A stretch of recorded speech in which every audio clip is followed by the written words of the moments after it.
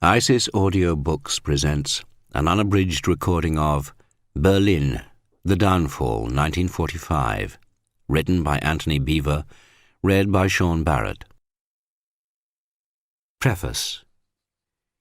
History always emphasizes terminal events, Albert Speer observed bitterly to his American interrogators just after the end of the war. He hated the idea that the early achievements of Hitler's regime would be obscured by its final collapse. Yet Speer, like the other prominent Nazis, refused to recognize that few things reveal more about political leaders and their systems than the manner of their downfall. This is why the subject of National Socialism's final defeat is so fascinating and also so important at a time when teenagers, especially in Germany, are finding much to admire in the Third Reich.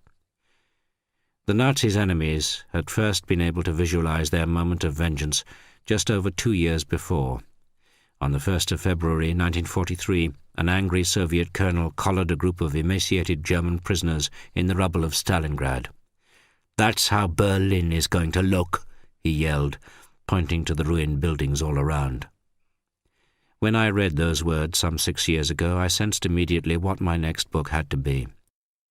Among the graffiti preserved on the Reichstag's walls in Berlin, one can still see the two cities linked by Russians exulting in their revenge, forcing the invaders from their furthest point of eastward advance right back to the heart of the Reich. Hitler, too, remained obsessed with this decisive defeat. In November 1944, as the Red Army was grouping beyond the Reich's eastern frontiers, he pointed back to Stalingrad. Germany's reverses had all begun, he said in a major speech, with the breakthrough of Russian armies on the Romanian front on the Don in November 1942. He blamed his hapless allies, underarmed and ignored on the vulnerable flanks either side of Stalingrad, not his own obsessive refusal to heed the warnings of danger.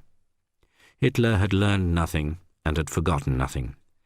That same speech demonstrated with terrible clarity the distorted logic in which the German people had allowed themselves to become ensnared. When published, it was entitled "Capitulation Means Annihilation." He warned that if the Bolshevists won, the fate of the German people was destruction, rape, and slavery, with immense columns of men treading their way to the Siberian tundra. Hitler vehemently refused to acknowledge the consequences of his own actions, and the German people realized far too late that they were trapped by a terrifying confusion of cause and effect. Instead of eliminating Bolshevism, as he had claimed, Hitler had brought it to the very heart of Europe. His abominably cruel invasion of Russia had been carried out by a generation of German youth weaned on a demonically clever combination. Goebbels' propaganda did not simply dehumanize Jews, commissars, and the whole Slav people. It made the German people fear and hate them.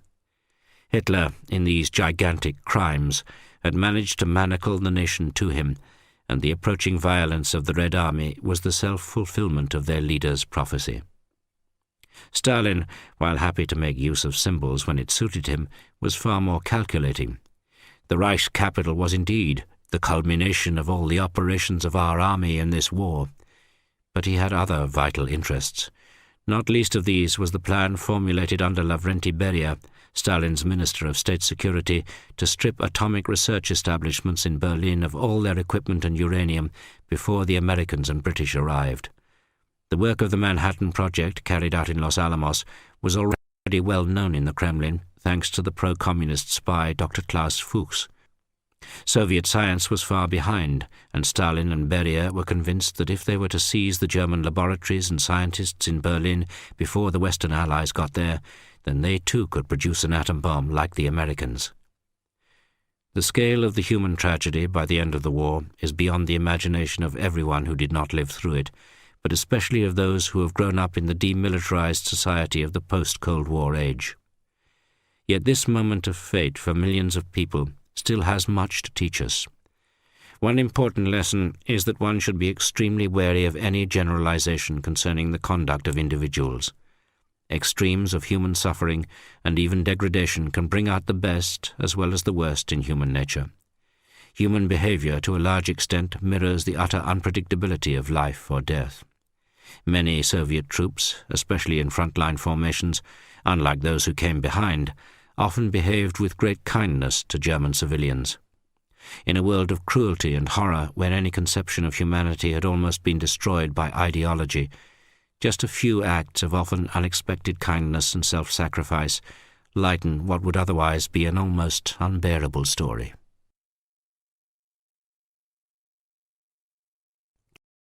Chapter 1. Berlin in the New Year. Berliners, gaunt from short rations and stress, had little to celebrate at Christmas in 1944. Much of the capital of the Reich had been reduced to rubble by bombing raids. The Berlin talent for black jokes had turned to gallows humour.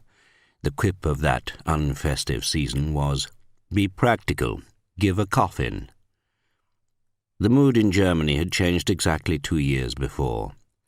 Rumours had begun to circulate just before Christmas 1942 that General Paulus's Sixth Army had been encircled on the Volga by the Red Army.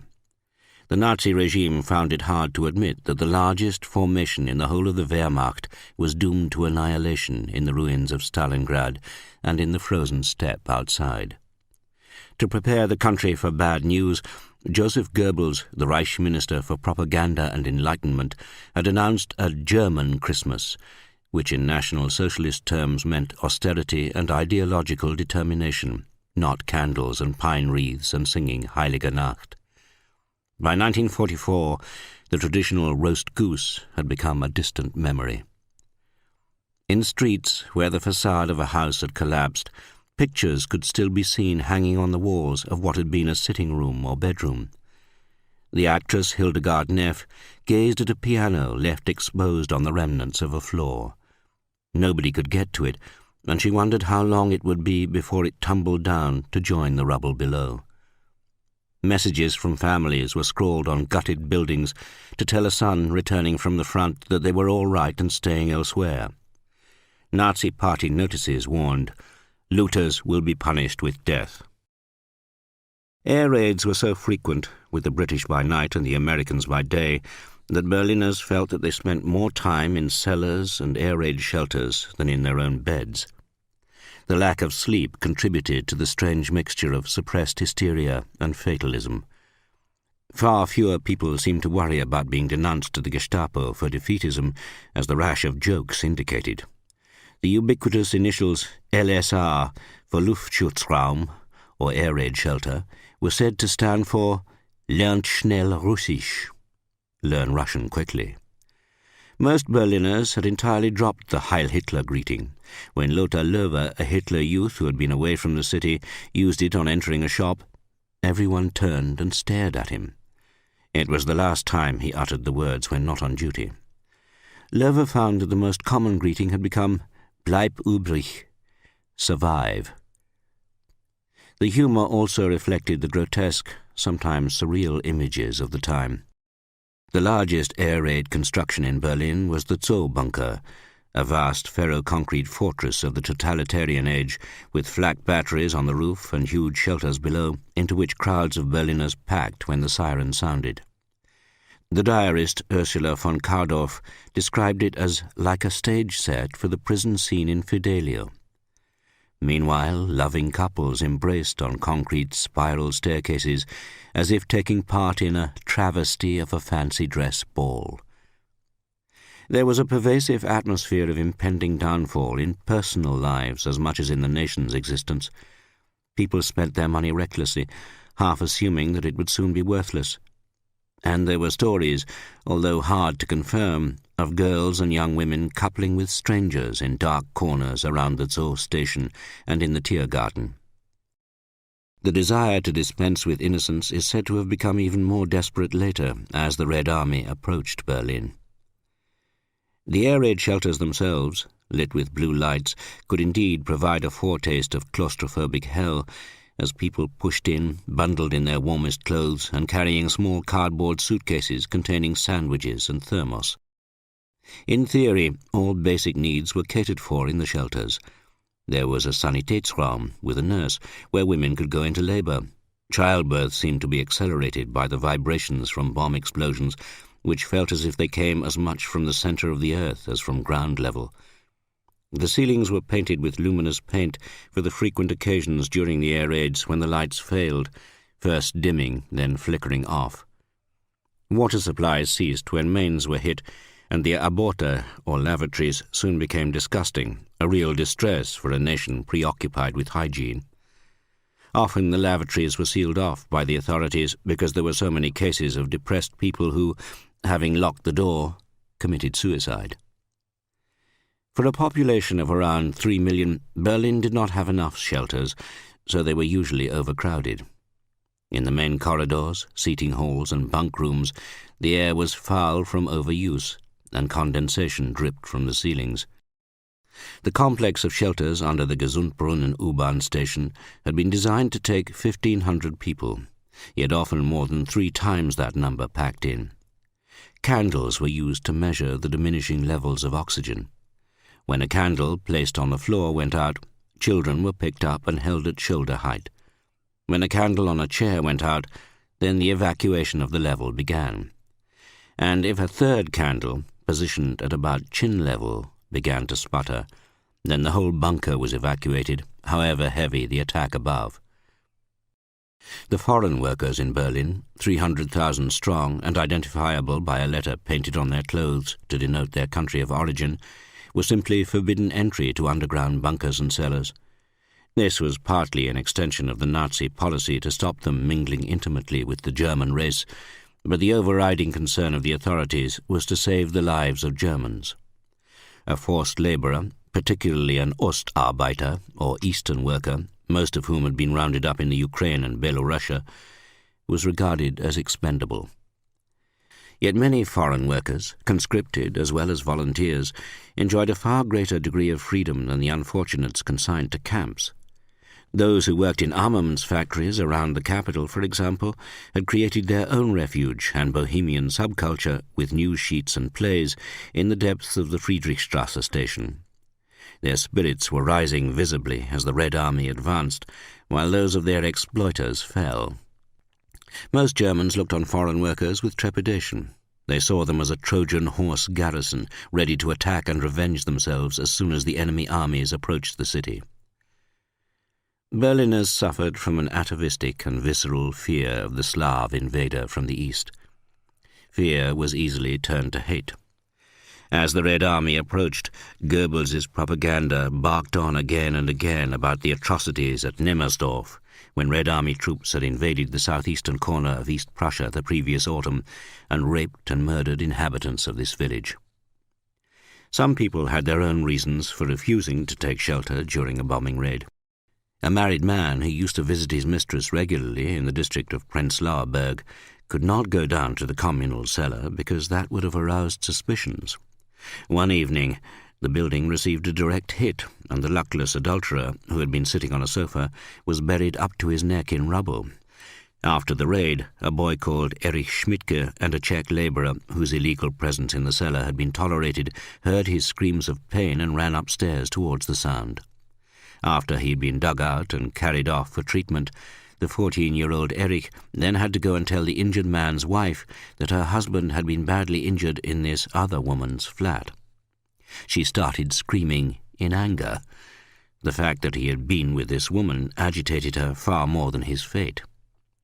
Children in those times received a harsh introduction to the realities of the adult world. General Günther Blumentritt, like most of those in authority, was convinced that the bombing raids on Germany produced a real Volksgenossenschaft, or patriotic comradeship. This may well have been true in 1942 and 1943, but by late 1944 the effect tended to polarize opinion between the hardliners and the war-weary.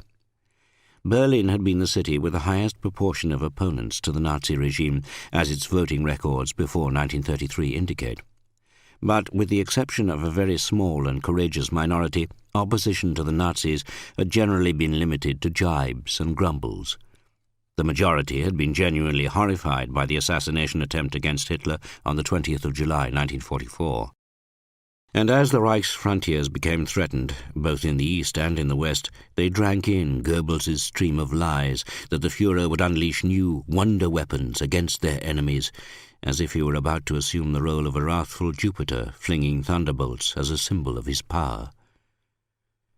A letter written by a wife to her husband in a French prison camp reveals the embattled mentality and the readiness to believe the regime's propaganda. "I have such faith in our destiny," she wrote, "that nothing can shake a confidence which is born from our long history, from our glorious past, as Dr. Goebbels says. It's impossible that things turn out differently. We may have reached a very low point at this moment, but we have men who are decisive. The whole country is ready to march, weapons in hand. We have secret weapons which will be used at the chosen moment, and we have, above all, a Führer whom we can follow with our eyes closed. Don't allow yourself to be beaten down. You must not at any price." The Ardennes offensive, launched on the 16th of December 1944, intoxicated Hitler loyalists with revived morale. The tables had at last turned. Belief in the Führer and in the Wunderwaffen, the miracle weapons such as the V2, blinded them to reality. Rumors spread that the U.S. First Army had been completely surrounded and taken prisoner due to an anesthetic gas. They thought that they could hold the world to ransom and take revenge for all that Germany had suffered.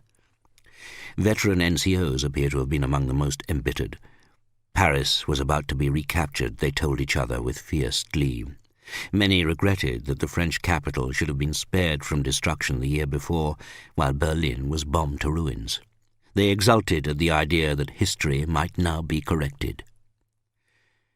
The German army's high command did not share this enthusiasm for the offensive in the West. General staff officers feared that Hitler's strategic coup against the Americans in the Ardennes would weaken the Eastern Front at a decisive moment. The plan was, in any case, vastly overambitious. The operation was spearheaded by the 6th SS Panzer Army of Obergruppenführer Sepp Dietrich and the 5th Panzer Army of General Hasso von Manteuffel. Yet the lack of fuel made it extremely unlikely that they would ever reach their objective of Antwerp, the Western Allies' main supply base. Hitler was fixated by dreams of dramatically reversing the fortunes of war and forcing Roosevelt and Churchill to come to terms. He had decisively rejected any suggestion of overtures to the Soviet Union, partly for the sound reason that Stalin was interested only in the destruction of Nazi Germany, but there was also a fundamental impediment. Hitler suffered from an atrocious personal vanity. He could not be seen to sue for peace when Germany was losing. A victory in the Ardennes was therefore vital for every reason. But American doggedness in defense, especially at Bastogne, and the massive deployment of Allied air power once the weather cleared, broke the momentum of attack within a week. On Christmas Eve, General Heinz Guderian, the chief of the Army Supreme Command, OKH, drove in his large Mercedes staff car to Führer headquarters in the west. After abandoning the Wolfschanze, or Wolf's Lair, in East Prussia on the 20th of November 1944, Hitler had moved to Berlin for a minor operation on his throat. He had then left the capital on the evening of the 10th of December in his personal armoured train. His destination was another secret and camouflaged complex in woods near Ziegenberg, less than 40 kilometres from Frankfurt am Main. Designated the Adlerhorst, or Eagle's Eyrie, it was the last of his field headquarters to be known by code names, which reeked of puerile fantasy. Guderian, the great theorist of tank warfare, had known the dangers of such an operation from the start, but he had little say in the matter. Although the OKH was responsible for the Eastern Front, it was never allowed a free hand. The OKW, the High Command of the Wehrmacht, all the armed forces, was responsible for operations outside the Eastern Front. Both organizations were based just south of Berlin in neighboring underground complexes at Zussen. Despite having as quick a temper as Hitler, Guderian was very different in outlook. He had little time for an entirely speculative international strategy when the country was under attack from both sides. Instead, he relied on a soldier's instinct for the point of maximum danger. There was no doubt where that lay. His briefcase contained the intelligence analysis of General Reinhard Gehlen, the head of the Fremde Heere Ost, the military intelligence department for the Eastern Front. Galen calculated that around the 12th of January the Red Army would launch a massive attack from the line of the river Vistula. His department estimated that the enemy had a superiority of 11-1 in infantry, 7-1 in tanks, and 20-1 in artillery, and also in aviation. Guderian entered the conference room at the Adlerhorst to find himself facing Hitler and his military staff, and also Heinrich Himmler, the Reichsführer SS, who, after the July plot, had also been made commander of the replacement army. Every member of Hitler's military staff had been selected for his unquestioning loyalty. Field Marshal Keitel, the chief of staff of the OKW, was famous for his pompous servility to Hitler. Exasperated army officers referred to him either as the Reichs garage attendant or the nodding donkey. Colonel General Jodl, who had a cold, hard face, was far more competent than Keitel, yet he hardly ever opposed the Führer's disastrous attempts to control every battalion. He had very nearly been dismissed in the autumn of 1942 for having dared to contradict his master. General Burgdorf, Hitler's chief military adjutant and chief of the Army Personnel Department controlling all appointments, had replaced the devoted General Schmundt, mortally wounded by Stauffenberg's bomb at the Wolfschanze. Burgdorf was the man who had delivered the poison to Field Marshal Rommel with the ultimatum to commit suicide. Using the findings of Galen's intelligence department, Guderian outlined the Red Army's build-up for a huge offensive in the east. He warned that the attack would take place within 3 weeks and requested that, since the Ardennes offensive had now ground to a halt, as many divisions as possible should be withdrawn for redeployment on the Vistula front. Hitler stopped him. He declared that such estimates of enemy strength were preposterous.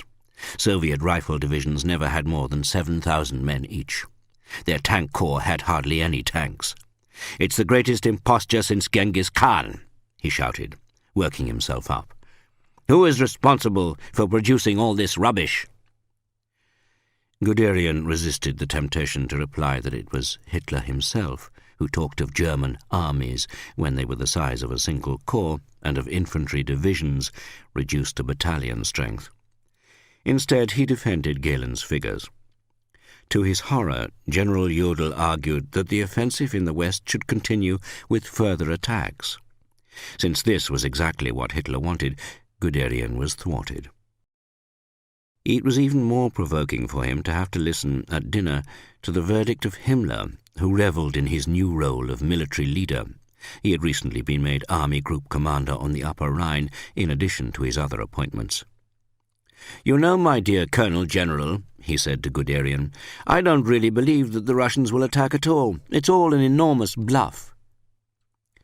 Guderian had no alternative but to return to OKH headquarters at Zossen. In the meantime, the losses in the west mounted. The Ardennes offensive and its ancillary operations cost 80,000 German casualties. In addition, it had used up a large proportion of Germany's rapidly dwindling fuel reserves. Hitler refused to accept that the Ardennes battle was his equivalent of the Kaiserschlacht, the last great German attack of the First World War. He obsessively rejected any parallels with 1918. For him, 1918 symbolized only the revolutionary stab in the back, which brought down the Kaiser and reduced Germany to a humiliating defeat. Yet Hitler had moments of clarity during those days.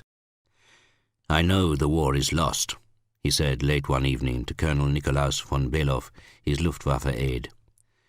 "The enemy's superiority is too great." But he continued to lay all the blame on others for the sequence of disasters. They were all traitors, especially army officers. He suspected that many more had sympathized with the failed assassins, yet they had been pleased enough to accept medals and decorations from him. "We will never surrender," he said. "We may go down, but we will take a world with us." Horrified by the new disaster looming on the Vistula, Guderian returned to the Adlerhorst at Ziegenberg twice more in rapid succession. To make matters worse, he heard that Hitler, without warning him, was transferring SS panzer troops from the Vistula front to Hungary. Hitler, convinced as usual that only he could see the strategic issues, had suddenly decided to launch a counterattack there on the grounds that the oil fields must be retaken. In fact, he wanted to break through to Budapest, which had been surrounded by the Red Army on Christmas Eve. Guderian's visit on New Year's Day coincided with the annual procession of the regime's grandees and the chiefs of staff to transmit in person to the Führer their wishes for a successful New Year. That same morning, Operation North Wind, the main subsidiary action to prolong the Ardennes offensive, was launched in Alsace. The day turned out to be a catastrophe for the Luftwaffe. Göring, in a grand gesture of characteristic irresponsibility, committed almost 1,000 planes to attack ground targets on the Western Front.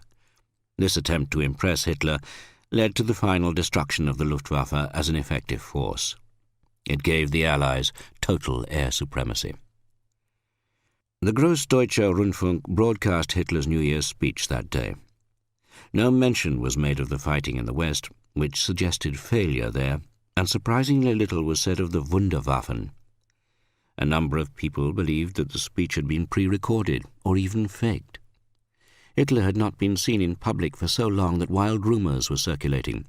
Some asserted that he had gone completely mad and that Göring was in a secret prison because he had tried to escape to Sweden.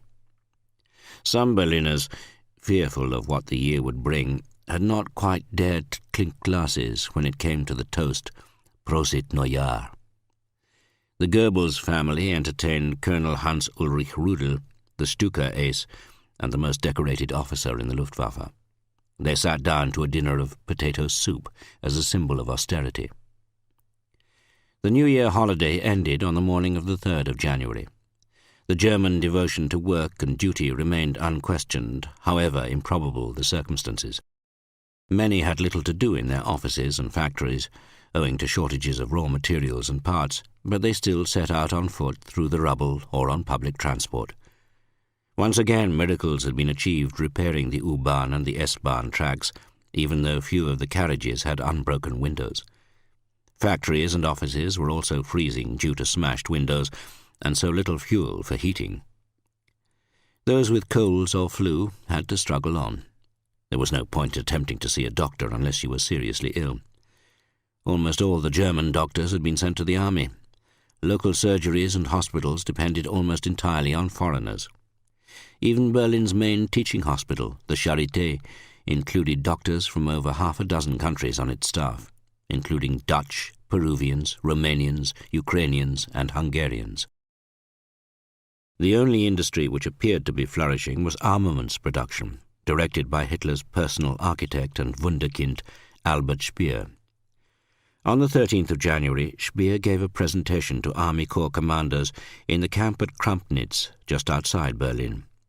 He emphasized the importance of contact between front commanders and the war industries. Speer, unlike other Nazi ministers, did not insult his audience's intelligence. He disdained euphemisms about the situation and did not shrink from mentioning the catastrophic losses sustained by the Wehrmacht over the last 8 months.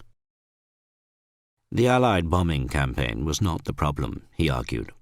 German industry had produced 218,000 rifles in December alone. This was nearly double the average monthly output achieved in 1941, the year the Wehrmacht had invaded the Soviet Union. The manufacture of automatic weapons had risen by nearly 4 times, and tank production nearly 5-fold. In December 1944, they had produced 1,840 armoured vehicles in a single month, over half what they had made in the whole of 1941. This also included far heavier tanks. The trickiest problem, he warned them, was the shortage of fuel. Surprisingly, he said little of ammunition reserves. There was little point producing all these weapons if munitions production failed to keep pace. Speer spoke for over 40 minutes, reeling off his statistics with quiet professionalism. He did not rub in the fact that it was the massive defeats on the eastern and western fronts over the last 8 months which had reduced the Wehrmacht to such shortages in all types of weapons. He voiced the hope that German factories might reach a production level of 100,000 machine pistols a month by the spring of 1946. The fact that these enterprises relied largely on slave labourers dragooned by the SS was not, of course, mentioned. Speer also failed to remark upon their wastage. Thousands of deaths a day, and the territories from which they came were about to diminish further. At that very moment, Soviet armies numbering over 4 million men were massed in Poland, along the river Vistula and just south of the East Prussian border. They were starting the offensive, which Hitler had dismissed as an imposture.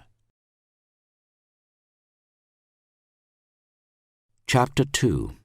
The House of Cards on the Vistula. General Galen's estimates of Soviet strength were certainly not exaggerated. If anything, they were well short of the mark on the threatened sectors. The Red Army had 6.7 million men along a front which stretched from the Baltic to the Adriatic. This was over twice the strength of the Wehrmacht and its allies when they invaded the Soviet Union in June 1941. Hitler's conviction that summer that the Red Army was about to collapse had proved to be one of the most catastrophic miscalculations in history. "We are lost," a German sergeant acknowledged in January 1945, "but we will fight to the last man." Battle-hardened combatants of the Eastern Front had come to believe that it must all end in death. Any other outcome appeared unthinkable after everything that had gone before. They knew what had been done in the occupied territories and that the Red Army intended to exact revenge. Surrender meant being worked to death in Siberian labor camps as a Stalin Pferd, a Stalin horse. "We no longer fought for Hitler or for National Socialism or for the Third Reich," wrote an Alsatian veteran of the Grossdeutschland division, "or even for our fiancés or mothers or families trapped in bomb-ravaged towns. We fought from simple fear. We fought for ourselves so that we wouldn't die in holes filled with mud and snow. We fought like rats." The disasters of the previous year, above all the encirclement and destruction of Army Group Center, were hard to forget. National Socialist leadership officers, the Nazi imitation of the Soviet Commissar, tried to raise the fighting morale of the ordinary German soldier, the Lancer, with promises as well as threats of execution for anyone who deserted or retreated without orders. "You do not need to fear the Russian offensive," they told them. "If the enemy start to attack, our tanks will be here in 4 hours." But the more experienced soldiers knew what they were up against. Although Guderian's staff officers at Zossen had formed an accurate idea of the date of attack, the information does not seem to have filtered down to the front line. Corporal Alois K. of the 304th Infantry Division, seized as a tongue by a Soviet raiding party, told intelligence officers of the 1st Ukrainian Front that they had expected an attack before Christmas. Then they were told to expect one on the 10th of January because it was supposed to be Stalin's birthday. On the 9th of January, after an urgent tour of the 3 main eastern fronts, Hungary, the Vistula, and East Prussia, General Guderian, accompanied by his aide, Major Baron Freitag von Loringhoven, had again gone to see Hitler at Ziegenberg. He presented the latest estimates of enemy strengths, both Galen's compilation and also those of the Luftwaffe commander, General Seidemann. Air reconnaissance indicated that there were 8,000 Soviet planes concentrated on the Vistula and East Prussian fronts. Goering interrupted the Army Chief of Staff. "Mein Führer, don't believe that," he said to Hitler. "Those are not real planes. Those are just decoys." Keitel, in a sycophantic show of resolution, smashed his fist down on the table. "The Reichsmarschall is right," he declared. The meeting continued as a black farce. Hitler repeated his view that the intelligence figures were completely idiotic, and added that the man who compiled them should be locked in a lunatic asylum. Guderian retorted angrily that since he supported them completely, he had better be certified as well. Hitler refused out of hand the requests of General Harper on the Vistula front and General Reinhardt in East Prussia to withdraw their most exposed troops to more defensible positions. He also insisted that the 200,000 German troops trapped on the Courland Peninsula in Latvia should remain there and not be evacuated by sea to defend the Reich's borders. Guderian, disgusted with the ostrich strategy of Führer headquarters, prepared to take his leave. "The Eastern Front," said Hitler, suddenly trying to charm him, "has never before possessed such a strong reserve as now. That is your doing. I thank you for it." "The Eastern Front," Guderian retorted, is like a house of cards. If the front is broken through at one point, all the rest will collapse. Ironically, Goebbels had used exactly the same simile in 1941 about the Red Army. Guderian returned to Zossen in a very grave mood. He wondered whether Hitler and Jodel's lack of imagination had something to do with the fact that they both came from parts of the Reich, Austria and Bavaria, which were not threatened. Guderian was a Prussian.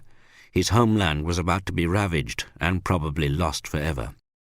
Hitler, to reward his great panzer leader for his successes early in the war, had presented him with the expropriated estate of Diepenhof in the Warthegau, the region of western Poland which the Nazis had seized and incorporated into the Reich. But now the imminent offensive across the Vistula threatened that too. His wife was still there. Watched closely by the local Nazi party chiefs, she would not be able to leave until the very last moment.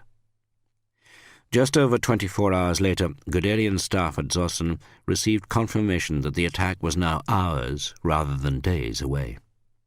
Red Army sappers were clearing minefields at night, and tank corps were being brought forward into the bridgeheads. Hitler ordered that the panzer reserves on the Vistula front should be moved forward, despite warnings that this would bring them within range of Soviet artillery. Some senior officers began to wonder whether Hitler subconsciously wanted to lose the war. The Red Army seemed to make a habit of attacking in atrocious weather conditions.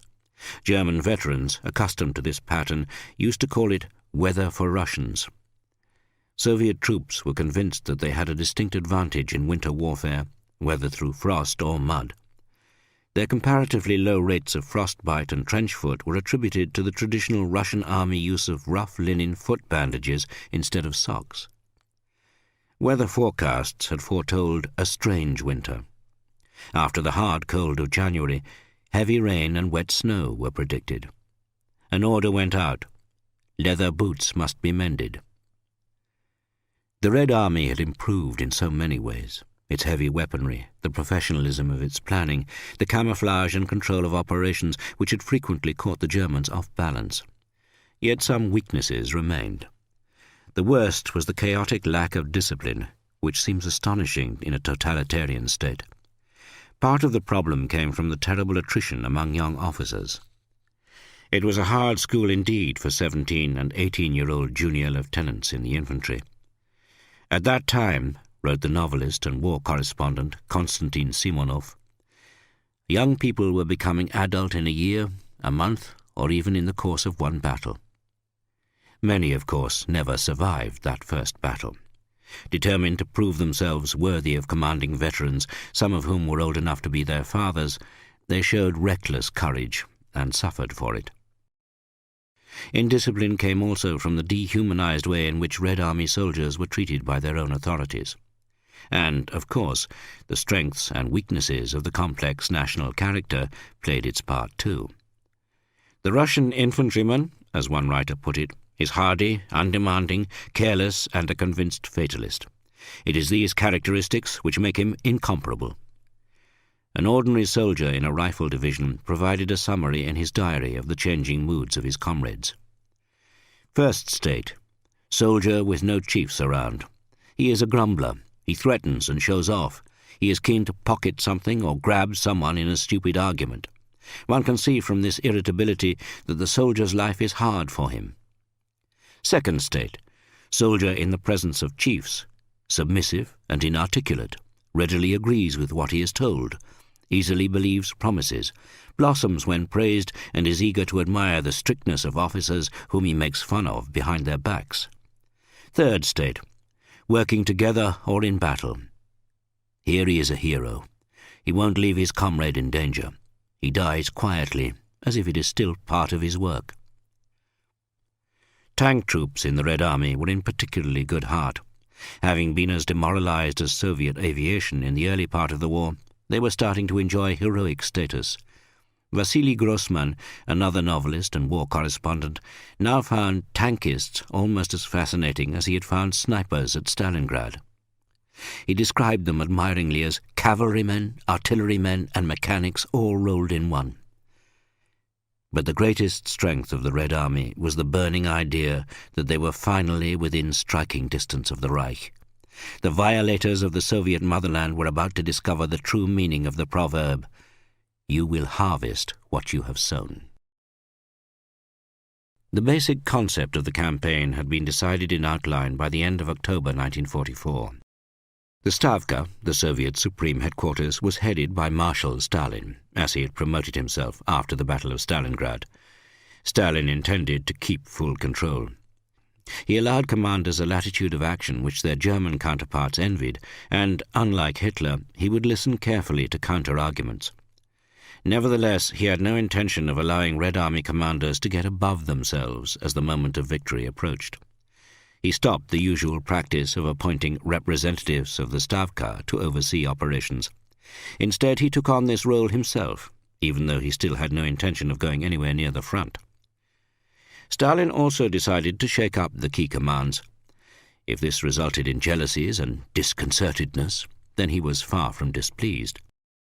The main change was to replace Marshal Konstantin Rokossovsky, the commander-in-chief of the First Belarusian Front, the main group of the armies on the axis of advance to Berlin. Rokossovsky, a tall, elegant and good-looking cavalryman, presented a striking contrast to most Russian commanders, many of whom were squat, thick-necked and shaven-headed. He was also different in another way. Born Konstantin Rokossovsky, he was half Polish, the grandson and great-grandson of Polish cavalry officers. This made him dangerous in the eyes of Stalin. Stalin's hatred of the country had started during the Soviet-Polish War of 1920, when he had been partly blamed for the disastrous defeat of the Red Army attacking Warsaw. Rokossovsky was outraged when he heard that he was to be transferred to command the Second Belarusian Front Army Group to attack East Prussia. Marshal Georgy Zhukov, the stocky and immensely tough commander who directed the defense of Moscow in December 1941, was to take his place. "Why this disgrace?" Rokossovsky demanded. "Why am I being moved from the main axis to one of secondary importance?" Rokossovsky suspected that Zhukov, whom he had considered a friend, had undermined him, but in fact Stalin did not want a Pole to enjoy the glory of taking Berlin. It was natural that Rokossovsky should be suspicious. He had been arrested during the purge of the Red Army in 1937. The beatings from Beria's henchmen demanding confessions of treason were enough to make even the most balanced person slightly paranoid. And Rokossovsky knew that Lavrenti Beria, the head of the NKVD secret police, and Viktor Abakumov, the chief of Smersh counterintelligence, watched him closely. Stalin had left Rokossovsky in no doubt that the 1937 accusations still hung over him. He had simply been released conditionally. Any blunder as a commander would put him straight back into NKVD custody. "I know very well what Beria is capable of," Rokossovsky said to Zhukov during the changeover. "I have been in his prisons." It would take Soviet generals 8 years to get their revenge on Beria. The forces of the First Belarusian Front and the First Ukrainian Front lining up against the German front line along the Vistula were not simply superior, they were overwhelming. To Zhukov's south, Marshal Konyev's First Ukrainian Front would attack due east towards Breslau. Its main thrust would be launched from the Sandomierz bridgehead, the largest salient of all on the west bank of the Vistula. Unlike Zhukov, however, Konyev intended to use his 2 tank armies to smash the enemy line on the very first day. Konyev, according to Beria's son, had wicked little eyes, a shaven head that looked like a pumpkin, and an expression full of self-conceit. He was probably Stalin's favorite general, and one of the very few senior commanders whom even Stalin admired for his ruthlessness. Stalin had promoted him to Marshal of the Soviet Union after his crushing of the Korsun pocket, south of Kiev, just under a year before. It had been one of the most pitiless engagements in a very cruel war. Konyev ordered his aircraft to drop incendiaries on the small town of Shandarovka to force the Germans sheltering there out into the blizzard.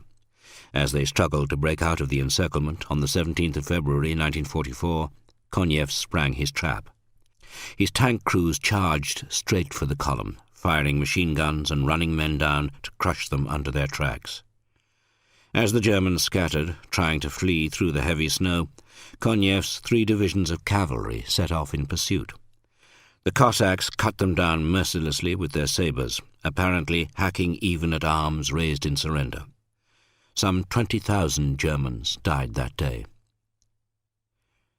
On the 12th of January, the Vistula offensive began at 5 a.m. Moscow time, when Konev's 1st Ukrainian front attacked out of the Sandomierz bridgehead. The snow was quite heavy and visibility almost nil. After Straf companies of prisoners were forced through the minefields, rifle battalions secured the front line. The full artillery bombardment then began, using up to 300 guns per kilometre, which meant one every 3 to 4 metres. The German defenders were shattered. Most of them surrendered, grey-faced and trembling. A Panzer Grenadier officer, watching from the rear, described the spectacle on the horizon as a firestorm, and added that it was like the heavens falling down on earth. Prisoners from the 16th Panzer Division, captured late that day, claimed that once the bombardment started, their commander, Major General Müller, drove off towards the town of Kielce, abandoning his men. Soviet tank crews had painted slogans on their turrets: "Forward into the fascist lair," and "Revenge and death to the German occupiers." They faced little resistance as their T-34 and heavy Stalin tanks moved forward at 2 p.m. Their hulls, coated in frost, were well camouflaged for the snowy landscape ahead, even if all was brown in the middle distance from shell-churned mud.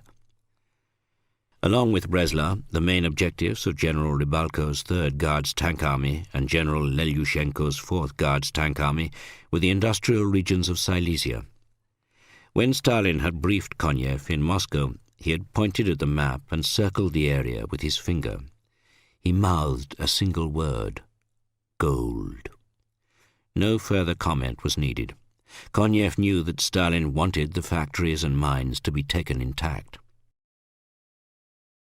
On the morning after Konev's attack from the Sandomierz bridgehead, the assault on East Prussia began, with General Chernyakhovsky's 3rd Belarusian Front. On the following day, the 14th of January, Rokossovsky's forces attacked East Prussia from the river Narev bridgeheads.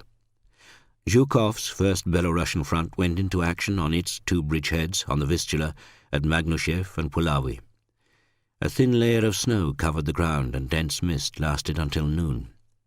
At 8:30 a.m., Zhukov's 1st Belarusian Front opened up with 25 minutes of rolling fire. The advanced rifle battalions, supported by self-propelled assault guns, seized the front lines in the Magnushev bridgehead. The 8th Guards Army and the 5th Shock Army, with heavy artillery support, then broke open the 3rd line. The main barrier beyond was the river Polica.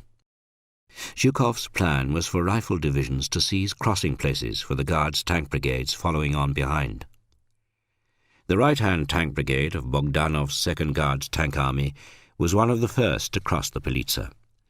As a lead unit, the 47th Guards Tank Brigade had a variety of support attached, including sappers, self-propelled artillery, motorized anti-aircraft guns, and a battalion of submachine gunners mounted in trucks. Its objective was an airfield just south of the town of Suchachev, an important junction due west of Warsaw. Over the next 2 days, the brigade charged northwards, destroying columns of fleeing Germans on the way and crushing staff cars with their tracks. It took much longer for the 1st Guards Tank Army on the left to break through.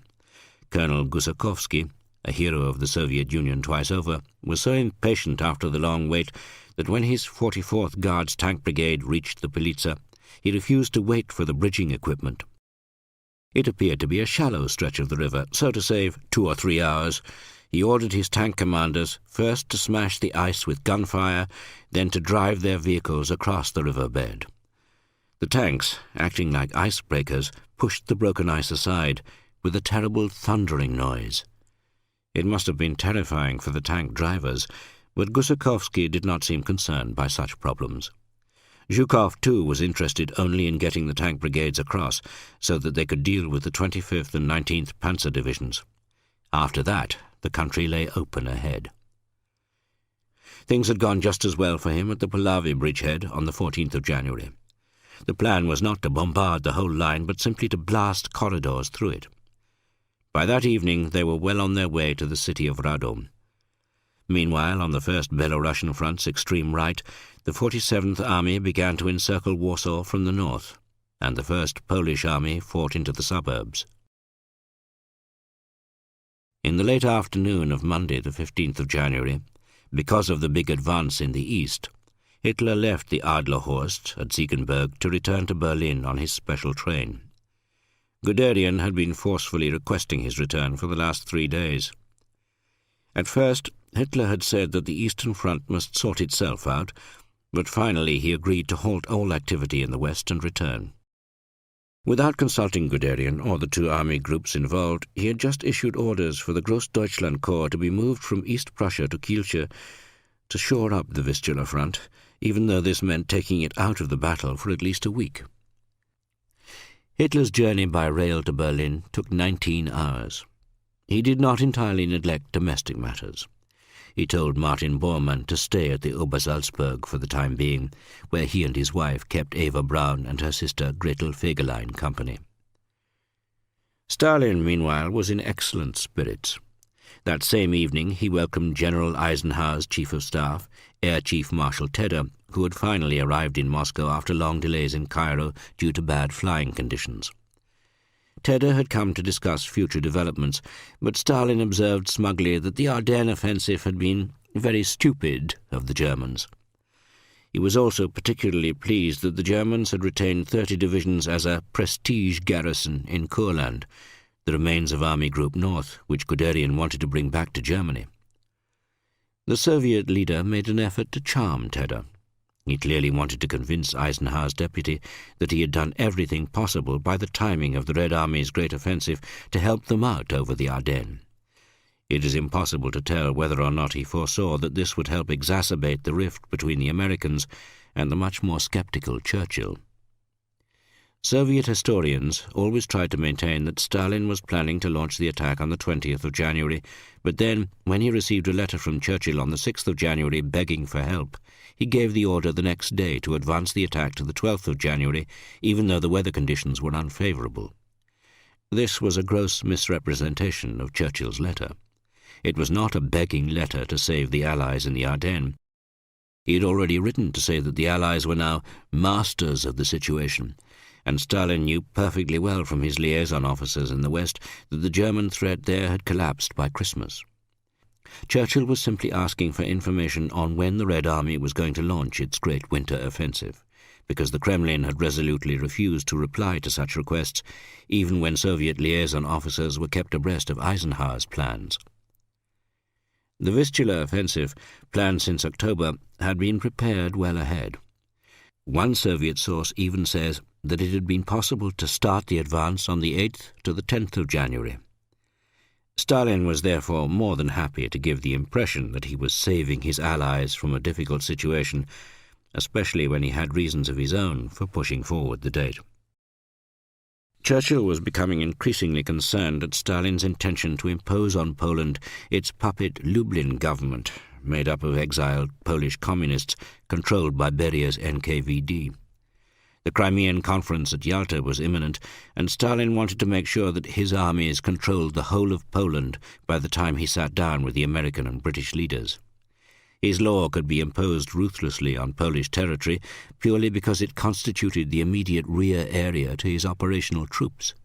Anyone who objected could be classified as a saboteur or fascist agent. Finally, there was a much more down-to-earth reason for bringing the great offensive forward.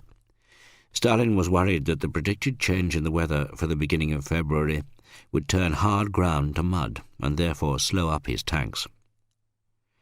One aspect of the meeting with Tedder is most revealing. Stalin emphasized, the American report states, that one of the difficulties of the Vistula offensive was the large number of trained German agents among the Poles, Latvians, Lithuanians, Ukrainians, and German-speaking Russians. He said that they were all equipped with radios, and as a result, the element of surprise was practically eliminated. However, the Russians have succeeded in eliminating this menace to a large measure.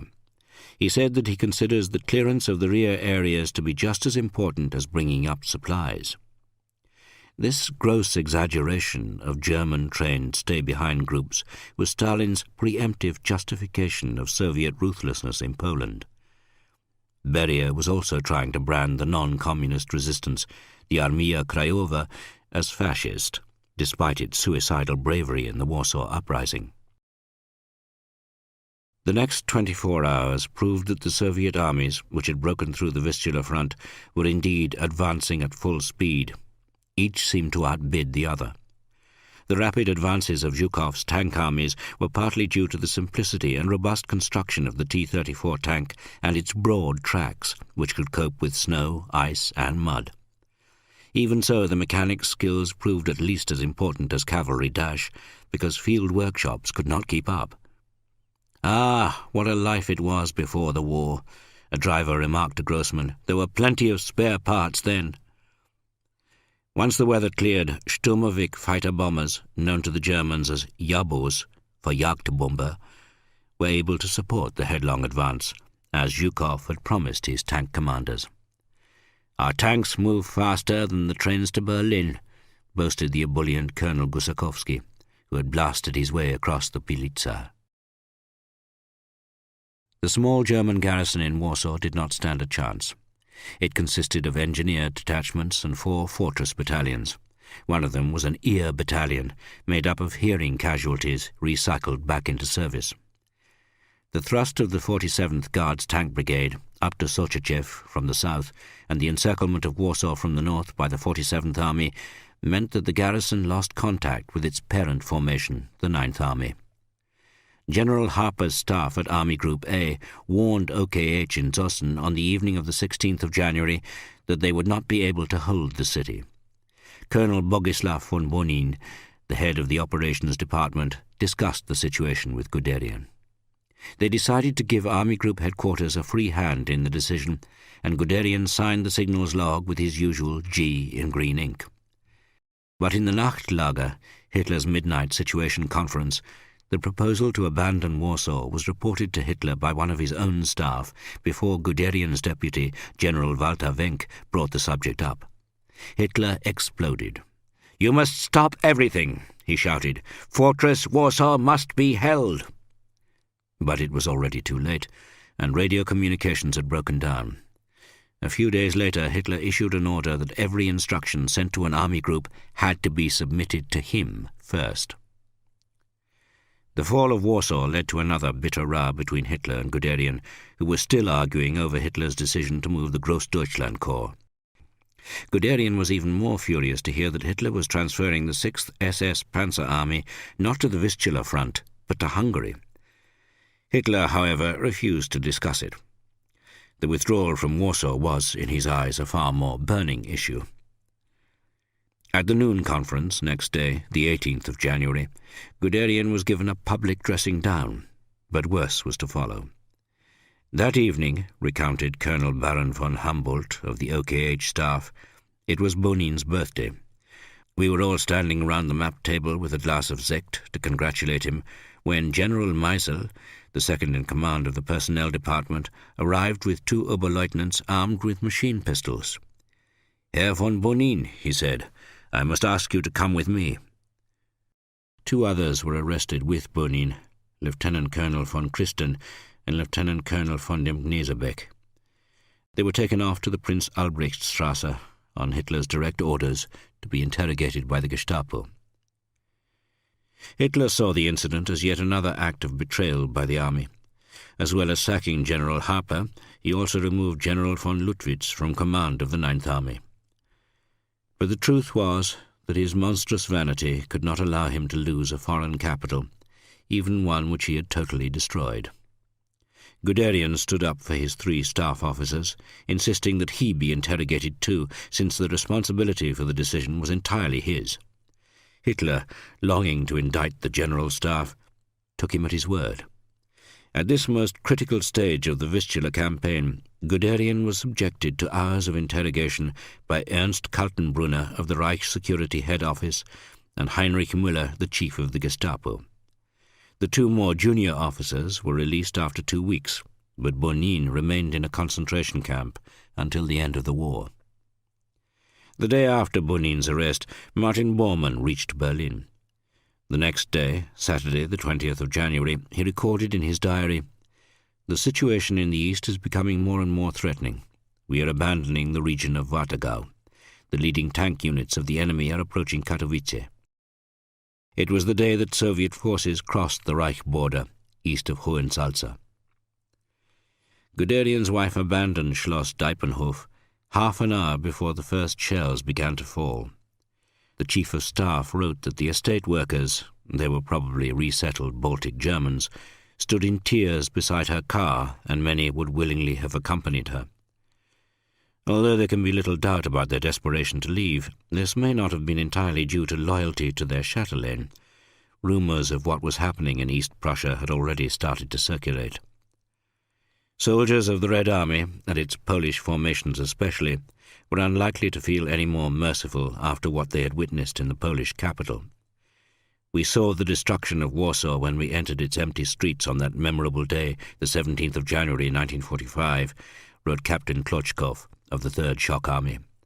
"Nothing was left but ruins and ashes covered by snow.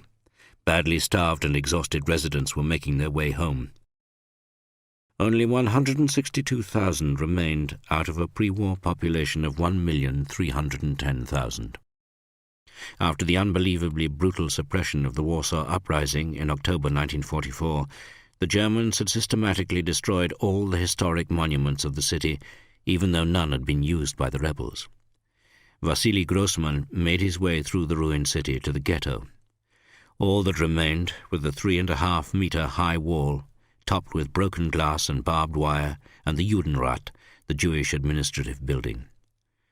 The rest of the ghetto was a single undulating red sea of broken bricks. Grossman wondered how many thousands of bodies were buried underneath. It was hard to imagine anyone escaping, but a pole led him to where 4 Jews had just emerged from their hiding place, high above the girders of a tall skeleton of a building. Chapter 3. Fire and Sword and Noble Fury. When General Chernyakhovsky launched his offensive against East Prussia on the 13th of January, political officers erected signs to arouse the troops. "Soldier, remember you are now entering the lair of the fascist beast." Chernyakhovsky's attack did not get off to a good start. The commander of the 3rd Panzer Army, on the basis of good intelligence, withdrew his troops from the front line of trenches at the last moment. This meant that the massive bombardment was wasted. The Germans then launched some very effective counterattacks, and in the course of the following week, Chernyakhovsky found, as he had feared, that German defence works on the Interburg Gap cost his armies very heavy casualties. Chernyakhovsky, however, soon spotted an opportunity. He was one of the most decisive and intelligent of senior Soviet commanders. The 39th Army was making better progress on the extreme right, so he suddenly moved the 11th Guards Army round behind and switched the weight of the attack to that flank. This unexpected thrust between the River Pregel and the River Niemen caused panic in the Volkssturm militia units. It was accompanied by another attack across the Niemen in the area of Tilsit by the 43rd Army. Chaos mounted in the German rear, largely because the Nazi Party officials had forbidden the evacuation of civilians. By the 24th of January, Chernyakhovsky's 3rd Belarusian Front was within striking distance of Königsberg, the capital of East Prussia. As well as ignoring Stavka instructions when it was necessary, Chernyakhovsky, a tank commander and a master of military science, was also willing to change approved battle tactics. Self-propelled guns became an integral part of the infantry after the crossing of the Niemen, Wassily Grossman noted. At 37 years old, Ivan Danilovich Chernyakhovsky was much younger than most other Soviet commanders-in-chief. He was also something of an intellectual and used to recite romantic poetry with humorous panache to the writer Ilya Ehrenburg. Chernyakhovsky was intrigued by contradictions. He described Stalin as a living example of a dialectical process. "It's impossible to understand him. All you can do is to have faith." Chernyakhovsky was clearly not destined to survive into the post-war Stalinist petrification. He was perhaps fortunate to die soon in battle, his faith intact. Ilya Ehrenberg's own mesmerizing calls for revenge on Germany in his articles in the Red Army newspaper Krasnaya Zvezda, Red Star, had created a huge following among the frontoviki, or frontline troops. Goebbels responded with loathing against the Jew Ilya Ehrenberg, Stalin's favorite rabble-rouser. The propaganda ministry accused Ehrenberg of inciting the rape of German women. Yet, while Ehrenberg never shrank from the most bloodthirsty harangues, the most notorious statement, which is still attributed to him by Western historians, was a Nazi invention. He is accused of having urged Red Army soldiers to take German women as their lawful booty and to break their racial pride. There was a time, Ehrenberg noted in Krasnaya Zvezda, when Germans used to fake important documents of state. Now they have fallen so low as to fake my articles. But Ehrenberg's assertion that the soldiers of the Red Army were not interested in Gretchens, but in those Fritzes who had insulted our women, proved to be wide of the mark, as the savage behavior of the Red Army soon showed.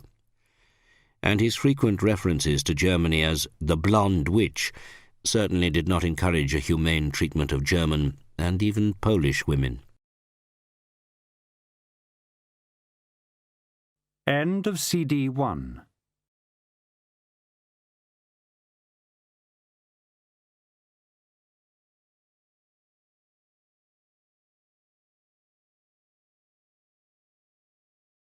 CD 2. Marshal Rokossovsky's Second Belarusian Front attacked north and northwestwards from the Narev bridgeheads on the 14th of January, the day after Chernyakhovsky. His main task was to cut off East Prussia by heading for the mouth of the Vistula and Danzig. Rokossovsky was uneasy about the Stavka plan. His armies would become detached from both Chernyakhovsky's attack on Königsberg and Zhukov's charge westwards from the Vistula. The offensive against the German Second Army began in weather which was perfect for the attack, as the corps commander on the receiving end noted regretfully. A thin layer of snow covered the ground, and the river Narev was frozen. The fog cleared at noon, and Rokossovsky's armies were soon supported by constant air sorties. Progress was still slow for the first 2 days, but once again it was the Soviet heavy artillery and the Katyusha rocket launchers which made the first breakthroughs possible. Iron-hard ground also made the shells much more lethal with surface explosions. The snowy landscape was rapidly scarred with craters and black and yellow scorch marks. On that first evening, General Reinhardt, the commander-in-chief of the army group, telephoned Hitler, then still at the Adlerhorst. He tried to warn him of the danger to the whole of East Prussia if he were not allowed to withdraw. The Führer refused to listen. The next thing Reinhardt's headquarters received at 3 a.m. was the order to transfer the Grossdeutschland Corps, the only effective reserve in the region, to the Vistula front. Reinhardt was not the only field commander to fulminate against his superiors. On the 20th of January, the Stavka suddenly ordered Rokossovsky to alter the axis of his advance because Chernyakhovsky had been held up. He was now to attack northeastwards into the centre of East Prussia, not simply seal the region off along the Vistula. Rokossovsky was concerned by the vast gap opening on his left as Zhukov's armies headed westwards for Berlin, but in East Prussia this change of direction took German commanders by surprise. On Rokossovsky's right flank, the 3rd Guards Cavalry Corps moved rapidly over the frozen landscape and entered Allenstein at 3 a.m. on the 22nd of January. On his left, Volsky's 5th Guards Tank Army advanced rapidly towards the city of Elbing, beside the estuary of the Vistula. Part of the leading tank brigade entered the city on the 23rd of January, having been mistaken for German panzers. A violent and chaotic skirmish broke out in the city centre, and they were forced out. The main body of the army bypassed the city and carried on to the shore of the great lagoon, the Frischeshaff. East Prussia was virtually cut off from the Reich. Although the German armed forces had expected the assault on East Prussia for several months, disorganization and uncertainty reigned in towns and villages. In rear areas, the hated military police, the Feldgendarmerie, exerted a harsh order. The Lancers called them chain hounds, because the metal gorget which they wore on a chain round the neck looked like a dog collar. On the morning of Chernyakhovsky's attack, the 13th of January, a leave train bound for Berlin was halted in a station by Feldgendarmerie. They bellowed orders that all soldiers belonging to divisions whose numbers they were about to call were to get out and form up immediately. The soldiers departing on leave, many of whom had not seen their families for 2 years at least, sat clenched, praying that their division would not be called. But almost all had to descend and line up in ranks on the platform. Anyone who failed to report faced execution. A young soldier, Walter Bayer, was one of the few to be spared. Barely daring to believe his luck, he continued on the journey to his family near Frankfurt an der Oder. But he was to find himself facing the Red Army closer to home than he had ever imagined. The man most to blame for the chaos was Gauleiter Erich Koch, a Nazi leader already infamous for his rule as Reichskommissar for the Ukraine. Koch was so proud of his brutality that he does not appear to have objected to his nickname, the Second Stalin. Completely imbued with the Hitlerian obstinacy of fixed defense, Koch had forced tens of thousands of civilians into digging earthworks. Unfortunately, he failed to consult army commanders on where they wanted them. He had also been the first to dragoon boys and old men into the Volkssturm militia, the Nazi Party's most flagrant example of useless sacrifice. But worst of all, Koch had refused to countenance evacuation of the civil population. He and his local Nazi Party chiefs, having forbidden the evacuation of civilians as defeatist, then slipped away themselves without warning anybody when the attack came. The consequences were appalling for the wives, daughters, and children who tried to escape too late across a landscape a metre deep in snow and temperatures down to -20 Celsius. A number of women farm workers, however, remained voluntarily, convinced that they would just be working under new masters and that little would change. The distant thunder of artillery when the offensives began created terrible fear in the isolated farms and villages of the mainly flat and forested East Prussian landscape. Women in East Prussia had heard of the atrocities at Nemersdorf the previous autumn, when some of Chernyakhovsky's troops invaded East Prussia at the end of the headlong advance in the summer of 1944. They may well have seen in a local town's kino the terrible newsreel footage of 62 raped and murdered women and young girls. Goebbels's propaganda ministry had rushed cameramen to the front to record the atrocity and exploit it to the maximum. Yet there still seemed to be little idea of the degree of horrors in store for them. The most prevalent for girls and women of all ages was gang rape. Red Army soldiers don't believe in individual liaisons with German women, wrote the playwright Zakhar Agranenko in his diary when serving as an officer of Marine Infantry in East Prussia. 9, 10, 12 men at a time, they raped them on a collective basis. He later described how German women in Elbing, in a desperate attempt to seek protection, offered themselves instead to Soviet Marine infantrymen. The Soviet armies, advancing in huge, long columns, were an extraordinary mixture of modern and medieval. Tank troops in padded black helmets, their T-34s churning up the earth as they dipped and rolled with the ground. Cossack cavalrymen on shaggy mounts with loot strapped to the saddle. Lend-Lease Studebakers and Dodges towing light field guns. Open Chevrolets with tarpaulin-covered mortars in the back. And tractors hauling great howitzers, all eventually followed by a second echelon in horse-drawn carts. The variety of characters among the soldiers was almost as great as their military equipment. There were those who saw even young German boys as embryo SS men and believed that they should all be killed before they grew up and invaded Russia again. And there were those who spared children and gave them something to eat. There were freebooters who drank and raped quite shamelessly, and there were idealistic, austere communists and members of the intelligentsia genuinely appalled by such behavior. The writer, Lev Kopelev, then a political officer, was arrested by Smersh counterintelligence for having engaged in the propaganda of bourgeois humanism, of pity for the enemy. Kopelev had also dared to criticize the ferocity of Ilya Ehrenberg's articles. The initial advances of Rokossovsky's armies were so rapid that the German authorities in Königsberg sent several refugee trains to Allenstein, unaware that it had been captured by the 3rd Guards Cavalry Corps. For the Cossacks, the refugee trains were ideal concentrations of women and booty falling into their hands.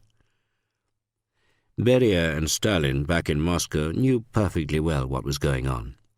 In one report they were told that many Germans declare that all German women in East Prussia who stayed behind were raped by Red Army soldiers.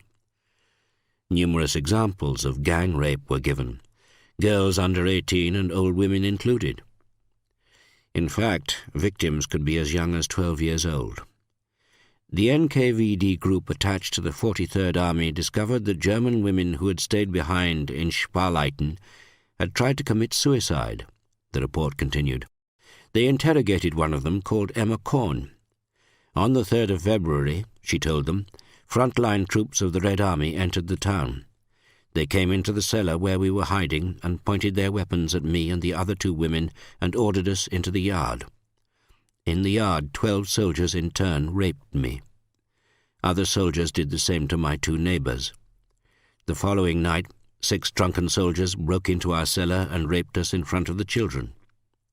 On the 5th of February, 3 soldiers came, and on the 6th of February, 8 drunken soldiers also raped and beat us. 3 days later, the women tried to kill the children and themselves by cutting all their wrists, but evidently they had not known how to do it properly. The Red Army attitude towards women had become openly proprietorial, especially since Stalin himself had stepped in to allow Red Army officers to keep a campaign wife. She was known as a PPJ, because the full term, Pochodno Polevaya Zhena, was so similar to PPSH, the standard Red Army submachine gun. These young women, selected as mistresses by senior officers, were usually headquarters signallers, clerks or medics, young women soldiers who wore a beret on the back of the head instead of a fore and aft pilotka. The lot of a campaign wife was not an easy one when male lust was both intense and indiscriminate. "There you are, Vera," a young woman soldier called Muzia Anenkova in the 19th Army wrote to her friend. "See what their love is like. They seem to be tender to you, but it's difficult to know what's inside their souls. They've got no sincere feelings, only short-lived passion or love with animal feelings. How difficult it is here to find a really faithful man."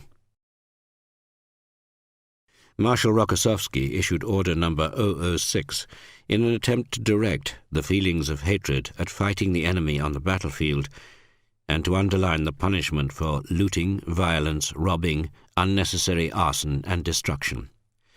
It seems to have had little effect. There were also a few arbitrary attempts to exert authority.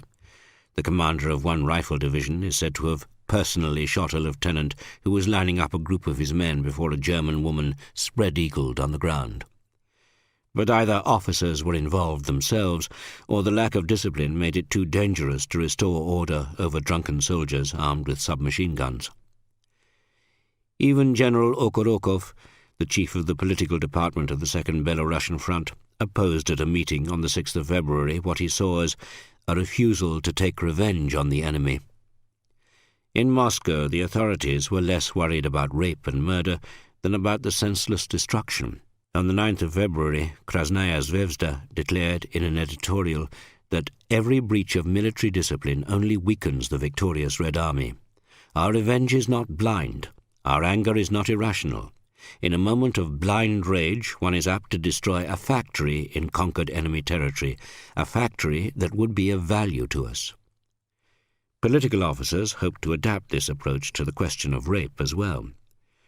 When we breed a true feeling of hatred in a soldier, the political department of the 19th Army declared, the soldier will not try to have sex with a German woman because he will be repulsed.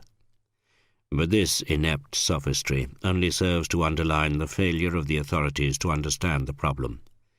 Even young women soldiers and medics in the Red Army did not disapprove.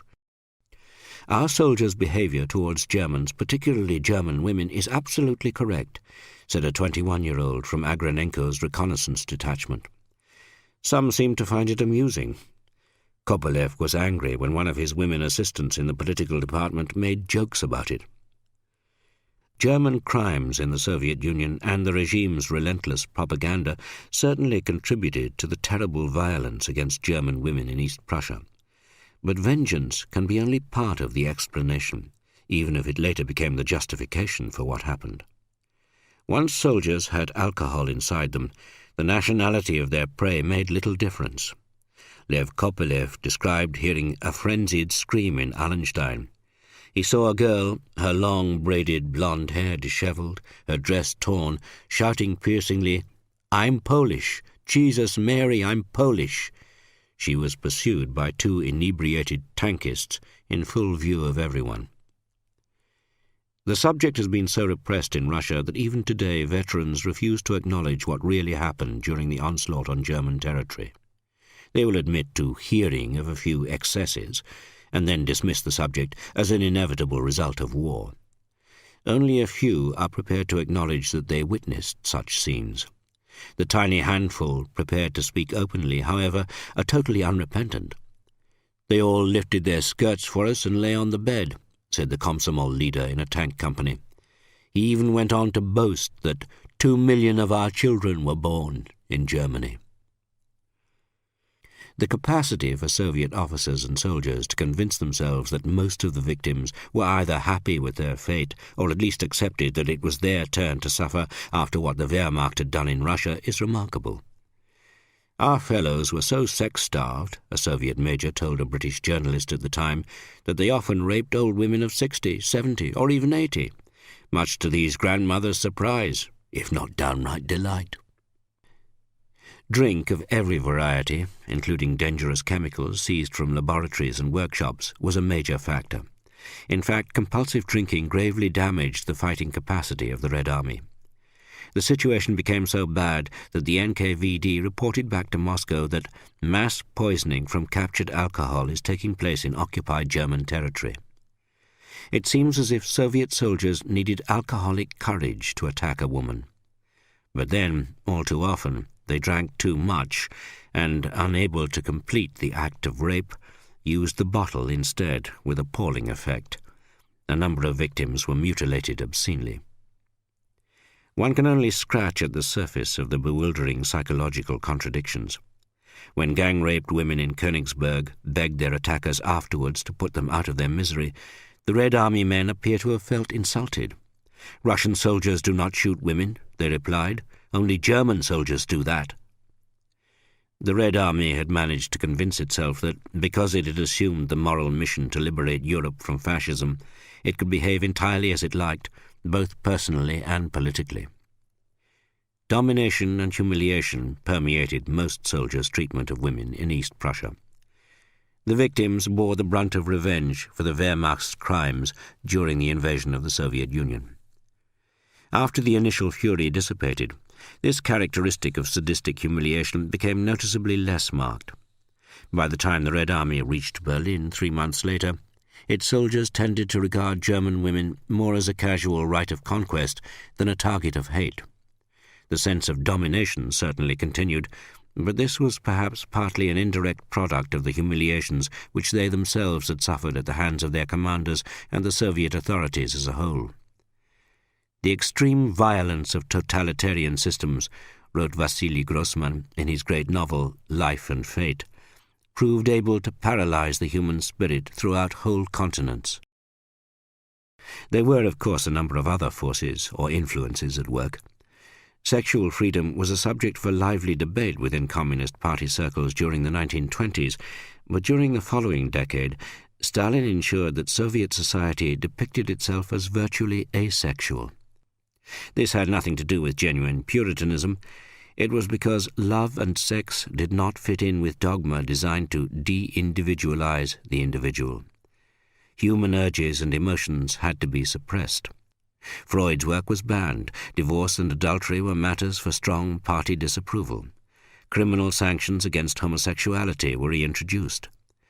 The new doctrine extended even to the complete suppression of sex education. In graphic art, the clothed outline of a woman's breasts was regarded as dangerously erotic. They had to be disguised under boiler suits. The regime clearly wanted any form of desire to be converted into love for the party and, above all, the great leader. Most ill-educated Red Army soldiers suffered from sexual ignorance and utterly unenlightened attitudes towards women. So the Soviet state's attempts to suppress the libido of its people created what one Russian writer described as a sort of barracks eroticism, which was far more primitive and violent than the most sordid foreign pornography. And all this was combined with the dehumanizing influence of modern propaganda and the atavistic, warring impulses of men marked by fear and suffering. Just as non-German nationality failed to save women from rape, so left-wing credentials provided little protection to men. German communists, who emerged from 12 years of clandestine belief to welcome their fraternal liberators, usually found themselves handed over to Smersh for investigation. The smiles of joy at the arrival of the Red Army soon froze on their faces in disbelief. The twisted logic of Smersh could always turn a story, however genuine, into a conspiracy of calculated treachery. And there was always the killer question, formulated in advance in Moscow, to be posed to every prisoner or non-combatant who professed allegiance to Stalin. Why are you not with the partisans? The fact that there were no partisan groups in Germany was not regarded as a valid excuse. This pitilessly Manichaean line, drummed in during the years of war, naturally tended to compound the generic hatred of many Soviet soldiers. They asked their political officers why the German working class had not fought Hitler and never received a direct answer. It is not surprising, therefore, that when the party line changed abruptly in mid-April to say that you should not hate all Germans, only Nazis, many soldiers took little notice. The hate propaganda had fallen on receptive ears, and the degree of loathing for anything German had become truly visceral. Even the trees were enemy, said a soldier of the Third Belorussian Front. The Red Army was shocked and disbelieving when General Chernyakhovsky was killed by a stray shell outside Königsberg. His soldiers buried him in a makeshift grave. Branches were cut from trees. They were the only available substitute for the flowers thrown in on top of the coffin, according to tradition. But suddenly a young soldier jumped down into the grave, straddled the coffin, and frantically threw all the branches back out again. They came from enemy trees. They were defiling their hero's resting place. After Chernyakhovsky's death, Marshal Vasilevsky, the former chief of the General Staff, took over command of the Third Belorussian Front on Stalin's order. Vasilevsky's approach to the problem of discipline appears to have been little different from that of other senior commanders. According to one account, his chief of staff reported to him on looting and damage. "Comrade Marshal," he said, "the soldiers are not behaving themselves. They break furniture, mirrors and dishes. What are your instructions in this connection?" Vasilevsky, perhaps the most intelligent and cultivated of all Soviet commanders, was apparently silent for a few moments. "I don't give a fuck," he said eventually. "It is now time for our soldiers to issue their own justice." The destructive urge of Soviet soldiers in East Prussia was truly alarming. It went far beyond the chopping up of furniture to make a fire. Without thinking, they torched houses which could have given them warmth and shelter for the night when all was frozen hard outside. They were also furious to find a standard of living among peasant farmers far higher than anything that they had ever imagined. This provoked outrage at the idea that Germans, who had already been living so well, should have invaded the Soviet Union to loot and destroy. Agranenko recorded in his diary what an old sapper felt about Germans. "How should one treat them, Comrade Captain? Just think of it. They were well off, well fed, had livestock, vegetable gardens and apple trees. And they invaded us. They went as far as my oblast of Voronezh. For this, Comrade Captain, we should strangle them." He paused. "I'm sorry for the children, Comrade Captain, even though they are Fritz kids." The Soviet authorities, no doubt to save Stalin from blame for the disaster of 1941, had managed to inculcate a sense of collective guilt in the Soviet people that they had allowed the motherland to be invaded. There can be little doubt that the expiation of suppressed guilt increases the violence of revenge. But many motives for violence were much more straightforward. Dmitry Shcheglov, a political officer with the Third Army, admitted that on seeing German larders they were disgusted by the plenty which they found everywhere. They also hated the orderly arrangement of German domestic life. "I'd just love to smash my fist into all those neat rows of tins and bottles," he wrote. Red Army soldiers were astonished to see wirelesses in so many houses. The evidence of their eyes strongly implied that the Soviet Union was perhaps not quite the workers' and peasants' paradise they had been told. East Prussian farms produced a mixture of bewilderment, jealousy, admiration, and anger, which alarmed political officers. The fears of army political departments were confirmed by reports from NKVD postal censors, who underlined negative comments in blue and positive comments in red. The NKVD drastically increased the censorship of letters home, hoping to control the way soldiers described the style of living of ordinary Germans and the politically incorrect conclusions formed as a result. The NKVD was also horrified to find that soldiers were sending German postcards home. Some even had anti-Soviet quotations from Hitler's speeches. This at least forced political departments to provide clean writing paper. Clocks, china, mirrors, and pianos were smashed in middle-class houses which Red Army soldiers assumed were those of German barons. A woman military doctor wrote home from near Königsberg, "You cannot imagine how many valuable things have been destroyed by the Ivans, how many beautiful and comfortable houses have been burned down. At the same time, the soldiers are right. They can't take everything with them in this world or the other. And when a soldier breaks a wall-sized mirror, he somehow feels better. It's a kind of distraction, loosening the general tension of the body and the mind." In village streets there were snowstorms from eviscerated pillars and feather mattresses. Much was also bewilderingly new to soldiers brought up in the provinces of the Soviet Union, especially Uzbeks and Turkmenians from Central Asia. They were apparently bemused on discovering hollow toothpicks for the first time. "We thought they were straws for drinking wine," one soldier said to Agranenko. Others, including officers, tried to smoke looted cigars, inhaling as if they were one of their newspaper roll-ups filled with black Makorka tobacco. Objects taken as plunder were often discarded and trampled a few moments later.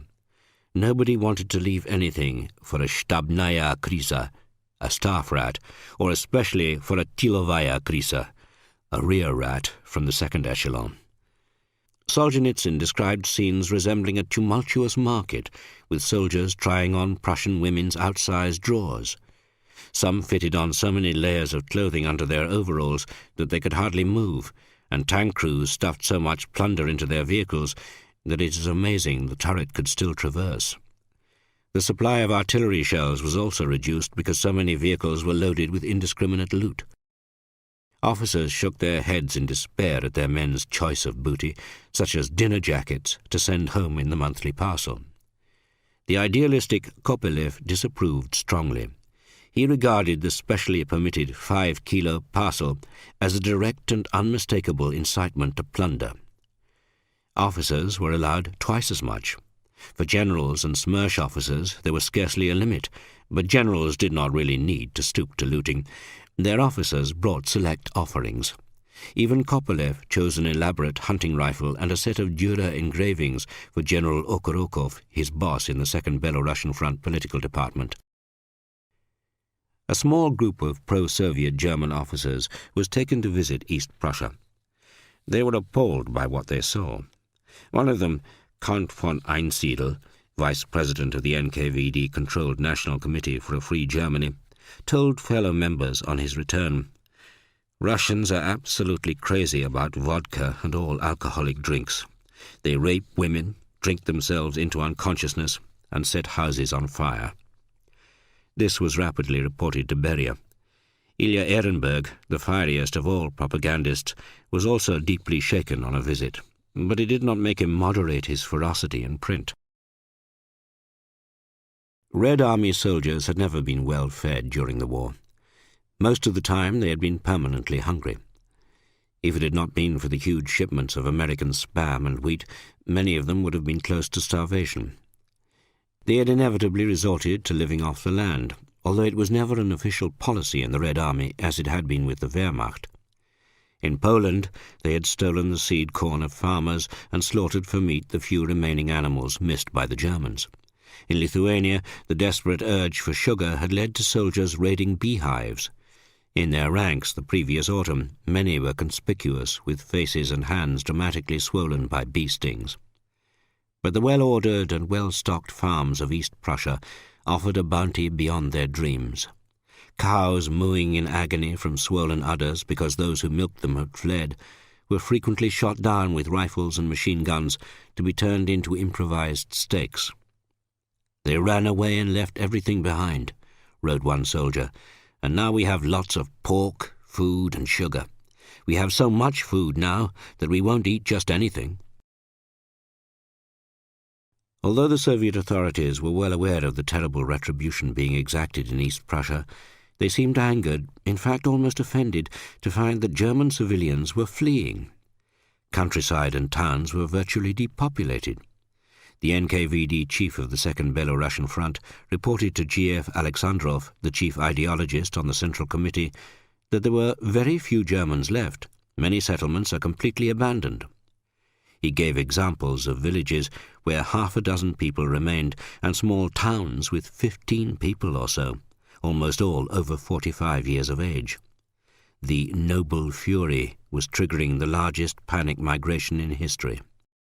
Between the 12th of January and mid-February 1945, almost 8.5 million Germans fled their homes in the eastern provinces of the Reich. In East Prussia, a number went to hide in the forests, especially Volkssturm men and vulnerable women, praying for the fury to pass. The vast majority, on the other hand, had started to flee just ahead of the invasion. Some left messages for their menfolk.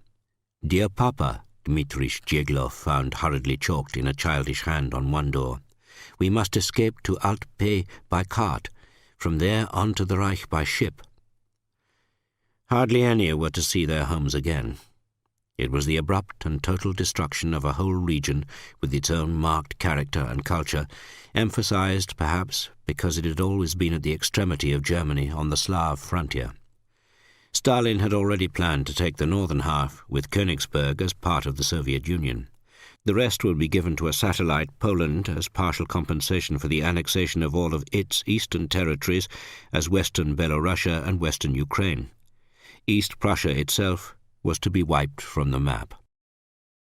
Once Rokossovsky's 5th Guards Tank Army had cut through to the Friesishaff, the only routes out were by sea from Pilau at the southwest tip of the Samland Peninsula, or over the ice to the Frischer Nährung, the long sandbar enclosing the lagoon from the Danzig end.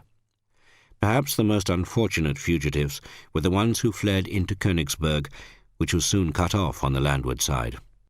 Escape from the city proved far from easy, mainly because the Nazi authorities had made no preparations for the evacuation of civilians, and it took some time before the first ships appeared at Pilau. Meanwhile, the siege of the East Prussian capital became one of the most terrible of the war. The refugees who reached the Frischer Nährung, the sandbar of the lagoon, the only route still open to the west, received little pity from Wehrmacht officers. They forced them off the road, insisting that it was for military use only. Trekkers had to abandon their carts and belongings and stagger through the dunes. Many never even reached the Frischer Nährung. On the mainland, Soviet tank columns simply crushed any refugee farm carts in the way and raked convoys with machine gun fire. When a detachment of tank troops overtook a refugee column on the 19th of January, the passengers on the carts were butchered. Even though East Prussia contained none of the Nazis' most notorious concentration camps, an NKVD detachment checking an area of forest near the village of Kumenen found 100 civilian corpses in 3 groups in the snow. They were presumably victims of a death march. Himmler had ordered the evacuation of camps when the Red Army approached. The majority are women aged 18 to 35, the report stated, and clad in torn clothes with numbers and a 6-pointed star on the left sleeve and on the front of their clothes. Some of them wore clogs. Mugs and spoons were fastened to their belts. Their pockets contained food, small potatoes, swede, grains of wheat, etc. A special commission of investigation formed by doctors and officers established that they were shot at close range and all the executed women were half-starved.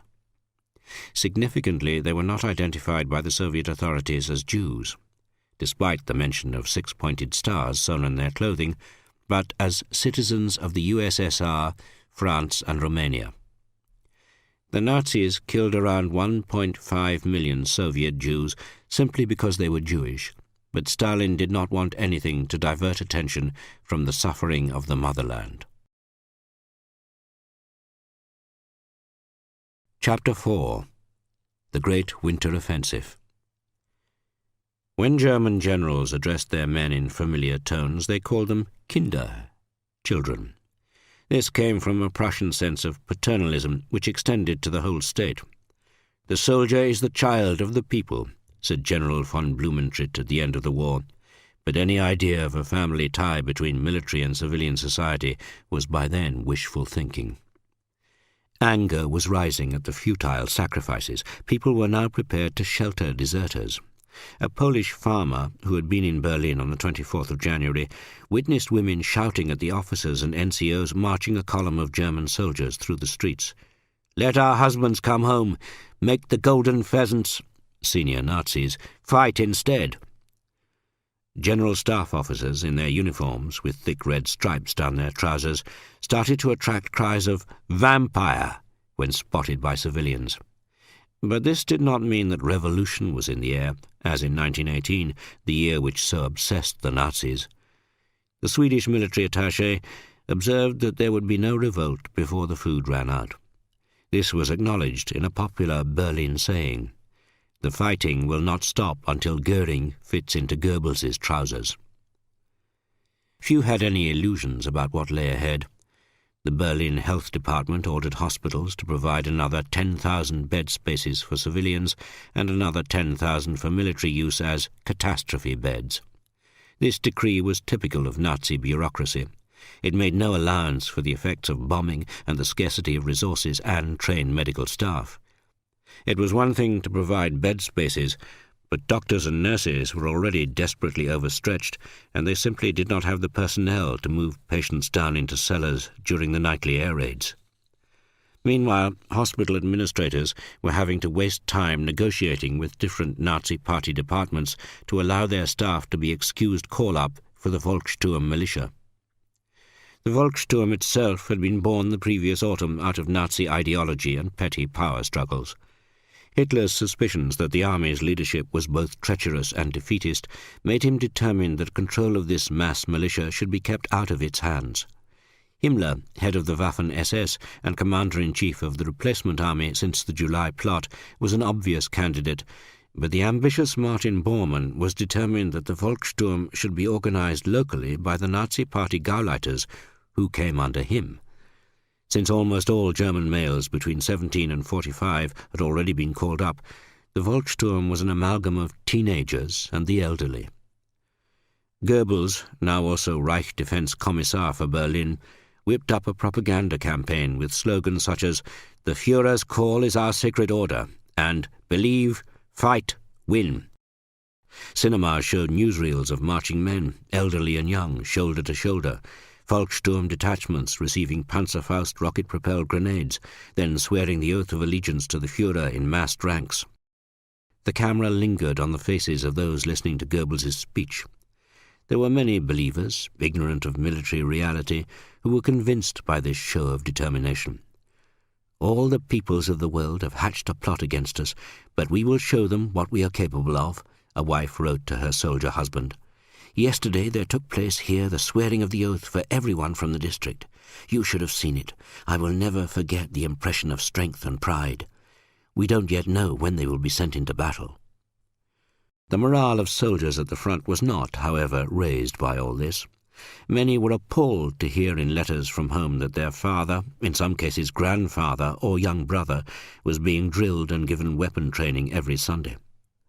In fact, most Germans, with their innate respect for professional specialization, were deeply skeptical. The people were predominantly of the opinion, General Hans Kissel later told his captors, that if the Wehrmacht was unable to cope with the situation, then the Volkssturm would not be able to do so either. Most members of the Volkssturm guessed that they were to be thrown senselessly into battle for symbolic purposes and had no hope of making any impression on the Soviet onslaught. Some 40 Volkssturm battalions raised in Silesia were allocated to defend their eastern and northeastern frontiers. A few concrete emplacements were built, but since they had almost no anti-tank weapons, Soviet tank forces went straight through them. In the industrial areas of Upper Silesia, the centre of gold indicated by Stalin, German company directors became increasingly anxious. They feared a revolt among the 300,000 foreign workers, mainly Poles, and forced labour from the Soviet Union, and insisted on security measures against enemy alien workers before the Red Army's advance encouraged them to rise in revolt. But Marshal Konev's tanks were even closer than they thought. The Soviet advances also prompted the evacuation of prisoner-of-war camps as well as concentration camps. Guards and prisoners trudged through bleak, snow-covered landscapes without any idea of direction or purpose. Late one afternoon, a column of British prisoners of war passed a large group of Soviet prisoners with rags wrapped round their bare feet. Their white, starved faces, wrote Robert Key, contrasted horribly with the black, unshaven growth of beard which covered them. Only their eyes shone out as something human, distressed and furtive, but human all the same, flashing out a last desperate SOS from the person trapped inside. The British took what they had in their pockets, whether soap or cigarettes, and threw it across. One of the packets of cigarettes fell short. As a Russian prisoner bent to pick it up, a Volkssturm guard ran up to stamp on his outstretched fingers. He then kicked the man and began to strike him with his rifle butt. This provoked a wild roar of rage from the British column. The guard stopped beating the Russian and looked up astonished. He had obviously become so hardened to brutality that it no longer occurred to him that human beings had any right to protest. He then began to bellow and wave his gun threateningly, but they roared and jeered all the more. Their own guards came pounding up to restore order and pushed the Volkssturm man back towards his own prisoners. "My God," said one of Key's companions, "I'll forgive the Russians absolutely anything they do to this country when they arrive. Absolutely anything." With Goering utterly discredited, the main struggle for power within the Nazi leadership was principally between Bormann and Himmler. The July plot had greatly increased Himmler's power. He was in charge of the only organizations, the Waffen-SS and the Gestapo, which could control the army. With Hitler's physical and mental state gravely shaken by the same event, he was in a strong position to succeed as Führer, but whether he had the qualities to play Stalin to Hitler's Lenin, as some feared, was a different matter. Himmler hardly looked the part. His chief physical characteristics were a receding chin, heavy jowls, and eyes which appeared not so much bespectacled as glazed in. For so cold a man, so alien to any sort of humanity, the Reichsführer SS could be astonishingly naive and complacent. Himmler, certain that he was next in line to the throne, gravely underestimated Martin Bormann, the bull-necked and round-faced secretary who had schemed his way into Hitler's confidence and now controlled access to him. Bormann secretly despised Himmler and referred to him sarcastically as Uncle Heinrich. Bormann had long suspected that Himmler, the improbable creator of the Waffen-SS, secretly longed to be a military commander in his own right. Offering the means to satisfy this fantasy was a good way of getting him out of Berlin and away from the centre of power. In early December, almost certainly on Bormann's suggestion, Hitler appointed Himmler commander-in-chief of a small army group on the Upper Rhine. The Reichsführer SS refused to acknowledge that Field Marshal von Rundstedt, the commander-in-chief west, was his superior. But buried in southwest Germany in the Black Forest, Himmler did not realize that he was rapidly losing power back in Berlin. Kaltenbrunner, the head of the Reich Security Head Office, whom he himself had raised up after Heydrich's assassination in Prague, had been won over by Bormann, who gave him direct access to Hitler to receive his instructions in person. Himmler also did not realize that his liaison officer at Führer headquarters, SS Gruppenführer Hermann Fegelein, had also secretly joined Bormann's camp. While Nazi leaders were scheming among themselves, The Vistula front had completely collapsed, as Guderian had predicted.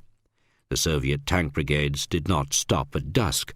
They pushed on through the hours of darkness, one commander explained, because they were less vulnerable in the dark and our tanks are terrifying at night. Soviet point units were sometimes advancing by 60 to 70 kilometers a day. A German general, claimed Colonel Gusakovsky, having checked enemy positions on the map, would take his trousers off and go to bed peacefully. We would hit this general at midnight.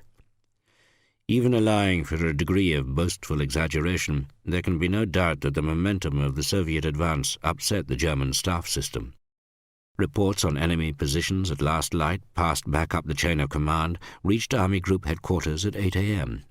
Then OKH had to prepare its digest and situation map in time for Hitler's noontime conference. This might go on for some time.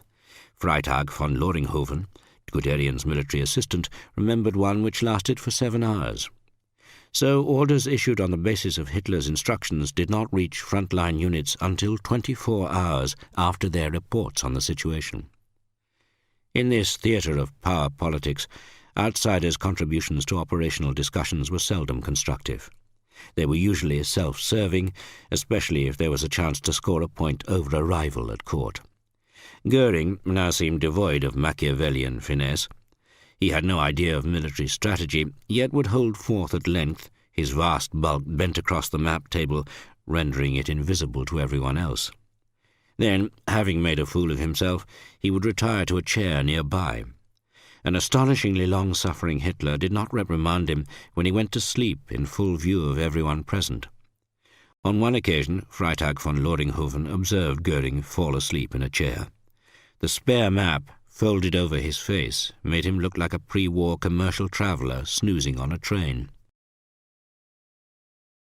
Soviet tank drivers were so exhausted that they too frequently fell asleep, but a T-34 or Stalin tank could clearly withstand rather more than an ordinary vehicle if it blundered into something. The padded leather or canvas tank helmets were certainly needed inside the lurching steel monsters. The crews were kept going to a large degree by the exhilaration of pursuit. The sight of German equipment abandoned brought fierce pleasure. "He's not going to be allowed a chance to rest," they swore. They revelled above all in the surprise they were achieving in the German rear. At the slightest sign of determined resistance, Soviet commanders brought up their heavy artillery. Wassily Grossmann observed disciplined German prisoners marching themselves to the rear, some still shell-shocked from the massive artillery bombardments. One of them straightens his jacket and salutes every time a car passes, he jotted in his notebook. Zhukov's armies continued their virtually unopposed thrust northwestwards during the 3rd week of January. The 2nd Guards Tank Army and the 5th Shock Army continued their partnership on the right, while the 1st Guards Tank Army and the 8th Guards Army cooperated closely on the left. Even the 1st Belorussian Front headquarters could not keep up with their progress, sometimes issuing orders for objectives which had already been seized. When General Vasily Chuikov's 8th Guards Army sighted the industrial city of Łódź on the 18th of January, 5 days ahead of schedule, he decided to attack without consulting front headquarters. But as his rifle divisions deployed for their attack in the morning, they were very nearly bombed by Red Army aviation. The city was in their hands by evening. German soldiers lying dead in the streets had in many cases been killed by Polish patriots carrying out their merciless but just executions. On the 24th of January, Chuikov, considered the best general for city fighting as a result of his Stalingrad experience, received orders to seize Poznan, Posen. On receiving the signal, he wondered whether Zhukov's headquarters knew anything about this massive Silesian fortress. Konyev's 1st Ukrainian front to the south had a much shorter advance to the frontier of the Reich. First of all, they managed to surprise the Germans in Krakow and liberate the city undamaged. But the rapidity of the advance produced unexpected complications as well. Zhukov and Konyev's armies had overtaken tens of thousands of German troops, many of whom had evaded capture and were desperately trying to make their way westwards, hiding up by day in forests. Some of them ambushed passing Red Army men just to seize their bread bags. Meshik, the NKVD chief with Konyev's First Ukrainian Front, informed Beria that his rifle regiments in charge of rear security were finding themselves in firefights with groups of stragglers up to 200 strong. Large columns of mainly motorized formations also withdrew towards the Reich, trying to find a way through the mass of Soviet armies. They were known as roving cauldrons, fighting their way or slipping from one encirclement to another, cannibalizing vehicles to keep going and ruthlessly destroying guns and equipment which could no longer be used. The strongest and best known of these was based on General Nering's Panzer Corps. They absorbed stragglers and units and destroyed vehicles which broke down or ran out of fuel. They even sacrificed 2 tanks to prop up a bridge over which the lighter vehicles rushed before it collapsed. Neering, helped by the unwitting choice of a route which ran roughly along the boundary between Zhukov's armies and Konyev's, managed to avoid major engagements. In a brief radio message, Neering heard that General von Sauken's Grossdeutschland Corps would try to link up with them. This they managed to do in heavy fog on the 21st of January. The combined group then withdrew to eventual safety beyond the Oder on the 27th of January. On the same day as Neering crossed the Oder, the barely believable criminality of the Nazi regime was revealed 200 kilometers to the southeast. Konyev's 60th Army discovered the network of camps round Auschwitz. Reconnaissance troops from the 107th Rifle Division, some on horseback with submachine guns slung across their backs, emerged from snow-laden forests to discover the grimmest symbol of modern history. Soviet officers, on realizing what they had found, called forward all available medical teams to care for the 3,000 sick prisoners, many too close to death to save. They had been too weak to walk when the SS began to evacuate the camps 9 days before. Soviet officers started to question some of the inmates. Adam Kurilovich, the ex-chairman of the Polish Railway Workers' Union, who had been in the camp since June 1941, told them how the first tests of the newly built gas chambers had been carried out on the 15th of September 1941, with 80 Red Army and 600 Polish prisoners. Professor Mansfeld, a Hungarian scientist, told them of the medical experiments, including injections of carbolic acid, a method used to kill 140 Polish boys. The Red Army authorities estimated that more than 4 million people were killed, although this was later shown to be a considerable overestimate. An army photographer was summoned to take pictures of the Arbeit macht frei gateway covered in snow, dead children with swollen bellies, bundles of human hair, open-mouthed corpses, and numbers tattooed on the arms of living skeletons. These were all sent back to Alexandrov, the chief of Red Army propaganda in Moscow. But apart from a report published on the 9th of February in the Red Army newspaper Stalinskoye Znamya, Stalin's banner, the Soviet Union suppressed all news of Auschwitz until the 8th of May, when the war had finished. A Soviet officer also discovered an order from Himmler agreeing to delay the execution of those Russian prisoners sent to the camps who were physically fit enough for stone-breaking. That winter, Russian prisoners, many dressed in army shirts or just underwear and without any hats, were driven out with sticks and whips in temperatures of -35 Celsius. The very few who returned alive suffered from extreme frostbite. They could not have survived without medical help, of which there was none. The fact that the Wehrmacht had been handing over prisoners of war, their responsibility, to the SS for extermination, could only harden the hearts of the avenging Red Army even more. They even discovered from a German staff interpreter that in at least one camp for Red Army soldiers, all prisoners on arrival were ordered to undress. Those declared Jews were shot on the spot. Once again, the Soviet authorities were interested only in crimes against Soviet citizens and soldiers. For Red Army soldiers, however, the evidence before their eyes sent a clear message. They would take no prisoners. If those January days were disastrous for the Wehrmacht, they were far more terrible for the several million civilians who had fled their homes in East Prussia, Silesia, and Pomerania. Farming families, who for centuries had survived the harshest of winters, now realized with horror how vulnerable they were. They faced merciless weather, with homesteads burned and food stocks looted or destroyed in the retreat. Few acknowledged, however, that this had recently been the fate of Polish, Russian and Ukrainian peasants at the hands of their own brothers, sons and fathers. The treks from the regions along the Baltic coast, East and West Prussia and Pomerania, headed for the Oder and Berlin. Those from further south, Silesia and the Vaterland, aimed for the Neisse, south of Berlin. The vast majority of the refugees were women and children, since almost all the remaining men had been drafted into the Volkssturm. The variety of transport ranged from handcarts and prams for those on foot to every sort of farm cart, pony trap, and even the odd landau, exhumed from the stables of some Schloss. There were hardly any motor vehicles because the Wehrmacht and the Nazi Party had requisitioned them already, as well as all fuel. Progress was pitifully slow, and not just because of the snow and ice. Columns kept halting because carts were overloaded and axles broke. Hay carts, filled with household objects, hams, kegs and jars of food, were turned into covered wagons with a crude superstructure and carpets draped over the outside. Mattresses inside provided some relief to heavily pregnant women and nursing mothers. On icy surfaces, undernourished horses found it hard work. Some carts were hauled by oxen whose unshod hooves were worn raw by the roads, leaving bloodstains in the snow. And when an animal died, as was all too often the case, there was seldom time to butcher it for food. Fear of the enemy drove the refugees on. At night the columns were directed into wayside villages, where they were often allowed to camp in the barns and stables of manor houses.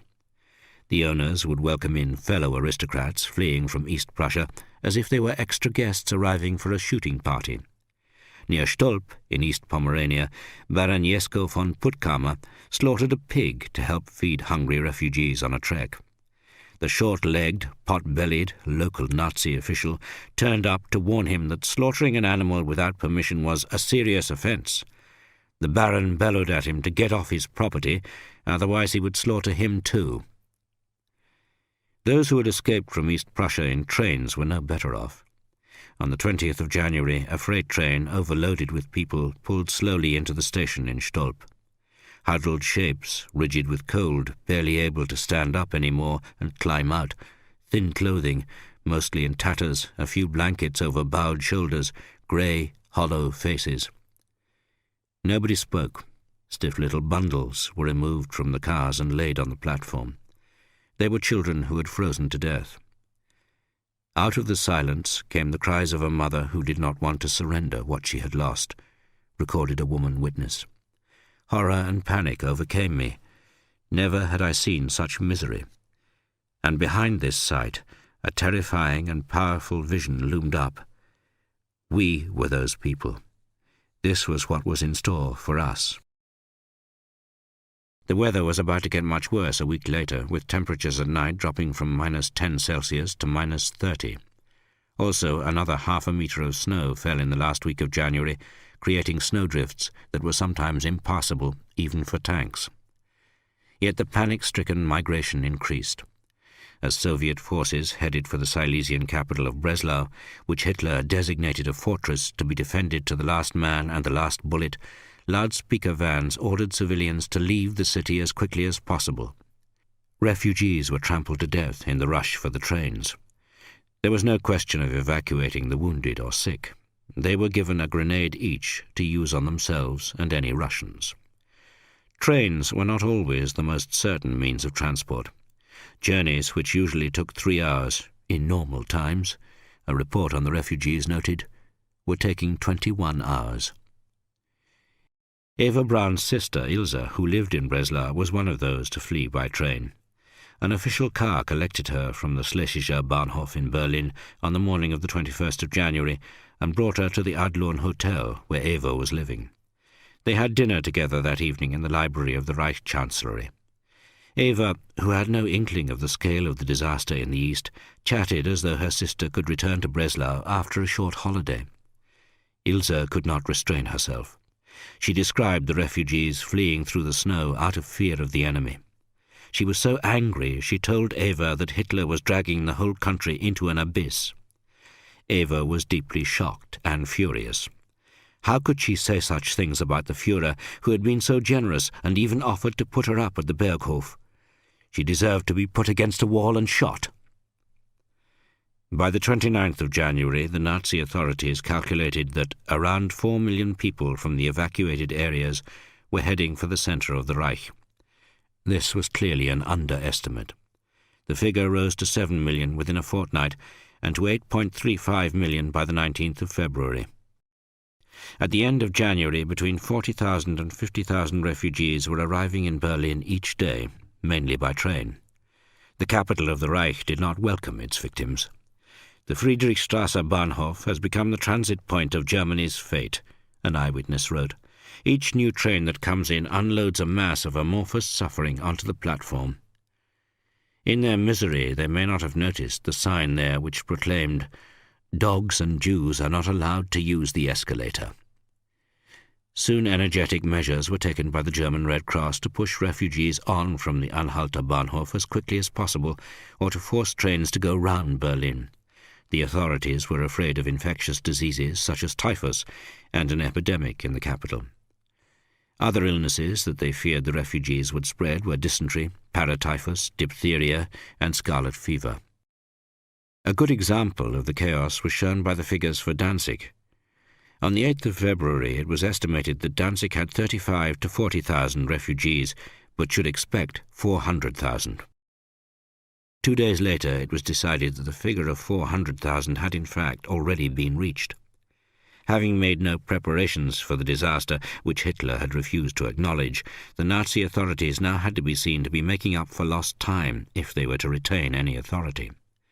They made a great show of using Junkers 88s from the Luftwaffe to drop supplies to snowbound and starving columns, but privately complained that it was a terrible strain on their fuel reserves. Food depots were set up for refugees around Danzig, but these were soon looted by German soldiers on short rations.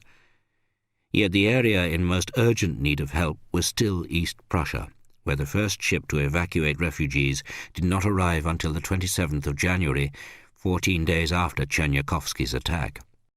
Other vessels with supplies of bread and condensed milk for civilians did not leave until early February. Inevitably, a proportion of the relief never got through. An aircraft with 2,000 tins of condensed milk was shot down in one of the first attempts to fly in supplies. Chernyakhovsky's and Rokossovsky's two groups of armies had forced the remnants of the three German armies defending East Prussia into pockets with their backs to the sea. Rokossovsky's left flank armies had captured the Teutonic Knights' fortress towns on the east bank of the Vistula and Marienburg on the Nogat. This forced the German Second Army back into the Vistula estuary, but it still retained the Frische Nährung sandbar. And with a third of a metre of ice on the Frisches Haff lagoon, refugees could still cross by foot from the mainland and then on to Danzig. Rokossovsky's right flank, meanwhile, had to redeploy rapidly to face a German attempt to break out to the west. Hitler was obsessed with the idea of holding on to the defence line of the Masurian Lakes. He became incandescent with rage when he heard that General Hossbach, the Fourth Army commander, had abandoned its cornerstone, the fortress of Lutzen, on the 24th of January. Even Guderian was shaken by the news. But both Hossbach and his superior, General Reinhardt, were determined to break Rokossovsky's encirclement and avoid another Stalingrad. Their attack, a battering ram to allow civilians to escape too, began on the clear, freezing night of the 26th of January. The sudden offensive smashed the Soviet 48th Army and almost reached Elbing, which the German Second Army had managed to hold after the first tank skirmish in its streets. But within 3 days of fighting in fierce cold and deep snow, Rokossovsky's armies had fought back the thrust. Hitler sacked both Reinhardt and Hossbach, whose divisions were now forced backwards into what became known as the Heiligenbeilkessel, or cauldron, an awkward quadrilateral with its back to the Frisches Haff. Over 600,000 civilians were also trapped in it. The Third Belarusian Front had meanwhile surrounded Königsberg entirely on the landward side. The city's large garrison from the Third Panzer Army was thus cut off from the Samland Peninsula, which led to the small Baltic port of Pilau at the mouth of the lagoon. Close to 200,000 civilians were also trapped in the city with little to eat. This policy forced over 2,000 women and children a day to undertake the hazardous journey on foot over the ice to an already desperately overcrowded Pillau. Hundreds even walked out into the snow towards the Soviet troops to beg for food and throw themselves on their dubious mercy. The first steamer from Pillau, taking 1,800 civilians and 1,200 wounded, did not reach safety until the 29th of January. Gauleiter Koch, having condemned Generals Reinhardt and Hossbach for attempting to break out of East Prussia, and having ordered the defenders of Königsberg to fight to the last man, fled his own capital. After a visit to Berlin, he then returned to the far safer Pillau, where he made a great show of organizing the marine evacuation using Kriegsmarine radio communications, before once more getting away himself. Pillau could not handle very large ships, so the chief seaport for evacuations from the Baltic coast was Gdynia, or Gotenhafen, just north of Danzig. Grand Admiral Dönitz gave the order only on the 21st of January for Operation Hannibal, a mass evacuation of refugees using 4 large ships. On the 30th of January, Germany's largest strength-through-joy sea cruise liner, the Wilhelm Gustloff, which had been designed to take 2,000 passengers, left with around 6,600 people aboard. The next evening, escorted by a single motor torpedo boat, it was stalked by a Soviet submarine of the Baltic Fleet. Captain A.I. Marinescu fired 3 torpedoes. All hit their target. Exhausted refugees, shaken from their sleep, panicked. There was a desperate rush to reach the lifeboats. Many were cut off below as the icy sea rushed in. The air temperature outside was -18 Celsius. The lifeboats, which had been launched, were upset by desperate refugees leaping from the ship's side. The ship sank in less than an hour. At least 5,300 people lost their lives. The 1,300 survivors were rescued by vessels led by the heavy cruiser Admiral Hipper. It was the worst single maritime disaster to date, but was soon superseded by a greater one. Russian historians, even today, still stick to the official Soviet line and claim that the ship carried over 6,000 Hitlerites on board, of which 3,700 were submariners. The main interest in Russia seems to be not in the fate of the victims, but in that of the triumphant submarine commander A.R. Marinescu. The recommendation to make him a hero of the Soviet Union was refused by the NKVD because he had had an affair with a foreign citizen, a crime for which he narrowly escaped a tribunal and an automatic sentence to the Gulag. Only in 1990, on the eve of the 45th anniversary of the victory, was he finally and posthumously made a hero of the Soviet Union. End of CD 2.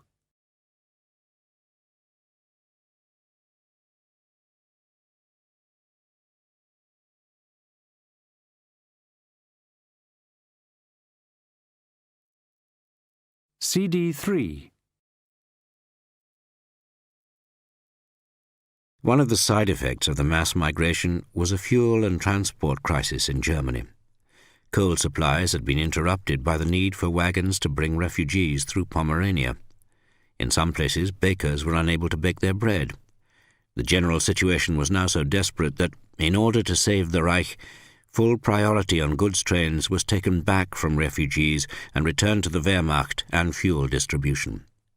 This decision was made on the 30th of January, the 12th anniversary of the Nazi Party's arrival in power.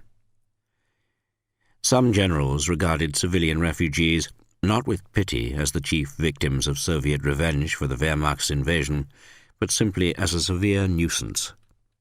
One of Hitler's most favored commanders, General Schöner, had given orders that a 30-kilometer zone on the east bank of the Upper Oder should be reserved for military operations.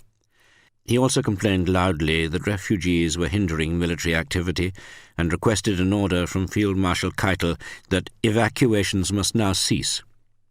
This presumably meant that he was prepared to take punitive measures against civilians fleeing from the Red Army. National Socialist authorities at times treated German refugees almost as badly as concentration camp prisoners. Local administrators, the Kreisleiters, evaded responsibilities for them, especially if they were sick.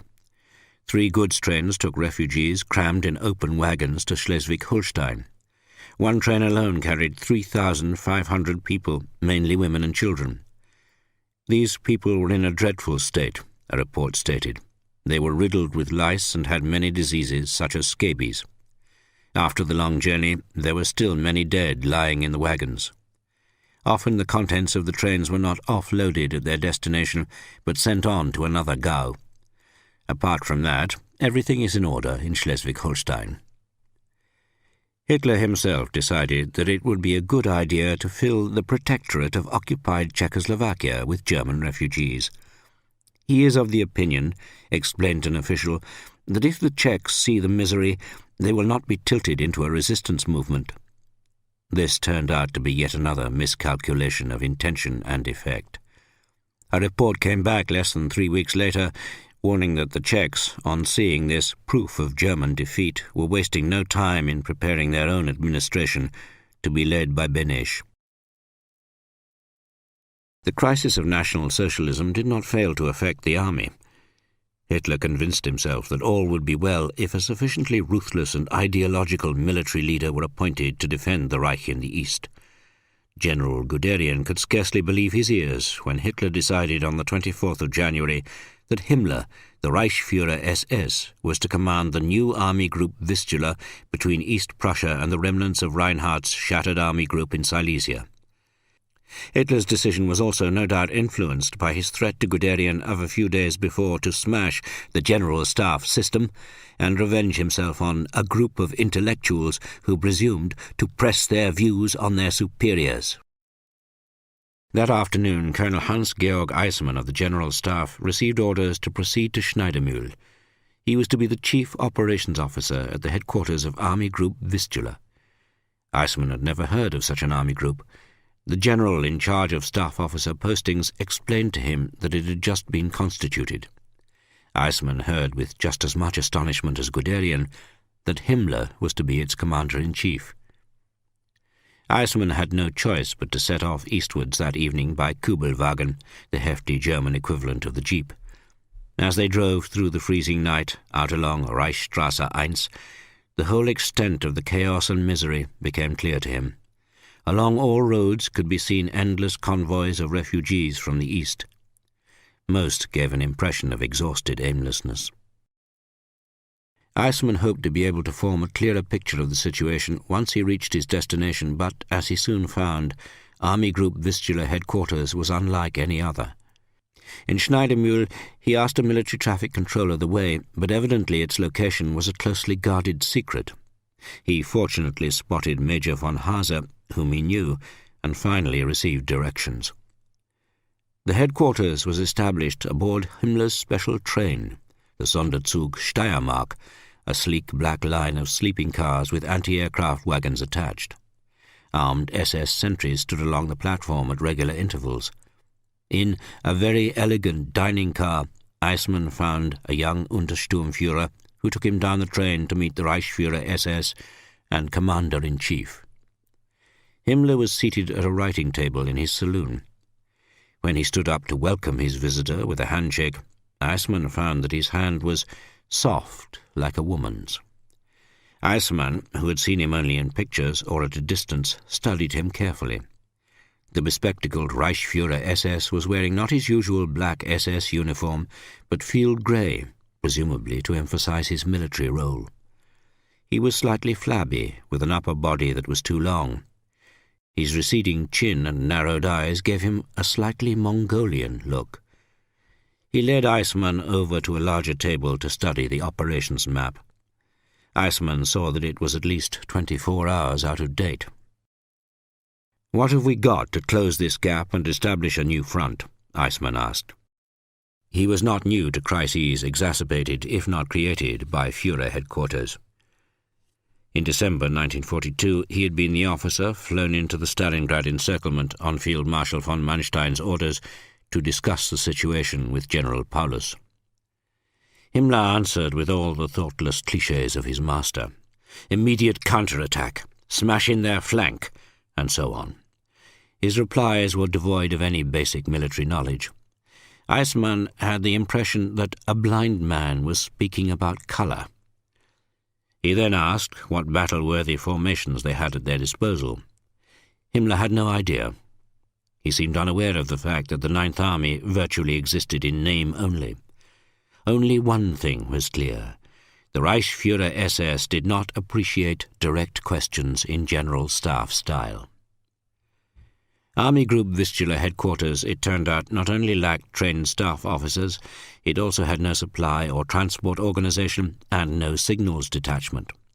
The sole means of communication was the Chief of Staff's telephone.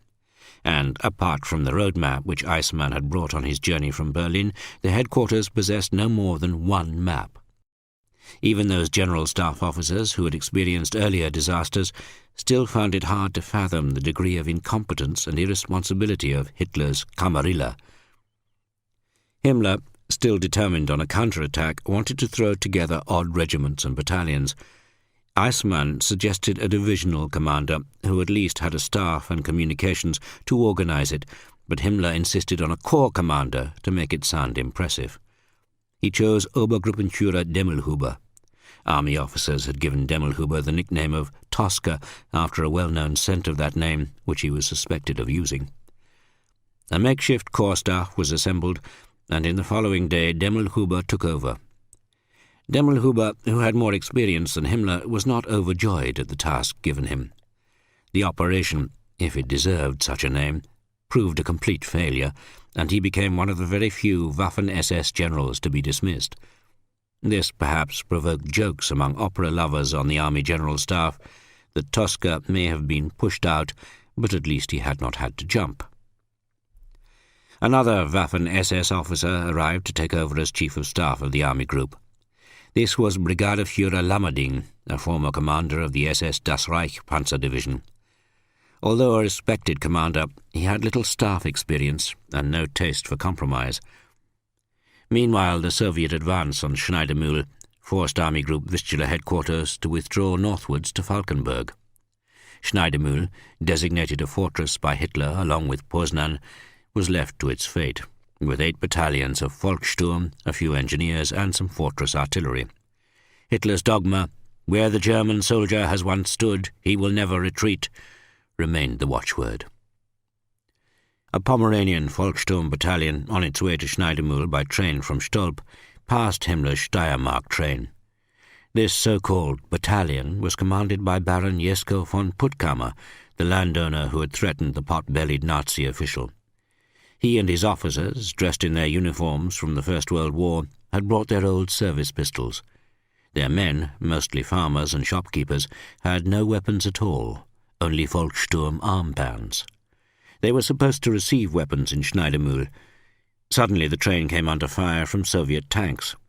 The driver managed to stop and then reverse with remarkable promptness. Once they were well away from danger, Puttkamer ordered his men out of the train. He then marched them back to Stolp through the knee-deep snow, with the strongest placed at the front to trample a route for the rest. He refused to allow them to be killed for nothing. On their return, the townspeople greeted him as a hero in the Stephansplatz outside the town hall. But Baron von Puttkamer retired to his house, sick at heart, and put away the old uniform, which had become dishonoured under these Hitlers and Himmlers. Chapter 5. The Charge to the Oder. By the 4th week in January, Berlin appeared to be in a state of hysteria and disintegration. There were 2 air raid warnings a night, one at 8 and the next at 11. Refugees from the Eastern Territories passed on terrible accounts of the fate of those caught by the Red Army. Hungary, Germany's last ally in the Balkans, was now siding openly with the Soviet Union, and rumours of the rapid advance of Soviet tank armies led to predictions that the whole Eastern Front was disintegrating. Ordinary soldiers hoped that the enemy would shoot only officers and the SS, and workers and minor officials tried to convince themselves that the Russians would do them no harm. The most accurate news of the situation on the Eastern Front filtered back through railway workers. They often knew how far the enemy had advanced before the General Staff. More and more Germans took the risk of listening to the BBC to find out what was really happening. If denounced to the Gestapo by a neighbour, they faced a spell in a concentration camp. Yet many Hitler and Goebbels loyalists still passionately believed every word of the news according to the Promi, the propaganda ministerium. Public transport was still repaired, and people continued their struggle to work each day through the ruins. But more and more arranged to sleep in apartments closer to their work. A sleeping bag had become one of the most essential items of equipment. Camp beds were also needed for relatives and friends fleeing from the east or who had been bombed out in Berlin. The well-connected discussed different ways to escape the capital. Rumours of landowners shot out of hand by Soviet troops in East Prussia convinced them that the upper classes as a whole would be targets. Soviet propaganda was aimed almost as much at the eradication of Junker militarism as at National Socialism. Those attempting to get out had to be careful because Goebbels had declared that leaving Berlin without permission was tantamount to desertion. First of all, they needed a travel permit, which could be obtained only with some story of essential work outside the capital. Many of those who really did have an official trip to make away from Berlin received murmured advice from envious colleagues. Don't come back, stay there. Almost everyone dreamed of seeking sanctuary in a quiet corner of the countryside where farms still had food. Some even investigated the possibility of purchasing false passports, and foreign diplomats suddenly found themselves extremely popular. Members of ministries were fortunate. They were evacuated to the south over the next few weeks. Most menacing of all was the wave of executions carried out by the SS on Himmler's orders. On the 23rd of January, with the Red Army now breaching the old frontiers of the Reich, several members of the German resistance linked to the July plot were put to death in Plötzensee prison. The victims included Count Helmut James von Moltke, Eugen Bolz, and Erwin Planck, the son of the Nobel Prize-winning physicist Max Planck. Goebbels' new slogan, "We shall win because we must win," provoked contempt and despair among non-Nazis, but the majority of Germans did not yet think to question it. Even though only fanatics now believed in final victory, most still held on because they could not imagine anything else. The strategy of Goebbels' relentless propaganda ever since the war in the East turned against Germany had been to undermine any notion of choice or alternative.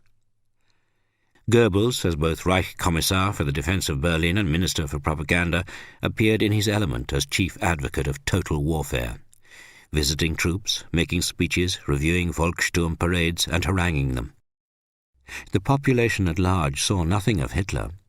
He had disappeared from the newsreels, and they heard only Hitler's very last broadcast on the 30th of January, marking 12 years of Nazi government. His voice had lost all its strength and sounded completely different. It was hardly surprising that so many rumours circulated about his death or confinement. The public was not told whether he was at Berchtesgaden or in Berlin. And while Goebbels visited the victims of bombing, gaining considerable popularity as a result, Hitler refused even to look at his severely damaged capital. The Führer's invisibility was due partly to his own withdrawal from public life and partly to the difficulty of concealing the dramatic changes in his appearance. Staff officers visiting the Reich Chancellor bunker, who had not seen him since before the 20th of July bomb explosion, were shaken. "He was sometimes hunched over so much," said Guderian's aide, Major Freitag von Loringhofen, "that he almost had a hump. The once glittering eyes were dull. The pale skin now had a grey tinge. He dragged his left leg behind him on entering the conference room, and his handshake was limp.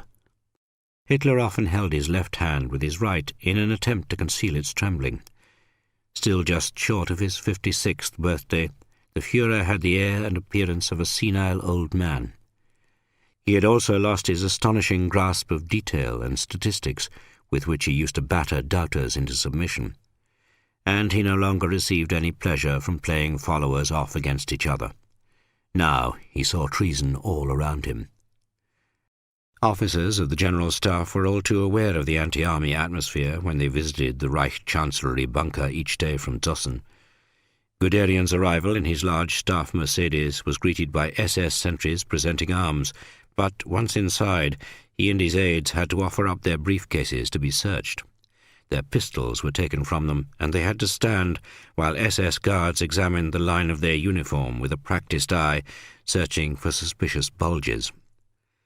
Army officers also had to remind themselves, before entering the Reich Chancellery, that saluting in the traditional manner had now been banned.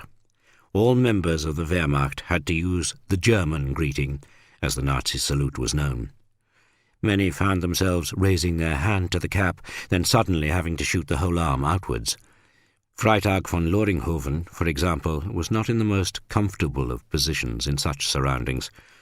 His predecessor had been hanged as part of the July plot, and his cousin, Colonel Baron Freitag von Loringhoven, another conspirator, had committed suicide.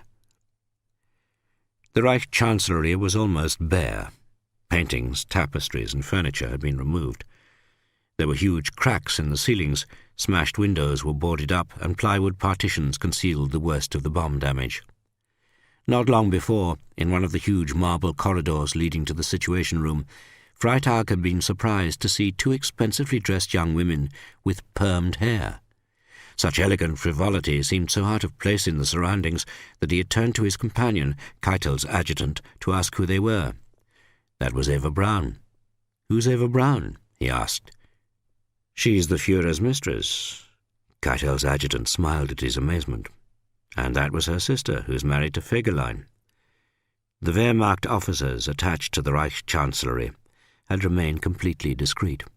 Hardly anyone outside had ever heard of her, even those who visited the place regularly from the Army High Command headquarters at Zossen. Freitag certainly knew Fegelein, Himmler's liaison officer. He thought him a dreadful vulgarian with a terrible Munich accent, an arrogant air, and bad manners. Fegelein used to interrupt generals in mid-conversation, trying to involve himself in everything. But despite his intense dislike, Freitag summoned up his courage to ask a favour. A friend of his had been one of the many arrested in the wake of the July plot and was still held in the cellars of Gestapo headquarters.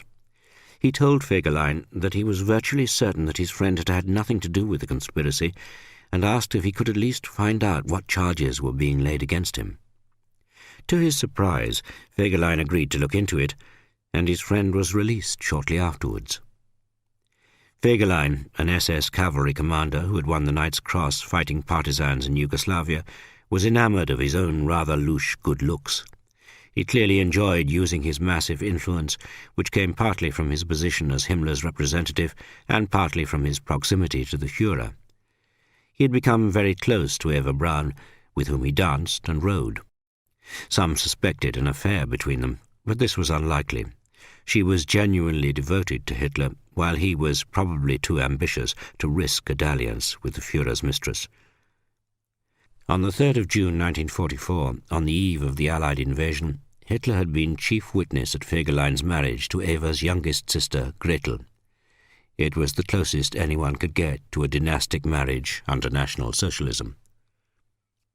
Hitler's ostensibly military court managed to be both superficially austere and profoundly corrupt at the same time, a contradiction which the rhetoric of self-sacrifice failed to conceal. Incompetence and chaos between competing warlords and party functionaries were cloaked by a false unity of loyalty to their ideological godhead. The mentality of such an assembly, despite all its military uniforms, salutings, and twice-daily situation conferences, could not have been further from the reality of the front. And while Hitler's health visibly deteriorated, intrigues and jockeying for position increased as the Reich crumbled. Goering, Goebbels, Himmler and Bormann all visualized themselves as the Führer's successor. Perhaps the true measure of the fantasy of Nazi leaders was the very notion that the world might accept any form of succession within the Third Reich, assuming that it had any territory left.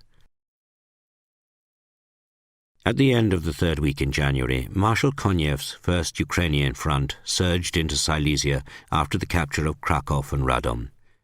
Konyev, to preserve the mines and factories of Upper Silesia, as Stalin had instructed, decided to commence a semi-encirclement of the industrial and mining region from Katowice to Ratibor, while leaving a route of escape for the German forces left in the area.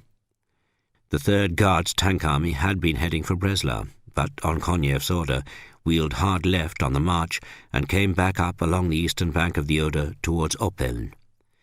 As if organizing a great shoot, Konev brought up the 21st, 59th and 60th Armies to flush the Germans out. On the night of the 27th of January, the German divisions of the 17th Army pulled out and fled for the Oder. General Rybalko's 3rd Guards Tank Army then acted as the guns, catching large numbers of them in the snow-covered landscape. Rybalko's tanks were camouflaged, rather improbably, with white tulle from a large supply captured in a Silesian textile factory, supposedly devoted to total war. Stalin's gold was secured intact over the next 2 days. It was a disaster for Germany, as Guderian had warned. Speer's forecast for armaments production, presented to the corps commanders at Krampnitz only 2 weeks before, lay in ruins. He recognized this himself, predicting that Germany could now hold out for a matter of weeks at best. The loss of the mines, as well as the steelworks and factories, was probably a greater blow for German production than all the Allied bombing of the Ruhr industrial region over the last 2 years. Perhaps the most surprising part of the operation was the fact that the German withdrawal was authorized by Führer headquarters. Hitler had sacked General Harper and replaced him with his favorite commander, General Schöne, a convinced Nazi whose motto was "strength through fear." Schöne was only satisfied when his soldiers were more afraid of his punishment than they were of the enemy. The 17th Army managed to withdraw, but relatively few women and children escaped from Upper Silesia. Many, especially the old, stayed out of choice. Sometimes widows refused to leave the grave of a husband, while others could not face leaving farms which had been in their family for generations. They sensed that if they left, they would never return. A Swedish woman, who managed to make her way through Soviet lines in a farm cart, told the Swedish embassy that although Soviet troops had acted in a correct manner in some places, German propaganda stories seemed to be mostly true. She added that this did not surprise her after the way that the Germans had behaved in Russia. Soviet troops were equally ruthless whenever they suspected partisan activity. The officers of a rifle company, on finding a Russian soldier from a patrol lying dead in a village street, ordered their men to liquidate the whole population of the village. The rapidity of the First Ukrainian Front's advance created its own problems for the Soviet authorities. NKVD rifle regiments for the repression of rear areas were sometimes thrown into battle against bypassed German units. They had to reorganize rapidly, in some cases even having to refer to the Red Army instruction book. In the headlong advance, General Karpov, the commander of the NKVD Rifle Division following the fighting troops, complained on the 26th of January to Meshik, the front's NKVD chief, that their 3 regiments were clearly not sufficient for this area, which has difficult terrain and is covered with large areas of forest. They would need even more troops and vehicles to guard their lines of communications and depots when they crossed the Oder. In Konev's center, meanwhile, the 5th Guards, helped by German chaos when faced with Rybalko's sweeping maneuver, managed to seize a bridgehead across the Oder around Ohlau between Breslau and Oppeln. And Lelushenko's 4th Guards Tank Army on the right seized another bridgehead on the west bank of the Oder around Steinau, northeast of Breslau, even though Steinau itself was fiercely defended by NCOs from a nearby training school. His tank crews appear to have made good use of their time before the Vistula offensive began. Lelushenko had given them intensive target practice on Tiger tanks captured the previous autumn, and their gunnery, seldom a strong point in Red Army tank formations, had improved. They now began target practice on German steamers heading downstream from Breslau. The Germans, meanwhile, were rushing the 169th Infantry Division to stiffen the defences of the Silesian capital, which Führer headquarters had declared to be Fortress Breslau. Hitler, on hearing that Soviet troops had established the Steinau bridgehead, ordered General von Sauken and General Nering to counterattack immediately, even though their troops had not had a chance to recover and replenish since their hazardous escape from Poland. Whether or not German refugees from Breslau went down with the steamers sunk by Lelushenko's tanks, the fate of women and children who had left the city on foot during the panic-stricken evacuation was terrible. All husbands not already serving in the Wehrmacht were called up for the Volkssturm to defend the city. Wives were therefore left to fend for themselves entirely. All they heard were the loudspeaker vans telling civilians to flee the city. Although frightened, the mothers who did not manage to obtain places on the overcrowded trains took the normal precautions to look after infant children, such as filling a thermos with hot milk and bundling them up as warmly as possible. They took rucksacks containing powdered milk and food for themselves. In any case, they expected, after the announcements, that the Nazi Party Social Welfare Organization, the NSV, would have prepared some form of help along the way. Outside Breslau, however, the women found that they were on their own. Very few motor vehicles were leaving the city, so only a lucky few received lifts. The snow was deep on the roads, and eventually most women had to abandon their prams and carry the youngest children. In the icy wind they also found that their thermoses had cooled. There was only one way to feed a hungry infant, but they could not find any shelter in which to breastfeed. All the houses were locked, either abandoned already or owned by people who refused to open their door to anyone. In despair, some mothers offered their baby a breast in the lee of a shed or some other windbreak, but it was no good. The child would not feed, and the mother's body temperature dropped dangerously. Some even suffered a frost-bitten breast. One young wife, in a letter to her mother, explaining the death from cold of her own child, also described the fate of other mothers, some crying over a bundle which contained a baby frozen to death, others sitting in the snow, propped against a tree by the side of the road, with older children standing nearby, whimpering in fear, not knowing whether their mother was unconscious or dead. In that cold, it made little difference. Zhukov's First Belorussian Front, meanwhile, had been progressing even more rapidly in its drive to the northwest. He told his two tank armies to avoid areas of resistance and to advance between 70 and 100 kilometers a day. Yet on the 25th of January, Stalin rang Zhukov in the afternoon to tell him to rein in. "When you reach the Oder," he said, "you'll be more than 150 kilometers from the flank of the Second Belorussian Front. You can't do this now. You must wait until Rokossovsky finishes operations in East Prussia and deploys across the Vistula." Stalin was concerned about a German counterattack on Zhukov's right flank from German troops along the Pomeranian coastline, what became known as the Baltic Balcony. Zhukov begged Stalin to let him continue.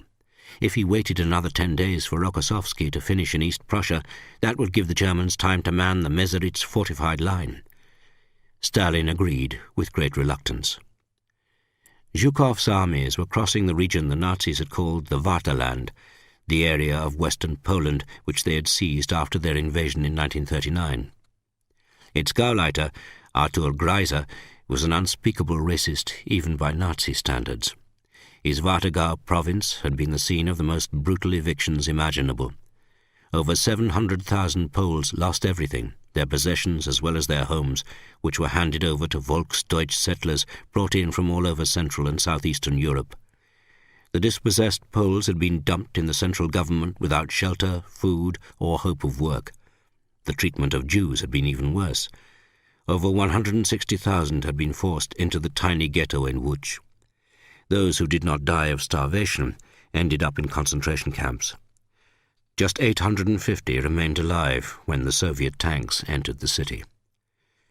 The Polish desire for revenge was so fierce that Serov, the chief of NKVD on the First Belorussian Front, complained to Beria that it interfered with intelligence gathering. "Troops of the First Polish Army treat Germans especially severely," he wrote. "Often captured German officers and soldiers do not reach the prisoner assembly areas. They are shot en route. For example, on the sector of the 2nd Infantry Regiment of the 1st Infantry Division, 80 Germans were captured. Just 2 prisoners reached the assembly area. All the others had been executed. The 2 survivors were questioned by the regimental commander, but when he sent them to be interrogated by his intelligence officer, the pair were shot on the way." Zhukov's decision to force forward with his 2 tank armies paid off. The Germans never had a chance to organize a line of defense. On the right, the 3rd Shock Army, the 47th, the 61st and the 1st Polish armies advanced parallel to the Vistula and headed between Bromberg and Schneidemühl to protect the exposed flank. In the middle, Bogdanov's 2nd Guards Tank Army pushed on, followed by Bazarin's 5th Shock Army. And on the left, Katukov's 1st Guards Tank Army charged ahead to Poznan. But Poznan was not like Łódź. On reaching Poznan on the 25th of January, Katukov saw that it could not be captured off the march and pushed straight on as Zhukov had instructed. Poznan was left to Chuikov, following closely with the 8th Guards Army to sort out. He was not pleased, and it seems only to have increased his dislike for Zhukov. Gauleiter Greiser, like Koch in East Prussia, had fled his capital, having ordered everyone else to hold fast. He had refused to allow the evacuation of any civilians until the 20th of January, and as a result it seems that in many areas more than half of the population failed to get away. Vasily Grossman, who had attached himself again to Chuikov's 8th Guards Army, became increasingly conscious of the German civilian secretly watching us from behind curtains. There was plenty to watch outside. The infantry is moving in a whole variety of horse-drawn vehicles, Grossman jotted in his notebook. The boys are smoking makolka, eating and drinking and playing cards. A convoy of carts decorated with carpets passes by. The drivers are sitting on feather mattresses. Soldiers no longer eat military rations. They eat pork, turkey and chicken. Rosy and well-fed faces are to be seen for the first time. German civilians, already overtaken by our leading tank detachments, have turned round and are now moving back. They receive a good beating and their horses are stolen from them by Poles who take every opportunity to rob them. Grossman, like most Soviet citizens, had little idea of what had really happened in 1939 and 1940, and therefore of the reasons why Poles hated the Germans as much as they did. Stalin's secret treaty with Hitler, dividing the country between them, had been veiled by a news blackout in the Soviet Union. Grossman did not hide unpalatable truths from himself, however, even if he could never publish them. There were 250 of our girls whom the Germans had brought from the oblasts of Voroshilovgrad, Kharkov and Kiev. The chief of the army political department said that these girls had been left almost without clothes. They were covered in lice and their bellies swollen from hunger. But a man from the army newspaper told me that these girls had been quite neat and well dressed until our soldiers arrived and took everything from them. Grossman soon discovered how much the Red Army men took. Liberated Soviet girls quite often complained that our soldiers raped them, he noted. One girl said to me in tears, "He was an old man, older than my father." But Grossman refused to believe the worst of the true frontoviki. Frontline soldiers are advancing day and night under fire, with pure and saintly hearts. The rear echelon men who follow along behind are raping, drinking and looting. The street battles in Poznan provided a foretaste of what lay ahead in Berlin. Grossman, who had spent so much time in Stalingrad during the battle, was interested to see what Chuikov, who had coined the phrase the Stalingrad Academy of Street Fighting, was going to do. The main principle in Stalingrad, Grossman observed, was that we upset the balance between the power of machinery and the vulnerability of infantry. But now academician Chuikov is forced by circumstances into the same sort of situation as at Stalingrad, only with roles reversed. He is attacking the Germans violently in the streets of Poznan, using huge mechanical power and little infantry. He spent some time with Chuikov during the battle for Poznan. Chuikov is sitting in a cold, brightly lit room on the second floor of a requisition villa. The telephone rings constantly. Unit commanders are reporting on the street fighting in Poznan. Between calls, Chuikov was boasting how he had smashed the German defences round Warsaw. Chuikov listens to the telephone, reaches for the map and says, "Sorry, I've just got to put my glasses on." The reading glasses looked strange on his tough face. He reads the report, chuckles and taps his adjutant on the nose with a pencil. When angry with an officer, Chuikov more often used his fist, and it was not a tap, according to one of his staff. He then shouts into the telephone, "If they try to break through to the west, let them out into the open, and we'll squash them like bugs. Now it's death to the Germans. They won't escape." "It really is amazing," Chuikov remarked sarcastically in one of his jibes against Zhukov, when you consider our battle experience and our wonderful intelligence, that we failed to notice one little detail. We didn't know that there's a first-class fortress at Poznan, one of the strongest in Europe. We thought it was just a town which we could take off the march, and now we're really in for it." While Chuikov remained behind to deal with the fortress of Poznan, the rest of his army and the 1st Guards Tank Army pushed forward to the Meseritz line east of the Oder. Their main problem was not German resistance, but their supply lines. Railroads had been smashed by the retreating Germans, but also Poland had a different gauge of track from the Soviet Union. As a result, the movement of supplies depended on trucks, mostly American Studebakers. Significantly, there has been little acknowledgement by Russian historians that if it had not been for American Lend-Lease trucks, the Red Army's advance would have taken far longer, and the Western Allies might well have reached Berlin first. Almost every Soviet soldier remembered vividly the moment of crossing the pre-1939 frontier into Germany. "We marched out of a forest," Senior Lieutenant Klochkov with the 3rd Shock Army recalled, "and we saw a board nailed to a post. On it was written, 'Here it is, the accursed Germany.' We were entering the territory of Hitler's Reich. Soldiers began looking around curiously. German villages are in many ways different from Polish villages. Most houses are built from brick and stone. They have tidily trimmed fruit trees in their little gardens. The roads are good." Klochkov, like so many of his fellow countrymen, could not understand why Germans, who were not thoughtless people, should have risked prosperous and comfortable lives to invade the Soviet Union. Further along the road to the Reich capital, Vasily Grossman accompanied part of the 8th Guards Army sent on ahead from Poznan. Its political department had erected placards by the side of the road on which was written, "Tremble with fear, fascist Germany, the day of reckoning has come."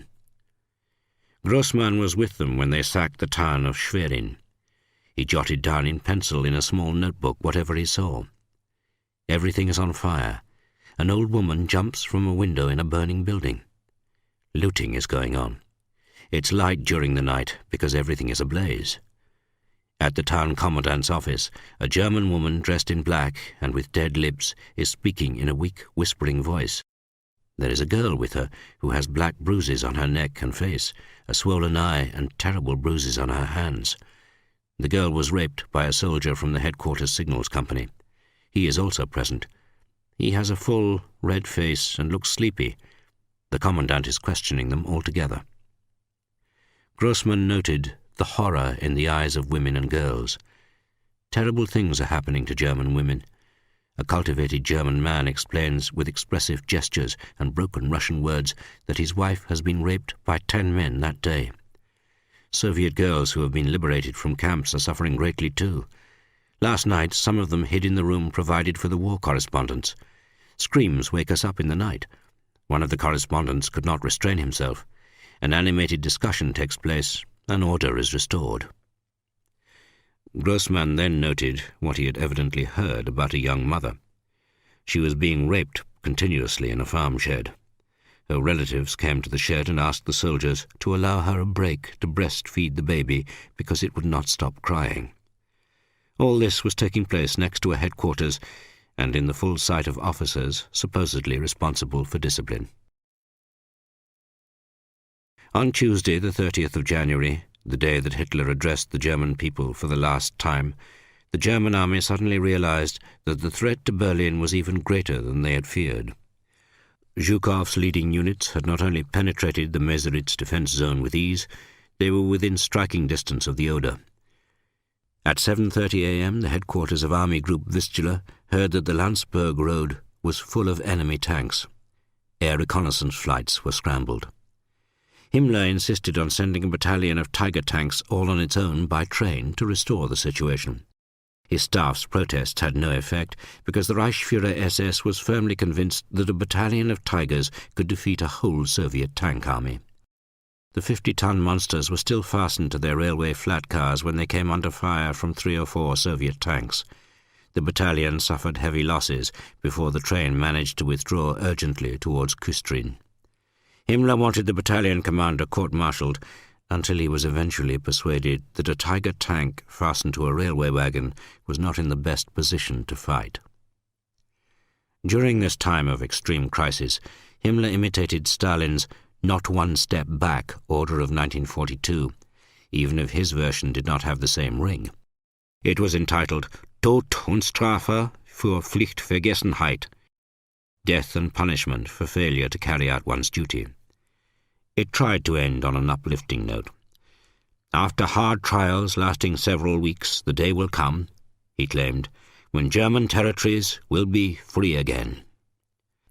Another order forbade women on pain of severe punishment to give any food to retreating troops. And in an order of the day to Army Group Vistula, he declared, "The Lord God has never forsaken our people, and he has always helped the brave in their hour of greatest need." Both historically and theologically, this was an extremely dubious assertion. Himmler, aware that word was spreading fast of the flight of senior Nazi officials, especially Gauleiters Koch and Greiser, decided to make an example at a lower level. On the same day as his other orders, he announced the execution of the police director of Bromberg for abandoning his post. A Bürgermeister who had left his town without giving an evacuation order was hanged at 3 p.m. at Schwedt on the Oder a few days later. The 12th anniversary of Hitler's regime was also the second anniversary of the defeat at Stalingrad. Beria was informed of a conversation picked up by microphones hidden in a prison cell between Field Marshal Paulus, General Strecker, the commander who held out for longest in the factory district, and General von Seydlitz. Captured German generals are in very bad spirits, Beria was informed. They had been horrified by Churchill's speech in the House of Commons 6 weeks earlier, supporting Stalin's proposal that Poland should be compensated with East Prussia and other areas. The German generals felt that their position in the Soviet-controlled Free Germany movement had become impossible. "The Nazis in this matter are more positive than we are," Field Marshal Paulus acknowledged, "because they are holding on to German territory, trying to preserve its integrity." Even General von Seydlitz, who had proposed the airlift of anti-Nazi German prisoners of war to start a revolution within the Reich, thought that the ripping away of German lands to create a safety barrier will not be fair. All the captured generals now realized that the anti-Nazi League of German officers had just been exploited by the Soviet Union for its own ends. "I am tormented by a terrible anxiety," said Seydlitz, "whether we have chosen the right course."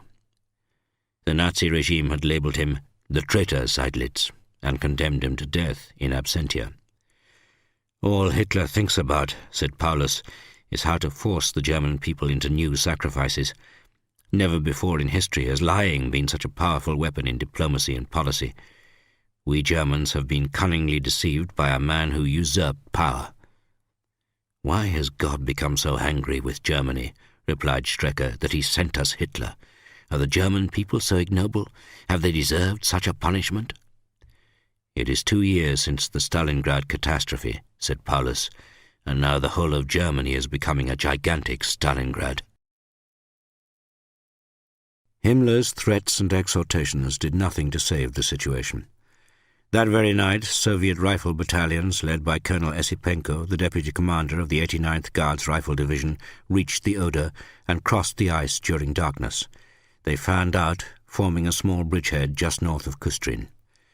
Bazarin's men from the 5th Shock Army achieved what Zhukov described as a stunning surprise late in the morning of Sunday the 31st of January, when they entered the town of Kienitz.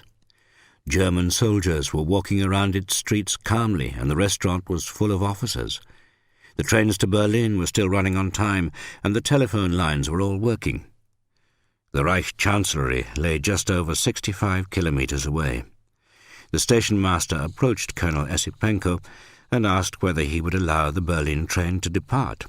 With equal gravity, Esipenko replied that services would be interrupted for a short period, which was to say until the end of the war.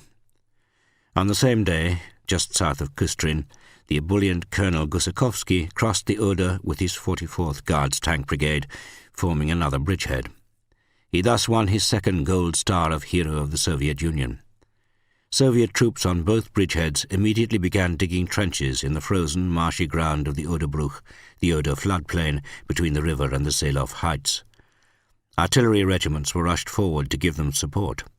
They expected a rapid and furious counterattack, but the Germans were so shaken by what had happened — Goebbels was still trying to pretend that fighting was going on close to Warsaw — that it took them time to rush in sufficient ground forces. Focke-Wulf fighters, however, were in action over the Oder the following morning, strafing the freshly dug trenches and anti-tank gun positions. The Soviet anti-aircraft division, which had been promised, did not turn up for 3 more days, so Chuikov's men, laying ice tracks across the thinly frozen river, were extremely vulnerable. They managed, nevertheless, to pull anti-tank guns across on skis to defend their positions. The news of Soviet bridgeheads across the Oder was just as much of a shock to soldiers as to local civilians. Walter Bayer, who had been spared from the Feldgendarmerie's trawl of leave-takers on the train from East Prussia, was enjoying his last days at home in the small village of Buchmühlenweg between Küstrin and Frankfurt an der Oder. Happiness in the bosom of the family did not last long, he recorded. On the evening of the 2nd of February, an agitated neighbour came running to the house to say that about 800 Russians had taken up position in an oak wood only 500 metres away. There were no troops in the area, except for a few Volkssturm companies armed with nothing more than rifles and a couple of Panzerfausts. Commanded by an old headmaster, they kept their distance. They found that Soviet snipers had climbed into the oak trees. An alarm battalion of anti-Soviet Caucasians, stiffened with some Germans from the 6th Fortress Regiment, was hurried to the spot from Frankfurt. Bayer, as a frontline soldier, was put in charge of a group by an officer. While Bayer was observing the wood with them from a ditch, one of the Caucasians pointed at it and said in broken German, "You no shoot. We no shoot there. We no shoot at comrades." Bayer reported this, and the Caucasians were disarmed and sent back from the front line to dig trenches instead. Their fate, when captured later by the Red Army, would not have been softened by this refusal to fire at their own countrymen. The scratch German force was joined by a group of very young trainee soldiers of the SS Panzergrenadier Division Feldherrenhalle. Most of them were between 16 and 18 years old. They began to mortar the oak wood, one of the few patches of deciduous woodland in the area. There were around 350 of them, in a chaotic array of uniforms. Some had steel helmets, some had kepis or side hats, others wore peaked caps. Many had nothing more than their Hitler Youth uniforms. They were intensely proud of their task, yet many of them could hardly pick up a full ammunition box, and they could not hold the rifles properly into the shoulder because the butts were too long for their arms. On their first attack, the Soviet sharpshooters picked them off with deliberate aim. The unit commander fell with a bullet through the head. Only a handful of the soldiers returned alive. Bayer managed to slip back to his parents' house. He found that a dressing station had been set up in the cellar, and all their sheets were being torn up for bandages. More weighty reinforcements arrived to attack the bridgehead as Chuikov's men pushed forward to seize the right Vine spur, a commanding feature which looked up the whole Oderbruch and across to the Seelow heights on its western edge. On the 2nd of February, the 506th SS Heavy Mortar Battalion moved north to the edge of the bridgehead, and in 3 days and nights it fired 14,000 rounds. A battalion of the Kurmark Panzer Regiment was also brought up. On the 4th of February, the battalion, recently re-equipped with Panther tanks, was sent in to attack the right Vine spur from its southern end. The tanks, however, failed disastrously because the thaw predicted by meteorologists had started, and they slipped and slithered on the muddy hillsides. News of Red Army troops crossing the Oder shocked Berlin. "Stalin ante portas," wrote Wilfried von Oven, Goebbels' press attaché, in his diary on the 1st of February. "This cry of alarm runs like the wind through the Reich capital." National Socialist rhetoric became fanatical, if not hysterical. The Guard Regiment of the Grossdeutschland Division was paraded. They were told that the Oder bridgeheads must be recaptured for the Führer. Berlin city buses drove up, and they were taken out to Seelow, overlooking the Oderbruch. A new SS division was also formed. It was to be called the 30. Januar, in honour of the 12th anniversary of the Nazis taking power. This division was given a corps of SS veterans, but many of them were convalescent wounded. Eberhard Baumgart, a former member of the SS Leibstandarte at a recuperation camp, received orders to parade along with the other SS invalids. An Obersturmführer told them of the new division. Its task was to defend the Reich's capital. The new division needed battle-hardened veterans.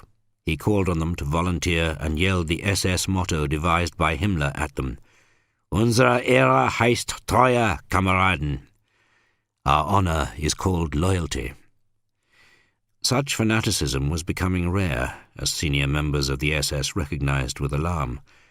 On the 12th of February, Obergruppenführer Berger reported to Himmler that the organization was becoming thoroughly disliked both by the civil population and by the army, which strongly resented its marked, uncomradely attitude.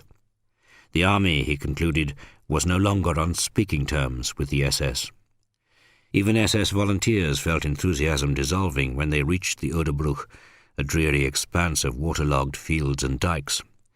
"We're at the end of the world," one of the group earmarked for the 30. Januar announced. They were even more dispirited to find that this new formation had no tanks or assault guns. "This is no division," the same man remarked. "It's a heap that's just been scraped together." Because of his unhealed wounds, Baumgart was attached as a clerk to divisional headquarters, which was established in a requisitioned farmhouse.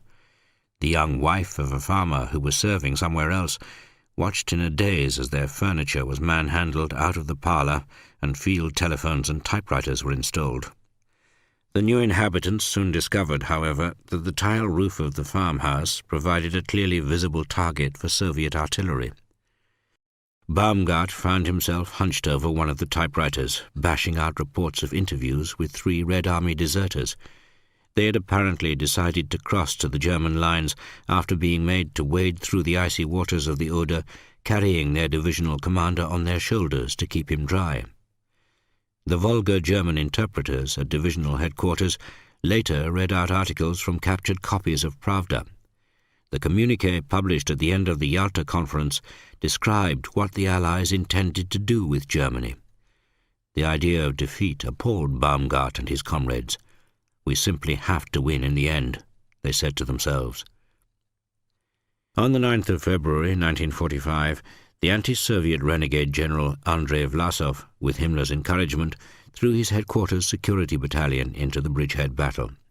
This Russian battalion, as part of the Döberitz division, attacked the Soviet 230th Rifle Division in the bridgehead just north of Kustrin. Vlasov's Guard battalion fought well, even though the attempt was unsuccessful. The German propaganda account described them as fighting with enthusiasm and fanaticism, proving themselves as close-quarter combat specialists. They were supposedly given the nickname Panzerknacker by admiring German units, but this may well have been the touch of a popular journalist turned propagandist. Their commander, Colonel Zakharov, and 4 men received the Iron Cross Second Class, and the Reichsführer SS himself sent a message to congratulate Vlasov with comradely greetings on the fact that his Guard battalion had fought quite outstandingly well. Such marks of favour to those who had previously been categorized and treated as Untermenschen was a good indication of Nazi desperation, even if Hitler himself still disapproved. On the 12th of February, Goebbels received a delegation of Cossacks as the first volunteers on our side in the battle against Bolshevism. They were even treated to a bottle of Weissbier in his offices. Goebbels praised the Cossacks, calling them a freedom-loving people of warrior farmers. Unfortunately, their freedom-loving ways in North Italy brought to Berlin bitter complaints about their treatment of the population in the Friuli district from the German advisor for civil affairs. The Cossacks, however, refused to have anything to do with Vlasov and his ideas of old Russian supremacy, as did most of the SS volunteers from national minorities.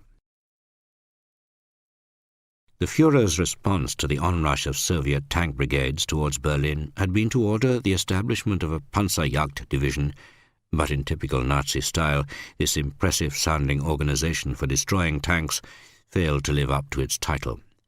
It consisted of bicycle companies, mainly from the Hitler Youth. Each bicyclist was to carry 2 Panzerfaust anti-tank launchers clamped upright either side of the front wheel and attached to the handlebars. The bicyclist was supposed to be able to dismount in a moment and be ready for action against a T-34 or Stalin tank. Even the Japanese did not expect their kamikazes to ride into battle on a bicycle. Himmler talked about the Panzerfaust as if it were another miracle weapon akin to the V2. He enthused about how wonderful it was for close-quarter fighting against tanks, but any sane soldier given the choice would have preferred an 88mm gun to take on Soviet tanks at a distance of half a kilometer. Himmler was almost apoplectic about rumors that the Panzerfaust could not penetrate enemy armor. Such a story, he asserted, was ein absoluter Schwindel. With the enemy so close, it appears that the Nazi leadership had started to consider the possibility of suicide. The headquarters of Gau Berlin issued an order that political leaders were to receive top priority for firearms certificates, and a senior executive in a pharmaceutical company told Ursula von Kardorf and a friend of hers that a golden pheasant had appeared in his laboratory demanding a supply of poison for the Reich Chancellery. Hitler and his associates now finally found themselves closer to the very violence of war which they had unleashed. Revenge for the recent execution of men associated with the July plot arrived in unexpected form less than 2 weeks after the event. On the morning of the 3rd of February, there were exceptionally heavy US Air Force raids on Berlin. Some 3,000 Berliners died. The newspaper district, as well as other areas, was almost totally destroyed. Allied bombs also found Nazi targets. The Reich Chancellery and the Party Chancellery were hit, and both Gestapo headquarters in the Prince Albrechtstrasse and the People's Court were badly damaged. Roland Freisler, the president of the People's Court, who had screamed at the accused July plotters, was crushed to death sheltering in its cellars. The news briefly cheered dejected resistance circles, but rumors that concentration camps and prisons had been mined made them even more alarmed for relatives and friends in detention. Their only hope was that Himmler might keep them as bargaining counters. Martin Bormann, in his diary, wrote of the day's air raid, "Suffered from bombing, New Reich Chancellery, the hell of Hitler's apartments, the dining room, the Winter Garden, and the Party Chancellery." He seems to have been concerned only with the monuments of Nazism. No mention was made of civilian casualties. The most important event on Tuesday, the 6th of February, according to Bormann's diary, was Eva Braun's birthday. Hitler apparently was in a radiant mood, watching her dance with others. As usual, Bormann was conferring privately with Kaltenbrunner. On the 7th of February, Gauleiter Koch, apparently forgiven for having abandoned Königsberg after all his orders to shoot those who left their place of duty, had discussions with Hitler. That evening, Bormann dined at the Fegeleins. One of the guests was Heinrich Himmler, whom he, Fegelein, and Kaltenbrunner were seeking to undermine. The situation at the front was disastrous, yet Himmler, although Commander-in-Chief of Army Group Vistula, felt able to relax away from his headquarters. After supper, Bormann and Fegelein talked with Eva Braun. The subject was probably her departure from Berlin, for Hitler wanted her out of danger. The next night she held a small farewell party for Hitler, Bormann, and the Fegeleins. She left for Berchtesgaden the following evening, Friday the 9th of February, with her sister Gretel Fegelein. Hitler made sure that Bormann escorted them to the train. Bormann, the Reichsleiter of the National Socialist Party, whose Gauleiters had in most cases stopped the evacuation of women and children until it was too late, never mentions in his diary those fleeing in panic from the eastern regions. The incompetence with which they handled the refugee crisis was chilling, yet in the case of the Nazi hierarchy, it is often hard to tell where irresponsibility ended and inhumanity began. In an evacuation situation report of the 10th of February, they suddenly realized that with 800,000 civilians still to be rescued from the Baltic coast, and with trains and ships taking an average of 1,000 people each, there are neither enough vessels, rolling stock, nor vehicles at our disposal. Yet there was no question of Nazi leaders giving up their luxurious special trains. Chapter 6. East and West.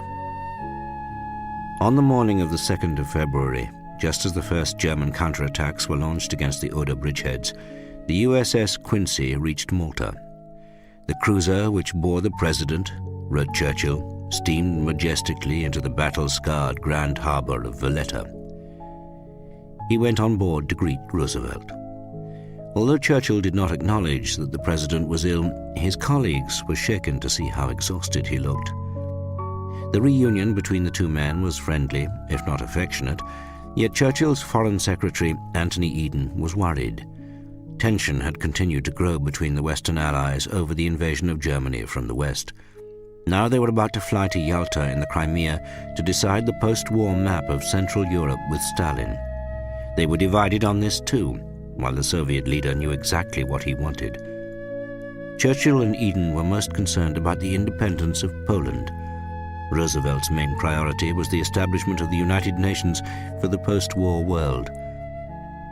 In separate aircraft, the President and the Prime Minister took off in the early hours of the 3rd of February.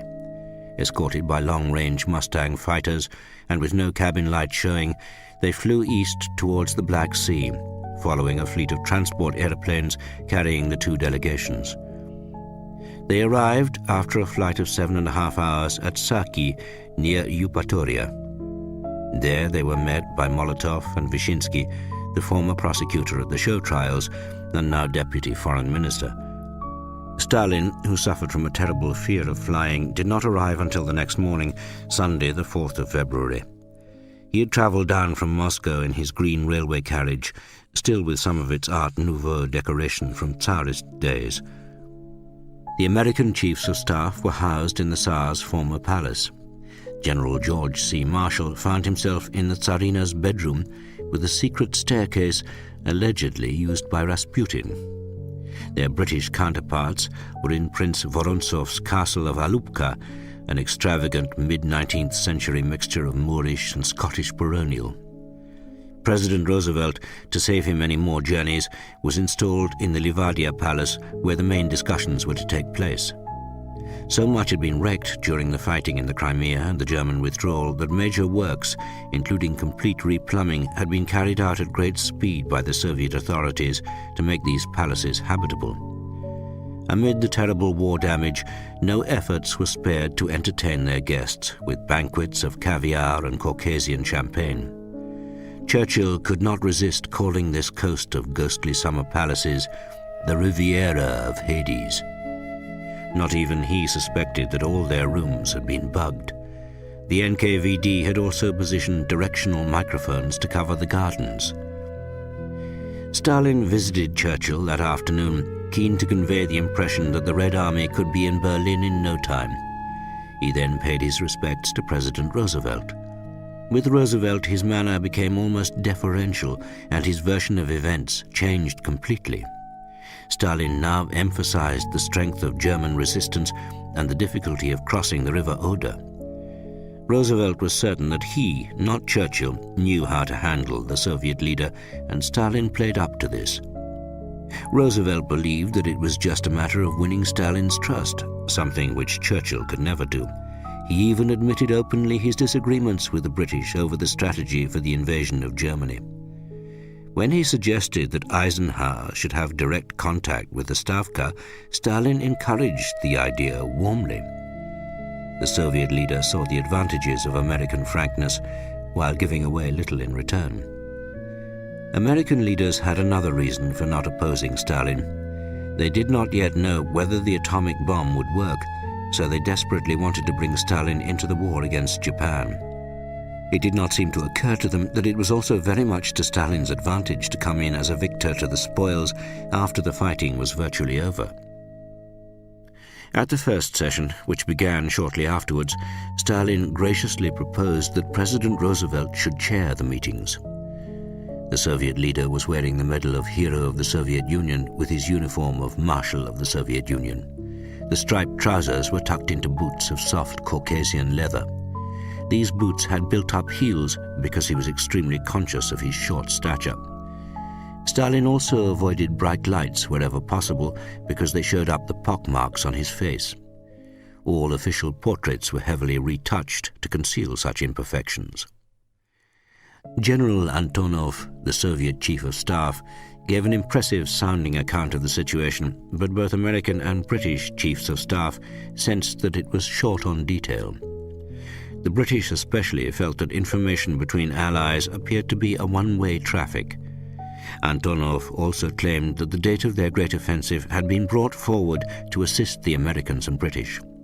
General Marshall, for his part, underlined the effect of Allied bombing on German war industry, rail communications and fuel supplies, all of which had greatly assisted the Soviet Union in its recent successes. The mood of the meeting became almost ugly when Stalin deliberately twisted things said by Churchill, and Roosevelt had to intervene. End of CD 3.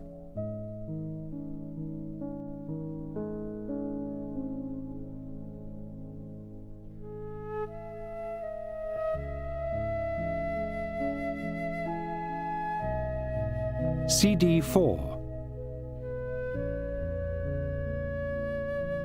That evening at dinner, the generally amicable mood was again threatened by Soviet remarks demonstrating total contempt for the rights of small nations. Roosevelt, hoping to lighten the atmosphere, told Stalin that he was popularly known as Uncle Joe. Stalin, who had clearly never been informed of this by his own diplomats, was insulted by what he regarded as a vulgar and disrespectful nickname. This time, Churchill stepped in to rescue the situation with a toast to the Big Three, an expression of self-congratulation to which Stalin could not fail to respond. But he took this as another opportunity to re-emphasize the point that the Big Three would decide the fate of the world and that smaller nations should have no veto. Both Roosevelt and Churchill failed to see the implication. The next morning, Monday the 5th of February, the American and British combined Chiefs of Staff met with the Stavka team led by General Antonov. The Stavka particularly wanted pressure to be exerted in Italy to prevent German divisions being withdrawn for use in Hungary. This was perfectly reasonable and logical in itself, but it may also have been part of the Soviet attempt to persuade the Americans and British to concentrate their efforts more to the south, well away from Berlin. But both General Marshall, the American Army Chief of Staff, and Field Marshal Sir Alan Brooke, the Chief of the Imperial General Staff, warned the Stavka quite openly that they could not prevent the movement of German formations from one front to another, apart from stepping up air raids on railways and communications centres. The crux of the whole conference became apparent that afternoon and on the following day. The discussion began with the immediate post-war period and the treatment of defeated Germany. Victory was estimated to take place at any time from the summer onwards. Roosevelt talked about the European Advisory Commission and future zones of occupation. Stalin made it clear that he wanted Germany to be completely dismembered.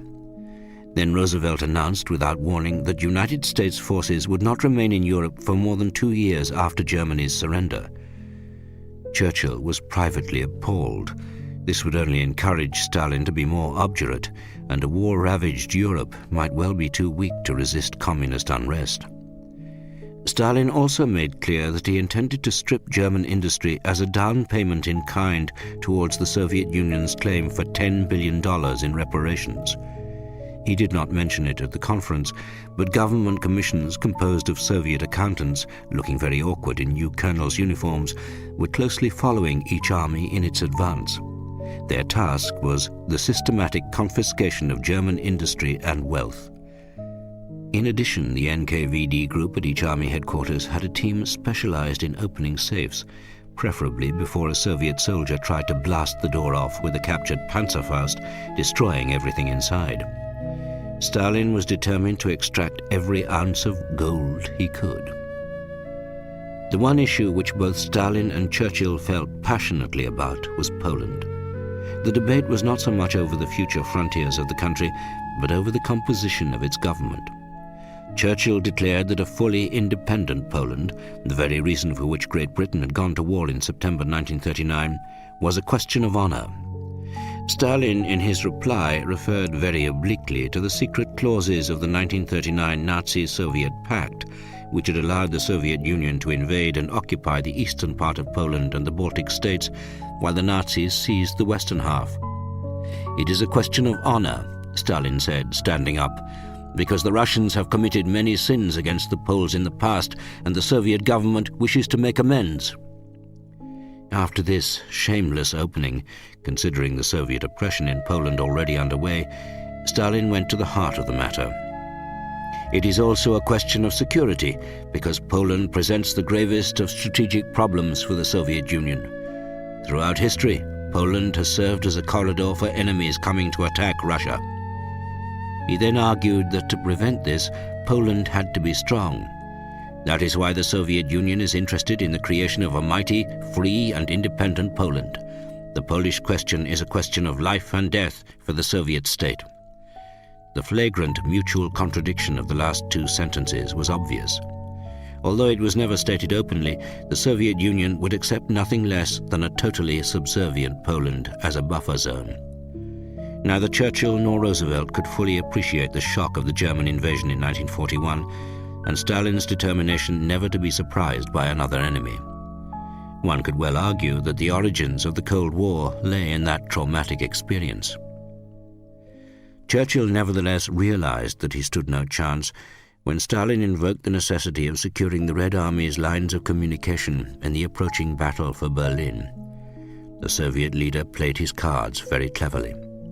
The Provisional Warsaw Government, as he insisted on calling it — the Americans and British still referred to these NKVD-controlled communists as the Lublin government — was in place and, he claimed, highly popular.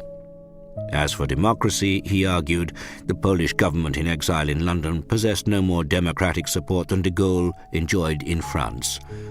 One cannot know for sure whether Churchill properly decoded the unspoken message. You must not thwart me over Poland because I have kept the French Communist Party under control. Your lines of communication have not been disturbed by revolutionary activity in France by the communist-dominated resistance movement. To rub in the point about respective spheres of influence, Stalin asked disingenuously how things were in Greece. The Soviet leader, on the basis of the so-called percentage agreement of the previous October, apportioning spheres of influence in the Balkans, had undertaken not to cause trouble in Greece and to respect British control there.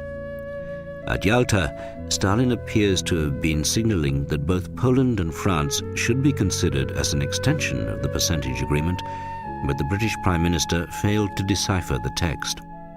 Field Marshal Sir Alan Brooke suspected at the time that there was much that Churchill did not take in. Stalin did not relax the pressure. He claimed that 212 Soviet soldiers had been killed by Poles. Churchill was forced to agree that attacks on the Red Army by the Polish non-communist resistance, the Armia Krajowa, were utterly unacceptable. The Prime Minister did not know that the NKVD regiments in charge of rear area security were in most cases the aggressors, arresting any members of the underground and sometimes using torture to force them to reveal other names and the locations of their arms dumps. Roosevelt, clearly too ill and exhausted to intervene, could insist only on free elections in Poland, but that was a pious hope, with the machinery entirely in Soviet hands. His chief aide, Harry Hopkins, estimated that Roosevelt had probably not taken in more than half of what was said. Stalin was convinced that he had won. As soon as the Soviet delegates felt that there was no further challenge to their control of Poland, they suddenly dropped their opposition to the voting system proposed by the Americans for the United Nations. The other principal American concern, that Stalin would commit himself to the war against Japan within a short time of the defeat of Germany, was achieved at a private meeting on the 8th of February. The Soviet leader was not gracious in victory. When Churchill expressed his fears at another meeting that such a massive change in Poland's frontiers at Germany's expense would cause an enormous shift in population, Stalin reported that it would not be a problem. He spoke triumphantly of the huge wave of German refugees running away from the Red Army. On the 13th of February, 2 days after the Yalta Conference ended, Soviet might was reconfirmed with the fall of Budapest. The end of this terrible battle for the city was marked by an orgy of killing, looting, destruction, and rape. Yet Hitler still wanted to counterattack in Hungary with the 6th SS Panzer Army. He hoped to smash Marshal Tolbukin's 3rd Ukrainian Front, but this was the compulsive gambler throwing onto the table the last few chips left over from the Ardennes. That night, the British bombed Dresden. The following morning, which happened to be Ash Wednesday, the US Air Force followed in their path and also attacked several lesser targets. It was intended as a rapid fulfillment of the promise to the Stavka to hinder German troop movements by smashing rail communications. The fact that there were 180 V-bomb rocket attacks on England that week, the highest number so far, did little to soften the planners' hearts. Dresden, the exquisitely beautiful capital of Saxony, had never been seriously bombed before. Dresdeners used to joke, half believing it, that Churchill had an aunt living in the city, and that was why they had been spared. But the raids on the 13th and 14th of February were merciless. The effect was in some ways comparable to the Hamburg firestorm raid. But Dresden's population was swollen by up to 300,000 refugees from the east. Several trains full of them were stuck in the main station. The tragedy was that instead of troops passing through Dresden to the front, as Soviet military intelligence had asserted, the traffic was civilian and going in the opposite direction. Goebbels apparently shook with fury on hearing the news. He wanted to execute as many prisoners of war as the number of civilians killed in the attack. The idea appealed to Hitler. Such an extreme measure would tear up the Geneva Convention in the face of the Western Allies and force his own troops to fight to the end. But General Jodl, supported by Ribbentrop, Field Marshal Keitel and Grand Admiral Dönitz, finally persuaded him that such an escalation of terror would turn out worse for Germany. Goebbels nevertheless extracted all he could from this terror attack. Soldiers with relatives in the city were promised compassionate leave. Hans-Dietrich Genscher remembers some of them returning from their visit. They were reluctant to talk about what they had seen. On the Western Front, the Americans and the British had not been advancing anything like as rapidly as the Red Army. The battle for the Rhineland, which began during the talks at Yalta, was also slow and deliberate. Eisenhower was in no hurry. He thought that spring floodwater would make the Rhine impassable until the beginning of May. It was to take another 6 weeks before all Eisenhower's armies were ready on the west bank of the Rhine. Only the miracle of capturing intact the Rhine bridge at Remagen allowed an acceleration of the program. Eisenhower was deeply irritated by the continuing British criticism of his methodical broad front strategy.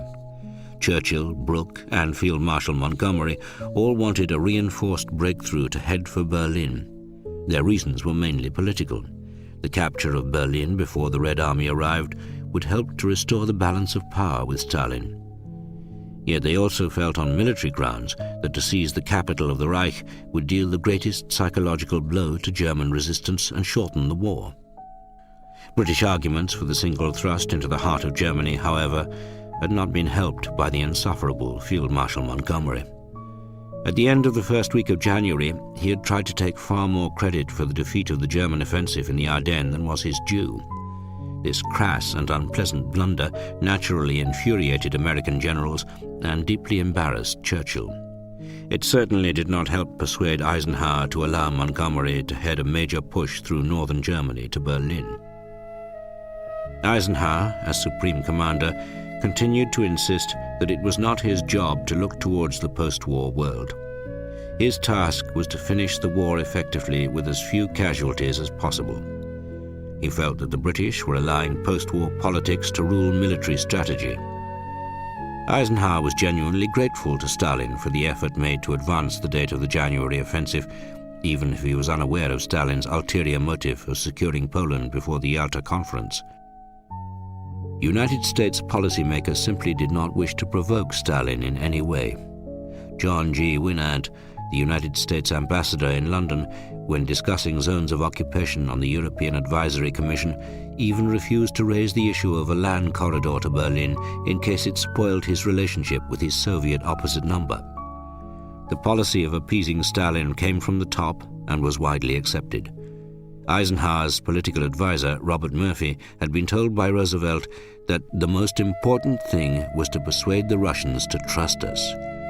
This could not have suited Stalin better. Roosevelt's claim, "I can handle Stalin," was part of what Robert Murphy acknowledged to be the all-too-prevalent American theory that individual friendships can determine national policy. Soviet policymakers and diplomats never operate on that theory, he added.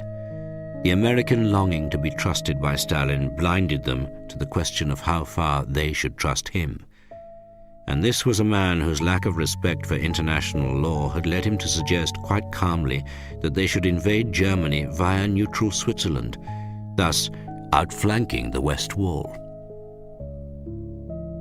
Soviet resentment was based on the fact that the United States and Britain had suffered so little in comparison. Nazi Germany also treated Allied prisoners in a totally different way from Red Army prisoners. A first Belarusian front report on the liberation of a prisoner of war camp near Thorn underlined the contrast in fates. The appearance of the Americans, British and French inmates was healthy. They looked more like people on holiday than prisoners of war, the report stated, while Soviet prisoners were emaciated, wrapped in blankets. Prisoners from the Western Allied countries did not have to work, they were allowed to play football, and they received food parcels from the Red Cross. Meanwhile, in the other part of the camp, 17,000 Soviet prisoners had been killed or died from starvation or illness. The special regime for Soviet prisoners consisted of 300 grams of ersatz bread and 1 liter of soup made from rotten mangel wurzels per day. Healthy prisoners were made to dig trenches. The weak ones were killed or buried alive. They were guarded by traitors from the Red Army, recruited with the promise of better rations. These volunteers treated Soviet prisoners of war with more cruelty than the Germans. Some of the guards were said to have been vulgar Germans. They ordered prisoners to strip and set dogs on them. The Germans had apparently carried out a massive propaganda attempt to persuade prisoners to join the ROA, General Vlasov's army of former Soviet soldiers in Wehrmacht uniform. Many Ukrainians and Uzbeks sold themselves to the Germans, stated a prisoner. He was described as an ex-party member and former senior lieutenant. This was because members of the Red Army were stripped of all status simply for having allowed themselves to be taken prisoner. The punishments inflicted on Soviet prisoners included forcing them to do knee bends for up to 7 hours, which completely crippled the victim. They were also made to run up and down stairs past guards armed with rubber truncheons on every landing. In another camp, wounded officers were placed under cold showers in winter and left to die of hypothermia. Soviet soldiers were subjected to the sawhorse, the 18th century torture of strapping a prisoner astride a huge trestle. Some were made to run as live targets for shooting practice by SS guards. Another punishment was known as Achtung. A Soviet prisoner was made to strip and kneel in the open. Handlers with attack dogs waited on either side. The moment he stopped shouting, Achtung, Achtung, Achtung, the dogs were set on him. Dogs were also used when prisoners collapsed after being forced to do sport marches, goose-stepping in rapid time. It may have been news of these sorts of punishment which inspired similar practices against German prisoners taken by Soviet troops in their recent advances. An escaped British prisoner of war, a fighter pilot, picked up by a unit of the 1st Ukrainian Front and taken along, saw a young SS soldier forced to play a piano for his Russian captors. They made it clear in sign language that he would be executed the moment he stopped. He managed to play for 16 hours before he collapsed, sobbing on the keyboard. They slapped him on the back, then dragged him out and shot him. The Red Army advanced into German territory with a turbulent mixture of anger and exultation. Everybody seems to have German harmonicas, noted Grossmann, a soldier's instrument because it is the only one possible to play on a rattling vehicle or cart. They also mourned their comrades. Yakov Zinovievich Aronov, an artilleryman, was killed near Königsberg on the 19th of February. Shortly before his death, he wrote a typical soldier's letter home. "We are beating and destroying the enemy, who is running back to his lair like a wounded beast. I live very well, and I'm alive, and I'm healthy. All my thoughts are about beating the enemy and coming home to you all." Another of his letters was much more revealing, because it was to a fellow soldier who would understand. "I love life so much. I have not yet lived. I am only 19. I often see death in front of me, and I struggle with it.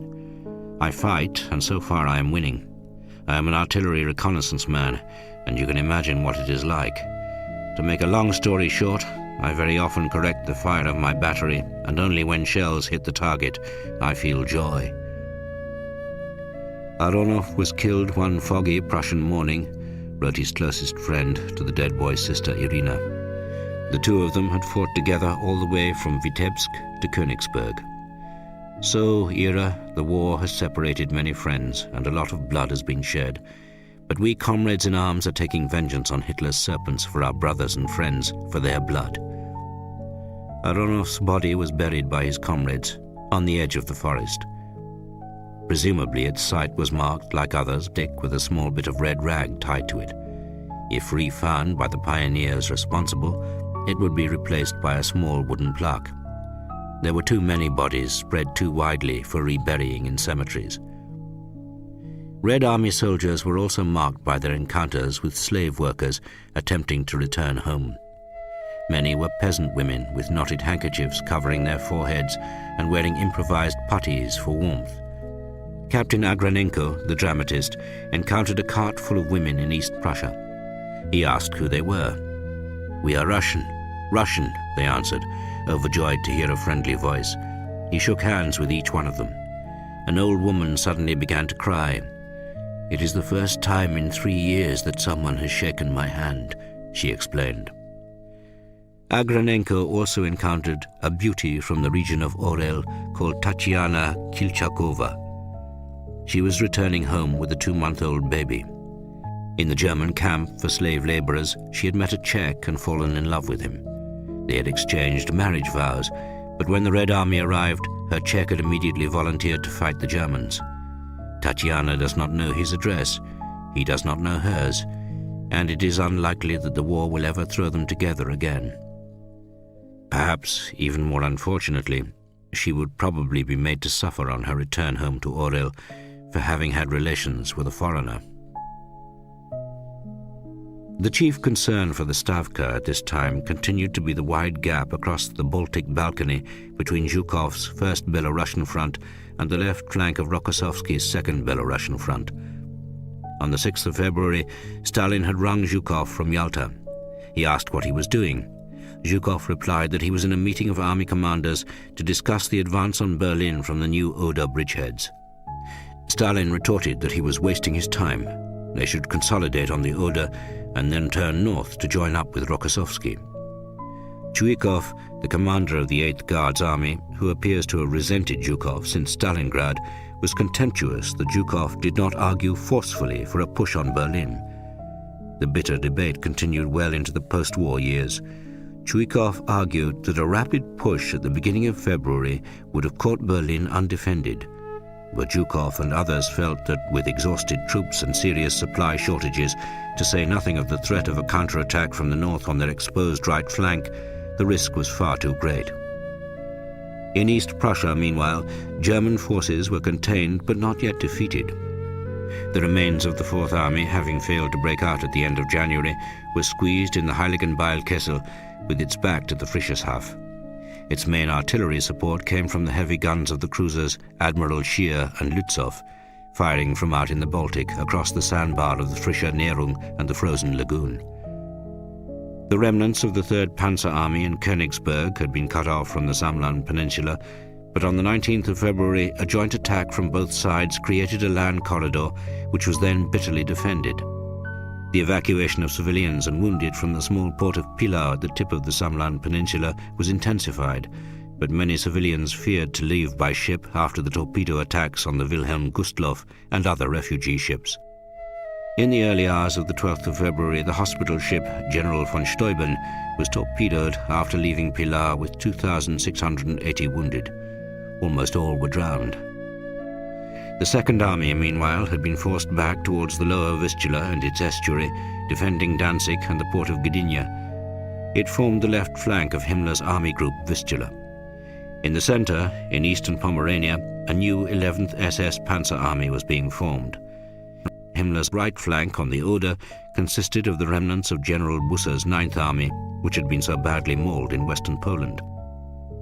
Himmler seldom ventured out of his luxurious special train, the Steiermark, which he had designated his field headquarters. The Reichsführer SS now realized that the responsibilities of military command were rather greater than he had imagined. His insecurity as a military leader, wrote Colonel Eismann, made him incapable of a determined presentation of the operational situation to Hitler, let alone of asserting himself. Himmler used to return from the Führer Situation Conference a nervous wreck. Staff officers received little pleasure from the paradox that the feared Himmler should be so fearful. His servile attitude towards Hitler and his fear of admitting the disastrous state of his forces caused great damage and cost a vast amount of unnecessary blood. Himmler, seeking refuge in the Führer's own aggressive clichés, talked of more counterattacks. Following the Demmelhuber debacle, Himmler set his mind on establishing the so-called 11th SS Panzer Army. In fact, the whole of Army Group Vistula in the early days contained only 3 under-strength panzer divisions. At best, the formations available constituted a corps, but Panzer Army, observed Eismann, has a better ring to it. Himmler had another motive, however. It was to promote Waffen-SS officers on the staff and in field command. Obergruppenführer Steiner was named as its commander.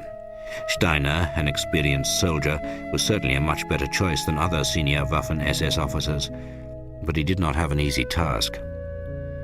General Guderian, determined to keep a corridor open to the edge of East Prussia, argued at a situation conference in the first week of February that an ambitious operation was needed. He was even more outspoken than usual that day, having drunk a certain amount at an early lunch with the Japanese ambassador. Guderian wanted a pincer movement from the Oder south of Berlin and an attack from Pomerania to cut off Zhukov's leading armies. To assemble enough troops, more of the divisions trapped uselessly in Courland and elsewhere needed to be brought back by sea and the offensive in Hungary postponed. Hitler refused yet again. "You must believe me," Guderian persisted, "when I say it is not just pig-headedness on my part that makes me keep on proposing the evacuation of Courland. I see no other way left to us of accumulating reserves, and without reserves we cannot hope to defend the capital. I assure you I am acting solely in Germany's interests." Hitler began trembling in anger as he jumped to his feet. "How dare you speak to me like that?" he shouted. "Don't you think I'm fighting for Germany? My whole life has been one long struggle for Germany." Colonel de Maizière, the new operations officer at Zossen, had never seen such a row and stood there shocked and afraid for the chief of staff. To bring an end to Hitler's frenzy, Goering led Guderian out of the room to find some coffee while everyone calmed down. Guderian's main fear was that the Second Army, trying to maintain a link between East Prussia and Pomerania, was in danger of being cut off. He therefore argued instead for a single attack southwards from the Baltic balcony. This attack on Zhukov's right flank would also deter the Soviets from trying to attack Berlin immediately. On the 13th of February, a final conference on the operation was held in the Reich Chancellery. Himmler, as Commander-in-Chief of Army Group Vistula, was present, and so was Oberstgruppenführer Sepp Dietrich. Guderian also brought his extremely capable deputy, General Wenck. Guderian made plain right from the start that he wanted the operation to start in 2 days' time. Himmler objected, saying that not all the fuel and ammunition had arrived. Hitler supported him, and soon the Führer and his army chief of staff were having another row. Guderian insisted that Wenck should direct the operation. "The Reichsführer SS is man enough to carry out the attack on his own," Hitler said. "The Reichsführer SS has neither the requisite experience nor a sufficiently competent staff to control the attack single-handed. The presence of General Wenck is therefore essential." "I don't permit you," Hitler shouted, "to tell me that the Reichsführer SS is incapable of performing his duties." The argument raged for a long time. Hitler was literally raving in anger and screaming. Guderian claims to have glanced up at a helmeted portrait of Bismarck, the Iron Chancellor, and wondered what he thought of what was happening in the country he had helped to create. To Guderian's surprise, Hitler suddenly stopped his pacing up and down and told Himmler that General Wenck would join his headquarters that night and direct the offensive. He then sat down again abruptly and smiled at Guderian. "Now please continue with the conference. The General Staff has won a battle this day." Guderian ignored Kaito's remonstrances later in the anteroom that he might have caused the Führer to suffer a stroke. He feared that his limited triumph might be short-lived. On the 16th of February, the Pomeranian offensive, known as the Stargard Tank Battle, began under Wenck's direction. Over 1,200 tanks had been allocated, but the trains to transport them were lacking. Even an understrength panzer division needed 50 trains to move its men and vehicles. Far more serious was the shortage of ammunition and fuel, of which there were enough for only 3 days of operations. The lesson of the Ardennes offensive had not been learned. Army staff officers had intended to give the offensive the codename Husarenritt, or Hussar Ride, which in itself seemed to acknowledge that this could be no more than a raid. But the SS insisted on a much more dramatic name, Sonnenwende, or Solstice. In the event, it was neither a Hussar Ride, a sudden thaw meant that the armoured vehicles were soon bogged down in the mud, nor a solstice, since it changed very little. The Wehrmacht could ill afford the heavy loss of tanks when the Second Guards Tank Army counterattacked. The highest-ranking casualty was General Wenck, who, driving back to his headquarters from briefing the Führer on the night of the 17th of February, fell asleep at the wheel and was badly hurt. He was replaced by General Krebs, a clever staff officer who had been military attaché in Moscow before Operation Barbarossa. The attempt to force back the Soviet counterattack, however, had to be abandoned after 2 days. All that can be said in favor of the offensive is that it bought time. The Kremlin became convinced that a quick dash to Berlin was out of the question until the Pomeranian coastline was secured. Hitler's attempts to designate fortress towns and to refuse to allow the evacuation of encircled troops were part of a suicidal pattern of enforced sacrifice and useless suffering. He knew that they were doomed because the Luftwaffe lacked the fuel and aircraft to supply them, and yet his policy deprived Army Group Vistula of experienced troops.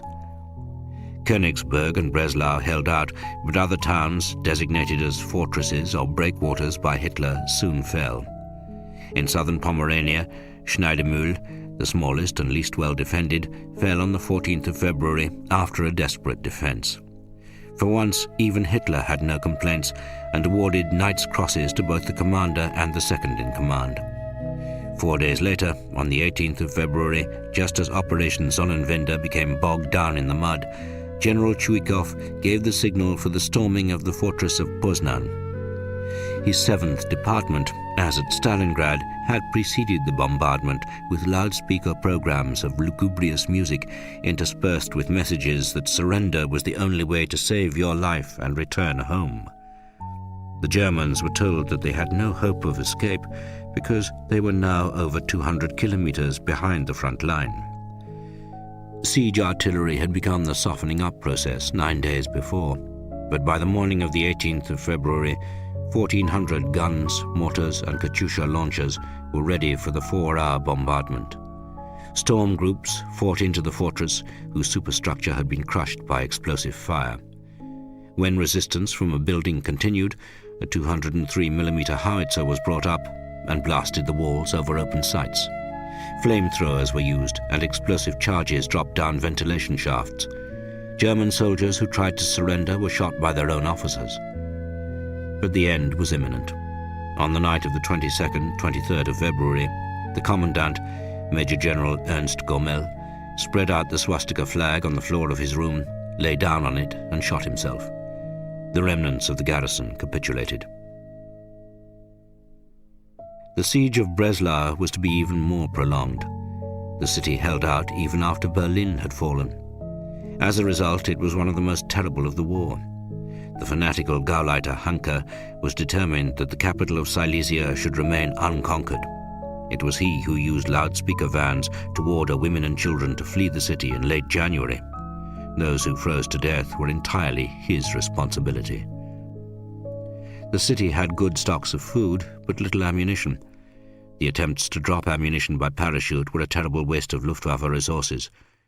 Colonel General Schöner, the Commander-in-Chief of Army Group Center, then decided to send part of the 25th Parachute Regiment at the end of February to strengthen the garrison. The regimental commander protested strenuously that there was no landing zone, but on the 22nd of February, the battalion boarded Junkers 52 transports at Jüterbog, south of Berlin. At midnight, the aircraft approached Breslau. Over the city, one of the paratroopers wrote later, we could see extensive fires and we encountered heavy anti-aircraft fire. A hit on the radio left them out of contact with ground control and they landed at an airfield near Dresden. Another attempt was made 2 nights later. The Soviet flak was even more intense as they circled the burning city for 20 minutes, trying to find a landing place. 3 of the aircraft were lost. One of them crashed into a factory chimney. Hanke's disciplinary measures, backed by General Schöner's policy of strength through fear, were terrible. Execution was arbitrary. Even 10-year-old children were put to work under Soviet air and artillery attack to clear an airstrip within the city. Any attempt to surrender by those who sought to preserve their pitiful lives would be met by a death sentence instantly carried out. Decisive measures would also be taken against their families. Schöner argued that almost 4 years of an Asiatic war had changed the soldier at the front completely. It has hardened him and fanaticized him in the struggle against the Bolsheviks. The campaign in the East has developed the political soldier. Stalin's boast at Yalta that the populations of East Prussia and Silesia had fled was not yet true. All too many were still trapped in besieged cities. German civilians in East Prussia also continued to suffer wherever they were, whether in Königsberg and the Heiligenbeil-Kessel, attempting to leave the port of Pilau by ship, escaping on foot to the west, or remaining at home. The February thaw meant that the ice of the Friesishaff could be crossed only on foot and not by cart. The exit to Danzig, Pomerania and the west still remained open, but everyone realized that it was only a matter of time before the first Belarusian front cut through to the Baltic. Beria was informed by a senior Smersh officer that the significant part of the population of East Prussia, which had fled into Königsberg, had found that there was little room for them and even less food. They were lucky if they received 180 grams of bread a day. Starved women with children are dragging themselves along the road in the hope that the Red Army might feed them. From these civilians, Red Army intelligence heard that the morale of the Königsberg garrison is severely shaken. New general orders have been issued that any German male who does not report for frontline service will be shot on the spot. Soldiers put on civilian clothes and desert. On the 6th and 7th of February, the bodies of 80 German soldiers were piled up at the northern railway station. A placard was erected above them. They were cowards, but died just the same. After the failure of Operation Sonnenwende, Danzig was increasingly threatened. The Kriegsmarine made great efforts to rescue as many wounded and civilians as possible. In the course of a single day, the 21st of February, 51,000 were brought out. The Nazi authorities estimated that only 150,000 remained to be evacuated, but a week later they found that Danzig now had a population of 1.2 million, of whom 530,000 were refugees. Greater efforts were made. On the 8th of March, 34 trains of cattle trucks full of civilians left Pomerania for Mecklenburg, west of the Oder. Hitler wanted to move 150,000 refugees into Denmark. 2 days later, instructions were issued. The Führer has ordered that from now on, Copenhagen is to become a target sanctuary. Also, on the 10th of March, the estimated running total of German refugees from the eastern provinces rose to 11 million people. Yet even while the city of Danzig swarmed with frightened refugees desperate to escape, vile work continued in the Danzig Anatomical Medical Institute. After the Red Army captured the city, a special commission was sent there to investigate the manufacture of soap and leather from corpses of citizens of the USSR, Poland, and other countries killed in German concentration camps. In 1943, Professor Spanner and Assistant Professor Vollmann had begun to experiment. They then built special facilities for production. The examination of the premises of the Anatomical Institute revealed 148 human corpses which were stored for the production of soap, of which 126 were male corpses, 18 female, and 4 children. 80 male corpses and 2 female corpses were without heads. 89 human heads were also found. All corpses and heads were stored in metal containers in an alcohol carbolic solution. It appears that most of the corpses came from Stutthof concentration camp near the city. The executed people whose corpses were made for using soap were of different nationalities, but mostly Poles, Russians, and Uzbeks. The work evidently received official approval, considering the high rank of its visitors. The Anatomical Institute was visited by the Minister of Education Rust and Minister of Healthcare Conti. Gauleiter of Danzig, Albert Förster, visited the institute in 1944 when soap was already being produced. He examined all the premises of the Anatomical Institute, and I think that he knew about the production of soap from human corpses. The most astonishing aspects of this appalling story are that nothing was destroyed before the Red Army arrived, and that Professor Spanner and his associates never faced charges after the war. The processing of corpses was not a crime. Stutthof camp contained mainly Soviet prisoners and a number of Poles, a mixture of soldiers and Jews. Some 16,000 prisoners died in the camp from typhoid in 6 weeks. As the Red Army approached, prisoners were ordered to eliminate all traces. The crematorium was blown up and 10 barrack blocks in which Jews had been kept were burned down. Apparently, ordinary German soldiers were made to take part in the executions of Red Army prisoners of war and Soviet civilians. Whether prompted by fear of retribution for war crimes or fear of the Bolsheviks and slave labor in Siberia, the exhausted Wehrmacht still marched and fought. The Germans have not yet lost hope, stated a French intelligence analysis that February. They don't dare to. Soviet officers put it slightly differently. Morale is low, but discipline is strong. Chapter 7. Clearing the Rear Areas. On the 14th of February, in East Prussia, a convoy of military vehicles with Red Army markings turned off the main route from Rustenburg to Angerburg. This side road led into dense pine forest. The whole region was imbued with an atmosphere of melancholy. A tall barbed wire fence surmounted by concertina wire became visible from the road. The vehicles soon reached a barrier with a sign in German, "Halt, military site, entrance forbidden to civilians." This was the entrance to Hitler's former headquarters, the Wolfschanze. The trucks carried Frontier Guard troops from the 57th NKVD Rifle Division. The officers in command of the convoy wore Red Army uniforms, yet they owed no allegiance to its chain of command. As members of Schmerz counterintelligence, they were, in theory, answerable only to Stalin. Their feelings towards the Red Army at that time were not comradely. The dilapidated vehicles which they had been given came from army units who had taken the opportunity to rid themselves of their worst equipment. Although this was common practice, Schmerz and the NKVD did not appreciate it. Their leader wore the uniform of a Red Army general. This was Commissar of State Security of the second rank, Viktor Semyonovich Abakumov. Beria had appointed him the first chief of Schmerz in April 1943, soon after the victory at Stalingrad. Abakumov occasionally followed his leader's habit of arresting young women in order to rape them, but his chief speciality was taking part in the beatings of prisoners with a rubber truncheon. In order not to spoil the Persian carpet in his office, a dirty runner bespattered with blood was rolled out before the unfortunate was brought in. Abakumov, although still chief of Schmerz, had been sent by Beria to carry out the necessary Chekist measures behind the advance of the Third Belarusian Front into East Prussia. Abakumov had ensured that the 12,000-strong NKVD forces directly under his command were the largest of all those attached to army groups invading Germany. They were larger even than those with Marshal Zhukov's armies. Wet snow lay all around. To judge from Abakumov's report to Beria, the NKVD troops dismounted and blocked the road while he and the Schmerz officers began their inspection.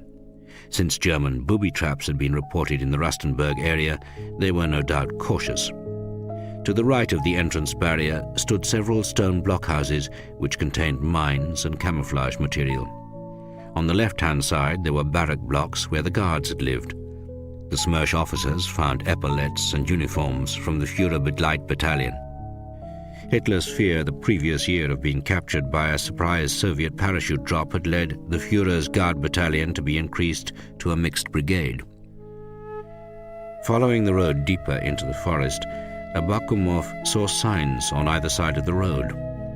These were translated for him by his interpreter. "It is forbidden to step off the road," and "Beware mines." Abakumov was clearly taking notes the whole time for his report to Beria, which he knew would be passed to Stalin. The boss was obsessively interested in all details of Hitler's life.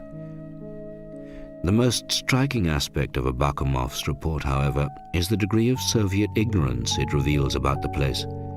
This is especially surprising when one considers how many German generals they had captured and interrogated between the surrender at Stalingrad and the beginning of 1945. They appear to have taken almost 2 weeks to find this complex, 4 kilometers square. Concealment from the air was indeed impressive. Every road and alley was covered with green camouflage nets. Straight lines were broken with artificial trees and bushes. All the exterior lights had dark blue bulbs. Even the observation posts, up to 35 meters high in the forest, had been made to look like pine trees. When they entered the first inner perimeter, Abakumov observed the ferro-concrete defenses, barbed wire, minefields, and large numbers of fire positions and barracks for guards. At gate number 1, all the bunkers had been blown up after the Führer's final departure on the 20th of November 1944, less than 3 months before. But Abakumov clearly had no idea when the complex had been abandoned. They came to a second perimeter fence of barbed wire, then a third. Within the central compound, they found bunkers with armored shutters linked to an underground garage capable of taking 18 cars. "We entered with great care," Abakumov wrote. They found a safe, but it was empty. The rooms, he noted, were very simply furnished. The place had once been described as a cross between a monastery and a concentration camp. The Smersh officers were only certain that they had found the right place when they discovered a sign on a door which read, "Führer's Wehrmacht Adjutant." Hitler's room was identified by a photograph of him with Mussolini. Abakumov did not reveal any emotion over the fact that they were standing at last in the place from where Hitler had directed his merciless onslaught against the Soviet Union. He seemed far more preoccupied by the ferro-concrete constructions and their dimensions. Deeply impressed, he appears to have wondered whether Beria and Stalin might like something similar constructed. "I think it would be interesting for our specialists to inspect Hitler's headquarters and see all these well-organized bunkers," he wrote. Despite their imminent victory, Soviet leaders did not appear to feel so very much more secure than their arch-enemy.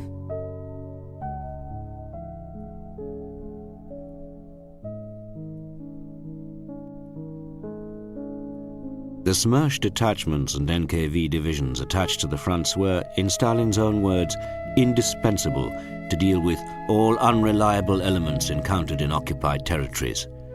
"The divisions have no artillery," Stalin had told General Bull of the US Army during the meeting with Air Marshal Tedder, "but they are strong in automatic weapons, armored cars, and light armored vehicles. They must also have well-developed investigation and interrogation facilities." In German territories such as East Prussia and Silesia, the first priority of the NKVD rifle regiments was to round up or hunt down German stragglers bypassed in the advance. Soviet authorities defined each Volkssturm man as a member of the Wehrmacht, but since almost every male between 15 and 55 was called up, that included a large majority of local men. Those Volkssturm members who remained at home rather than fleeing on the treks were thus in many cases marked down as stay-behind sabotage groups, however elderly. Over 200 German saboteurs and terrorists were reported shot on the spot by NKVD forces, but the true figure was likely to have been far higher. In Poland, Stalin's description of unreliable elements did not refer to the tiny minority of Poles who had collaborated with the Germans. It applied to all those who supported the Polish government in exile and the Armia Krajowa, which had launched the Warsaw Uprising the previous year. Stalin regarded the Warsaw Revolt against the Germans as a criminal act of anti-Soviet policy. In his eyes, it was clearly an attempt to seize the Polish capital for the émigré government in London, just before the arrival of the Red Army, which had done all the fighting and dying. His shameful betrayal of Poland to the Nazis in 1939 and Berier's massacre of Polish officers at Katyn were evidently not worth considering. He also ignored the fact that the Poles had proportionately suffered even more than the Soviet Union, losing over 20% of their population. Stalin was convinced that Poland and its government was his by right of conquest, and this proprietorial sentiment was widely shared within the Red Army. When Soviet forces crossed the German frontier from Poland, many felt that we had at last cleansed our own territory, instinctively assuming that Poland was an integral part of the Soviet Union. Stalin's claim at Yalta that the communist provisional government enjoyed great popularity in Poland was, of course, a totally subjective statement. Zhukov's memoirs were rather more revealing when he referred to the Poles in general, then added, some of whom were loyal to us.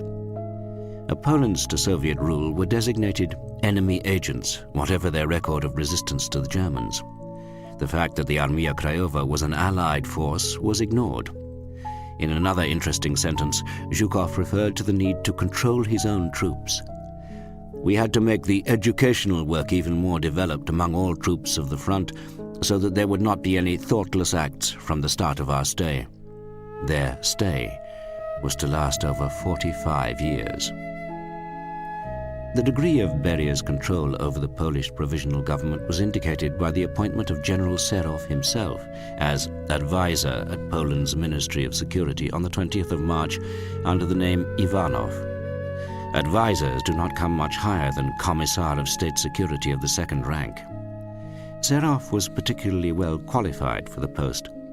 He had overseen the mass deportations from the Caucasus and previously been in charge of the repression in Lvov in 1939, when the Soviet Union seized eastern Poland and arrested and killed officers, landowners, priests and teachers who might oppose their rule.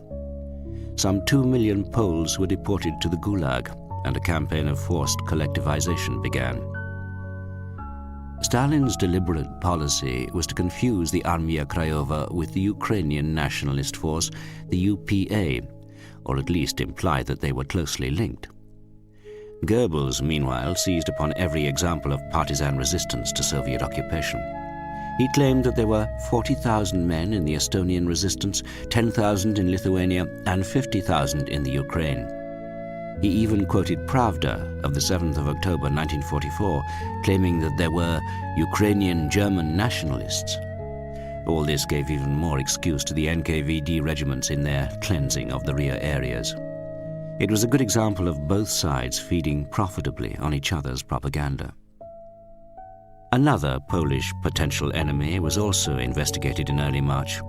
Almost as soon as Smersh was established in Poland, it launched an inquiry into Rokossovski's relatives, presumably to see whether any of them could be defined as enemy elements.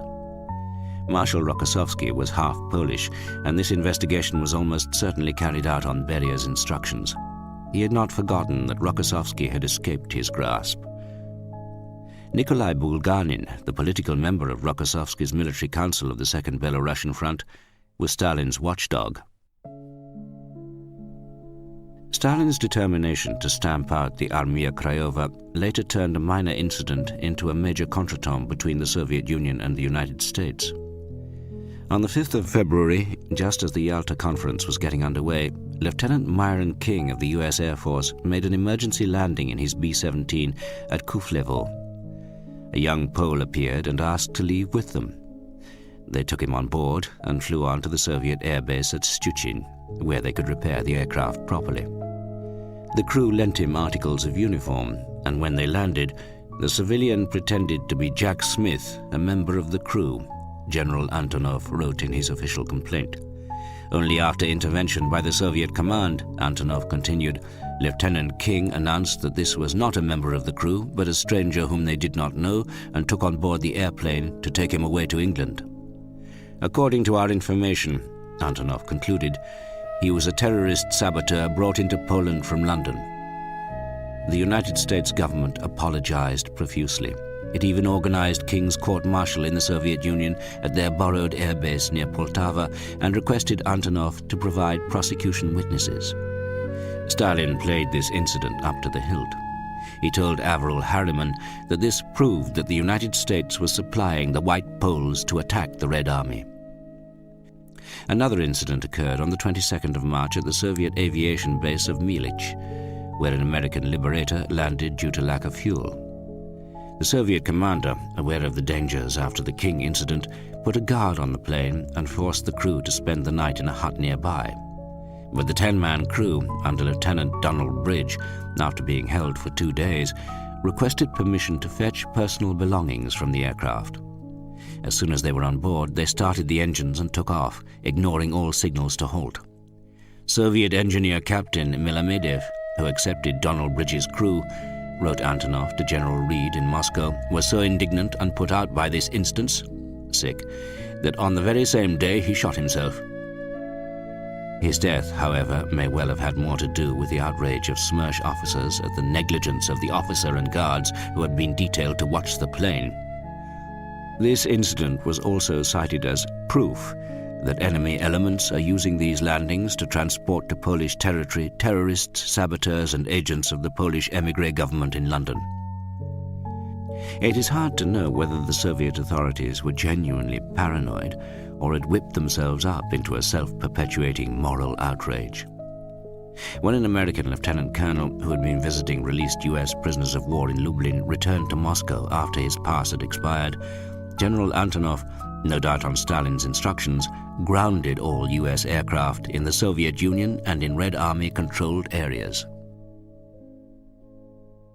In East Prussia, reports referred to German bands up to 1,000 strong attacking the rear of Rokossovsky's Second Belarusian Front. NKVD units mounted sweeps through the forest to liquidate them. In most cases, however, these bands consisted of a group of local Volkssturm men hiding in forests. Sometimes they ambushed trucks, motorcyclists, and supply carts to get food. In Kreisberg, NKVD troops discovered 2 secret bakeries making bread for soldiers out in the woods. Young women taking food out to them were captured by NKVD patrols. On a sweep on the 21st of February, the 14th Cordon of the 127th Frontier Guards Regiment, led by Junior Lieutenant Kismatulin, was searching a patch of thick woodland when Sergeant Zavgorodny noticed woolen stockings hanging from a tree. This made him suspect the presence of unknown persons. They searched the area and found 3 well-camouflaged trenches leading to a bunker where they found 3 enemy soldiers with rifles. Mines and booby traps remained a major concern. To improve mine clearance, 22 dogs were allocated to each NKVD Frontier Guards Regiment. Sniffer dogs, special dogs for smelling bandits, as the report put it, were also brought in to round up more of the Germans hiding in East Prussian forests. Many reports appear to have been dramatized and exaggerated by local commanders wanting to make their work sound more important. A report on captured terrorists handed over to Smersh for interrogation revealed that all these terrorists were born before 1900. Tsanava, the NKVD chief of the Second Belarusian Front, reported the arrest of Ulrich Baer, a German born in 1906. He confessed under interrogation that in February 1945 he was engaged as a spy by a resident of German intelligence, Hauptmann Schrapp. His mission was to stay in the rear of the Red Army to recruit agents and to carry out sabotage, intelligence, and terroristic activities. Fulfilling this task, Baer recruited 12 agents. On a number of occasions, stragglers or local Volkssturm soldiers were described as left in the rear by German intelligence with the task of committing sabotage. The most ridiculous incident was the sabotage of an electric power line near Hindenburg in Silesia. After a fearsome search for culprits, this turned out to have been caused by Red Army artillery practice. Pieces of shrapnel had severed the cables. On the other hand, when the chief of Smersh with the Second Belarusian Front claimed that his men had discovered a German sabotage school in the village of Kovalyovo, he may have been right. The names of those trained there were all Russian or Ukrainian. The Germans, in their desperation, had been resorting to the use of Soviet prisoners more and more. Many of these Russians and Ukrainians had probably volunteered in the hope of an easy way home, but even their prompt surrender to Soviet military authorities would not have saved them, to judge by other cases. NKVD detachments seem to have spent more time searching houses and barns than combing the huge areas of forest. One detachment found a group of 8 German women sitting in a haystack. An attentive sergeant found that they were not women, but German soldiers wearing women's dresses. There were many reports of this nature. It appears that East Prussian peasant families were often as naive as their Russian counterparts. Patrols on house searches found that the inhabitants could not stop glancing at a particular object or leave it alone. In one house, the woman went to sit on a trunk. The NKVD soldiers pushed her aside and found a man hidden in the trunk. One patrol noted the worried glances of the owner of the house towards the bed. The NKVD soldiers pulled off the mattress and saw that the boards of the bed were very high. They removed the boards and found a man dressed in women's clothes. In another house, they found a man hiding under the coats on a coat stand. The man's feet were off the ground because he had strung himself up with a strap under his armpits. Usually, the most obvious hiding places were used, such as sheds, barns, and hayricks. Sniffer dogs soon found them. Only a few constructed underground refuges.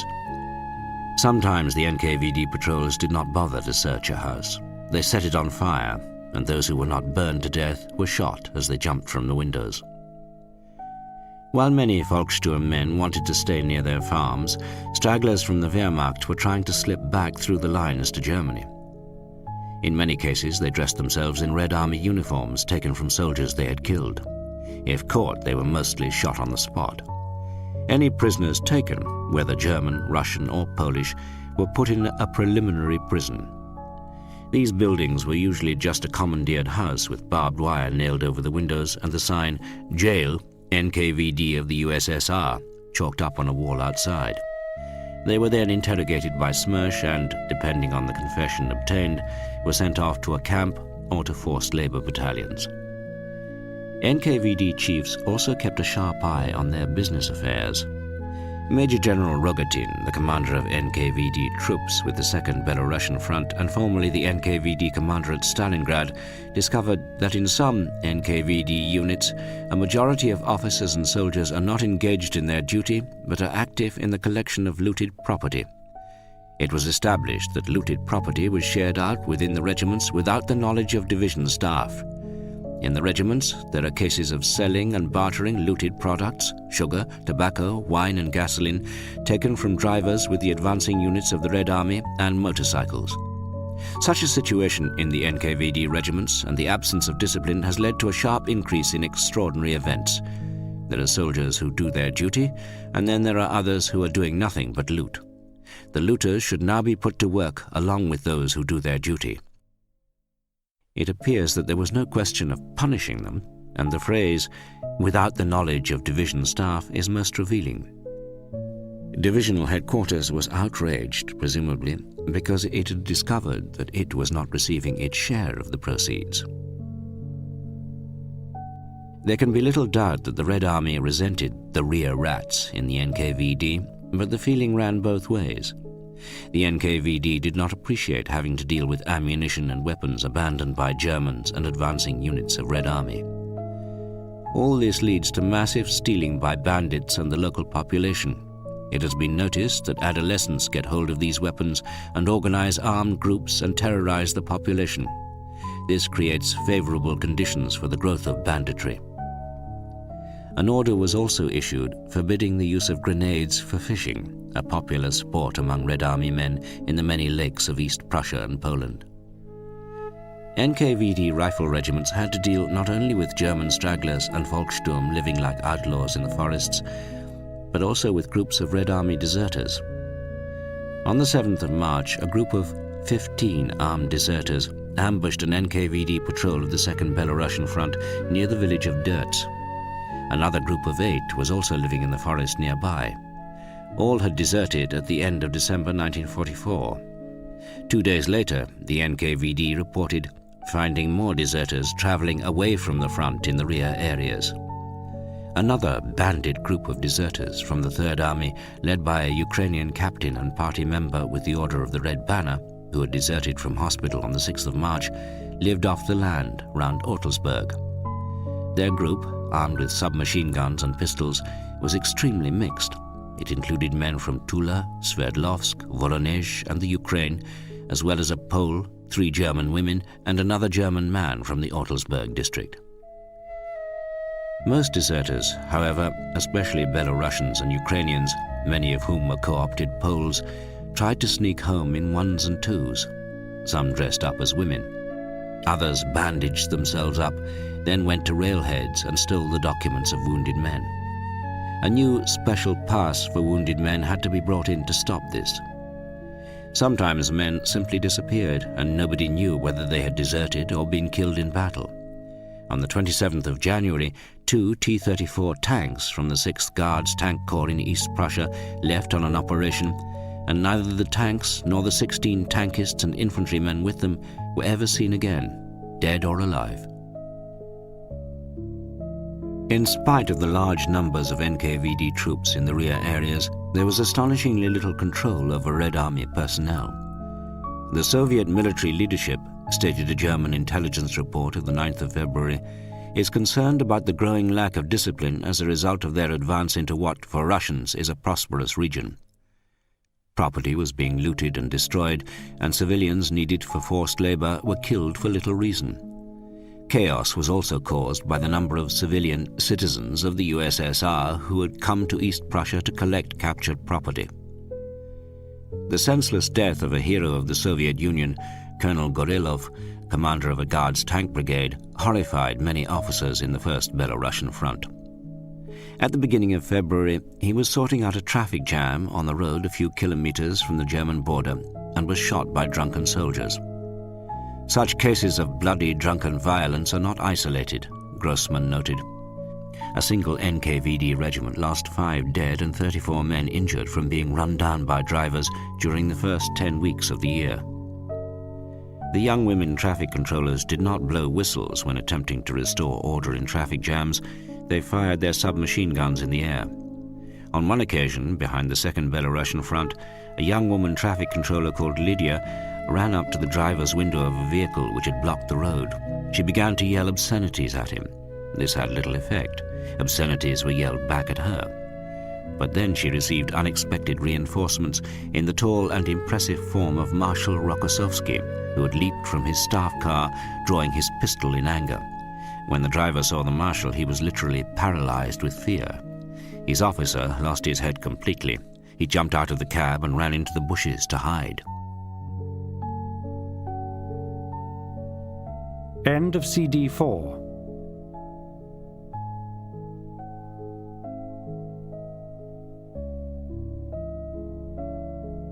CD 5. The entry of Soviet forces into German territory meant that Stalin's plans to force Germans to work for the Soviet Union could be put into action. On the 6th of February, an order was issued to mobilize all Germans fit for work from 17 to 50 years of age and to form labor battalions of 1,000 to 1,200 men each and send them to Belorussia and the Ukraine to repair war damage. The Germans mobilized were told to report to assembly points wearing warm clothes and good boots. They were also to bring bedding, reserves of underwear, and 2 weeks' food supply. With Volkssturm members sent to prisoner of war camps, the NKVD managed to conscript only 68,680 German forced laborers by the 9th of March, the vast majority in the rear of Zhukov and Konyev's armies. A large proportion were women. At first, many of the so-called labor battalions were used locally for rubble clearance and assisting the Red Army. The attitude of Soviet soldiers towards the conscripted civilians was one of intense schadenfreude. Agranenko watched a Red Army corporal form up a working party of German men and women in 4 lines. He barked out the word of command in pidgin German. "To Siberia! Fuck you!" By the 10th of April, the proportion sent back to the Soviet Union for forced labor increased rapidly, with 59,536 sent to western parts, mostly the Ukraine. Although still fewer than Stalin had planned, they suffered at least as much as their Soviet counterparts rounded up earlier by the Wehrmacht. It was naturally worst for the women. Many were forced to leave children behind with relatives or friends. In some cases, they had even been forced to abandon them altogether. Their life ahead was not simply one of subjection to hard labor, but also to casual rape by guards, with venereal infections as a byproduct.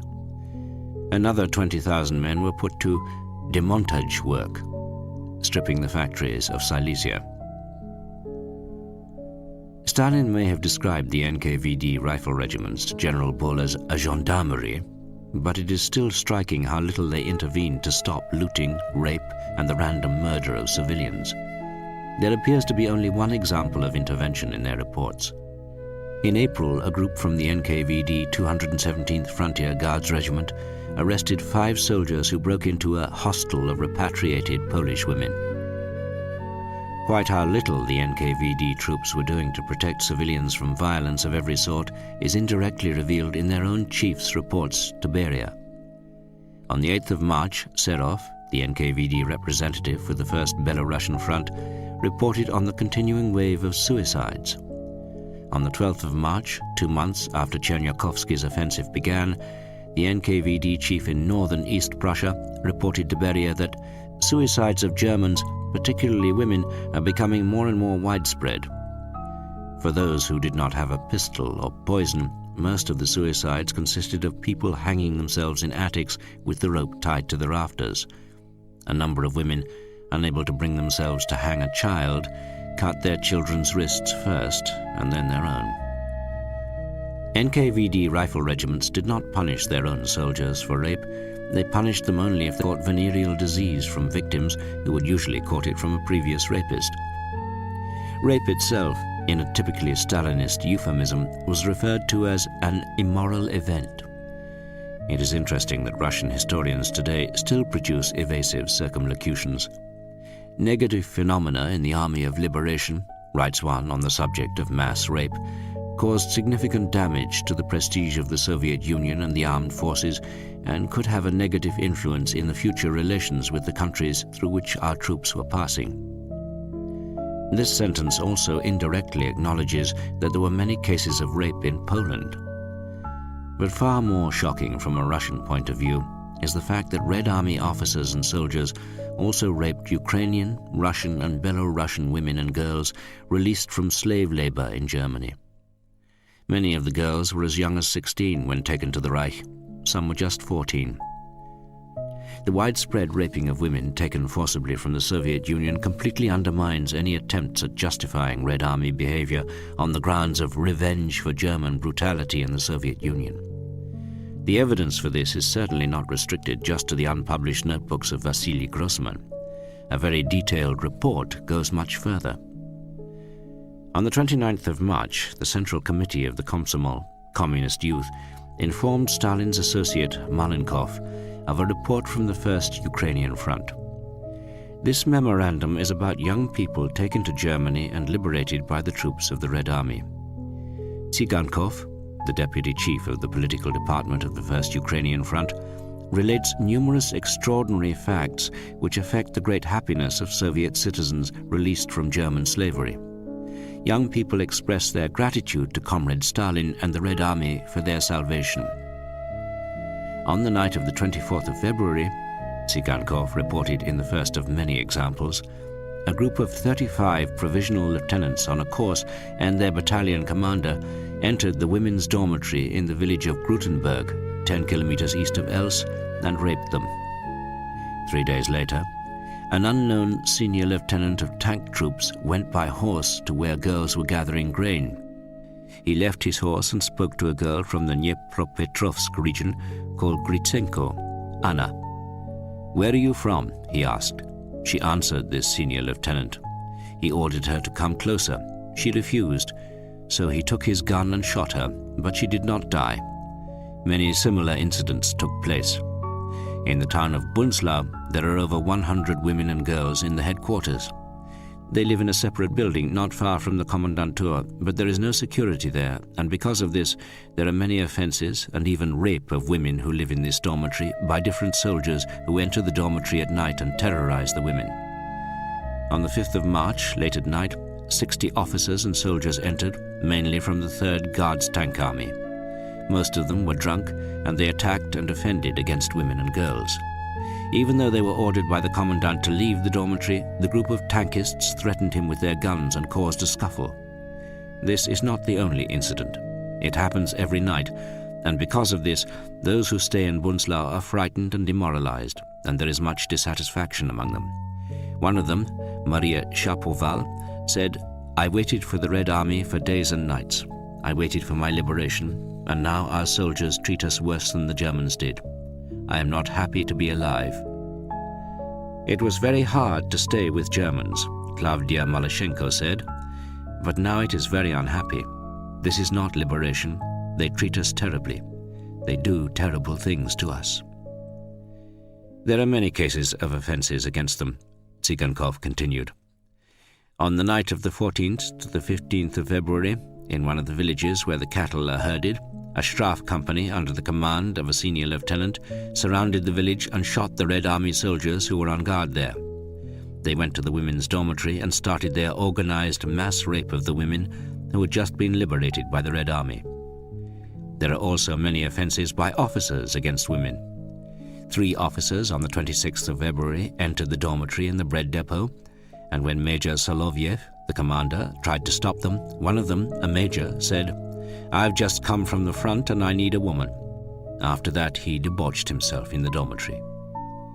Lantsova Vera, born 1926, was raped twice, first when the vanguard troops came through the territory, and second on the 14th of February by a soldier. From the 15th to the 22nd of February, Lieutenant Isaev, AA, made her sleep with him by beating her and frightening her with threats that he would shoot her. A number of officers, sergeants and soldiers tell the liberated women, "There is an order not to allow you back to the Soviet Union, and if they do allow some of you back, you will live in the north," i.e. in Gulag camps. Because of such attitudes to the women and girls, many women think that in the Red Army and in their country they are not treated as Soviet citizens and that anything can be done to them, killed, raped, beaten, and that they will not be allowed home. The notion that Soviet women and girls taken for slave labor in Germany had sold themselves to the Germans was very widespread in the Red Army, which provides part of the explanation of why they were so badly treated. Young women who had somehow managed to stay alive under Wehrmacht occupation were known as German dolls. There was even an airman's song about it. Young girls are smiling at Germans, having forgotten about their guys. When times became hard, you forgot your falcons and sold yourselves to Germans for a crust of bread. It is hard to pin down the origin of this assumption about women collaborating with the enemy. It cannot be traced to remarks made by political officers in late 1944 or early 1945, yet it appears that a general idea had earlier been fermented by the regime that any Soviet citizen taken to Germany, either as a prisoner of war or as a slave laborer, had tacitly consented because they had failed to kill themselves or join the partisans. Any notion of the honor and dignity of the Soviet girl was accorded only to young women serving in the Red Army or the war industries. But it is perhaps significant that, according to one woman officer, female soldiers in the Red Army started to be treated badly by their male counterparts from the time the Soviet troops moved on to foreign territory. Official complaints of rape to a senior officer were worse than useless. For example, Eva Stuhl, born 1926, said, "My father and 2 brothers joined the Red Army at the beginning of the war. Soon the Germans came and I was taken to Germany by force. I worked in a factory there.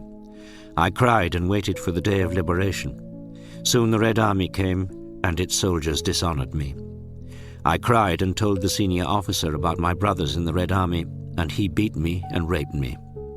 It would have been better if he had killed me. All this, concluded Tsigankov, provides fertile ground for unhealthy, negative moods to grow among liberated Soviet citizens. It causes discontent and mistrust before they return to their mother country. His recommendations, however, did not focus on tightening Red Army discipline. He suggested instead that the main political department of the Red Army and the Komsomol should concentrate on improving political and cultural work with repatriated Soviet citizens, so that they should not return home with negative ideas about the Red Army. By the 15th of February, the First Ukrainian Front alone had liberated 49,500 Soviet citizens and 8,868 foreigners from German forced labor, mainly in Silesia. But this represented only a small percentage of the total. Just over a week later, the Soviet authorities in Moscow estimated that they should prepare to receive and process a total of 4 million former Red Army soldiers and civilian deportees. The first priority was not medical care for those who had suffered so appallingly in German camps. It was a screening process to weed out traitors. The second priority was political re-education for those who had been subject to foreign contamination. Both the First Belarusian Front and the First Ukrainian Front were ordered to set up 3 assembly and transit camps well to their rear in Poland. The re-education teams each had a mobile film unit, a radio with a loudspeaker, 2 accordions, a library of 20,000 Communist Party booklets, 40 meters of red fabric for decorating premises, and a set of portraits of Comrade Stalin. Solzhenitsyn wrote of liberated prisoners of war with their heads down as they were marched along. They feared retribution simply for having surrendered. But the need for reinforcements was so great that the vast majority were sent to reserve regiments for re-education and retraining in order to have them ready for the final offensive on Berlin. This, however, was just a temporary reprieve. Another screening would come later when the fighting was over, and even those who fought heroically in the battle for Berlin were not immune from being sent to the camps later.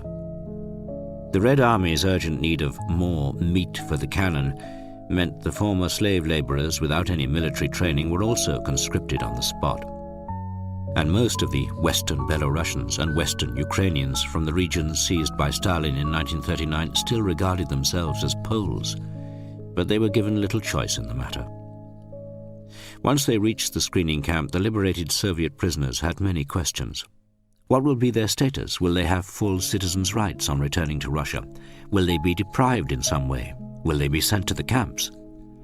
Once again, the Soviet authorities did not acknowledge that these were pertinent questions. They were immediately attributed to fascist propaganda because the Germans terrified our people in Germany, and this false propaganda was intensified towards the end of the war. The political workers in the camps gave talks, mainly of Red Army successes and the achievements of the Soviet rear, and about the party leaders, especially Comrade Stalin. They also show them Soviet movies, reported the chief of the political department of the First Ukrainian Front. The people like them very much. They cry, "Hooray!" very often, especially when Stalin appears, and "Long live the Red Army!" And after the cinema show, they go away crying in happiness. Among those who were liberated are only a few who betrayed the motherland. In the screening camp in Krakow, only 4 were arrested as traitors out of a total of 40 suspects. Yet these figures were to rise greatly later. There are stories, and it is very hard to know how true they are, that even forced laborers from the Soviet Union were executed shortly after liberation without any investigation. For example, the Swedish military attaché heard that after the occupation of Opeln in Silesia, around 250 of them were summoned to a political meeting. Immediately afterwards, they were cornered by Red Army or NKVD troops. Somebody yelled a question at them, demanding why they had not become partisans. Then the soldiers opened fire. The term traitor of the motherland did not just cover soldiers recruited from prison camps by the Germans. It was to cover Red Army soldiers who had been captured in 1941, some of whom had been so badly wounded that they could not fight to the end. Solzhenitsyn argued in their case that the phrase traitor of the motherland, rather than traitor to the motherland, was a significant Freudian slip. They were not traitors to her. They were her traitors. It was not they, the unfortunates, who had betrayed the motherland, but their calculating motherland who had betrayed them. The Soviet state had betrayed them through incompetence and lack of preparation in 1941. It had then refused to acknowledge their dreadful fate in German prison camps. And the final betrayal came when they were encouraged to believe that they had redeemed themselves by their bravery in the last weeks of the war, only to be arrested after the fighting was over. Solzhenitsyn felt that to betray one's own soldiers and proclaim them traitors was the foulest deed in Russian history. Few Red Army soldiers, whether prisoners of war or those fortunate enough never to have been captured, would ever forgive those who had put on German uniform, whatever the circumstances. Members of Vlasov's ROA, known as Vlasovci, SS volunteers, Ukrainian and Caucasian camp guards, General von Panwitz's Cossack cavalry corps, police teams, anti-partisan security detachments, and even the unfortunate Hiwis, short for Hilfsfreiwilliger, or volunteer helpers, were all tarred with the same brush. Estimates for all categories ranged between 1 million and 1.5 million men. Red Army authorities insisted that there had been over 1 million Hiwis serving in the Wehrmacht. Those taken or who surrendered voluntarily were frequently shot on the spot or soon afterwards. Vlasovci and other accomplices of the Nazis were usually executed on the spot, the latest Russian official history states. This is not surprising. The battle code of the Red Army infantry demanded that each soldier must be ruthless to all turncoats and traitors of the motherland. It also appears to have been a matter of regional honor. Men from their area would be found to take revenge. A man from Orel kills a man from Orel, and an Uzbek kills an Uzbek. The NKVD troops were understandably merciless in their search for Ukrainians and Caucasians who had worked as camp guards, where they had frequently proved themselves even more brutal than their German overseers. Yet the fact that Red Army prisoners of war could be treated in virtually the same way as those who had put on enemy uniform was part of a systematic attitude within the NKVD. There must be a single view of all the categories of prisoners, the NKVD rifle regiments in the Second Belarusian Front were told. Deserters, robbers, and former prisoners of war were to be treated in the same way as those who betrayed our state. While it is extremely hard to have any sympathy for camp guards, the vast majority of the Hiwis had been brutally press-ganged or starved into submission. Of the categories in between, many who served in SS or German army units were nationalists, whether Ukrainians, Balts, Cossacks, or Caucasians, all of whom hated Soviet rule from Moscow. Some Vlasovci had had no compunction about joining their former enemy because they had not forgiven the arbitrary executions of friends by Red Army officers and blocking detachments during 1941 and 1942. Others were peasants who loathed forced collectivization. Yet many of the ordinary Vlasov soldiers and Hiwis were often extraordinarily naive and ill-informed. A Russian interpreter in a German prisoner of war camp recounted how, at one propaganda meeting to recruit volunteers for Vlasov's army, a Russian prisoner put up his hand and said, "Comrade President, we would like to know how many cigarettes one is given per day in the Vlasov army." Evidently, for many, an army was just an army. What difference did it make whose uniform you wore, especially if you were fed instead of being starved and maltreated in a camp? All of those who followed that route were to suffer far more than they had ever imagined. Even those who survived 15 or 20 years in the Gulag after the war remained marked men. Those thought to have cooperated with the enemy did not have their civic rights restored until the 50th anniversary of the victory in 1995. Letters were found on Russian prisoners of war who had served in the German army, almost certainly as Hiwis. One, barely literate, was written on a blank flyleaf torn from a German book. "Comrade soldiers," it said, "we give ourselves up to you begging a big favor. Tell us, please, why are you killing those Russian people from German prisons? We happened to be captured, and then they took us to work for their regiments, and we worked purely in order not to starve to death. Now these people happen to get to the Russian side, back to their own army, and you shoot them. What for, we ask? Is it because the Soviet command betrayed these people in 1941 and 1942? Chapter 8. Pomerania and the Oder bridgeheads. In February and March, while bitter fighting continued for the Oder bridgeheads opposite Berlin, Zhukov and Rokossovsky crushed the Baltic Balcony of Pomerania and West Prussia. In the second and third weeks of February, Rokossovsky's 4 armies across the Vistula pushed into the southern part of West Prussia. Then, on the 24th of February, Zhukov's right flank armies and Rokossovsky's left flank forced northwards towards the Baltic to split Pomerania in two. The most vulnerable German formation was the Second Army.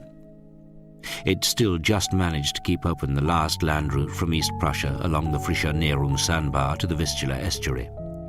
The Second Army, with its left flank just across the Nogat in Elbing and maintaining a foothold in the Teutonic Knights' castle of Marienburg, was the most overstretched of all Army Group Vistula. Rokossovsky's attack began on the 24th of February. The 19th Army advanced northwestwards towards the area between Neustädtin and Baldenburg, but its troops were shaken by the ferocity of the fighting and it faltered. Rokossovsky sacked the army commander, pushed a tank corps into the attack as well, and forced them on. The combination of the tank corps and the 2nd and 3rd Guards Cavalry Corps led to the rapid fall of Neustädtin, the cornerstone of the Pomeranian defense line. Soviet cavalry played a successful part in the reduction of Pomerania. They captured several towns on their own, such as the seaside town of Leber, mainly by surprise. The 2nd Guards Cavalry Corps, which formed the extreme right of Zhukov's 1st Belarusian front, was commanded by Lieutenant General Vladimir Viktorovich Kryukov, a resourceful leader married to Russia's favorite folk singer, Lydia Ruslanova. Zhukov's attack northwards, some 50 kilometers east of Stettin, began in earnest on the 1st of March. Combining the 3rd Shock Army and the 1st and 2nd Guards Tank Army, it was a far stronger force. The weak German divisions did not stand a chance.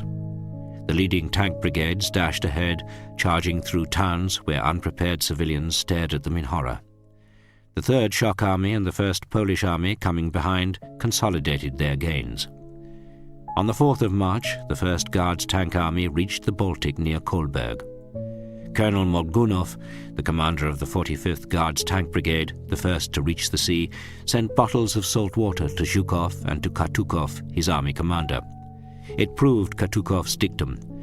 "The success of the advance," he had told Grossmann, "is determined by our huge mechanized power, which is now greater than it has ever been. A colossal rapidity of advance means small losses and the enemy is scattered." The whole of the German Second Army and part of the 3rd Panzer Army were now completely cut off from the Reich. And as if to emphasize the Baltic catastrophe, news arrived that Finland, albeit under heavy pressure from the Soviet Union, had declared war the day before on her former ally, Nazi Germany. Among those cut off to the east of Zhukov's thrust was the SS Schalman Division, already greatly reduced from its strength of 12,000 men. Along with 3 German divisions, they had been positioned near Belgrade.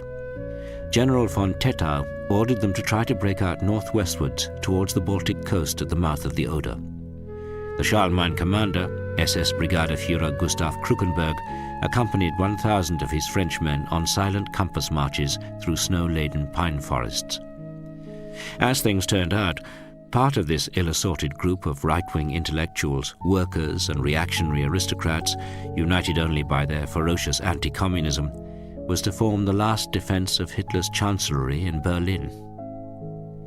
Hitler, however, demonstrated scant sympathy for the defenders of his Reich. When the commander of the Second Army, Colonel General Weiss, warned Führer headquarters that the Elbing pocket, which had cost so much blood already, could not be held much longer, Hitler simply retorted, "Weiss is a liar, like all generals." The second phase of the Pomeranian campaign began almost immediately, only 2 days after the 1st Guards Tank Army reached the sea. The 1st Guards Tank Army was transferred temporarily to Rokossovsky. Zhukov telephoned him to say that he wanted Katukov's army returned in the same state as you received it.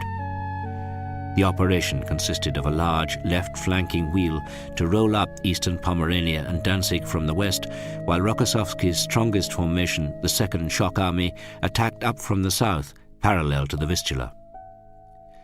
The commander of the Soviet Second Shock Army, Colonel General Fedyuninsky, was keeping a close eye on the calendar. He had been wounded 4 times in the course of the war.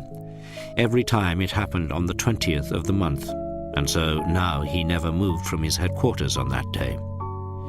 Fedyuninsky did not believe that the looted resources of Prussia should be squandered. He made his army load livestock, bread, rice, sugar and cheese onto trains, which were sent to Leningrad to compensate its citizens for their suffering during the terrible siege. Fedyuninsky's advance cut off the German defenders of Marienburg Castle, who had been assisted in their defense by salvos fired from the heavy cruiser Prince Eugen out in the Baltic. The castle was abandoned on the night of the 8th of March, and 2 days later Elbing fell, as Weiss had warned. The German Second Army, threatened from the west and the south, pulled in to defend Danzig and Gdynia, to allow as many civilians and wounded as possible to be evacuated from the ports packed with refugees. On the 8th of March, just 2 days after the start of the westward sweep on Danzig, Soviet forces occupied the town of Stolp unopposed, and 2 days later the 1st Guards Tank Army and the 19th Army reached Lauenburg. A refugee column fleeing for the ports was overtaken by a tank brigade. Women and children fled, stumbling through the snow to shelter in the forest, while Soviet tanks crushed their carts under their tracks. They were more fortunate than other trek columns. Not far from Lauenburg, Red Army troops discovered another concentration camp. This was a women's camp, and their doctors immediately set to work caring for the survivors.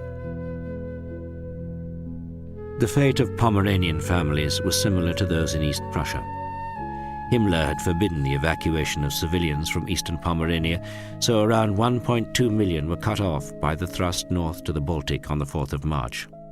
They had also been deprived of news, just as in East Prussia. But most families had heard rumors and, refusing to trust the Nazi authorities, they prepared themselves. Landowning families, the manor folk, as the villagers called them, knew that they were the most likely to be shot, and their tenants urged them to leave for their own good. Carriages and carts were prepared. Near Stolp, Libusse von Oldershausen, the stepdaughter of Baron Jesko von Puttkammer, who had refused to sacrifice the local Volkssturm at Schneidemühl, was 9 months pregnant. The estate carpenter built a wagon frame over which the large carpet from the library was fastened to provide shelter from the snow. The expectant mother would lie inside on a mattress. In the early hours of the 8th of March, Libusse was woken by a pounding on the door. "Trek orders," somebody shouted. "Get up, hurry, we're leaving as soon as possible." She dressed as quickly as she could and packed her jewels. The manor house was already full of refugees, and some of them began to loot the rooms even before the family had left. As many Pomeranian and East Prussian families found, their French prisoner-of-war labourers insisted on coming with them rather than wait behind to be liberated by the Red Army. The rumble of artillery fire could be heard in the distance as they climbed into the converted cart and other horse-drawn vehicles. They headed east for Danzig. But even with a head start, their horse-drawn carts were outpaced in a few days by Katukov's tank brigades. Libusse awoke in the middle of the night after they had heard that they would not reach safety in time. By the light of a candle stump, she saw that her stepfather had put on his uniform and medals. Her mother was also dressed. Since the Red Army was bound to cut them off, they had decided to commit suicide. Nemmersdorf and recent atrocity tales from East Prussia had convinced them that they should not be taken alive. "It's time," said Baron Jesko. "The Russians will be here in an hour or two." Libusse accompanied them outside, planning to do the same. But at the last moment she suddenly changed her mind. "I want to go with you, but I can't. I'm carrying the baby, my baby. It's kicking so hard. It wants to live. I can't kill it." Her mother understood and said that she would stay with her. The Baron, bewildered and dismayed, was forced to get rid of his uniform and pistol. Their only hope of survival was to be indistinguishable from the other refugees when the Red Army arrived. They must not be spotted as lordships. The first sign that Soviet troops had arrived was a signal flare which shot out of a plantation of firs.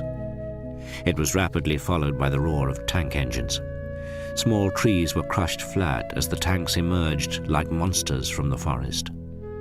A couple of them fired their main armament to intimidate the villagers, then submachine gunners fanned out to search the houses. They fired short bursts on entering rooms to cow those inside.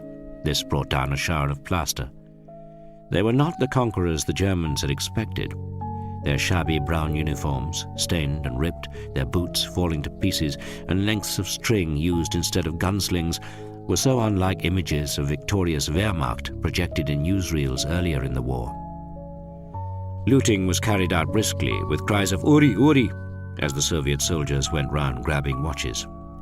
Pierre, their French prisoner of war, protested in vain that he was an ally. He received a rifle butt in the stomach. They then searched the refugees' luggage and bundles until they heard orders yelled by their officers outside. The soldiers stuffed their booty down the fronts of their padded jackets and ran out to rejoin their armored vehicles. The civilians, shaking with a mixture of fear and relief that they had survived this first encounter with the dreaded enemy, suddenly faced the second wave, in this case a cavalry detachment. They had more time, which meant time to rape. The door was thrown open and a small group of Red Army soldiers came in to pick their victims. Hitler had sacked General Weiss, the commander of the Second Army, for having warned Führer headquarters that Elbing could not be held. In his place, he had appointed General von Sauken, the former commander of the Großdeutschland Corps. On the 12th of March, General von Sauken was summoned to the Reich Chancellery to be briefed on his new appointment. This former cavalryman entered the room wearing a monocle and the Knight's Cross with swords and oak leaves at his neck. Slim and elegant, Sauken was an ultra-conservative who openly despised the Braune Bande of Nazis. Hitler asked Guderian to brief him on the situation in Danzig. Once that was completed, Hitler told Sauken that he must take his orders from the Gauleiter, Albert Förster. General von Sauken stared back at Hitler. "I have no intention," he replied, "of placing myself under the orders of a Gauleiter." Not only had Sauken flatly contradicted Hitler, he had failed to address him as Mein Führer. Even Guderian, who had been through more rows with Hitler than most people, was shaken. Yet onlookers were even more surprised by Hitler's acquiescence. "All right, Sauken," he replied weakly, "keep the command to yourself." Sauken flew to Danzig the next day. He was determined to hold the two ports to allow the escape of as many civilians as possible. It was estimated that Danzig's population was swollen to 1.5 million, and there were at least 100,000 wounded. Amid the chaos, the SS began seizing stragglers at random and hanging them from trees as deserters. Food was desperately short. A 21,000-ton supply ship hit a mine and sank with 6 days' supplies for Danzig and Gdynia. The Kriegsmarine not only demonstrated extraordinary tenacity and bravery in the evacuation, it also continued to give offshore fire support, despite constant air attacks and the threat of torpedoes from Soviet submarines of the Baltic Fleet. The cruisers, Prinz Eugen and Leipzig, and the old battleship Schlesien thundered away with their main armament of the encircling Red Army. But on the 22nd of March, the Red Army smashed the Danzig-Gdynia defense perimeter in the middle, between the two ports. Soon both came under accurate artillery fire, in addition to the never-ending raids by Soviet aviation. Fighter bombers strafed the towns and the port areas. Soviet Sturmovix treated civilian and military targets alike. A church was as good as a bunker, especially when it seemed as if the objective was to flatten every building which still protruded conspicuously above the ground. Wounded waiting on the quays to be embarked were riddled on their stretchers. Tens of thousands of women and children, terrified of losing their places in the queues to escape, provided unmissable targets. There was no time to help or pity the dead and injured. Only children, orphaned from one instant to the next, would be gathered up. And with the unremitting racket of the 88mm and light flak anti-aircraft batteries, nobody could hear their sobbing. The scratch crews of the Kriegsmarine, using any craft available, tenders, barges, pinnaces, tugs and e-boats, returned in a constant shuttle to snatch the civilians and wounded to ferry them across to the small port of Hela at the tip of the nearby peninsula. Destroyers offshore gave the small boats as much anti-aircraft covering fire as possible. The sailors hardly ever faltered, even though a near miss was enough to overturn some of the smaller craft. On the 25th of March, a young woman from the Polish resistance brought General Katukov a plan of the Gdynia defense system. At first he thought it might be a trick, but it proved to be authentic. As the Soviet troops fought into the outskirts of Gdynia, the Kriegsmarine carried on, even accelerating its rhythm to grab as many refugees as possible before the end. Their boats now had to contend with another weapon. Katukov's tank crews had learned to adapt their gunnery to targets at sea, making it an even more dangerous task. A fragment of a platoon from the Großdeutschland, which had escaped amid nightmare scenes from the final evacuation of Memel at the most northeastern point of East Prussia, found itself reliving a similar experience. Deciding to shelter in a vaulted cellar as Soviet troops fought towards the port, they found a doctor delivering a baby by the light of a couple of lanterns. "If the birth of a child is usually a joyful event," wrote one of the soldiers, "this particular birth only seemed to add to the general tragedy. The mother's screams no longer had any meaning in a world made of screams, and the wailing child seemed to regret the beginning of its life." The soldiers hoped for the child's sake as they made their way down to the port that it would die. The Soviet advance into Gdynia was marked by a horizon of red flames against thick black smoke. The final attack had begun, and by that evening of the 26th of March, the Red Army was in possession of the town and port. The sack of Gdynia and the treatment of the survivors appear to have shaken even the Soviet military authorities. "The number of extraordinary events is growing," the political department reported in its usual vocabulary of euphemisms, "as well as immoral phenomena and military crimes.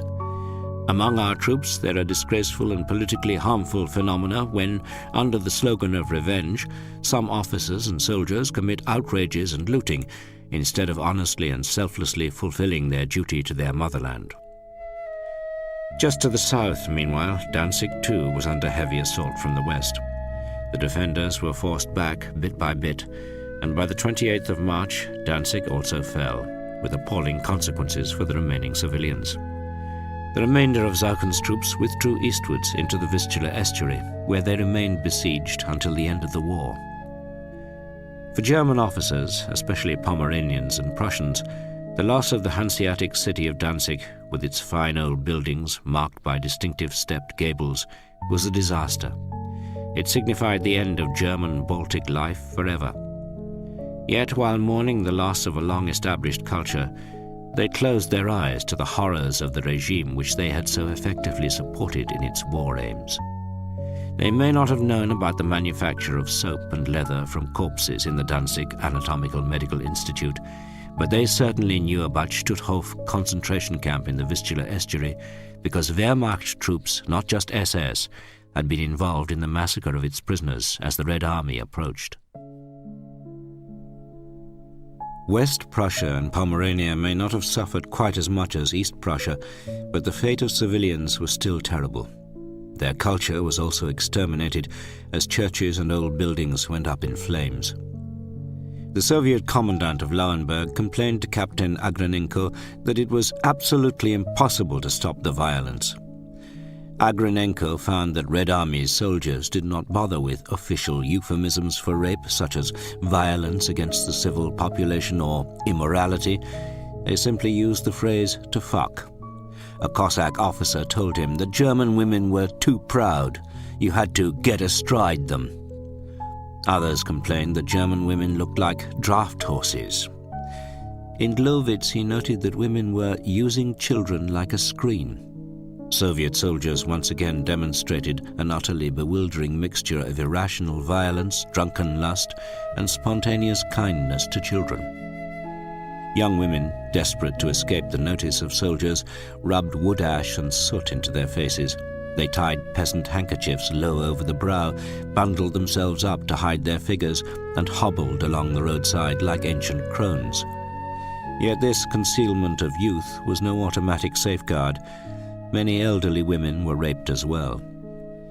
German women developed their own verbal formulae for what they had been through. Many used to say, "I had to concede." One recounted that she had to concede 13 times. Her horror seemed to contain a touch of pride at what she had endured. Libusse von Oldershausen noted with surprise. But far more women were traumatized by their terrible experiences. Some became catatonic, others committed suicide. But as with Libusse von Oldershausen, pregnant women usually rejected this escape route. An instinctive duty to their unborn child became paramount. A few women had the idea of dotting their faces with red to indicate spotted typhus. Others discovered the Russian word for typhus and its Cyrillic form in order to put up warning notices on their doors implying that the household was infected. In more remote areas, whole communities hid in farmsteads away from major routes. A lookout always remained close to the road with a flashlight at night or a shirt to wave by day to warn of Soviet troops turning off towards their hiding place. Women then rushed to hide, and poultry and pigs were driven into pens concealed in the forest. Such precautions for survival must have been used in the 30 Years' War. They were probably as old as warfare itself. Of all the signs of fighting which refugees found when forced to return home after the fall of Danzig, the worst were the gallows alleys, where SS and Feldgendarmerie had hanged deserters. Signs had been tied around their necks, such as, "Here I hang because I did not believe in the Führer." Libusse von Oldershausen and her family, forced to return home by the fall of the two ports, also saw a couple of Feldgendarmerie who had been caught and hanged by the Soviets. The route back was littered with wrecked wagons pushed into ditches by Soviet tanks with looted baggage scattered all around, bed linen, crockery, suitcases and toys. The carcasses of horses and cattle in roadside ditches had had strips of meat hacked from their flanks. Many Pomeranians were murdered in the first week of occupation. Near the Puttkamers village, an elderly couple were chased into the icy waters of a village pond, where they died. A man was harnessed to a plough, which he was forced to drag until he collapsed. His tormentors then finished him off with a burst of submachine gun fire. Herr von Livonius, the owner of an estate at Grumkopf, was dismembered and his body thrown to the pigs. Even those landowners who had been part of the anti-Nazi resistance fared little better. Eberhard von Braunschweig and his family, assuming that they had little to fear, awaited the arrival of the Red Army in their manor house at Lübzow near Karzin. But his reputation and numerous arrests by the Gestapo did him little good. The whole family was dragged outside and shot. Villagers and French prisoners of war sometimes bravely came to the defense of a well-liked landowner, but many others were left to their fate. Nothing was predictable. In Karzin, the elderly Frau von Puttkamer retired to bed when the sounds of firing and tank engines could be heard. Not long afterwards, a young Soviet soldier opened her bedroom door, very drunk after the capture of the next-door village. He signaled for her to get out of bed and let him sleep there. She refused, saying that it was her bed, but that she would give him a pillow and he could sleep on the bedside rug. She then put her hands together and began to say her prayers. Too befuddled to argue, the young soldier lay down and slept where he had been told. Just after the capture of Pomerania, Captain Agranenko, always the playwright collecting new material, travelled round taking notes. He observed that when he was scribbling away in his little notebook, people looked at him fearfully, thinking that he must be a member of the NKVD. On the 23rd of March, when in Kolberg, he exulted in the sudden arrival of spring weather. Birds are singing, buds are opening, nature does not care about war. He watched Red Army soldiers trying to learn to ride their plundered bicycles. They were wobbling dangerously all over the place. In fact, front commands issued an order forbidding them to ride bicycles on the road, as so many of them were being knocked down and killed. The rapid invasion of Pomerania had liberated thousands of foreign workers and prisoners. At night, the roads were lined with their campfires. By day, they embarked on their long trudge home. Most of them had fashioned national flags to identify them as non-German. Agranenko and some other officers encountered some Lithuanians displaying their flag. "We explained to them," he wrote, "that now their national flag is red." Clearly, Agranenko, like most Russians, regarded the Soviet Union's seizure of the Baltic states as quite natural, even if they did not realize that it was part of the secret protocol of the Nazi-Soviet pact. While the liberated foreign labourers and prisoners carried their flags, the Germans wore white armbands and hung white flags from their houses to emphasize their surrender. They knew that any sign of resistance or even resentment would do them no good. The Soviet-appointed Burgermeister in Köslin, a 55-year-old Jewish jeweler named Usef Ludinsky, wore a bowler hat and a red armband when he read out proclamations from the military authorities from the town hall steps. The German inhabitants listened in silence. In Leber, the cavalry, which captured it, had looted all the clocks and watches, so each morning the Burgermeister had to walk up and down the streets ringing a large handbell and shouting, "Nach Arbeit!" to wake the townsfolk, mobilized for labor by the Soviet authorities. In Stargard, Agranenko observed a tankist in padded leather helmet approach the fresh graves in the square opposite the magistrate's court. The young soldier read the name on each grave, evidently searching. He stopped at one, took off his tank helmet and bowed his head. Then he suddenly jerked his submachine gun up and fired a long burst. He was saluting his commander, buried there at his feet. Agranenko also chatted with young women traffic controllers. "Our weddings won't happen soon," they told him. "We've already forgotten that we're girls. We're just soldiers." They seemed to sense that they would be part of that generation condemned to post-war spinsterhood by the Red Army's 9 million casualties. While Zhukov's armies had been destroying the Baltic Balcony, Marshal Konyev's First Ukrainian Front was still engaged in Silesia. His main obstacle was the fortress city of Breslau, astride the Oder, defended under the fanatical leadership of the Gauleiter Karl Hanke. But Konyev did not want to miss the Berlin operation, so he besieged the city, as Zhukov had done with Poznan, and pushed on across the Oder from the Steinau and Ohlau bridgeheads. His objective was the Neisse, the southern tributary of the Oder, from which he would launch his assault to the south of Berlin.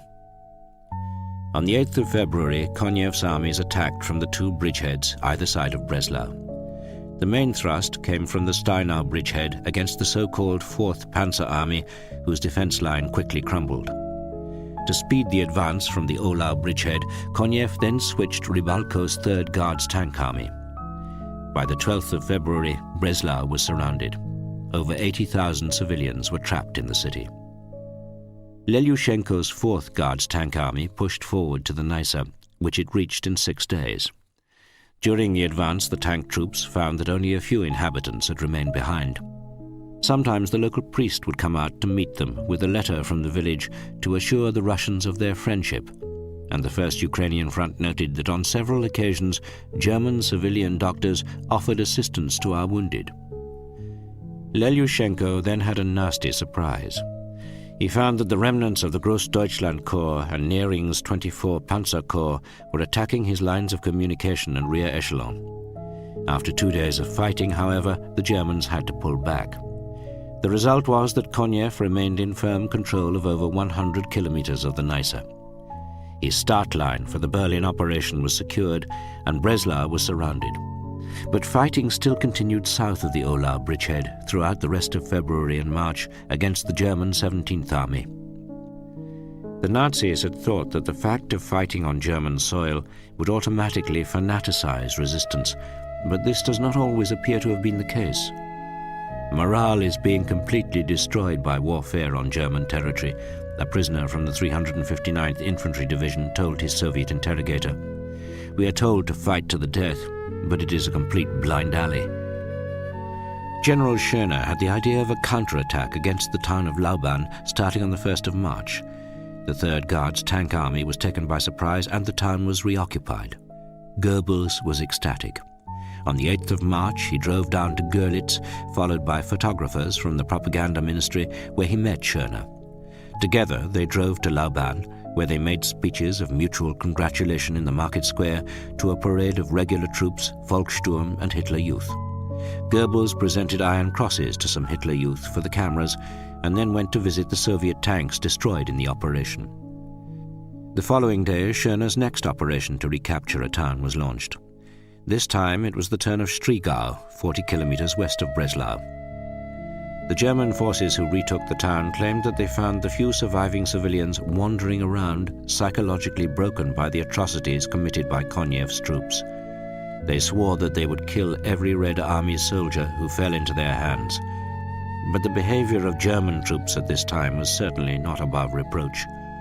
The Nazi authorities were not disconcerted by reports of them killing Soviet prisoners with spades, but they were shocked by more and more reports of what Bormann termed looting by German soldiers in evacuated areas. He issued orders through Field Marshal Keitel that officers were to address their soldiers at least once a week on their duty towards German civilians. The fighting in Silesia was merciless, with both sides imposing a brutal battle discipline on their own men. General Schörner had declared war on malingerers and stragglers who were hanged by the roadside without even the pretense of a summary court-martial. According to soldiers from the 85th Pioneer Battalion taken prisoner, 22 death sentences were carried out in the town of Neisse alone during the second half of March. The number of death sentences for running away from the field of battle, desertion, self-inflicted wounds and so forth is increasing every week, the First Ukrainian Front reported on prisoner interrogations. The death sentences are read out to all soldiers. Soviet propaganda specialists in the 7th Department of Front Headquarters soon discovered through the interrogation of prisoners that resentment in the ranks against commanders could be exploited. With bad communications and sudden withdrawals, it was quite easy to make German soldiers believe that their commander had run away and left them behind. For example, the 20th Panzer Division, when surrounded near Oppeln, began receiving leaflets which said, "Colonel General Schörner leaves his troops in Oppeln in the lurch. He takes his armored command vehicle and drives like hell for the Neisse." German soldiers were also suffering badly from lice. They had not changed their underclothes or visited a field bath unit since December. All they received was a completely useless louse powder. They had also received no pay for the months of January, February, and March, and most soldiers had not received any letters from home since before Christmas. Discipline became harsher on the Soviet side as well. Military reverses were regarded as a failure to observe Stalin's Order No. 5 on vigilance. Colonel V, the Soviet commander at Striegau, was charged with criminal carelessness because his regiment was caught off guard. Although his troops fought well, the town had been abandoned. This shameful event was thoroughly investigated by the Military Council of the Front, and the guilty were strictly punished.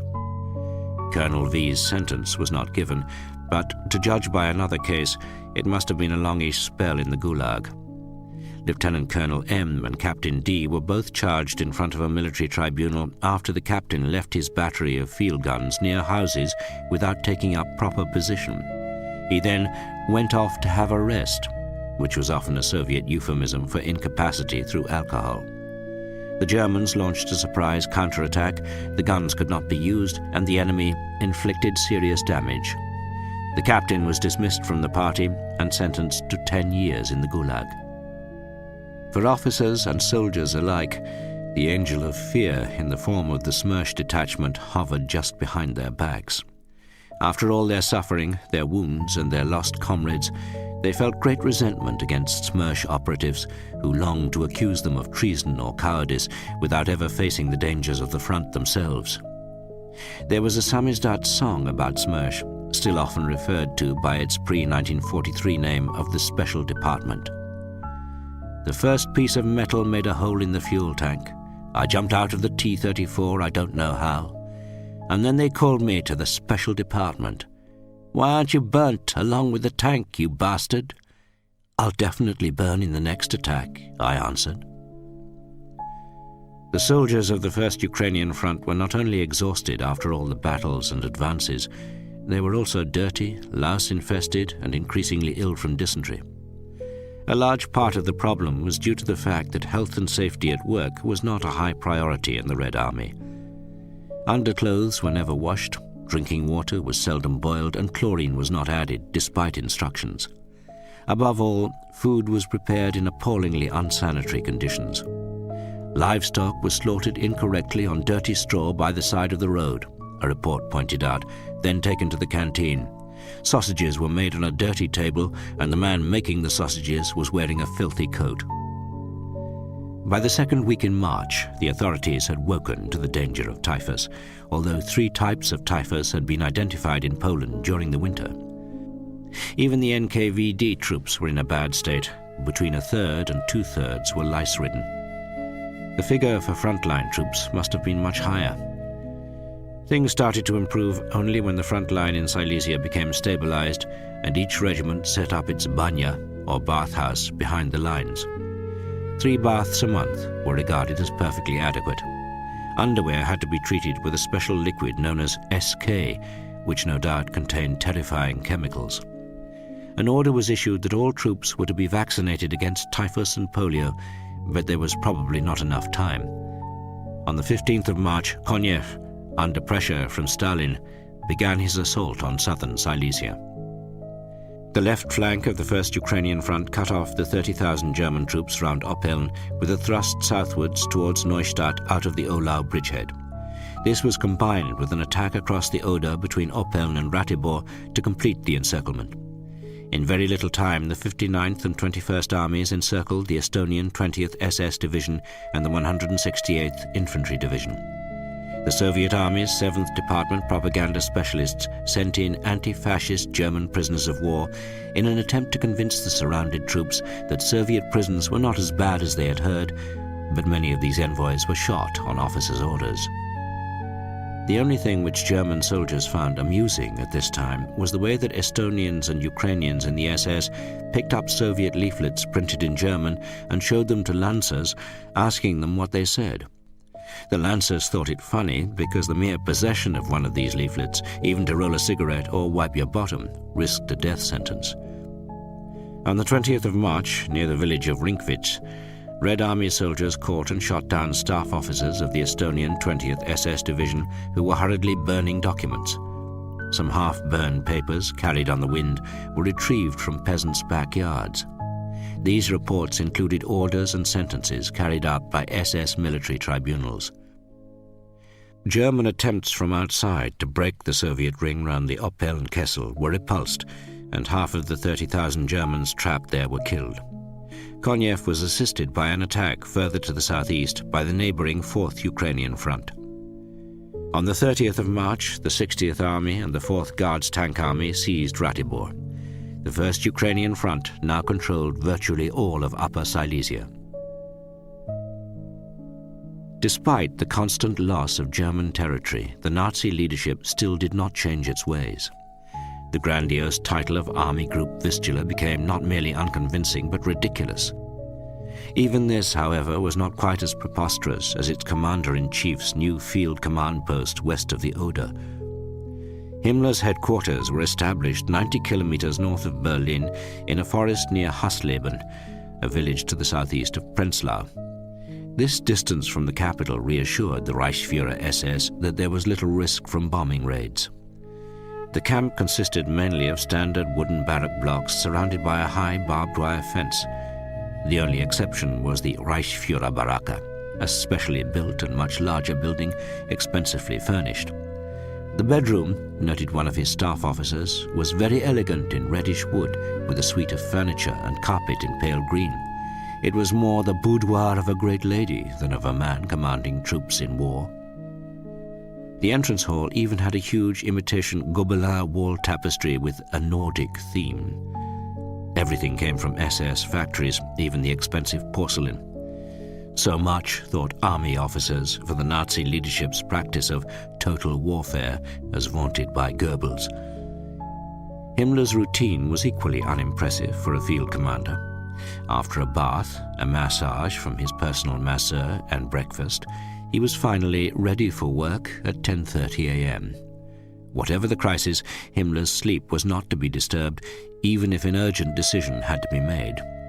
All he really wanted to do was to present medals. He greatly enjoyed such ceremonies, which offered an effortless assertion of his own preeminence. According to Guderian, his one dream was to receive the Knight's Cross himself. Himmler's performance at situation conferences in the Reich Chancellery, in contrast, remained pathetically inadequate. According to his operations officer, Colonel Eismann, Himmler increasingly repeated at the Reich Chancellery the words Kriegsgericht and Standgericht, court-martial and drumhead court-martial, as a sort of deadly mantra. Retreat meant lack of will, and that could only be cured by the harshest measures. He also spoke constantly of incompetent and cowardly generals. But whatever the faults of generals, they were sent home or transferred to another post. It was the retreating soldiers who were shot. The Standgericht, or summary version, was naturally the method which Führer headquarters advocated. It had already been sketched out in principle. Just after the Red Army reached the Oder at the beginning of February, Hitler had copied Stalin's "not one step back" order of 1942 with the creation of blocking detachments. It included, as paragraph 5, the instruction, military tribunals should take the strictest possible measures based on the principle that those who are afraid of an honest death in battle deserve the mean death of cowards. This was then elaborated in the Führer order of the 9th of March, setting up the Fliegende Standgericht, the mobile drumhead court-martial. Its establishment consisted of 3 senior officers with 2 clerks and typewriters and office material, and, most essential of all, ein Unteroffizier und 8 Mann als Exekutionskommando. The guiding principle of its actions was simple. The justice of mercy is not applicable. The organization was to start work the next day, ready to judge all members of the Wehrmacht and Waffen-SS. Hitler's blitzkrieg against his own soldiers was extended to the Luftwaffe and Kriegsmarine in an instruction signed by General Burgdorf. He instructed them to make sure that the president in each case was firmly anchored in the ideology of our Reich.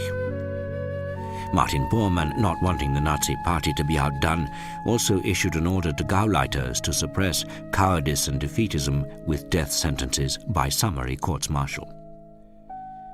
4 days after the Führer order on the Fliegende Standgericht, Hitler issued yet another order, probably drafted by Bormann, on National Socialist ideology in the army.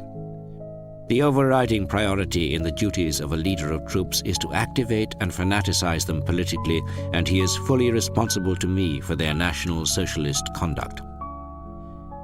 For Himmler, the man who preached pitilessness to waverers, the stress of command proved too much. Without warning Guderian, he retired with influenza to the sanatorium of Hohenlychen, some 40 kilometers to the west of Hasleben, to be cared for by his personal physician. Guderian, on hearing of the chaotic situation at his headquarters, drove up to Hasleben. Even Lammerding, Himmler's SS chief of staff, begged him to do something. Learning that the Reichsführer SS was at Hohenlychen, Guderian went to visit him there, having guessed the tactic to adopt. He said that Himmler was clearly overworked with all his responsibilities: Reichsführer SS, Chief of the German Police, Minister of the Interior, Commander-in-Chief of the Replacement Army, and Commander-in-Chief of Army Group Vistula. Guderian suggested that he should resign from Army Group Vistula. Since it was clear that Himmler wanted to, but did not dare tell Hitler himself, Guderian saw his chance. "Then will you authorize me to say it for you?" he said. Himmler could not refuse. That night, Guderian told Hitler and recommended Colonel General Gotthard Heinrizi as his replacement. Heinrizi was the commander of the 1st Panzer Army, then involved in the fighting against Konev opposite Ratibor. Hitler, loath to admit that Himmler had been a disastrous choice, agreed with great reluctance. Heinrizi went to Hasleben to take up command. Himmler, hearing of his arrival, returned to hand over with a briefing on the situation, which was full of pomposity and self-justification. Heinrizi had to listen to this interminable speech until the telephone rang. Himmler answered. It was General Busse, the commander of the 9th Army. A terrible blunder had taken place at Küstrin. The corridor to the fortress had been lost. Himmler promptly handed the telephone to Heinrizi. "You're the new commander-in-chief of the army group," he said. "You give the relevant orders." And the Reichsführer SS took his leave with indecent haste. End of CD 5.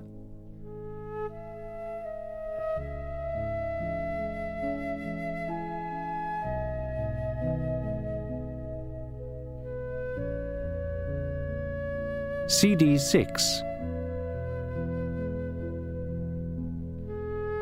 The fighting in the Oder bridgeheads either side of Kustrin had been ferocious. If Soviet troops captured a village and found any Nazi SA uniforms or swastikas in a house, they often killed everyone inside.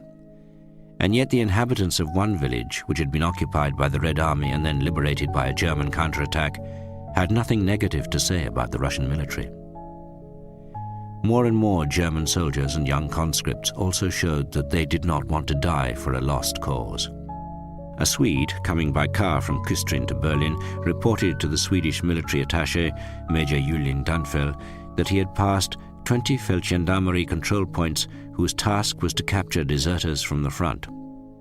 Another Swede, passing through the area, reported the German troops appeared thin on the ground and the soldiers looked apathetic due to exhaustion. Conditions had been miserable. The Audiobook was a semi-cultivated wetland with a number of dikes. To dig in against artillery and air attack was a dispiriting experience, since in most places you reached water less than a meter down. February was not as cold as usual, but that did little to lessen the cases of trench foot.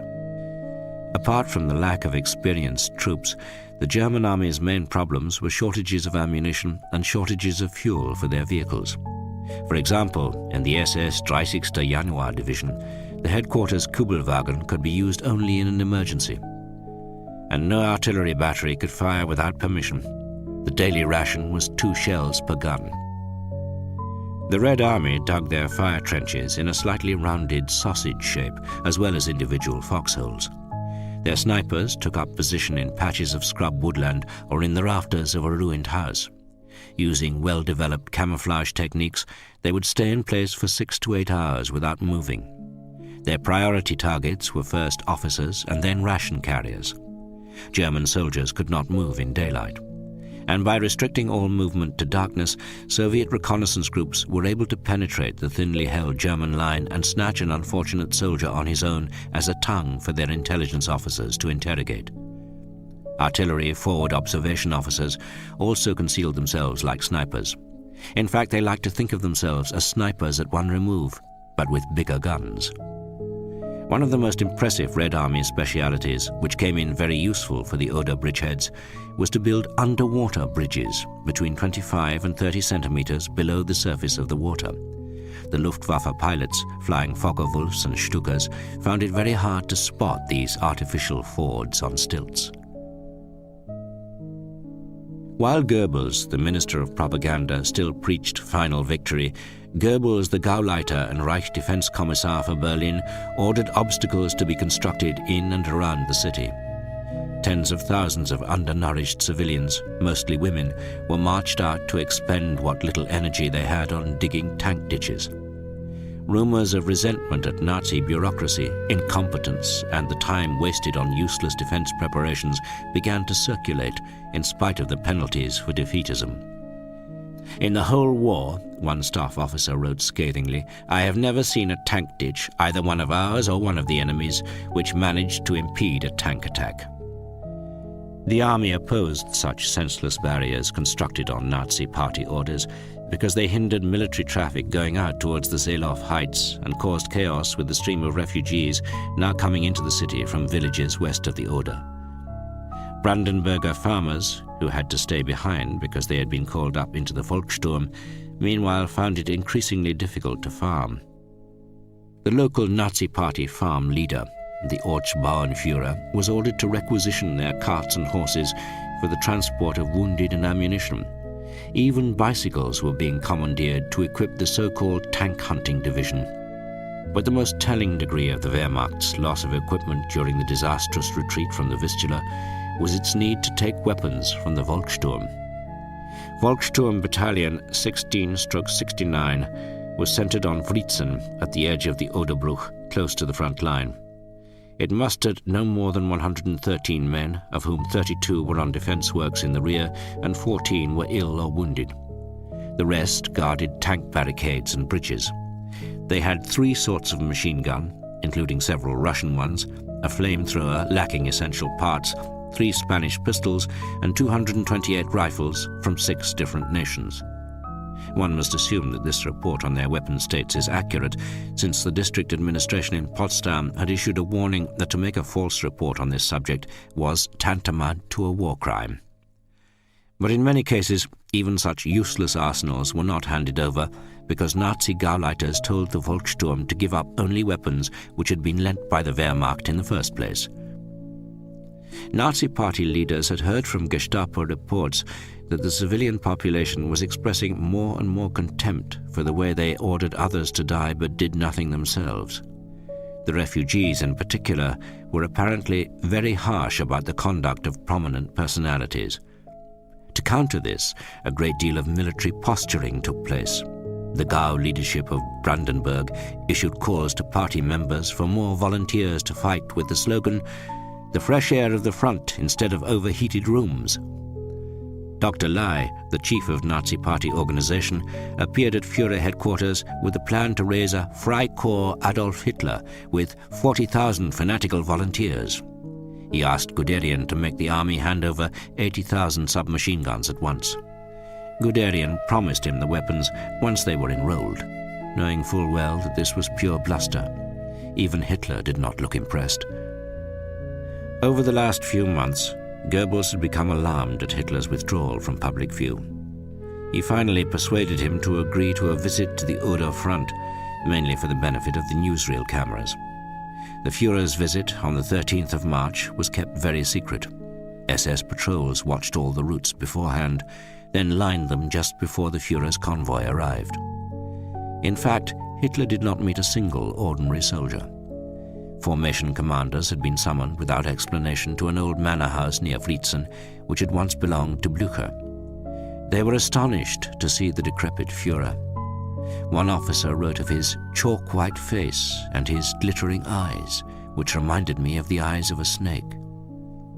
General Busse, wearing field cap and spectacles, gave a formal presentation of the situation on his army's front. When Hitler spoke of the necessity of holding the Oder defense line, he made it clear, another officer recorded, that what we already had were the very last weapons and equipment available. The effort of talking must have drained Hitler. On the journey back to Berlin, he never said a word. According to his driver, he sat there, lost in his thoughts. It was his last journey. He was never to leave the Reich Chancellery again alive. Chapter 9. Objective Berlin. On the 8th of March, just when the Pomeranian operation was getting into full momentum, Stalin suddenly summoned Zhukov back to Moscow. It was a strange moment to drag a front commander away from his headquarters. Zhukov drove straight from the central airport out to Stalin's dacha, where the Soviet leader was recuperating from exhaustion and stress. After Zhukov had reported on the Pomeranian operation and the fighting in the Oder bridgeheads, Stalin led him outside for a walk in the grounds. He talked about his childhood. When they returned to the dacha for tea, Zhukov asked Stalin if anything had been heard of his son, Yakov Djugashvili, who had been a prisoner of the Germans since 1941. Stalin had disowned his own son then for having allowed himself to be taken alive, but now his attitude seemed different. He did not answer Zhukov's question for some time. "Yakov is never going to get out of prison alive," he said eventually. "The murderers will shoot him. According to our inquiries, they are keeping him isolated and are trying to persuade him to betray the motherland." He was silent for another long moment. "No," he said firmly. "Yakov would prefer any kind of death to betraying the motherland." When Stalin referred to our inquiries, they were, of course, Abakumov's inquiries. The most recent news of Yakov had come from General Stepanovich, a commander of the Yugoslav gendarmerie. Stepanovich had been released by Zhukov's own troops at the end of January, but then grabbed by Schmersch for interrogation. Stepanovich had earlier been in Straflager XC in Lübeck with Senior Lieutenant Djugashvili. According to Stepanovich, Yakov had conducted himself independently and proudly. He refused to stand up if a German officer entered his room and turned his back if they spoke to him. The Germans had put him in a punishment cell.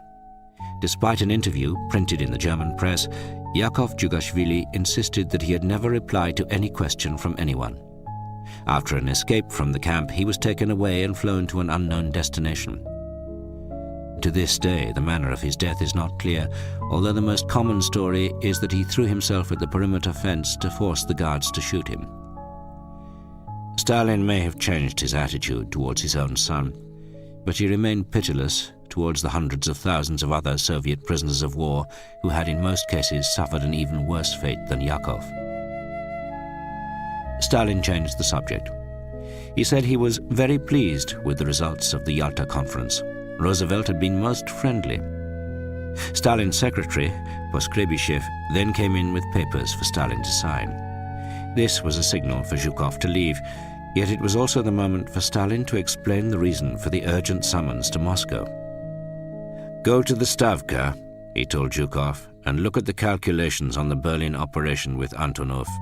We will meet here tomorrow at 1300. Antonov and Zhukov, who evidently sensed that there was a reason for the urgency, worked through the night. Next morning, Stalin changed both the time and the place. He came into Moscow, despite his weak state, so that a full-scale conference could take place at the Stavka with Malenkov, Molotov, and other members of the State Defense Committee. Antonov made his presentation. When he had finished, Stalin gave his approval and told him to issue the orders for detailed planning. Zhukov acknowledged in his memoirs that when we were working on the Berlin operation, we took into account the action of our allies. He even admitted their concern that the British command was still nursing the dream of capturing Berlin before the Red Army reached it. What he does not mention, however, was that on the 7th of March, the day before Stalin summoned him so urgently to Moscow, the US Army had seized the bridge at Remagen. Stalin had immediately seen the implications of the Western Allies breaching the Rhine barrier so quickly. The British desire to head for Berlin had never been concealed from Stalin. During Churchill's visit to Moscow in October 1944, Field Marshal Sir Alan Brooke told Stalin that after an encirclement of the Ruhr, the main axis of the Allied advance would then be directed on Berlin. Churchill had re-emphasized the point. They hoped to cut off about 150,000 Germans in Holland, then drive steadily towards Berlin. Stalin had made no comment. There was a very strong reason for Stalin to want the Red Army to occupy Berlin first. In May 1942, 3 months before the start of the Battle of Stalingrad, he had summoned Beria and the leading atomic physicists to his dacha. He was furious to have heard through spies that the United States and Britain were working on a uranium bomb. Stalin blamed Soviet scientists for not having taken the threat seriously, yet he was the one who had dismissed as a provocation the first intelligence on the subject. This had come from the British traitor John Cairncross in November 1941. Stalin's angry dismissal of the information had been a curious repeat of his behavior when warned of the German invasion 6 months before. Over the next 3 years, the Soviet nuclear research program, soon codenamed Operation Borodino, was dramatically accelerated with detailed research information from the Manhattan Project provided by communist sympathizers such as Klaus Fuchs. Beria himself took over supervision of the work and eventually brought Professor Igor Kurchatov's team of scientists under complete NKVD control. The Soviet program's main handicap, however, was a lack of uranium. No deposits had been identified yet in the Soviet Union. The main reserves in Europe lay in Saxony and Czechoslovakia under Nazi control.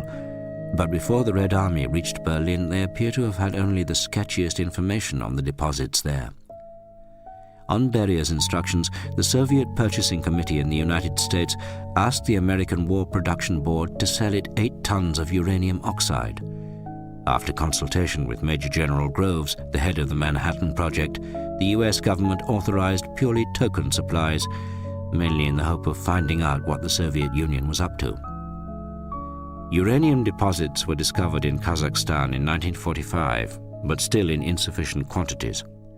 Stalin and Beria's greatest hope of getting the project moving ahead rapidly therefore lay in seizing German supplies of uranium before the Western Allies got to them. Beria had discovered from Soviet scientists who had worked there that the Kaiser Wilhelm Institute for Physics in Dahlem, a southwestern suburb of Berlin, was the center of German atomic research. Work was carried out there in a lead-lined bunker known as the Virus House, a code name designed to discourage outside interest. Next to this bunker stood the Blitzsturm, or Tower of Lightning, which housed a cyclotron capable of creating 1.5 million volts. Beria, however, did not know that most of the Kaiser Wilhelm Institute's scientists, equipment and material, including 7 tons of uranium oxide, had been evacuated to Haigerloch in the Black Forest.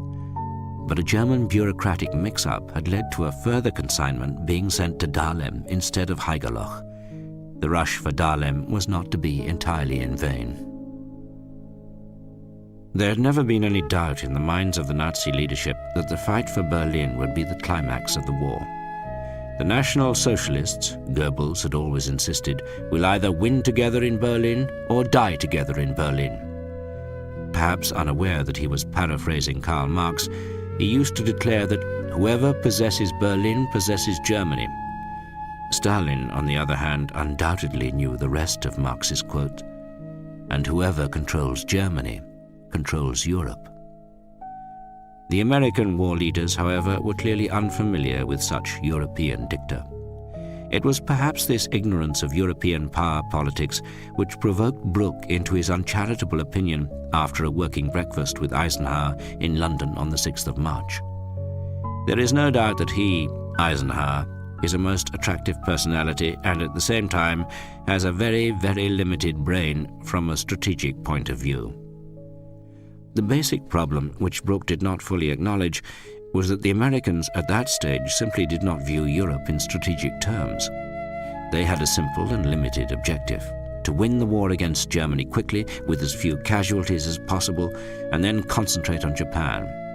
Eisenhower, like his president, the chiefs of staff and other senior officials, failed to look ahead and completely misread Stalin's character. This exasperated British colleagues and led to the main rift in the Western Alliance. Some British officers even referred to Eisenhower's deference to Stalin as "have a go, Joe," a call used by London prostitutes when soliciting American soldiers. On the 2nd of March, Eisenhower signaled to Major General John R. Dean, the U.S. liaison officer in Moscow, "In view of the great progress of the Soviet offensive, is there likely to be any major change in Soviet plans from those explained to Tedder on the 15th January?" He then asked whether there would be a lull in operations mid-March to mid-May. But Dean found it impossible to obtain any reliable information from General Antonov. And when finally they did state their intentions, they deliberately misled Eisenhower to conceal their determination to seize Berlin first. In the difference of views over strategy, personalities unavoidably played a large part. Eisenhower suspected that Montgomery's demands to be allowed to lead a single, full-blooded thrust towards Berlin were prompted solely by prima donna ambitions. Montgomery had done little to conceal his conviction that he should be the field commander, while Eisenhower was left in a figurehead position. Above all, Montgomery's unforgivable boasting after the Ardennes battle had clearly entrenched Eisenhower's bad opinion of him. His relations with Monty are quite insoluble, Field Marshal Sir Alan Brooke wrote in his diary after that breakfast meeting on the 6th of March. He only sees the worst side of Monty. Yet the Americans, with some justification, felt that Montgomery would in any case be the worst choice to lead a rapid thrust. He was so notoriously pedantic about staff details that he took longer than any other general to mount an attack. Montgomery's 21st Army Group in the north, at Wesel, faced the greatest concentration of German troops. He therefore planned a set-piece crossing of the Rhine with large-scale amphibious and airborne operations. But his minutely prepared performance was rather preempted by events further south. Hitler's frenzied reaction to the US First Army's rapidly reinforced bridgeheaded Remagen was to order massive counterattacks. This stripped other sectors of the Rhine. Soon Patton's Third Army, which had been clearing the Palatinate with a panache reminiscent of that local cavalry leader, Prince Rupert, was across the river at a number of points south of Koblenz. Once Montgomery's 21st Army Group had also crossed the Rhine on the morning of the 24th of March, Eisenhower, Churchill and Brooke met on the banks of the river in euphoric mood. Montgomery believed that Eisenhower would allow him to charge northeastwards towards the Baltic coast at Lübeck and perhaps even Berlin. He was soon disabused. General Hodges had been building up the Remagen bridgehead, and Patton, in a remarkably short time, had developed his main bridgehead south of Mainz. Eisenhower ordered them to converge their attacks eastward before Hodges' First Army swung left to encircle the Ruhr from the south. He then, to Montgomery's utter dismay, detached Simpson's 9th Army from his 21st Army Group and ordered Montgomery to head for Hamburg and Denmark, not for Berlin. The U.S. 9th Army was to form the northern part of the Ruhr operation to surround Field Marshal Model's Army Group defending Germany's last industrial region. The greatest blow to British hopes of a push northeastwards towards Berlin was Eisenhower's decision on the 30th of March to concentrate efforts on central and southern Germany. Bradley's 12th Army Group, augmented by the 9th Army, was to cross the center of Germany as soon as it had secured the Ruhr to head for Leipzig and Dresden. In the south, General Devers' 6th Army Group would head for Bavaria and northern Austria. Then, to the anger of the British Chiefs of Staff, who had not been consulted about the important change of emphasis in the overall plan, Eisenhower communicated its details to Stalin at the end of March without telling them or his British deputy, Air Chief Marshal Tedder. This signal, known as SCAF 252, became a bitter issue between the two allies. Eisenhower weighted his attack southwards, partly because he was convinced that Hitler would withdraw his armies to Bavaria and northwestern Austria for a last-ditch defense of the Alpenfestung, or Alpine Fortress. He conceded later in his memoirs that Berlin was politically and psychologically important as the symbol of remaining German power, but he believed that it was not the logical nor the most desirable objective for the forces of the Western Allies. He justified this decision on the grounds that the Red Army on the Oder was much closer, and the logistic effort would have meant holding up his central and southern armies, and his objective of meeting up with the Red Army to split Germany in two. On the banks of the Rhine only 6 days before, Churchill had hoped that our armies will advance against little or no opposition and will reach the Elbe or even Berlin before the Bear. He was now thoroughly dismayed. It seemed as if Eisenhower and Marshall were far too concerned with placating Stalin. The Soviet authorities were apparently furious about American fighters shooting down a number of their aircraft in a dogfight. Their reaction was in strong contrast to Stalin's remarks to Tedder in January that such accidents were bound to happen in war. The incident had taken place on the 18th of March between Berlin and Küstrin. The U.S. Air Force fighter pilots thought they had engaged 8 German aircraft and claimed 2 Focke-Wulf 190s destroyed. Red Army Aviation, on the other hand, asserted that the 8 aircraft were Soviet and that 6 of them had been shot down, with 2 of their flyers killed and 1 seriously wounded. The mistake was blamed on the criminal action of individuals of the American Air Force. Ironically, it was the Americans, in the form of Alan Dulles of the OSS, Office of Strategic Services in Bern, who provoked the biggest row with the Soviet Union at this time. Dulles had been approached by SS Obergruppenführer Karl Wolff about an armistice in North Italy. The Soviet leadership's demands to participate in the talks were rejected in case Wolff might break them off. This was a blunder. Churchill acknowledged that the Soviet Union was understandably alarmed. Stalin clearly feared a separate peace on the Western Front. His recurrent nightmare was a revived Wehrmacht supplied by the Americans, even if this was an illogical fear. The vast majority of Germany's most formidable formations had either been destroyed, captured, or surrounded, and even if the Americans had provided all the weapons in the world, the Wehrmacht in 1945 bore little resemblance to the fighting machine of 1941. Stalin also suspected that the huge numbers of Wehrmacht troops surrendering to the Americans and British in the west of Germany revealed not just their fear of becoming prisoners of the Red Army.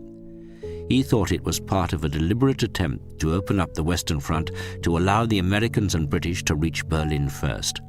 In fact, the reason for such large surrenders at that time was Hitler's refusal to allow any withdrawal. If he had brought his armies back to defend the Rhine after the Ardennes debacle, the Allies would have faced a very hard task. But he did not, and this allowed them to trap so many divisions west of the Rhine. Similarly, Field Marshal Model's fixed defense of the Ruhr was equally doomed. "We owed much to Hitler," Eisenhower commented later. In any case, Churchill felt strongly that until Stalin's post-war intentions in Central Europe were clearer, then the West had to grab every good card available for bargaining with him. Recent reports of what was happening in Poland, with mass arrests of prominent figures who might not support Soviet rule, strongly suggested that Stalin had no intention of allowing an independent government to develop. Molotov had also become extremely aggressive. He was refusing to allow any Western representatives into Poland. In fact, his general interpretation of their agreement at Yalta was very different from what both the British and the Americans had understood to be the letter and the spirit of their accord. Churchill's earlier confidence, based on Stalin's lack of interference in Greece, had now started to disintegrate. He suspected that both he and Roosevelt had been the victims of a massive confidence trick. Churchill still did not seem to realize that Stalin judged others by himself. It would appear that he had acted on the principle that Churchill, after all his comments at Yalta about having to face the House of Commons over the subject of Poland, had simply needed a bit of democratic gloss to keep any critics quiet until everything was irreversibly settled. Stalin now appeared to be angered by Churchill's renewed complaints over the Soviet Union's behavior in Poland. The Soviet authorities were well aware of the main political and military disagreements between the Western Allies, even if they did not know all the details immediately. The rift grew even greater after Eisenhower's SCAF 252 signal to Stalin. Eisenhower, stung by the furious British reaction, wrote later that the combined chiefs of staff, after Tedder's visit to Moscow in January, had allowed him to communicate directly with Moscow on matters that were exclusively military in character.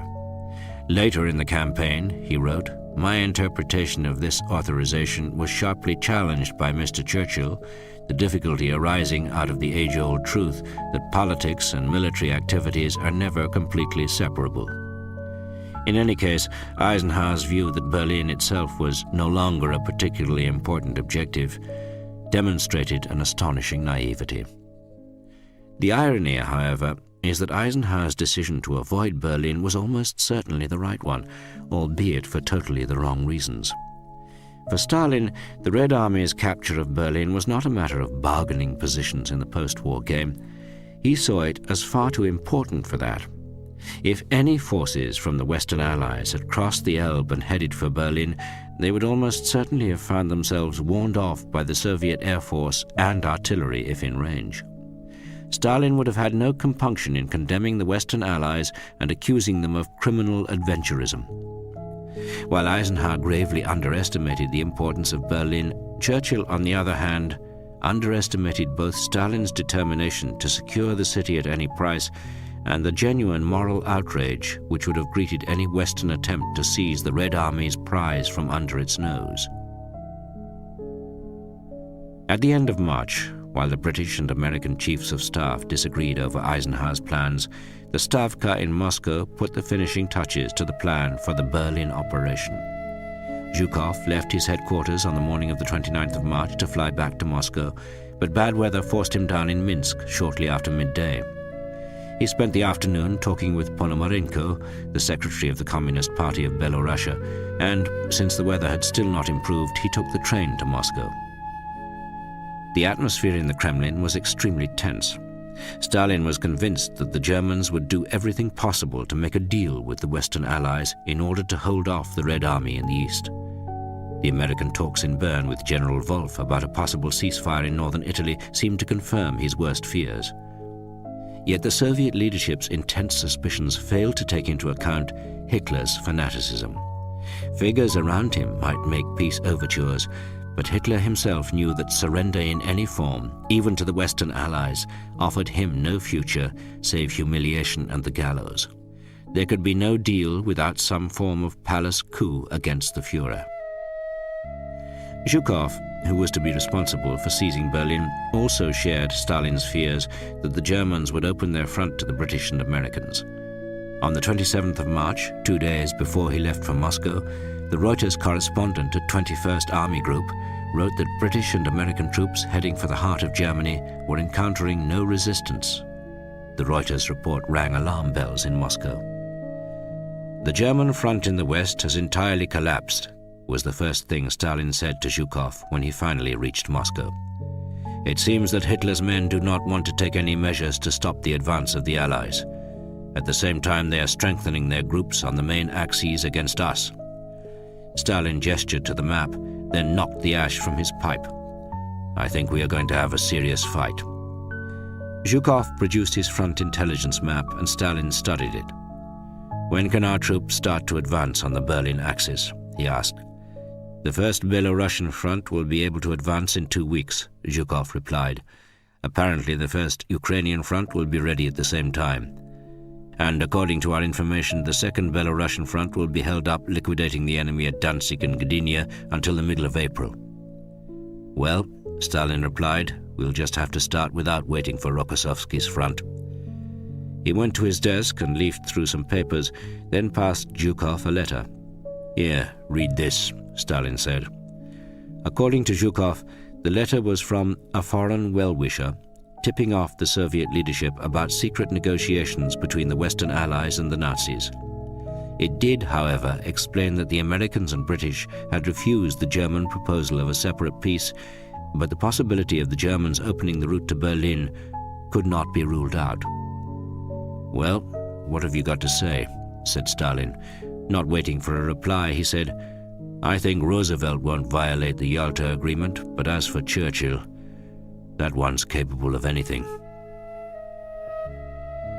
At 8 p.m. on the 31st of March, the United States Ambassador Averell Harriman and his British counterpart, Sir Archibald Clark Kerr, went to the Kremlin, accompanied by General Dean. They met Stalin, General Antonov, and Molotov.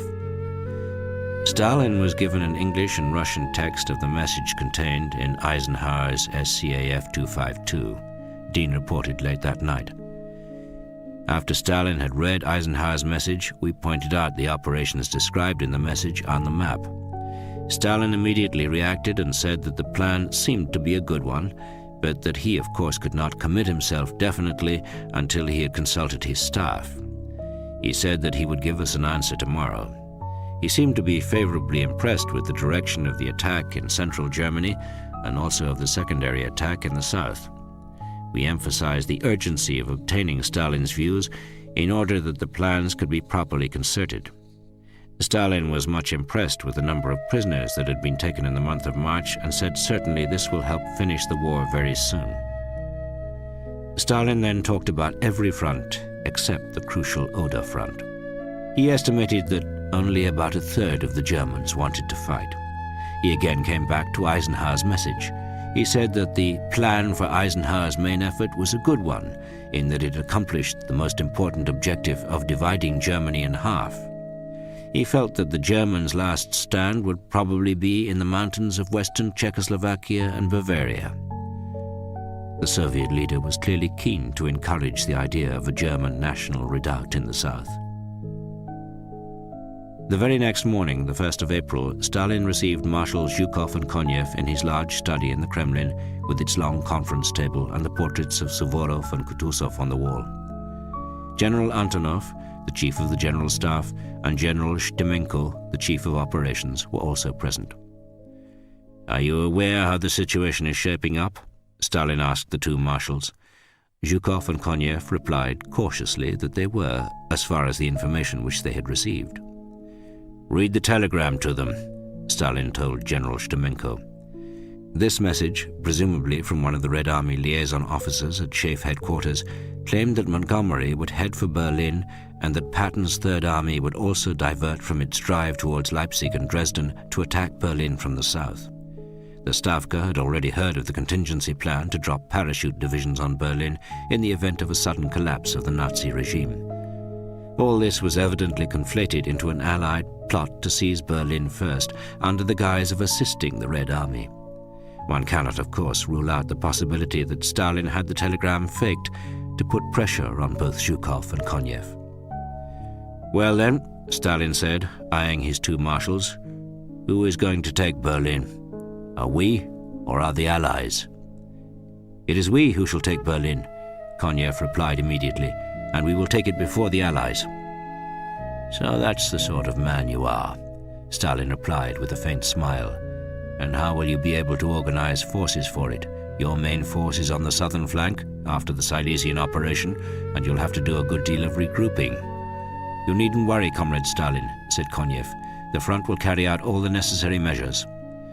Konyev's desire to beat Zhukov to Berlin was unmistakable, and Stalin, who liked to engender rivalry among his subordinates, was clearly satisfied. Antonov presented the overall plan. Then Zhukov and Konyev presented theirs. Stalin made only one amendment. He did not agree with the Stavka demarcation line between the two fronts. He leaned forward with his pencil and scribbled out the line west of Lubin, 60 kilometers southeast of Berlin.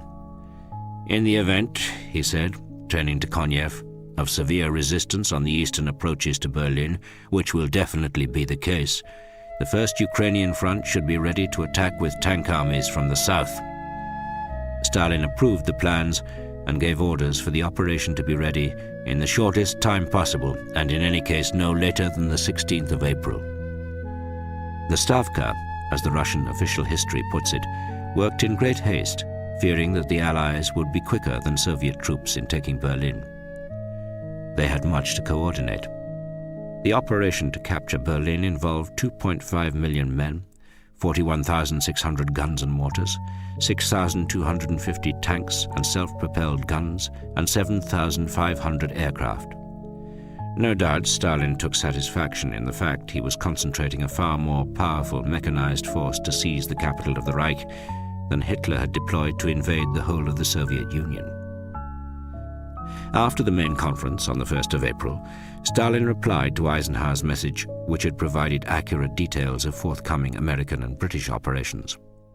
The Soviet leader informed the American Supreme Commander that his plan completely coincided with the plans of the Red Army. Stalin then assured his trusting ally that Berlin has lost its former strategic importance and that the Soviet command would send only second-rate forces against it. The Red Army would be delivering its main blow to the south to join up with the Western Allies. The advance of the main forces would start approximately in the second half of May. However, this plan may undergo certain alterations depending on circumstances. It was the greatest April Fool in modern history. Chapter 10.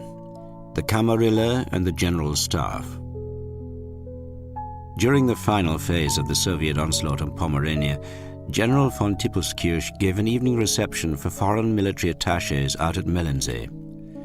They went mainly because it offered a good opportunity to hear something other than the official version of events, which hardly anybody believed. The capital was obsessed with rumors. Some were convinced that Hitler was dying from cancer and that the war would end soon. Many whispered, with rather more justification, that German communists were rapidly stepping up their activities as the Red Army approached. There was also talk of a mutiny among the Volkssturm. German officers present that evening were discussing the Pomeranian catastrophe. They blamed it on their lack of reserves. According to the Swedish military attaché, Major Julin Danfel, conversations ended with German officers saying how much they hoped that serious negotiations would start with the British. "The British are partly responsible for the destiny of Europe," he was told, "and it is their duty to prevent German culture from being annihilated by a red storm flood." German officers still seemed to believe that if Britain had not been so tiresome holding out in 1940 and the whole might of the Wehrmacht had been concentrated on the Soviet Union in 1941, the outcome would have been decisively different.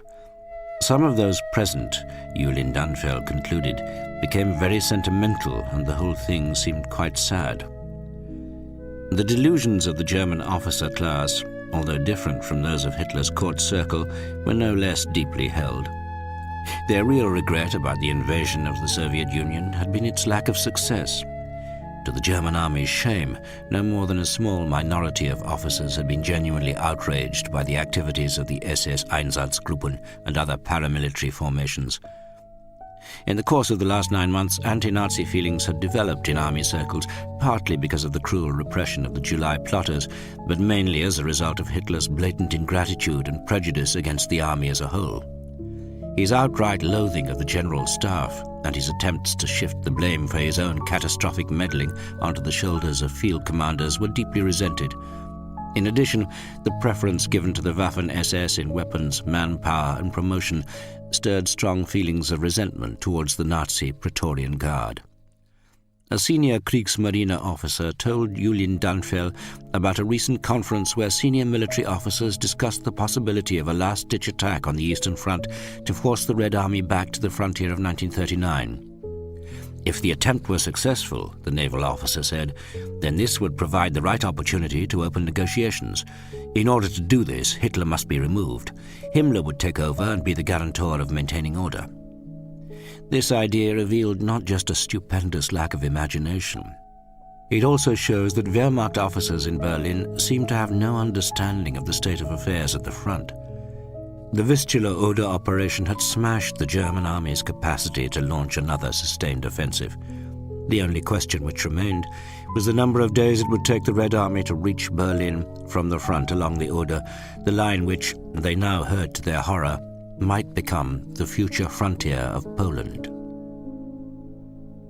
The events which brought the conflict between Hitler and Guderian to a head were linked to the rather grim fortress town of Kustrin, which stood between the two main Soviet bridgeheads across the Oder.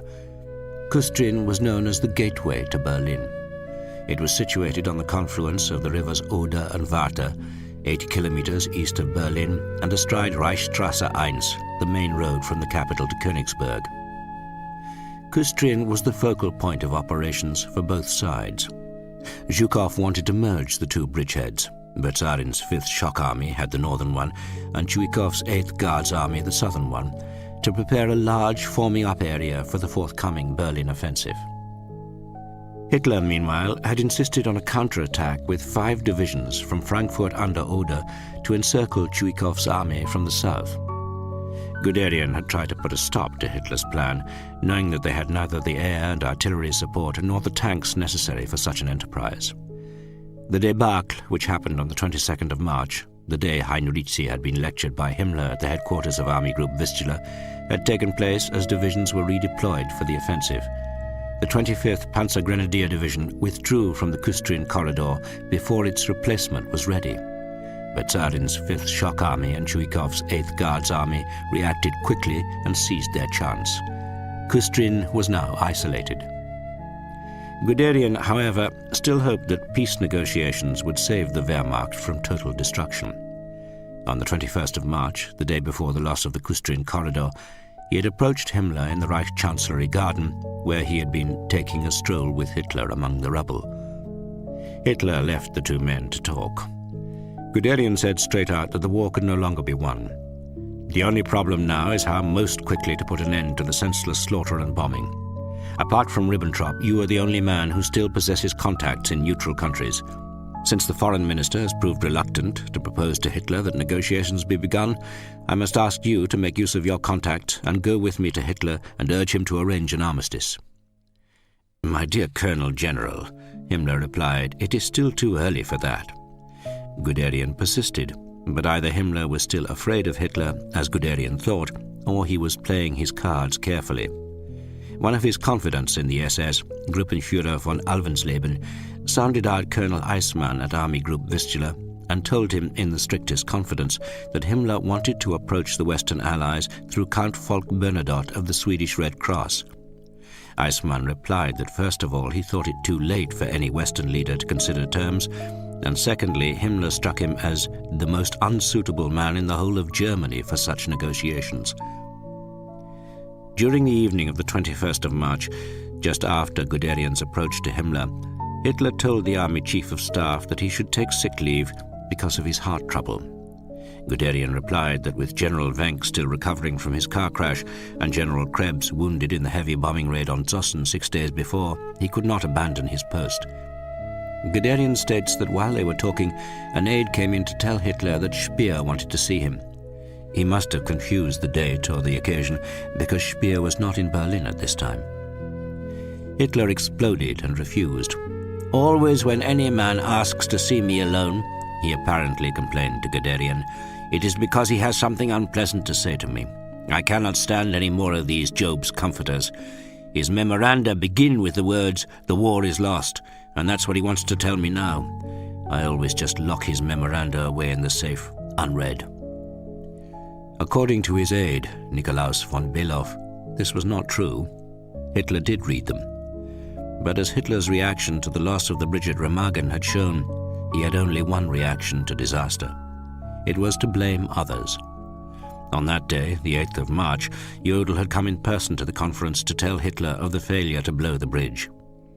Hitler was very quiet then, said a staff officer who had been present, but the next day he was raging. He ordered the summary execution of 5 officers, a decision which horrified the Wehrmacht. Even the Waffen-SS soon found that it was not exempt from the Führer's rages. Hitler heard from either Bormann or Fegelein, both eager to undermine Himmler, that Waffen-SS divisions in Hungary had been retreating without orders. As a humiliating punishment, Hitler decided to strip them, including his personal guard, the Leibstandarte Adolf Hitler, of their prized armband divisional titles. Himmler was forced to implement the order himself.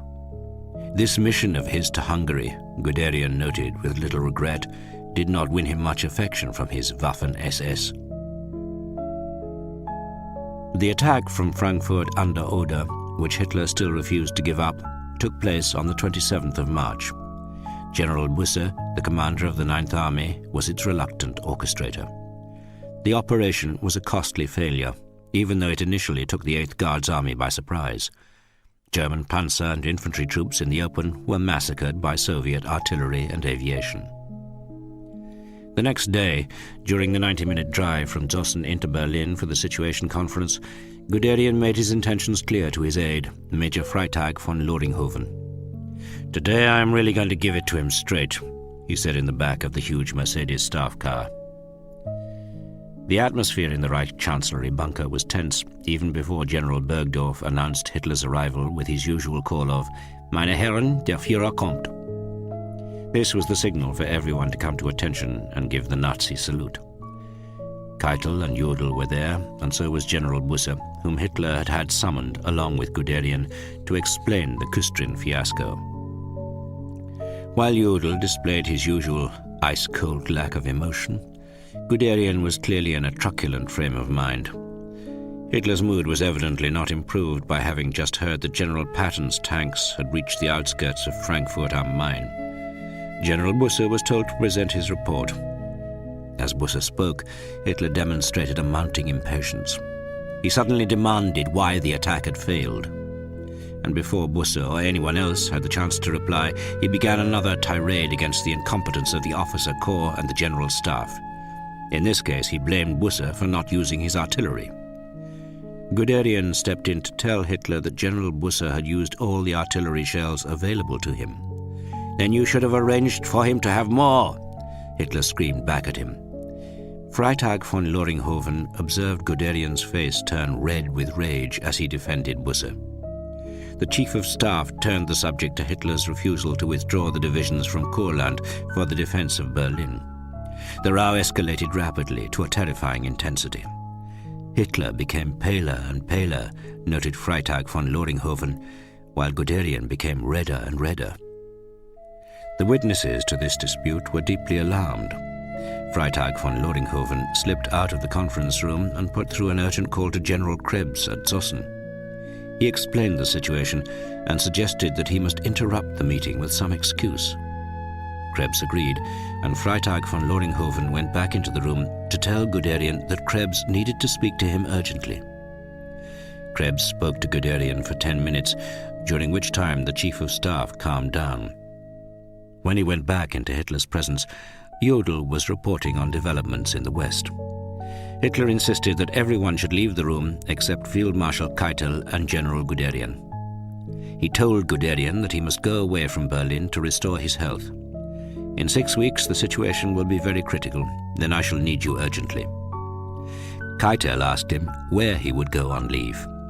Guderian, suspicious of his motives, replied that he had made no plans. Staff officers at Zossen and at Army Group Vistula headquarters were shocked by the day's events. Hitler's dismissal of Guderian threw them into a deep gloom. They were already suffering from what Colonel de Maizière described as a mixture of nervous energy and trance, and a feeling of having to do your duty while at the same time seeing that this duty was completely pointless. Hitler's defiance of military logic reduced them to despair. The dictator's charisma, they had finally realized, was based on a kriminelle Energie and a complete disregard for good and evil. His severe personality disorder, even if it could not quite be defined as mental illness, had certainly made him deranged. Hitler had so utterly identified himself with the German people that he believed that anybody who opposed him was opposing the German people as a whole, and that if he were to die, the German people could not survive without him. General Hans Krebs, Guderian's deputy, was appointed the new chief of staff.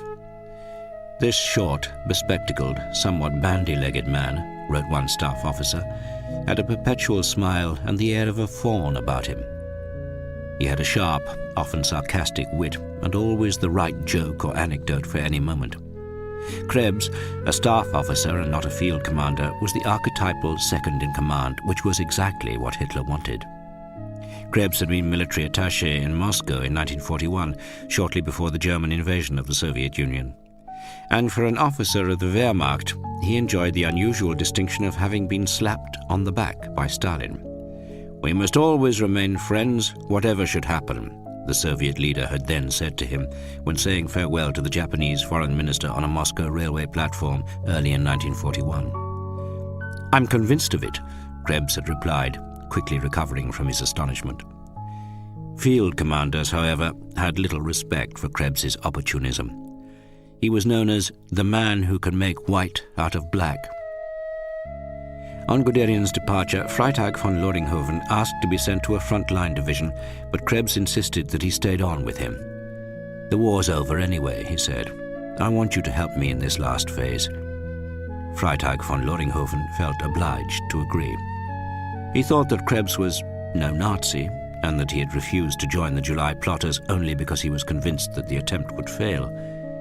But others noticed how General Bergdorf, an old War Academy classmate, persuaded Krebs to join the Bormann-Fegelein circle. Presumably, in Bormann's scheme, a loyal Krebs would ensure the army's obedience. The bull-necked and rubber-faced Bormann appeared to be collecting supporters for the fast-approaching day when he hoped to slip into his master's shoes. He appears to have earmarked Fegelein, his favorite companion, in the privacy of the sauna, where they almost certainly bragged to each other about their numerous affairs, as the future Reichsführer SS. Staff officers from Dossen and Army Group Vistula observed the court of the Third Reich with a horrified fascination. They also watched Hitler's treatment of his entourage, in case it signified a change in favor and therefore in the power struggle. Hitler addressed the discredited Goering as Herr Reichsmarschall in an attempt to prop up what little dignity he had left. Although he remained on familiar du terms with Himmler, the Reichsführer SS had lost power since his moment of glory after the July plot. At that time, Himmler, as commander of the Waffen-SS and the Gestapo, had appeared to be the only counterweight to the army. Goebbels, although his propaganda talents were essential to the Nazi cause in its eclipse, had still not been accepted back to the same degree of intimacy he had enjoyed before his love affair with a Czech actress. Hitler, appalled that a leading member of the Nazi party should consider divorce, had sided with Magda Goebbels.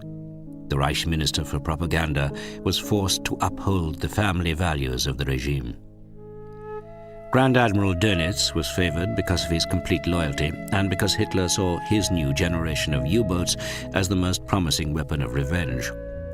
In German Navy circles, Dönitz was known as Hitlerjunger Quecks, the devoted Nazi youth in a famous propaganda movie, because he was the mouthpiece of his Führer. But Bormann appeared to be the best-placed member of the Camarilla. Hitler called his indispensable assistant and chief administrator Dear Martin. The officers also watched the deadly competition among the heirs apparent within the Camarilla. Himmler and Bormann addressed each other as Du, but mutual respect was thin on the ground. They also observed Fegelein, with his dirty finger sticking into everything, do his utmost to undermine Himmler, a man whose friendship he had sought and achieved. Himmler appears to have been oblivious of the treachery.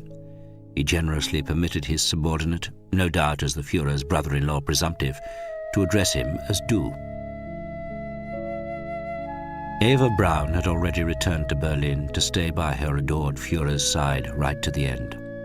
The popular notion that her return from Bavaria was much later and totally unexpected is undermined by Bormann's diary entry of Wednesday the 7th of March.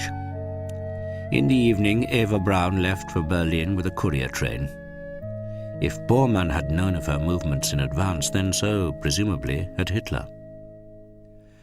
On the 13th of March, a day in which 2,500 Berliners died in air raids and another 120,000 found themselves homeless, Bormann ordered, on the grounds of security, that prisoners must be moved from areas close to the front to the interior of the Reich. It is not entirely clear whether this instruction also accelerated the existing SS program for evacuating concentration camps threatened by advancing troops. The killing of sick prisoners and the death marches of concentration camp survivors were probably the most ghastly developments in the fall of the Third Reich. Those too weak to march and those regarded as politically dangerous were usually hanged or shot by the SS or Gestapo. On some occasions, even the local Volkssturm was used for execution squads.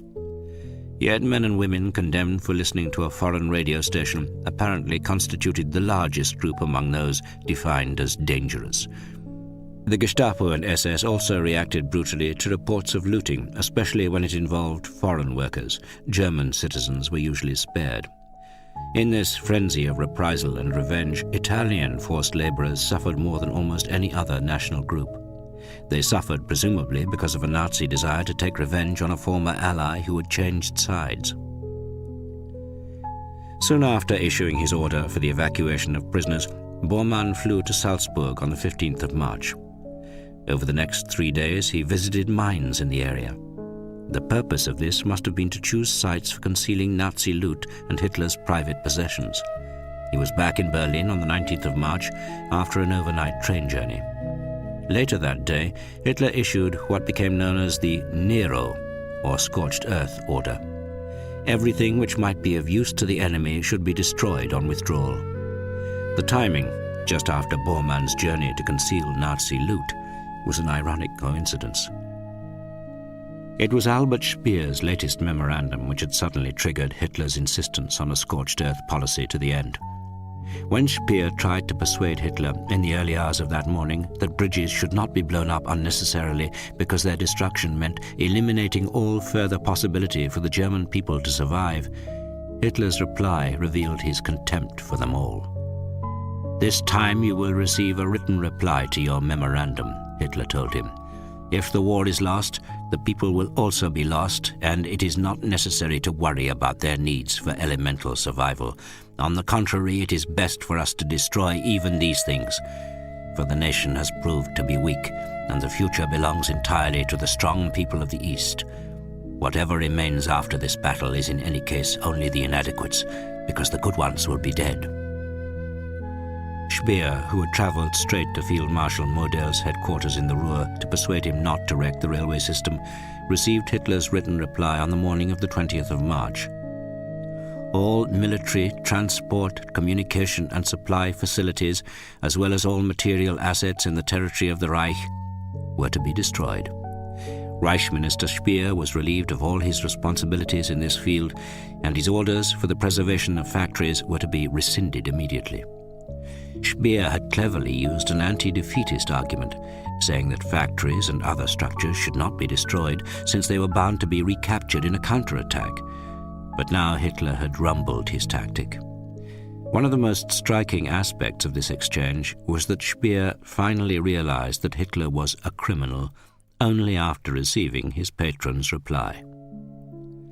Speer, who had been touring the front from Field Marshal Model's headquarters, returned to Berlin on the 26th of March. He was summoned to the Reich Chancellery. "I have reports that you are no longer in harmony with me," Hitler said to his former protégé. "It is apparent that you no longer believe that the war can be won." He wanted to send Speer on leave. Speer suggested resignation instead, but Hitler refused. Speer, although officially deposed, still managed to thwart those Gauleiters who wished to carry out Hitler's order because he retained control over the supply of explosives. But on the 27th of March, Hitler issued yet another order insisting on the total annihilation by explosives, fire or dismantlement of the whole railway and other transport systems and all communications including telephones, telegraph and broadcasting. Speer, who returned to Berlin in the early hours of the 29th of March, contacted various sympathetic generals, including the recently deposed Guderian, as well as the less fanatical Gauleiters, to see if they supported his plan to continue thwarting Hitler's mania for destruction. Guderian, with funereal laughter, warned him not to lose his head. That evening, Hitler began by warning Speer that his conduct was treasonous. He asked Speer again whether he still believed that the war could be won. Speer said that he did not. Hitler claimed that it was impossible to deny the hope of final victory. He talked about the disappointments of his own career, a favorite refrain which also confused his own fate with that of Germany. He demanded and advised Speer to repent and have faith. Speer was given 24 hours to see whether he could bring himself to believe in victory. Hitler, clearly nervous of losing his most competent minister, did not wait for the ultimatum to expire. He rang him in his office at the Armaments Ministry on the Pariser Platz. Speer returned to the Reich Chancellery bunker. "Well?" Hitler demanded. "My Führer, I stand unconditionally behind you," Speer replied, suddenly deciding to lie. Hitler became emotional. His eyes filled with tears, and he shook Speer's hand warmly. "But then it will help," Speer continued, "if you will immediately reconfirm my authority for the implementation of your 19th of March decree." Hitler agreed at once and told him to draw up an authorization which he would sign. In the document, Speer reserved almost all demolition decisions for the Minister of Armaments and War Production, that is to say, for himself. Hitler must have sensed that he was being deceived, and yet his greatest need appears to have been to have his favorite minister back at his side. Bormann, meanwhile, was issuing orders through the Gauleiters on a wide range of issues. It came to his attention, for example, that doctors were already carrying out abortions on many rape victims who arrived as refugees from the eastern provinces. On the 28th of March, he decided that the situation had to be regularized and issued an instruction classified highly confidential. Any woman requesting an abortion in these circumstances first had to be interrogated by an officer of the Kriminalpolizei to establish the probability that she had really been raped by a Red Army soldier, as she claimed. Only then would an abortion be permitted. Speer, in his attempts to prevent needless destruction, was a frequent visitor to Army Group Vistula headquarters at Hasleben. He found that General Heinrizi entirely agreed with his aims. Speer claimed when interrogated by the Americans after the defeat that he had suggested to Heinrizi's chief of staff, General Kinzel, the possibility of withdrawing Army Group Vistula to the west of Berlin to save the city from more destruction. Heinrizi had now been given responsibility for the defense of Berlin, so he and Speer worked together on the best way to save as many bridges as possible from demolition. This was doubly important because water mains and sewage pipes were an integral part of their construction. The 58-year-old Heinrizi, according to one of his many admirers on the general staff, was, in our eyes, the perfect example of a traditional Prussian officer. He had recently been awarded the Knight's Cross with swords and oak leaves. This grizzled soldier was a scruffy dresser who preferred a frontline sheepskin jacket and First World War leather leggings to the smart general staff uniform. His aide tried in vain to persuade him to order a new tunic at least. General Helmut Reimann, a not very imaginative officer who had been designated the commander of Berlin's defense, was planning to demolish all the city's bridges. So Speer, with Heinrizi's support, played his defeatist card again and asked Reimann whether he believed in victory. Reimann could not, of course, say no. Speer then persuaded him to accept Heinrizi's compromise formula, to restrict his demolition plans to the outermost bridges on the Red Army's line of advance and leave the bridges in the center of the capital intact. After the meeting with Reimann, Heinrizi told Speer that he had no intention of fighting a prolonged battle for Berlin. He just hoped that the Red Army would get there quickly and take Hitler and the Nazi leadership unawares. End of CD 6.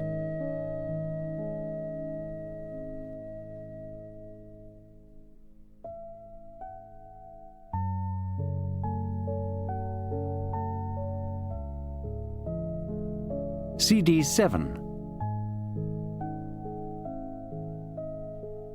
The headquarters staff at Hasleben were interrupted by a constant stream of less welcome visitors. Gauleiter Greiser, who had claimed urgent duties in Berlin when abandoning the besieged population of Poznan to their fate, had turned up at Army Group Vistula headquarters and hung around listlessly. He said he wanted to work as an aide on the staff. Gauleiter Hildebrandt of Mecklenburg and Gauleiter Sturz of Brandenburg also turned up, demanding briefings on the situation. There was just one question which they really wanted to ask: Wann kommt der Russe? But they did not quite dare, because it was defeatist. Goering was also a frequent visitor to Army Group Vistula headquarters from his ostentatious mansion at Karinhal. He made much of the Sonderstaffel, the special planning group led by the famous Stuka ace Lieutenant Colonel Baumbach, to target the Soviet bridges and crossing points to their Oder bridgeheads, dropping newly developed radio-controlled bombs. The Kriegsmarine also organized Sprengboote, an explosive version of Elizabethan fireships floating downriver. Attacks from neither the air nor the river achieved any lasting damage.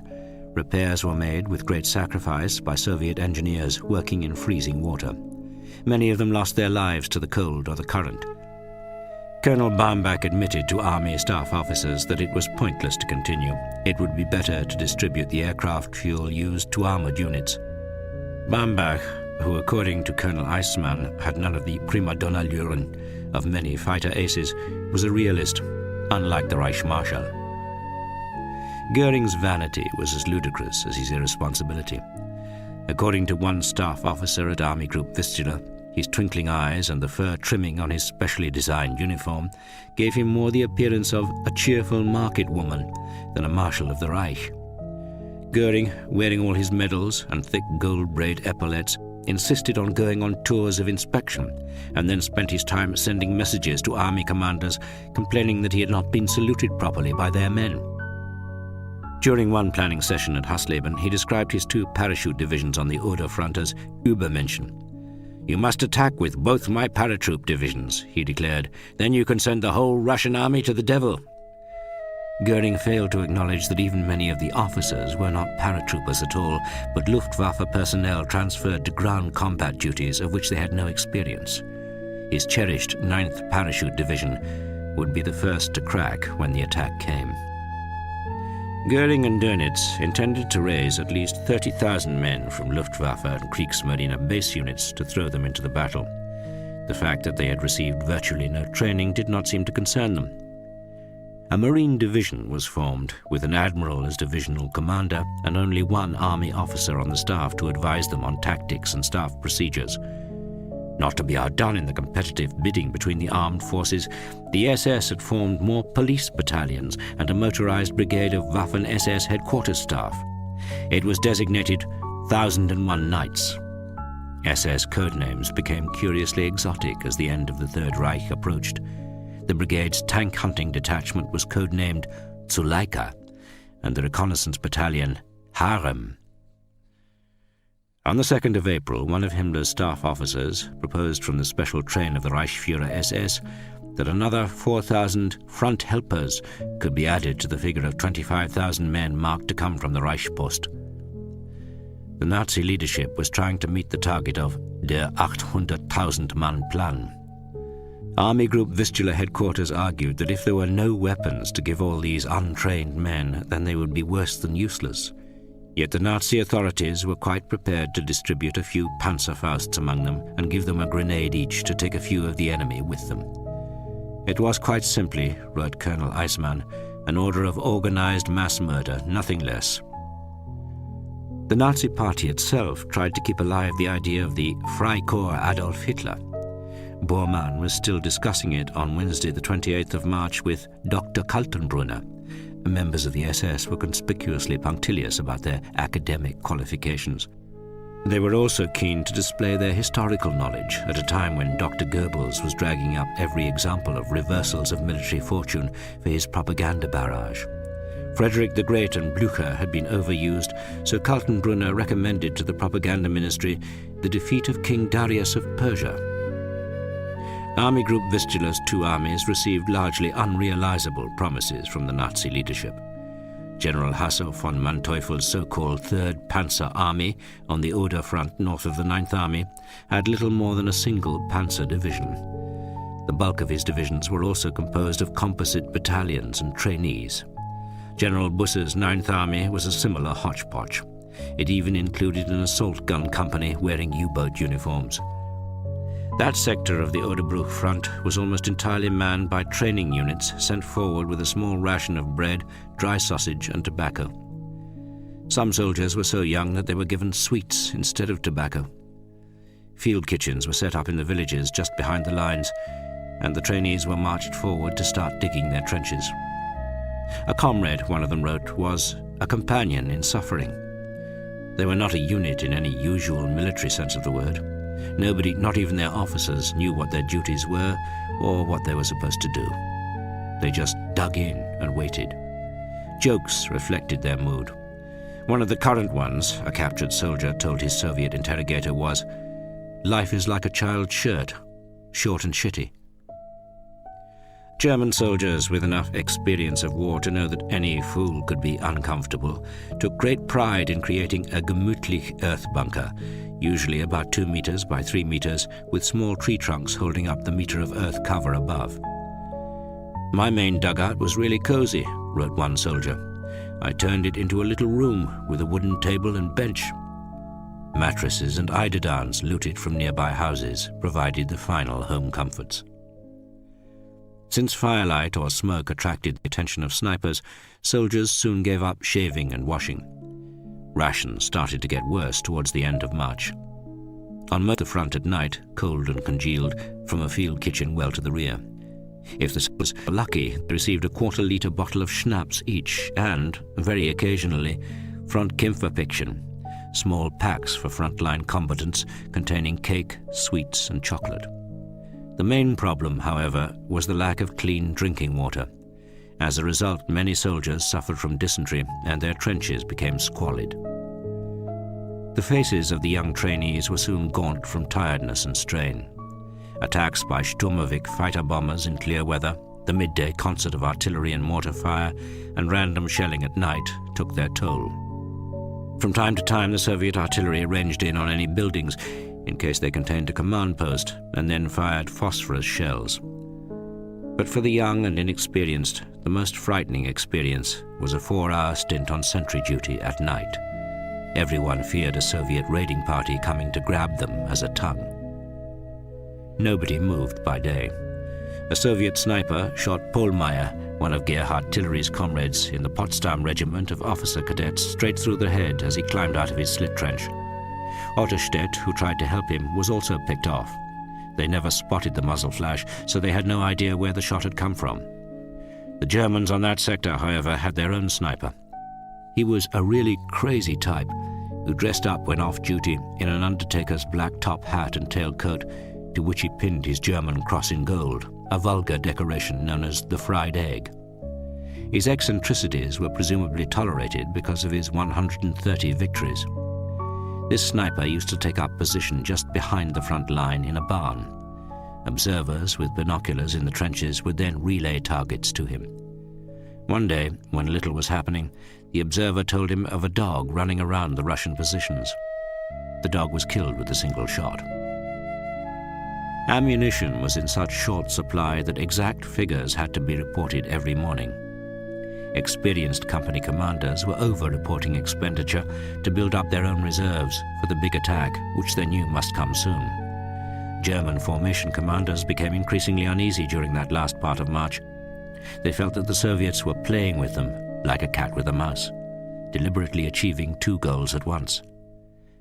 The battle for the bridgeheads on the west side of the Oder was not only preparing the Red Army's springboard for Berlin, It was also grinding down the Ninth Army and forcing it to use up its dwindling supplies of ammunition before the big attack. German artillery guns, restricted to less than a couple of shells per gun per day, could not indulge in counter-battery fire, so the Soviet gunners were able to range at will on specified targets, ready for their opening bombardment. The major offensive against the Seelow Heights towards Berlin was only a matter of time. Soldiers passed the day either catching up on sleep or writing home, even though little post had been getting through since the end of February. Officers felt that this collapse of the postal system at least had one advantage. There had been a number of suicides when soldiers received disastrous news from home, whether damage from bombing or members of the family killed.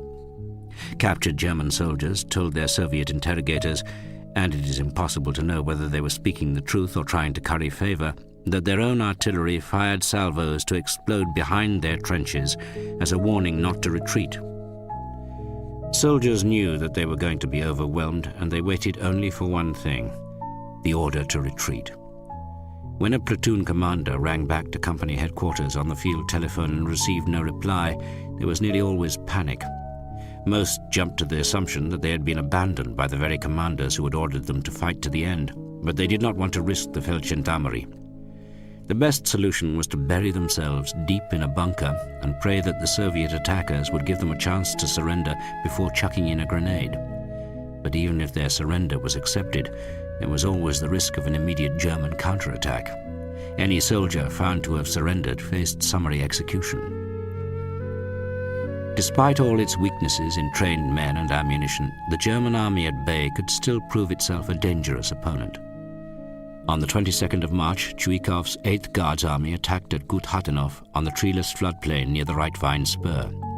The 920th Assault Gun Training Brigade, with the 303rd Döberitz Infantry Division, was alerted.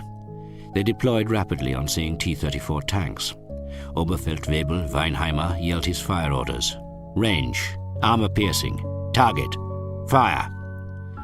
Gerhard Laudan reloaded as soon as the gun recoiled. The crew established a good rhythm of firing. They hit 4 T-34s in a matter of minutes, but then there was a blinding flash of light and they felt a huge blow as their armored vehicle shuddered. Laudan's head struck the steel plate. He heard their commander scream, "Raus!" Laudan forced open the hatch to throw himself out, but was yanked back by his headset and microphone, which he had forgotten to detach. By the time he had extracted himself, with only minor wounds, he found the rest of the crew outside, sheltering in the lee of the vehicle. Amid the chaos of enemy tanks charging around, there seemed to be no chance of rescue or recovery. But then their driver, Soldat Klein, climbed back into the vehicle through a hatch. To their astonishment, they heard the engine restart. They scrambled back inside, and the vehicle reversed slowly. They found that the enemy shell had struck the armor near the gun, but fortunately there was a gap there between the outer armor and the inner steel skin of the hull. This had saved them. For once, soldiers' luck was on our side, Laudan commented. They were even able to drive the vehicle back to the brigade repair base at Rehfelde, south of Strasbourg. Both on the Oder front and on the Neisse, opposite the First Ukrainian Front, officers suffered from mixed feelings. Officers have two opinions of the situation, Soviet interrogators reported: the official version and their own views, which they share only with very close friends. They firmly believed that they had to defend the fatherland and their families, yet they were well aware that the situation was hopeless. One should distinguish between regiments, a captured senior lieutenant told a 7th Department interrogator at 21st Army headquarters. The regular units are strong, the discipline and fighting spirit are good, but in the hastily thrown together battle groups, the situation is totally different. Discipline is terrible, and as soon as Russian troops appear, the soldiers panic and run from their positions. To be an officer, another German lieutenant wrote to his fiancée, means always having to swing back and forth like a pendulum between a knight's cross, a birchwood cross, and a court-martial. Chapter 11. Preparing the coup de grace. On the 3rd of April, Marshal Zhukov flew from Moscow's central airfield back to his headquarters. Konev took off in his aeroplane almost at the same time.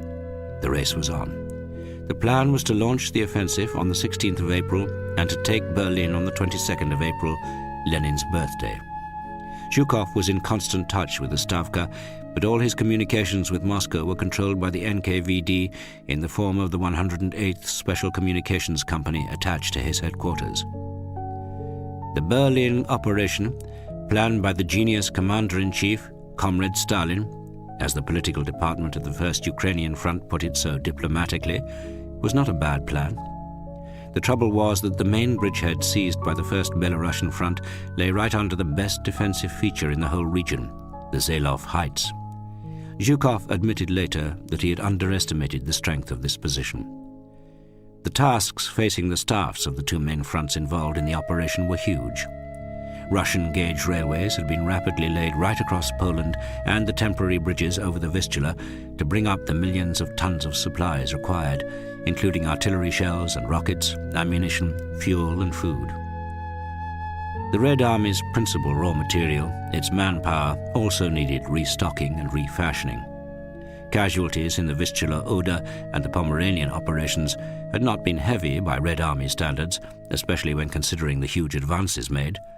But Zhukov and Konyev's rifle divisions, averaging 4,000 men each, had never really had a chance to refill their ranks.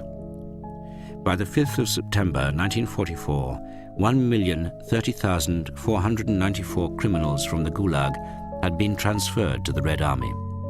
The term criminal also included those sentenced for failing to turn up at their place of work. Political prisoners, or zeki, accused of treason or anti-Soviet activities, were deemed too dangerous for release even to Straf companies. Further transfers from the Gulag were made in the early spring of 1945, once again with the promise that a prisoner could expunge his crime with his blood. In fact, the need for reinforcements was deemed so great that at the end of March, just over 2 weeks from the offensive against Berlin, a decree of the State Defense Committee ordered a wide range of categories of prisoners to be produced from each oblast, NKVD department, and from pending cases in front of procurators. It is doubtful whether the idea of exchanging a gulag death, a dog's death for dogs, as it was called, for a hero's death, motivated a majority of these prisoners, even if 5 of them became heroes of the Soviet Union, including one of the most famous heroes of the war, Alexander Matrosov, who reputedly threw himself against a German embrasure. Life in the camps had taught them to think no more than a day ahead. The only thing likely to inspire them was a complete change of routine and the chance of misbehavior. Some of the ex-Gulag soldiers did indeed redeem their guilt with their blood, either with Straf companies or in mine-clearing units. Those integrated with sapper companies appear, not surprisingly, to have fought much better than those sent to Straf companies. Liberated prisoners of war, those who had survived the appalling conditions of German camps, were treated little better. In October 1944, the State Defense Committee had decreed that, when liberated, they should be transferred to special reserve units of military districts for screening by NKVD and Schmersch. Those sent straight from reserve battalions to frontline units were often far from healthy after their ordeal. They were also treated as deeply suspect. Front commands did not hide their unease about reincorporating soldiers who were Soviet citizens released from fascist slavery. Their morale had been considerably lowered by false fascist propaganda during their long imprisonment. Yet the methods of political officers were hardly likely to cure them of their worst impulses. They read them orders of Comrade Stalin, showed them films of the Soviet Union and the Great Patriotic War, and encouraged them to recount the terrible atrocities of German bandits. These men were important to the army, the political department of the First Ukrainian Front wrote, because they were full of burning hatred for the enemy and because they longed for revenge for all the atrocities and abuses they had suffered. At the same time, they were not yet accustomed to strict military order. This acknowledged that released prisoners tended to go in for rape, murder, looting, drunkenness, and desertion. Like many of the Gulag criminals, they had been thoroughly brutalized by their experiences. In the 5th Shock Army, the 94th Guards Rifle Division received a batch of 45 former prisoners of war just 5 days before the Oder operation was due to take place. Political officers clearly did not trust them. Each day, one of them wrote, I spent 2 hours talking to them about the motherland, about the atrocities of Germans, and about the law concerning betrayal of the motherland. We distributed them among different regiments to exclude the possibility of having two people in the same company who might have been in Germany together or who came from the same region. Every day and every hour we were informed of their morale and behavior. To make them hate the Germans, we used photographs of Germans abusing our civilian population, including children, and we showed them the mutilated corpse of one of our soldiers. The distrust of former prisoners of war was based on the Stalinist fear that anybody who had spent time outside the Soviet Union, whatever the circumstances, had been exposed to anti-Soviet influences. The fact of being in a German prison camp meant that they had been constantly influenced by Goebbels' propaganda. They did not know the real situation in the Soviet Union and Red Army. This suggests that the authorities feared that memories of the catastrophe of 1941 and any association of it with the leadership of Comrade Stalin had to be eliminated at all costs. Political officers were also appalled by a question apparently often asked by former prisoners of war. Is it true that all the equipment used by the Red Army has been bought from the USA and England, and that that's the job of Comrade Stalin? The NKVD was also concerned. Bad supervision and the unserious attitude of commanders had failed to control cases of indiscipline, the breaking of state laws, and immoral behavior. Even officers had been involved. The territory liberated by the Soviet Army is full of enemy elements, saboteurs, and other agents. The unserious attitude of commanders had extended to installing curtains which covered the side windows of staff cars. This presumably was done to conceal the presence of a senior officer's campaign wife, a mistress usually selected from the signals or medical unit attached to their headquarters. Even though Stalin had tacitly permitted the institution of campaign wives, the NKVD ordered that these curtains must be removed by checkpoints. Indoctrination was the highest priority, both for political officers and for the NKVD, which was in charge of checking fighting fitness for battle. Political preparation, according to this criterion, was the most important of all categories. Special propaganda seminars were arranged for non-Russian-speaking nationalities in the First Belarusian Front, following the arrival at the end of March of a new draft. These included Poles from the Western Ukraine and Western Belorussia and Moldavians. Many of these conscripts, however, had seen the mass arrests and deportations of 1939 to 1941 by the NKVD and resisted their indoctrination, which concentrated on the communist-inspired self-sacrifice of Red Army soldiers. They regarded it quite skeptically, one political department reported with alarm. After the conversation on the feet of hero of the Soviet Union Sergeant Varlamov, who blocked the embrasure of an enemy firepoint with his body, there were comments that this cannot be possible. The quality of military training clearly left much to be desired. A large number of non-operational losses are due to the ignorance of officers and their bad training of soldiers, an NKVD report stated. In one division alone, 23 soldiers were killed and 67 wounded in a single month solely due to the mishandling of submachine guns. This happens because they are piled or hung up with loaded magazines still on.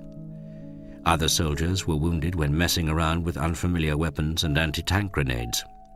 Ill-informed soldiers put the wrong detonators into grenades, and some hit mines and shells with hard objects. Red Army sappers, on the other hand, needed to take risks, often to make up for the shortage of supplies. They took pride in recycling the contents of unexploded shells and German mines lifted by night. Their private motto remained, "One mistake and no more dinners."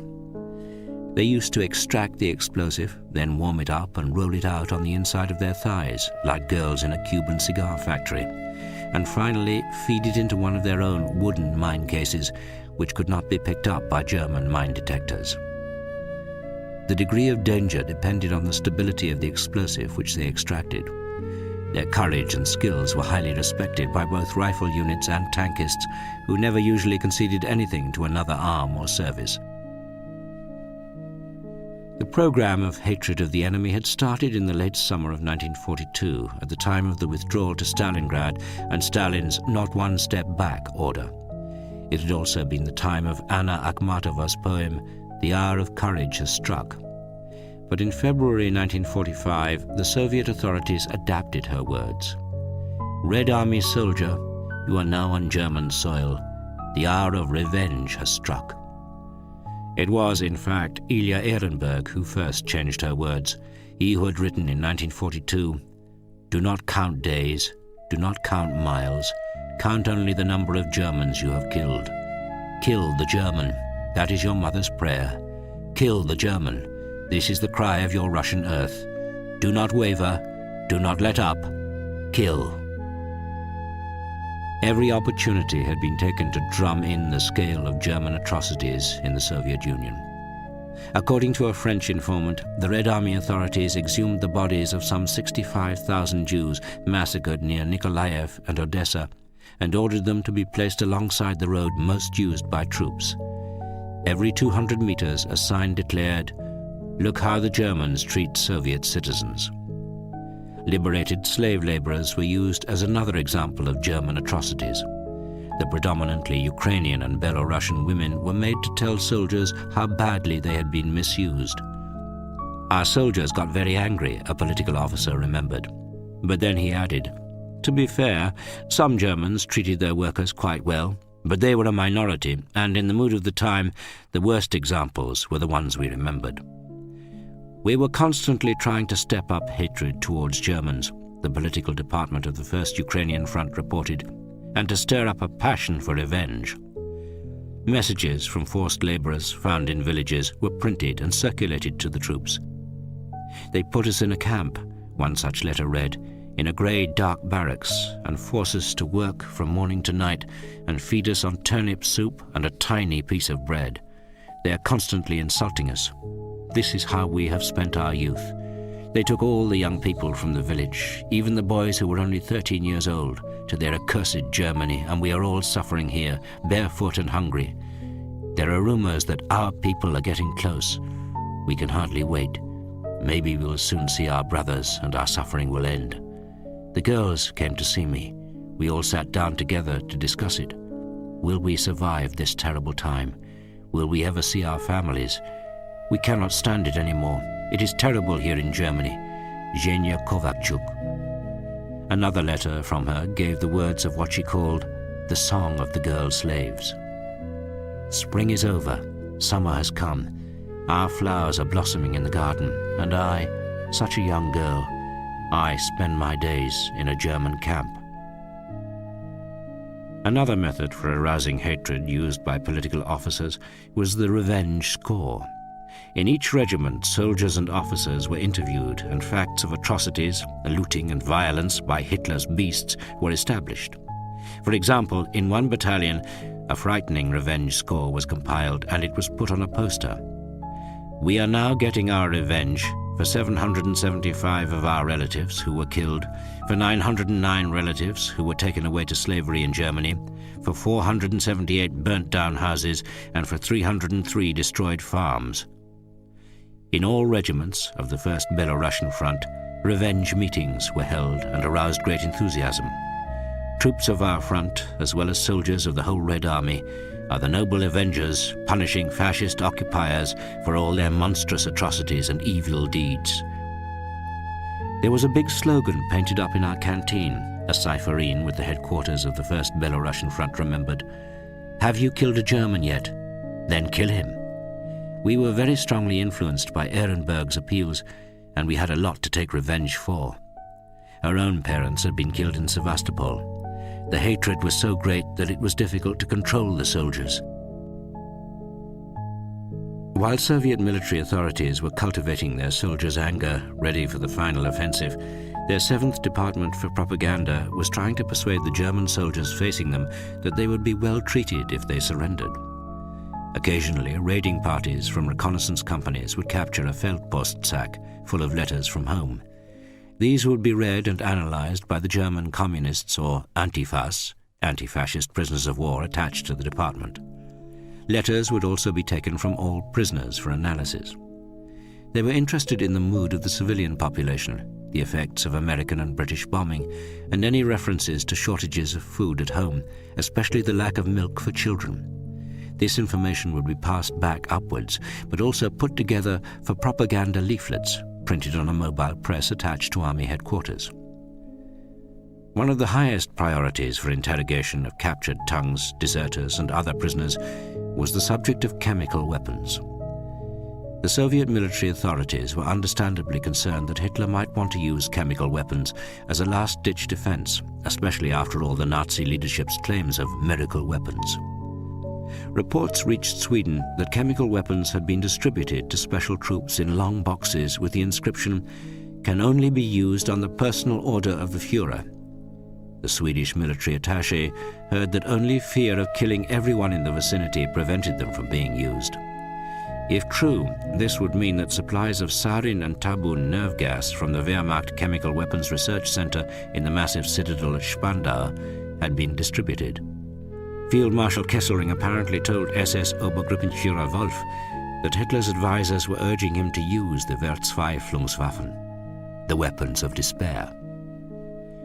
Albert Speer, when interrogated by the Americans a few weeks later, readily acknowledged that Nazi fanatics during this period had argued for chemical warfare. But although Soviet sources allege that a gas attack using aircraft and mortar shells had been made against their troops in February near Gleiwitz, the lack of detail offered suggests that this was either a false scare or an attempt to provoke an interest in the threat. Soldiers were ordered to operate in gas masks for 4 hours a day and to sleep in them for at least one night. Paper garments and protective stockings were issued, and so were canvas masks for horses. Orders went out to protect food and water sources and to prepare basements and cellars in headquarters against gas attacks.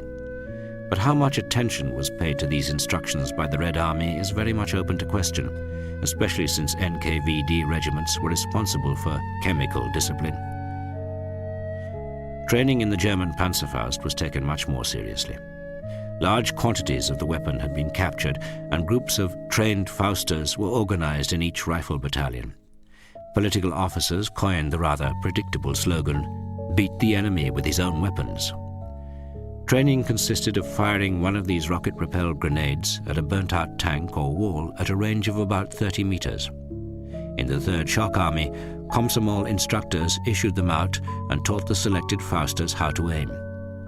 Sergeant Belyaev, in the 3rd Rifle Corps, fired at a wall 50 meters away. When the dust settled, he found that it had blasted a hole large enough to crawl through and smashed into the wall beyond.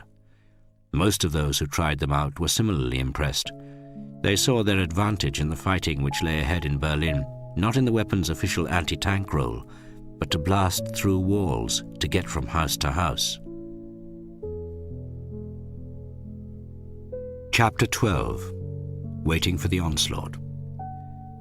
During early April, as Berlin awaited the final Soviet onslaught along the Oder, the atmosphere in the city became a mixture of febrile exhaustion, terrible foreboding, and despair. Yesterday, the Swedish military attaché reported to Stockholm, the well-meaning von Tippelskirch invited us to another evening at Mellensee, and I went more out of curiosity than anything else. The expectation of hearing anything interesting was not high, since now everything happens from one moment to the next. The evening was quite tragic. The atmosphere was one of hopelessness. Most of them did not even pretend to keep up appearances, but showed the situation as it really was.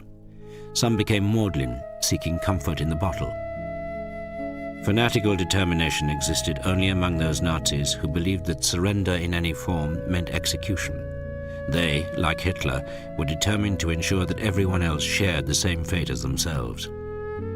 In September 1944, when the Western Allies and the Red Army had been advancing towards the Reich with great speed, the Nazi leadership wanted to fight on against its sworn enemies even after defeat. It decided to set up a resistance movement, to be known by the code name Werwolf. The name Werwolf was inspired by a novel set in the 30 Years' War by Hermann Löns, an extreme nationalist killed in 1914 and revered by the Nazis. In October 1944, when the idea started to be put into effect, SS Obergruppenführer Hans Pritzmann was appointed Generalinspekteur für Spezialabwehr, General Inspector for Special Defense. Pritzmann, who had studied Soviet partisan tactics during his time in the Ukraine, was summoned back from Königsberg to establish a headquarters. But, as with many Nazi projects, rival factions wanted to create their own setup or bring existing ones under their control. Even within the SS, there were to be two organizations, Werwolf and Otto Skorzeny's SS Jagdverbände. The figure rises to 3 if you include the unactivated Gestapo and SD version, to be known by the code name Bundschuh. In theory, the training programs covered sabotage, using tins of Heinz oxtail soup packed with plastic explosive and detonated with captured British time pencils. A whole range of items and even garments made of Nippolit explosive were designed, including raincoats with linings made of explosive. Werwolf recruits were taught to kill sentries with a slip-knotted garrote about 1 meter long or a Walther pistol with silencer. Captured documents showed that their watchword was to be, "Turn day into night, night into day, hit the enemy wherever you meet him, be sly, steal weapons, ammunition and rations. Women helpers, support the Battle of the Werwolf wherever you can." They were to operate in groups of 3 to 6 men and were to receive rations for 60 days. Special emphasis was put on gasoline and oil supplies as targets. The Nazi authorities ordered 2,000 radios and 5,000 explosive kits, but few were ready in time. American incendiary bombs dropped in bombing raids were collected, and concentration camp inmates were forced to check them and extract the material for reuse. On the 1st of April, at 8 p.m., an appeal was broadcast to the German people to join the Werwolf. Every Bolshevik, every Englishman, every American on our soil must be a target for our movement. Any German, whatever his profession or class, who puts himself at the service of the enemy and collaborates with him will feel the effect of our avenging hand. A single motto remains for us: conquer or die. A few days later, Himmler issued a new order. Every male in a house where a white flag appears must be shot. Not a moment must be wasted in executing these measures. By male persons who must be considered responsible for their actions, this means everyone aged 14 years and upwards.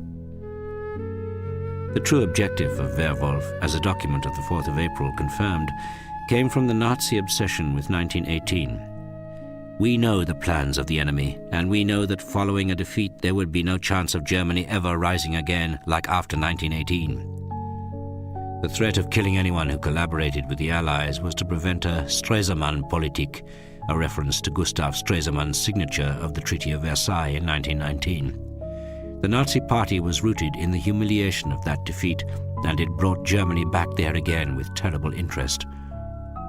Hitler Youth boys were sent off to their selected areas, where they were told to bury their explosive, then contact the local Nazi Kreisleiter for accommodation and rations. They were all given single unspecified missions, then told to go home as if nothing had happened. Towards the end, the training became very hurried, so many of them were more likely to blow themselves up rather than the enemy. Ultimately, Werwolf achieved very little, apart from a couple of assassinations, the mayors of Aachen and Krankenhagen, and the intimidation of civilians. Hitler Youth chalked slogans on walls such as, "Traitor, take care, the Werwolf is watching." Both Skorzeny and Pritzman seem to have become less enamored of the project as the Allies closed in, if one is to believe Skorzeny's account in his interrogation. Pritzman committed suicide after one brief interview. In any case, Himmler also had a change of heart in mid-April, just when negotiations via Sweden were on his mind. He instructed Pritzman to change Werwolf activity to that exclusively of propaganda. The only problem was that the Werwolf-Sender radio transmitter, under the control of Goebbels, continued to order partisan action. On the Eastern Front, the rapid advances of the Red Army from January to March meant that hardly any groups were trained or equipped in time, and the only stay-behind groups were usually Volkssturm members who had been cut off. The Werwolf propaganda simply lent Schmörsch and the NKVD rifle regiments an urgent focus to their usual paranoia. In the West, the Allies found that Werwolf was a fiasco. Bunkers prepared for Werwolf operations had supplies for 10 to 15 days only, and the fanaticism of the Hitler Youth members they captured had entirely disappeared. They were no more than frightened, unhappy youths. Few resorted to the suicide pills which they had been given to escape the strain of interrogation and, above all, the inducement to commit treason. Many, when sent off by their controllers to prepare terrorist acts, had sneaked home. Some have pointed out that the whole Werwolf project did not fit with the national character. "We Germans are not a nation of partisans," wrote an anonymous woman diarist in Berlin. "We wait for leadership, for orders." She had travelled in the Soviet Union just before the Nazis came to power, and during long discussions on trains, Russians made jokes about the German lack of revolutionary spirit. "German comrades would storm a railway station," one said, "only if they could first of all buy platform tickets." Reports also indicate that, although not part of the Werwolf program, members of the Gestapo had been transferred to the Kriminalpolizei on the grounds that the Western Allies were sure to reinstate them later once military government was installed. As the reality of final collapse sank in, supposedly fanatical believers turned rapidly to self-preservation. Some SS members, to avoid prosecution, simply snaffled for themselves the false documents prepared for Werwolf members. Others procured Wehrmacht uniforms and the paybooks of dead men to provide themselves with new identities. German soldiers were furious that while the SS had been carrying out random executions for desertion, many of their officers were preparing their own escape. German prisoners of war told their American interrogators that tailors had been ordered to stitch a large P on jackets so that SS men trying to hide could masquerade as Polish workers.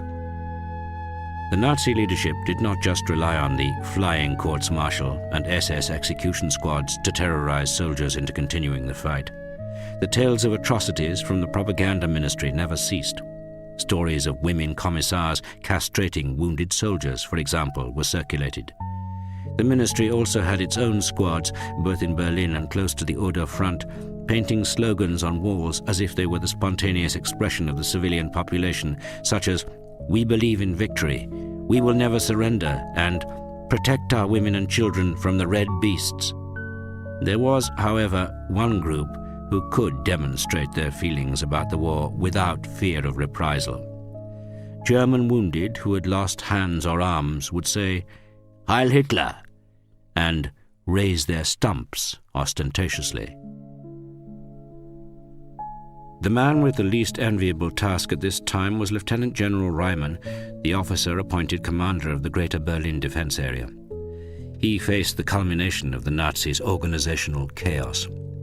General Halder, the Army Chief of Staff, sacked in 1942, was scathing on the subject. Both Hitler and Goebbels, the Reich Commissar for Defense of the Capital, he wrote later, refused to give any thought of defending the city until it was much too late. Thus, the city's defense was characterized only by a mass of improvisations. Reimann was the third person to hold the post since Hitler had declared Berlin a fortress at the beginning of February.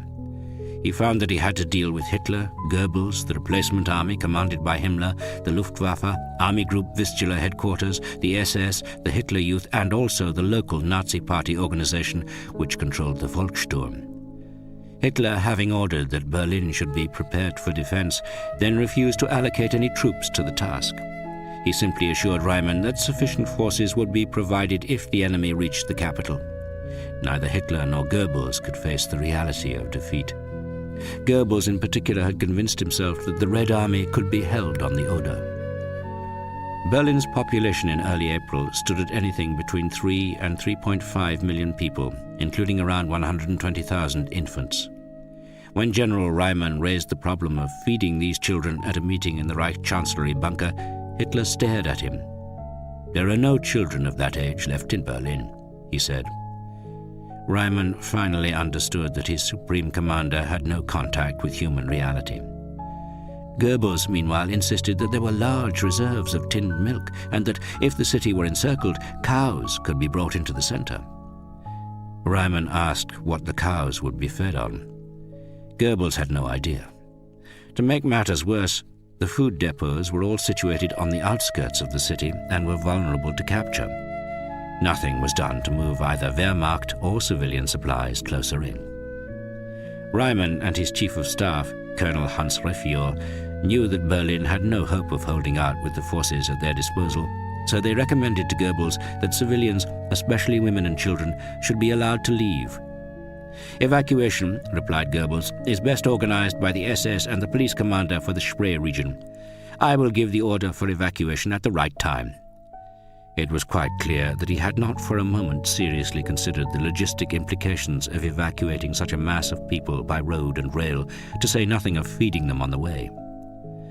There were not nearly enough trains still in service, and few vehicles with fuel capable of transporting the weak and the sick. The bulk of the population would have had to walk. One suspects that Goebbels, like Stalin at the start of the Battle of Stalingrad, did not want to evacuate civilians in the hope that it would force the soldiers to defend the city more desperately. From the regional headquarters for the Berlin district, a solid building on the Hohenzollern-Damm, Reimann and his staff tried to find out how many soldiers and how many weapons could be counted on. Colonel Refior rapidly discovered that the Berlin defense area carried no significance. It was just another phrase, like fortress, coined in Führer headquarters, which people were still supposed to defend to the death. He found that dealing with such short-sightedness, bureaucracy, and bloody-mindedness was enough to turn anybody's hair white. To defend the outer perimeter alone, 10 divisions were needed. In fact, the Berlin defense area possessed in theory only a flak division, 9 companies of the Grossdeutschland Guard regiment, a couple of police battalions, a couple of pioneer battalions, and 20 Volkssturm battalions which had been called up but not trained. Another 20 would be called up if the city were surrounded. But although the Berlin Volkssturm amounted to 60,000 men on paper, it included both Volkssturm I, who had some weapons, and Volkssturm II, who had no weapons at all. In many cases, a former regular officer would send his unarmed Volkssturm soldiers home when the Red Army approached the city, but commanders who were party functionaries seldom showed even the most basic humanity.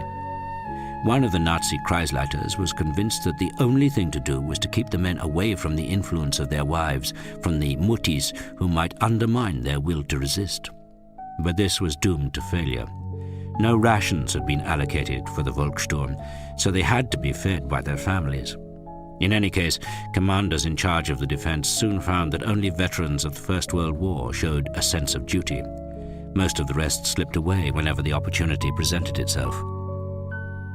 The most heavily armed force in Berlin was the 1st Flak Division, and yet it did not come under Reimann's command until the battle started. Based on the 3 vast concrete flak towers, the Zoobunker in the Tiergarten, the Humboldthain and the Friedrichshain, this Luftwaffe division had an impressive arsenal of 128mm, 88mm and 20mm guns, as well as the necessary ammunition to go with them. Reimann's artillery otherwise consisted of obsolete guns of various calibers taken earlier in the war from the French, Belgians and Yugoslavs. There were seldom more than half a dozen rounds per gun, often less. The only guideline on conducting a defense of the city was a pre-war instruction which Refior described as a masterpiece of German bureaucratic art. The Nazi Party in Berlin talked of mobilizing armies of civilians to work on defenses, both an obstacle ring 30 kilometers out and a perimeter ring. But the maximum workforce ever achieved on one day was 70,000. It was usually no more than 30,000. Transport and a shortage of tools were the main problems, apart from the fact that most Berlin factories and offices continued to work as if nothing were amiss. Reimann appointed Colonel Lobeck, an engineer officer, to take over the party-led chaos of defense works, and he called on the School of Military Engineering at Karlshorst to provide demolition teams. Army officers were nervous about Speer's attempts to save the bridges within Berlin. They could not forget the execution of the officers over the bridge at Remagen. Reimann's sappers supervised the Tod organization and the Reich Labor Service, both of which were far better equipped than the civilian corvée, but they found it impossible to obtain fuel and spare parts for the mechanical diggers. Most of the 17,000 French prisoners of war from Stalag 3D were put to work in the city, creating barricades and digging foxholes in pavements at street corners. How much they achieved is open to question, however, especially since French prisoners around Berlin were those most regularly accused of being arbeitsunlustig, reluctant to work, and of escaping from their camps, usually to visit German women. Attempts to liaise with the field commanders, who were supposed to provide fighting troops for the defense of the city, were far from successful. When Refior went to visit Heinrichs' Chief of Staff, Lieutenant General Kinzel, at Army Group Vistula headquarters, Kinzel simply glanced at the plans he presented for the defense of Berlin and said, Those madmen in Berlin should stew in their own juice. The Ninth Army's Chief of Staff, Major General Holtz, regarded the plans as irrelevant for other reasons. "The Ninth Army," said Holtz, in a manner which Refior found rather too theatrical, "stands and stays on the Oder. If it should be necessary, we will fall there, but we will not retreat." Neither Reimann nor Refior realized fully at the time that General Heinrizi and his staff at Army Group Vistula had a very different plan from the Nazi leadership. They were hoping to prevent a last-ditch defense of the capital for the sake of the civil population. Albert Speer had suggested to Heinrizi that the Ninth Army should withdraw from the Oder, bypassing Berlin entirely. Heinrizi agreed in principle. In his view, the best way to avoid fighting in the city would be to order Reimann to send all his troops forward to the Oder at the last moment to strip Berlin of its defenders. Another strong reason for avoiding a battle in the city was the Nazis' resort to boys as young as 14 as cannon fodder. So many houses had a framed photograph on the wall of a son killed in Russia that a silent prayer arose that the regime would collapse before these children were sent into battle. Some did not shrink from openly calling it infanticide, whether it was exploiting the fanaticism of deluded Hitler youth or forcing frightened boys into uniform through threat of execution. Older teachers in schools risked denunciation by advising their pupils on how to avoid being called up. The sense of bitterness was even greater after Goebbels' speech a few weeks before. "The Führer once coined the phrase," he reminded them, "each mother who has given birth to a child has struck a blow for the future of our people." But it was now clear that Hitler and Goebbels were about to throw those children's lives away for a cause which had no possible future. The 14-year-old Erich Schmidtke in Prenzlauer Berg had been called up as a flak helper to man anti-aircraft guns and ordered to report to the Hermann Göring barracks in Reinickendorf. His mother, whose husband was trapped with the army in Courland, was understandably upset and accompanied him to the barracks with his little suitcase. He felt more awed than afraid. After 3 days in the barracks, they were ordered to join the division being assembled at the Reichssportfeld in the west of the city, next to the Olympic Stadium. But on his way there, he thought of his father's words when on leave from the Eastern Front, telling him that he was now responsible for the family. He decided to desert and went into hiding until the war was over. Most of his contemporaries who joined the division were killed. The so-called Hitler Youth Division, raised by the Reich youth leader Arthur Axmann, was also being trained at the Reichssportfeld on the use of the Panzerfaust. Axmann lectured them on the heroism of Sparta and tried to inspire an unwavering hatred of the enemy and an unwavering loyalty to Adolf Hitler. "There is only victory or defeat," he told them. Some of the young found their suicidal task ahead deeply stirring. Reinhard Appel thought of Rilke's Kornet charging out against the Turks, just as the lost generation of 1914 had when they volunteered. The fact that a detachment of Blitzmädel girls was also billeted on the Reichssportfeld no doubt heightened the romantic appeal. The Nazi leadership was also preparing at this time a Wehrmacht Helferinnenkorps of female military auxiliaries. Young women had to swear an oath of allegiance which began, "I swear that I will be true and obedient to Adolf Hitler, the Führer and Commander-in-Chief of the Wehrmacht." The words made it sound like a mass marriage. For somebody who had perhaps diverted his sexual drive into the pursuit of power, this may have provided its own form of ersatz fantasy. In the Wilhelmstrasse district of ministries, government officials were trying to convince any diplomats who remained in the city that they were deciphering telegrams between Roosevelt and Churchill within 2 hours of their dispatch. Meanwhile, rumors circulated of communist shock troops being formed in the eastern, red part of the city to liquidate Nazi Party members. "There is an atmosphere of desperation at the top," the Swedish military attaché reported to Stockholm, "a determination to sell their lives dearly." In fact, the only sabotage groups came from the other side of the lines when members of the Soviet-controlled Freies Deutschland in Wehrmacht uniform slipped through German positions and moved towards Berlin. They cut cables, but little more. Freies Deutschland later claimed that its resistance group, Osthafen, had blown up a munitions dump in Berlin, but this is far from certain. On the 9th of April, a number of well-known opponents of the regime were butchered by the SS in a variety of concentration camps. The order was given to ensure their deaths before the enemy could release them. In Dachau, Johann Georg Elser, the communist who had tried to assassinate Hitler in the Burgerbrau on the 8th of November 1939, was killed.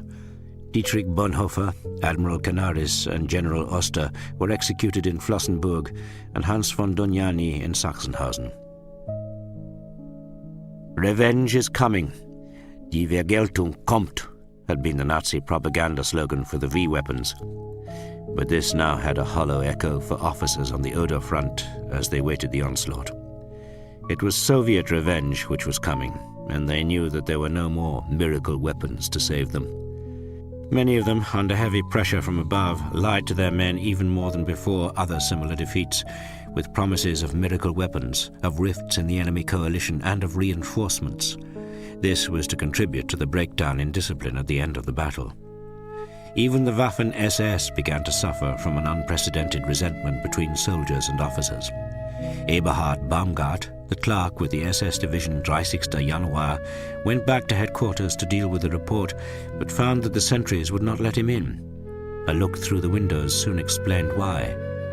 "I thought I was dreaming," he wrote later. Glittering dress uniforms swirled around with tarted-up women, music, noise, laughter, shrieking, cigarette smoke, and clinking glasses. Baumgart's mood next day was not helped when Georg, the vulgar German interpreter, showed him a cartoon from Pravda of Hitler, Goering, and Goebbels in an orgy in the Reich Chancellery. The caption read, "Every day the German soldier holds on lengthens our lives."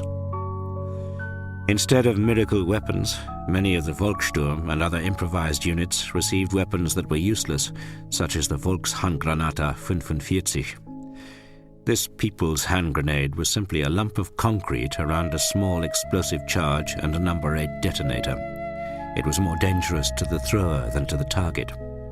One detachment of officer cadets facing a Guards tank army received rifles captured from the French army in 1940 and just 5 rounds each. It was typical of Nazi corporate bluster that they continued to create impressive-sounding units, whether the Sturmzug, which lacked the weapons to storm anything, or the Panzerjagdkompanie, which was supposed to stalk tanks on foot. Another formation, which had better reason than most to fear the consequences of capture, was the 1st Division of General Vlasov's Russian Army of Liberation. It had been Himmler's idea to bring the Vlasov Division to the Oder front. He had trouble persuading Hitler, who still disliked the idea of using Slav troops. The German General Staff had supported the idea earlier in the war of raising a Ukrainian army of 1 million men, but Hitler vetoed the plan, determined to maintain the separation of Herrenmensch und das Slavenvolk. And then the terrible treatment of the Ukrainian people under Rosenberg and Gauleiter Koch in the Ukraine had put an end to Wehrmacht hopes. Early in April, General Vlasov, accompanied by a liaison officer and an interpreter, came to Army Group Vistula headquarters to discuss matters with General Heinrizi.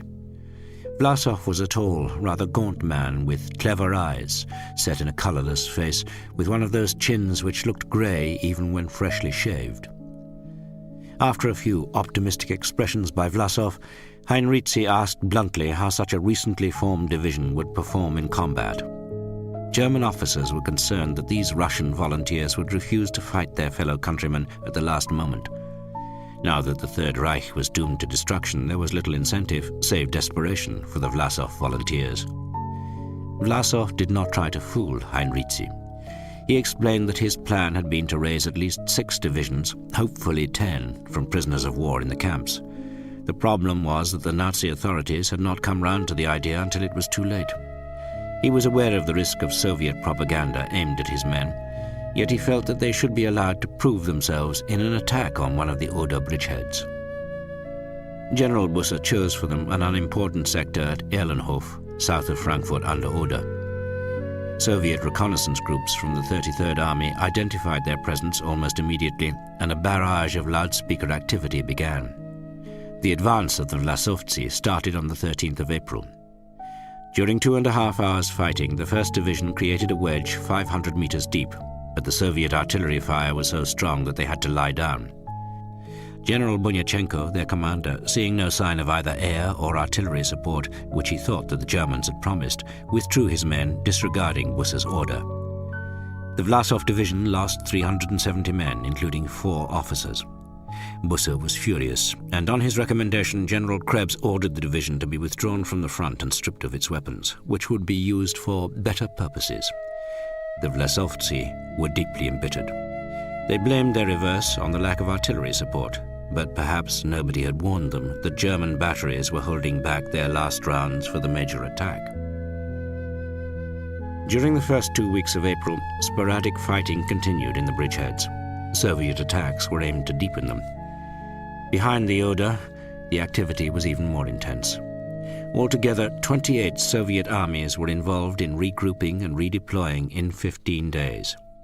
The commander of the 70th Army, Colonel General Popov, had to issue orders to corps commanders even before he received final instructions from above. Several armies had large distances to cover and very little time. According to Soviet field regulations, a mechanized column was supposed to move 150 kilometers a day, but the 200th Rifle Division of the 49th Army managed to cover 358 kilometers in just 25 hours. In the 3rd Shock Army, which had been diverted for the Pomeranian operation, soldiers feared that they would never make it back in time and would only get to Berlin when everyone else would be picking up their hats to go home. No true frontovik wanted to miss the climax of the war. He knew the jealousy which formations of the First Belorussian Front inspired in the rest of the Red Army. Although the real frontoviki were determined to see victory in Berlin, desertions increased as the offensive came closer. Most of those who disappeared were conscripts from the recent drafts, especially Poles, Ukrainians, and Romanians. An increase in desertions also meant a growing level of banditry, looting, and violence towards the civilian population. Some deserters seize carts from local citizens, load them with different sorts of property, and, pretending that they are carts belonging to the army, move from the front zone to the rear areas. NKVD rifle regiments behind the 1st Ukrainian Front arrested 355 deserters in the first part of April. The 1st Belarusian Front was even more concerned about discipline, as a report of the 8th of April reveals. Many soldiers are still hanging around in rear areas and describing themselves as separated from their units. They are in fact deserters. They carry out looting, robbery, and violence. Recently, up to 600 people were arrested in the sector of the 61st Army. All the roads are jammed with vehicles and carts used by military personnel on both legitimate missions and looting missions. They leave their vehicles and carts in the streets and in yards and wander around depots and apartments looking for things. Many officers, soldiers, and NCOs are no longer looking like members of the Red Army. Some very serious deviations from standard uniform are being overlooked. It becomes difficult to distinguish between a soldier and an officer and between soldiers and civilians. Dangerous cases of disobedience to senior officers have taken place. NKVD rifle regiments and SMERSH were also continuing their work of rounding up suspects. They were, in Beria's view, both insufficiently selective and overzealous. They had dispatched 148,540 prisoners to NKVD camps in the Soviet Union, yet barely one half were in a condition to perform physical labor. They had simply packed off the people who were arrested as a result of clearing the rear areas of the Red Army. Some priorities, however, did not change. Polish patriots were still considered as dangerous as Nazis, and NKVD regiments continued to encounter small groups of German stragglers trying to slip through Red Army lines after the fighting in Pomerania and Silesia. These small groups often ambushed the odd vehicle for food on the way, and the Soviet military authorities would respond, just as the Germans themselves had in the Soviet Union, by destroying the nearest village and shooting civilians. The mood of Red Army officers and soldiers was tense but confident. Pyotr Mitrofanovich Sebelev, the second in command of an engineer brigade, had just been promoted to lieutenant colonel at the age of 22. "Hello, Papa, Mama, Shura, and Taya," he wrote home on the 10th of April. "At the moment, there is an unusual and therefore scaring quietness here. I was at a concert yesterday. Yes, don't be surprised, at a concert given by artists from Moscow. It cheered us up. We can't help thinking if only the war would finish as soon as possible, but I think it depends on us mainly. 2 cases occurred yesterday which I must tell you about. I went to the front line with a man from the rear areas. We walked out of the forest and up a sandy mound and lay down. The Oder was in front of us with a long spit of sand sticking out. The spit was occupied by Germans. Behind the Oder, the town of Küstrin, an ordinary town. Suddenly wet sand flew all around me, and immediately I heard a shot. The Germans had spotted us and had begun shooting from this spit. 2 hours ago, our recce men brought a captured German corporal to me who clicked his heels and immediately asked me, through the interpreter, "Where am I, Mr. Officer, among Zhukov's troops or in Rokossovsky's band?" I laughed and said to the German, "You are with the troops of the 1st Belarusian Front, which is commanded by Marshal Zhukov. But why do you call Marshal Rokossovsky's troops a band?" The corporal answered, "They don't follow the rules when fighting. This is why German soldiers call them a band." Another piece of news. My adjutant, Kolya Kovalenko, was wounded in the arm, but he escaped from hospital. I reprimanded him for this, and he cursed and said, "You are depriving me of the honor of being one of the first to enter Berlin with our boys." Goodbye. Kisses to all of you. Your Piotr. For the truly committed majority, the greatest concern was the rapid advance of the Western Allies. In the 69th Army, the political department reported the soldiers as saying, "Our advance is too slow and the Germans will surrender their capital to the English and Americans." Komsomol members in the 4th Guards Tank Army prepared for the offensive by getting experienced soldiers to talk to the newcomers about the reality of battle. Komsomol members also helped the barely literate ones write letters home. They were particularly proud of having bought a T-34 tank with their own money.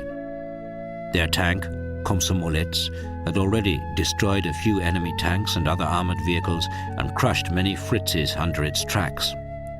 At party meetings, members were reminded that all communists have a duty to speak out against looting and drinking. Artillery regiments, meanwhile, paid special attention to the replacement of casualties. They foresaw that losses would increase sharply once they reached Berlin because gun crews would be firing over open sights. Crew members therefore had to train hard in each other's tasks, and each regiment prepared a reserve of trained gun layers ready to replace casualties. To preserve secrecy, the local population was sent 20 kilometers back from the front line. Radio silence was imposed and signs were placed by every field telephone. Don't speak about things you should not speak about. End of CD 7.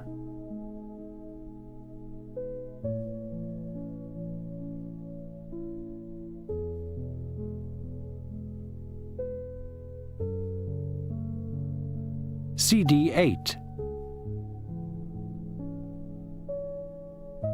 German preparations, on the other hand, emphasized the reprisals that would be carried out against all those who failed in their duty and against their families, whatever their rank.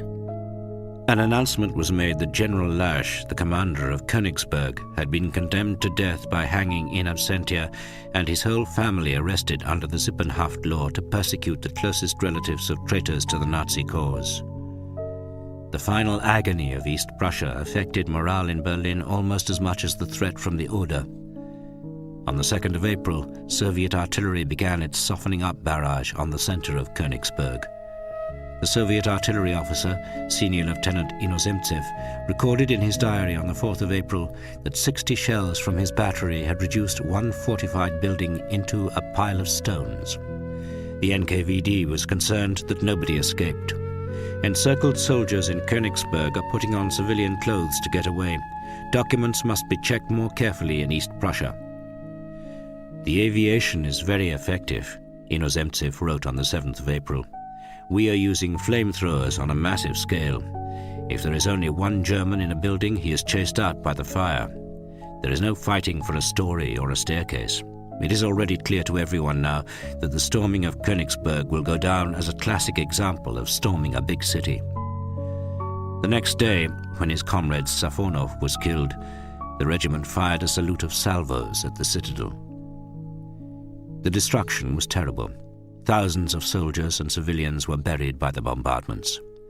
There was a smell of death in the air, Inozemtsev wrote, literally. because thousands of corpses are decomposing under the ruins. As the wounded filled every usable cellar, General Lash knew that there was no hope. The 11th Guards Army and the 43rd Army had fought their way right into the city. Even Koch's deputy Gauleiter urged the abandonment of the city, but all links with the Zamland Peninsula had been severed. A counterattack was mounted to force a way through, but it collapsed in chaos on the night of the 8th of April. The bombardment had blocked many of the routes leading to the start line. The local party leadership, without telling Lash, had passed the word to civilians to assemble ready for the breakout, but their concentration attracted the attention of Soviet artillery observation officers, and they were massacred. The city was so enveloped in smoke the next day that only the fire streaks of Katyusha rockets were visible. Any civilians left alive hung sheets from windows in a signal of surrender and even tried to take rifles from German soldiers. Lash knew that the end had come. He could expect no help from the Reich and did not want to impose any more useless suffering on the refugees and townsfolk. Only the SS wanted to fight on, but their attempts were useless. On the morning of the 10th of April, Lash and other German officers, acting as parliamentaries, reached Marshal Vasilevsky's headquarters. The surviving garrison of just over 30,000 troops marched out to imprisonment. Their watches and any useful items were promptly grabbed by Red Army soldiers who had managed to find stores of alcohol. The rape of women and girls went unchecked in the ruined city. Inozemtsev toured the smoking capital of East Prussia. A bronze Bismarck is gazing with one eye. Part of his head had been knocked off by a shell. At the Soviet girl conducting the traffic, at the passing Red Army vehicles, and at the mounted patrols. It looked as if he were asking, "Why are the Russians here? Who allowed that?" The end of East Prussia and Pomerania was underlined in a terrible fashion. On the night of the 16th of April, the hospital ship Goya, packed with over 7,000 refugees, was sunk by a Soviet submarine. It was the greatest disaster in maritime history. Only 165 people were saved. The attack on Berlin was expected at any moment. On the 6th of April, Army Group Vistula headquarters noted in its war diary, "On 9th Army front, lively enemy activity. Sounds of engines and tank tracks, both on the right Rhine sector southwest of Kustrin and to the northeast near Kienitz." They estimated that the attack would come in 2 days' time. 5 days later, however, they were still waiting. General Krebs at Zossen signaled to Heinrizi on the 11th of April, "Führer expects the Russian offensive against Army Group Vistula on the 12th or 13th of April." Next day, Hitler told Krebs to telephone Heinrizi to insist, "The Führer is instinctively convinced that the attack would really come in 1 to 2 days, that is to say, on the 13th or 14th of April." Hitler had tried to predict the exact date of the Normandy invasion the year before, but failed. Now he again wanted to amaze his admirers with a show of uncanny foresight. It seemed to be one of the few ways left to him in which he could attempt to demonstrate some sort of control over events. On the evening of the 12th of April, the Berlin Philharmonic gave its last performance. Albert Speer, who organized it, had invited Grand Admiral Dönitz and also Hitler's adjutant, Colonel von Below. The hall was properly lit for the occasion, despite the electricity cuts. "The concert took us back to another world," wrote Below. The program included Beethoven's Violin Concerto, Bruckner's 8th Symphony. Speer later claimed that this was his warning signal to the orchestra to escape Berlin immediately after the performance to avoid being drafted into the Volkssturm, and the finale to Wagner's Götterdämmerung. Even if Wagner did not bring the audience back to present reality, the moment of escapism did not last long. It is said that after the performance, the Nazi Party had organized Hitler Youth members to stand in uniform with baskets of cyanide capsules and offer them to members of the audience as they left. On the 14th of April, when the attack had still not materialized, Hitler issued an order of the day to Army Group Vistula. Predictably, it emphasized that whoever does not fulfill his duty will be treated as a traitor to our people. It continued with a rambling distortion of history and a reference to the repulse of the Turks before Vienna. "The Bolshevik will this time experience the ancient fate of Asiatics." Vienna had in fact just fallen to the eastern hordes, and there was no hope of retaking it. The following day, a 16-year-old Berliner called Dieter Borkowski described what he witnessed in a crowded S-Bahn train from the Anhalter Bahnhof. There was terror on the faces of people. They were full of anger and despair. I had never heard such cursing before. Suddenly someone shouted above the noise, "Silence!" We saw a small dirty soldier with 2 iron crosses and the German cross in gold. On his sleeve he had a badge with 4 metal tanks, which meant that he had destroyed 4 tanks at close quarters. "I've got something to tell you," he shouted, and the carriage fell silent. "Even if you don't want to listen to me, stop whinging. We have to win this war. We must not lose our courage. If others win the war, and if they do to us only a fraction of what we have done in the occupied territories, there won't be a single German left in a few weeks." It became so quiet in that carriage that one could have heard a pin drop. Chapter 13. Americans on the Elbe. As the Allied armies approached the heart of Germany from both directions, Berliners claimed that optimists were learning English and pessimists learning Russian. The Nazi foreign minister, Joachim von Ribbentrop, who had no sense of humor, announced at a diplomatic dinner that Germany had lost the war but still had it in her power to decide to whom she lost. It was this idea that disturbed Stalin so profoundly at the beginning of April.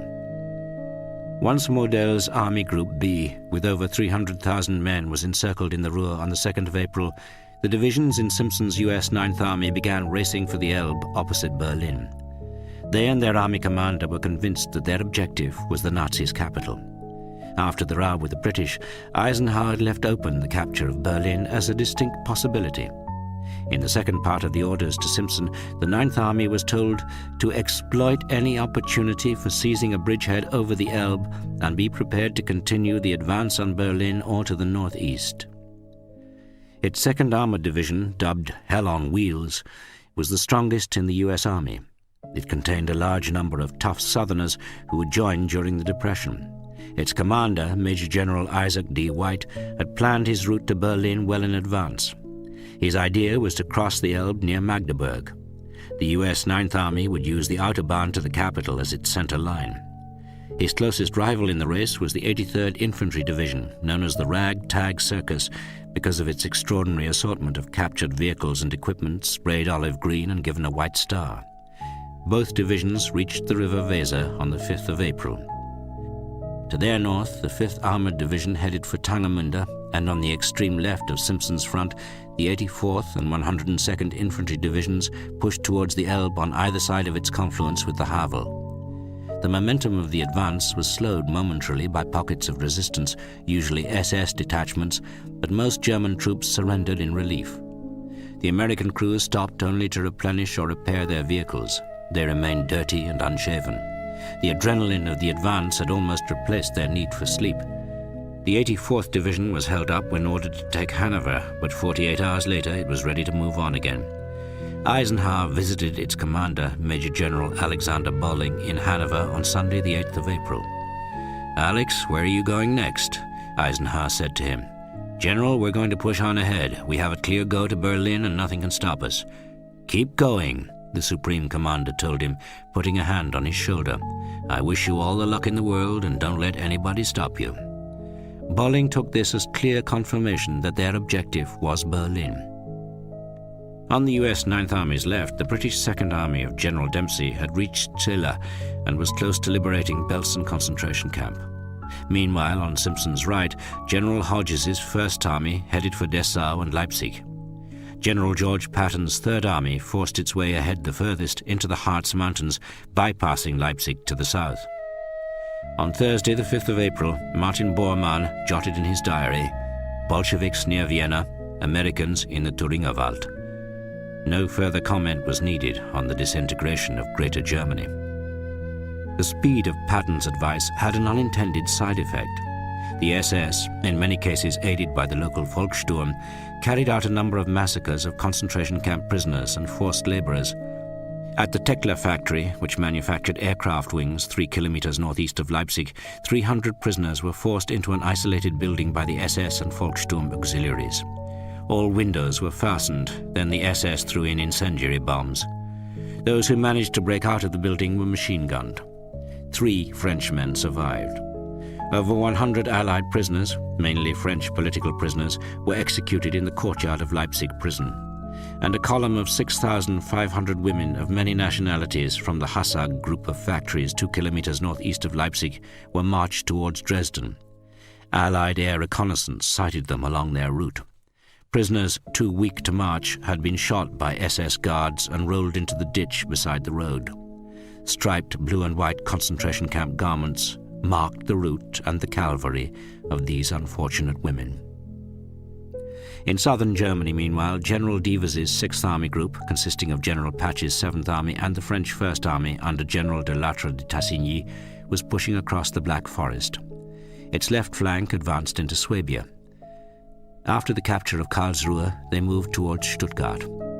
Eisenhower, still concerned about an Alpine fortress, wanted the 2 armies to head southeastwards for the area of Salzburg and meet up with Soviet forces in the Danube Valley. German civilians used to gaze in amazement at American troops. GIs sprawled in jeeps, smoking or chewing gum, bore no resemblance to the German image of a soldier. Their olive-painted vehicles, even their tanks, were labeled with girls' names. But some soldierly habits proved universal. Wehrmacht troops, when retreating, had looted shamelessly, and now the liberators had arrived. Looting by Allied forces appears to have begun even before the German frontier was crossed.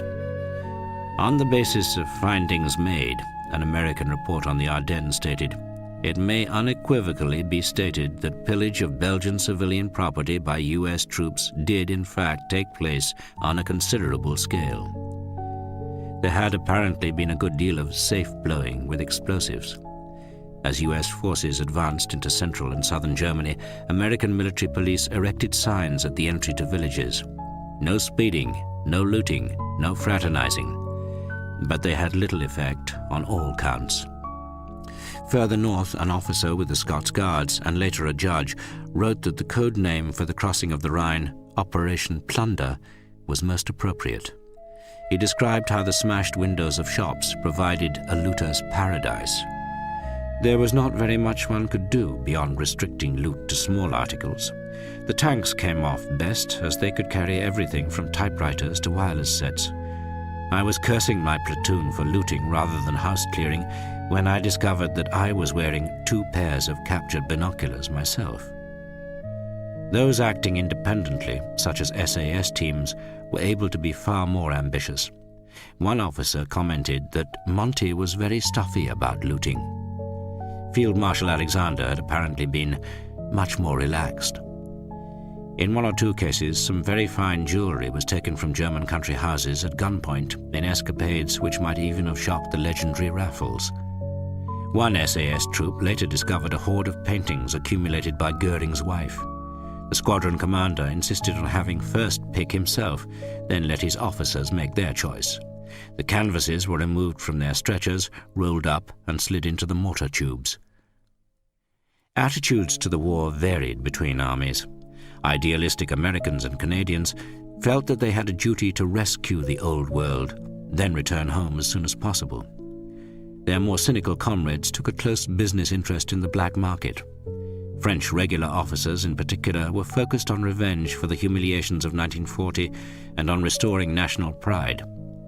In the British Army, however, a newly arrived officer might believe that he had come to take part in a life-and-death struggle for democracy and the freedom of the world, but found instead that the war was treated more as an incident in regimental history against a reasonably sporting opponent. Nothing, needless to say, could have been further from the Russian view.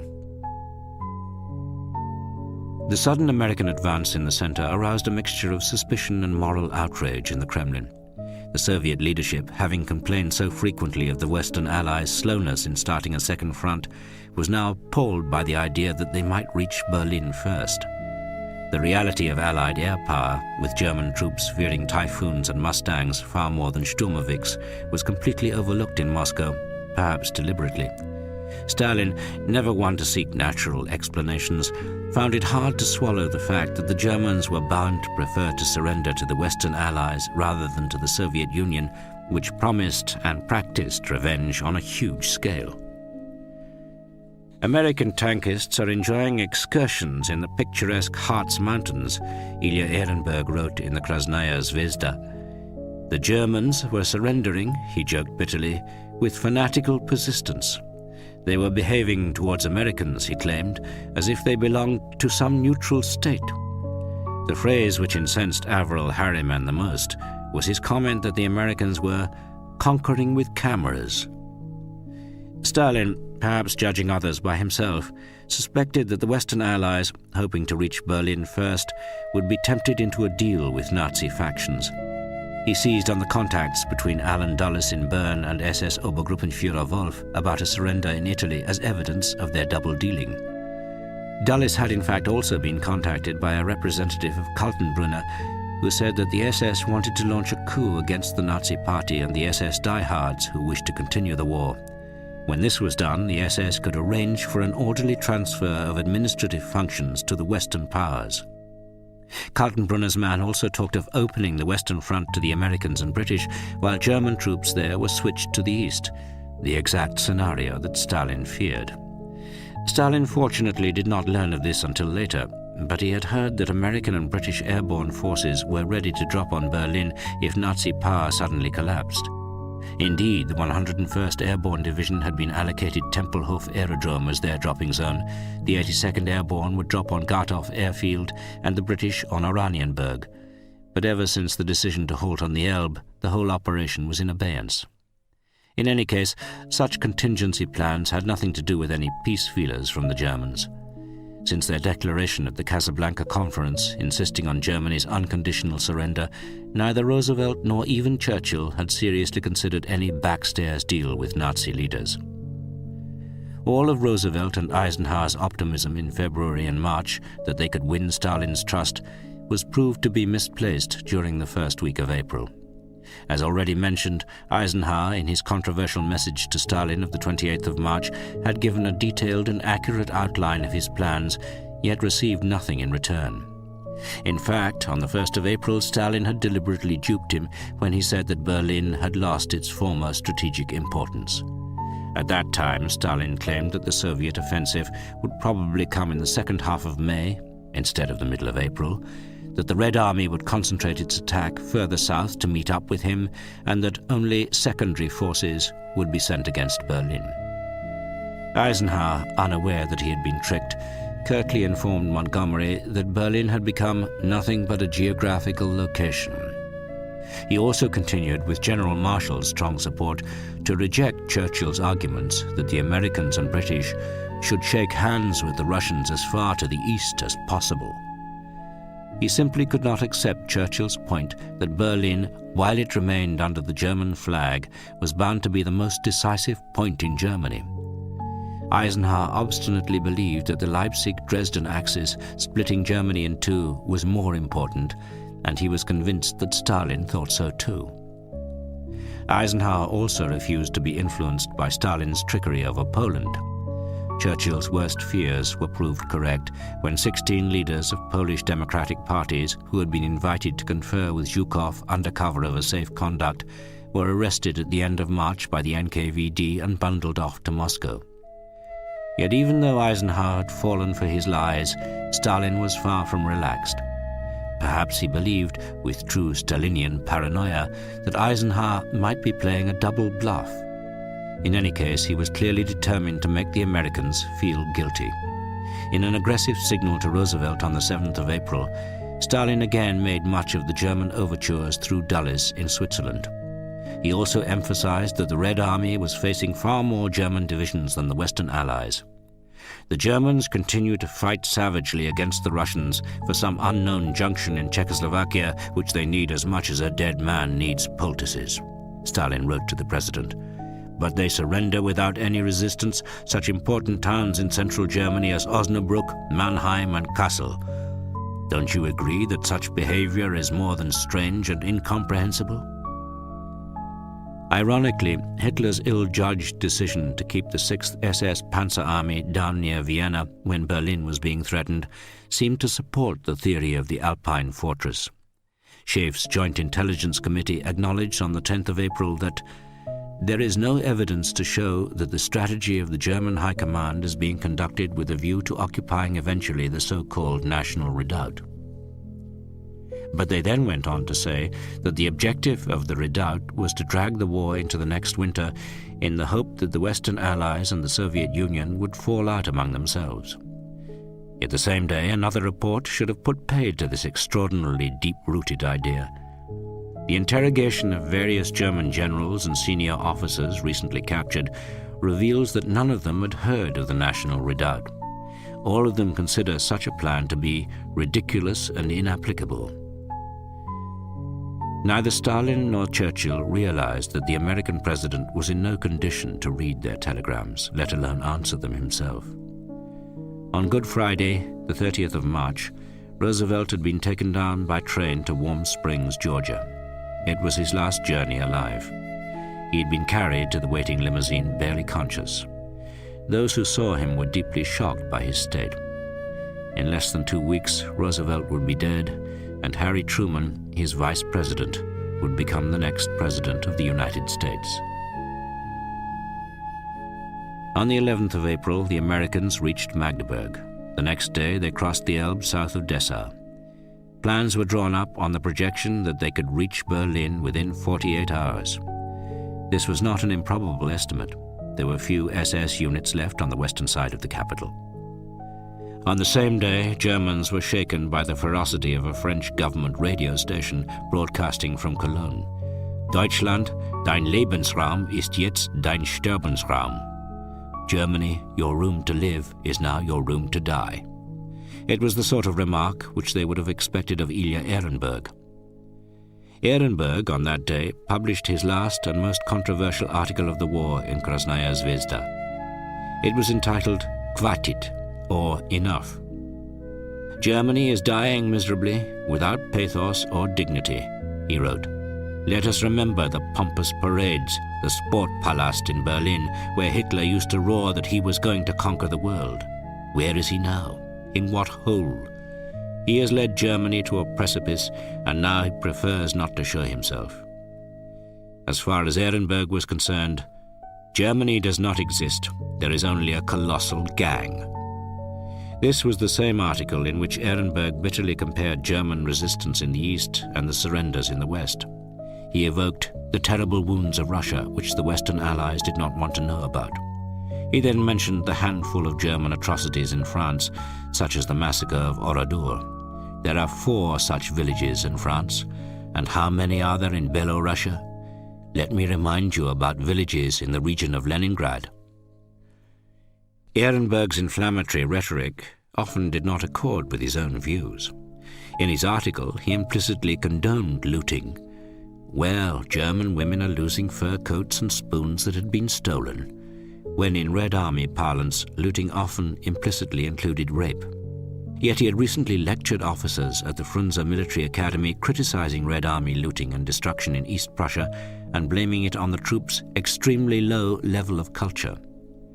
His only reference to rape, however, was to say that Soviet soldiers were not refusing the compliments of German women.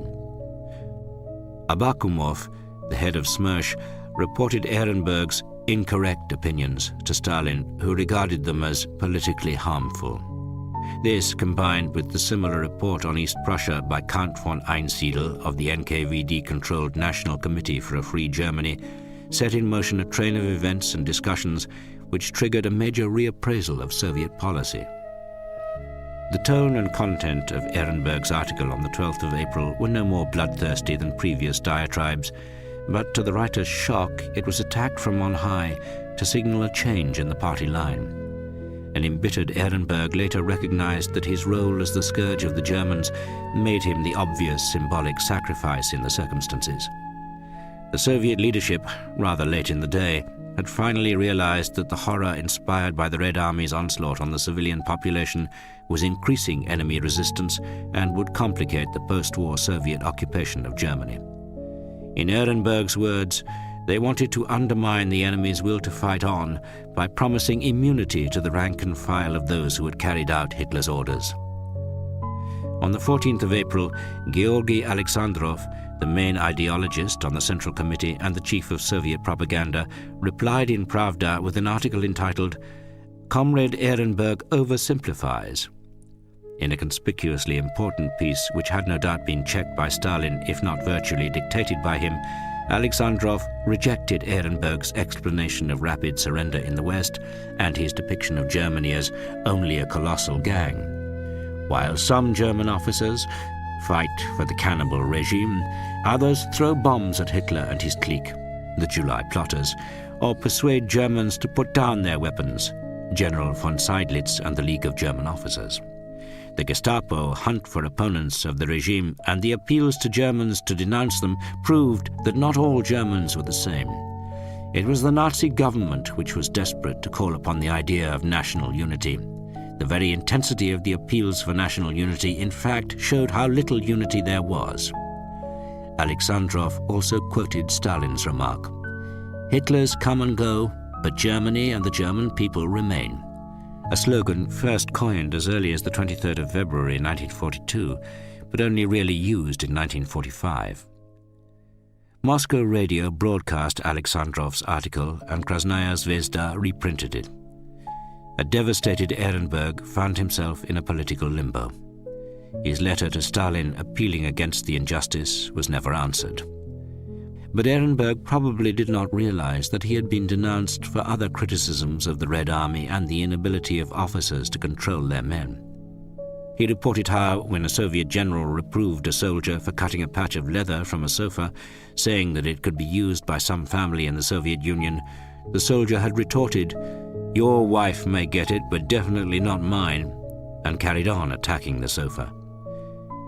Abakumov's most serious charge, however, was that Ehrenberg had also said to the officers at the Frunze Academy, "Russians returning from slavery look well. Girls are well fed and dressed. Our articles in papers on the enslavement of persons who had been taken to Germany are not convincing." If Ehrenberg had not enjoyed such a passionate following in the Red Army, he might easily have disappeared into a gulag camp. At the front, meanwhile, political departments were clearly uneasy about the situation. They reported how some officers supported Ehrenberg and still believed that we should be ruthless with the Germans and those Western allies who start flirting with the Germans. The party line was, however, clear. We are no longer chasing Germans from our country, a situation in which the slogan, "Kill a German whenever you see one," seemed entirely fair. Instead, the time has now come to punish the enemy correctly for all his evil deeds. Yet even though the political officers quoted Stalin's dictum that Hitler's come and go, this did not seem to carry much weight with the soldiers. "Many soldiers asked me," one political officer reported, "if Ehrenberg still continued to write, and they told me that they are looking for his articles in every newspaper that they see." The change in policy just before the Great Offensive came far too late for soldiers imbued with the personal and propaganda hatreds of the last 3 years. One of the most unintentionally revealing remarks was made by one of Zhukov's divisional commanders, General Maslov. He described German children crying as they searched desperately for their parents in a blazing town. "What was surprising," wrote Maslov, "was that they were crying in exactly the same way as our children cry." Few Soviet soldiers or officers had imagined Germans as human beings. After Nazi propaganda had dehumanized the Slavs into Untermenschen, Soviet revenge propaganda had convinced its citizens that all Germans were ravening beasts. The Soviet authorities had another reason for concern at the advance of the Western Allies. They were afraid that the majority of the First and Second Polish armies would want to join the Polish forces which owed allegiance to the government in exile in London. On the 14th of April, Beria passed to Stalin the report from General Serov, the NKVD chief with Zhukov's First Belarusian Front. In connection with the rapid advance of the Allies on the Western Front, Serov wrote, unhealthy moods developed among the soldiers and officers of the First Polish Army. Smersh had gone into action, carrying out mass arrests. Intelligence organs of the First Polish Army, he reported, have discovered and taken under control nearly 2,000 ex-soldiers of the Anders army and members of the Armia Krajova and soldiers who have close relatives in Anders's army. The hostile attitude of these Poles to the Soviet Union was underlined by the fact that they had concealed their real addresses from the Soviet authorities to prevent reprisals against their families. Serov also failed to mention the fact that since 43,000 members of the Polish Communist forces had been transferred straight from Gulag camps, their feelings towards the Soviet Union were unlikely to be entirely fraternal. And in Poland, members of the Armia Krajova arrested by NKVD troops were given the choice of a labor camp in Siberia or the Communist Army. V Sibir ili v Armii. Smersh informers had warned their controllers that Polish soldiers were listening regularly to the London radio. Informers also reported that Polish troops were convinced that Anders's army is coming to Berlin from the other side with the English army. When the Polish troops meet up, an officer unwittingly told an informer, the majority of our soldiers and officers will pass over to the Anders army. We've suffered enough from the Soviets in Siberia. After the war, when Germany is finished, a battalion chief of staff apparently told another informer, we'll still be fighting Russia. We have 3 million of Anders's men with the English. They are pushing their democracy into our faces, said a commander in the 2nd Artillery Brigade. As soon as our troops meet up with Anders's men, you can say goodbye to the Soviet-controlled provisional government. The London government will take power again, and Poland will once more be what it was before 1939. England and America will help Poland get rid of the Russians.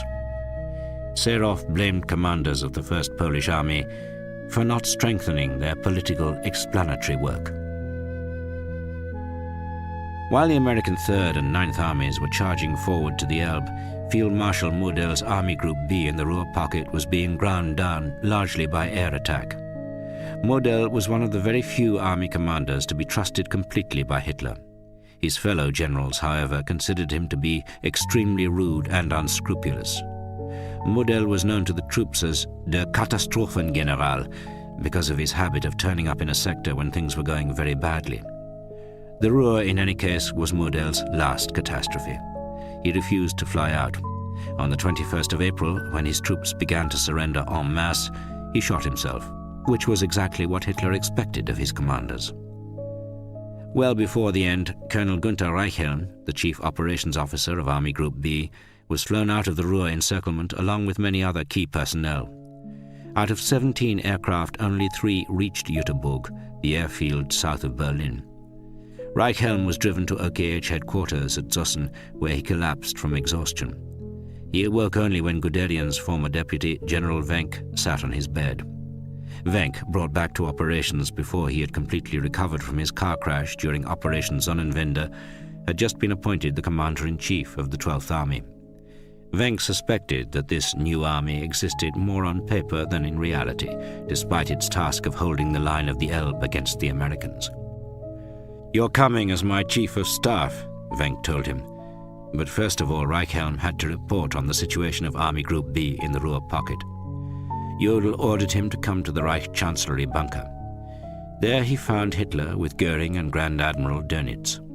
He told Hitler that Army Group B had no more ammunition and its remaining tanks could not move because they had no more fuel. Hitler paused for a long time. "Field Marshal Model was my best field marshal," he said at last. Reichhelm thought that Hitler finally understood that it was all over, but he did not. Hitler said, "You are to be Chief of Staff of the 12th Army. You must free yourself from the stupid guidelines of the General Staff.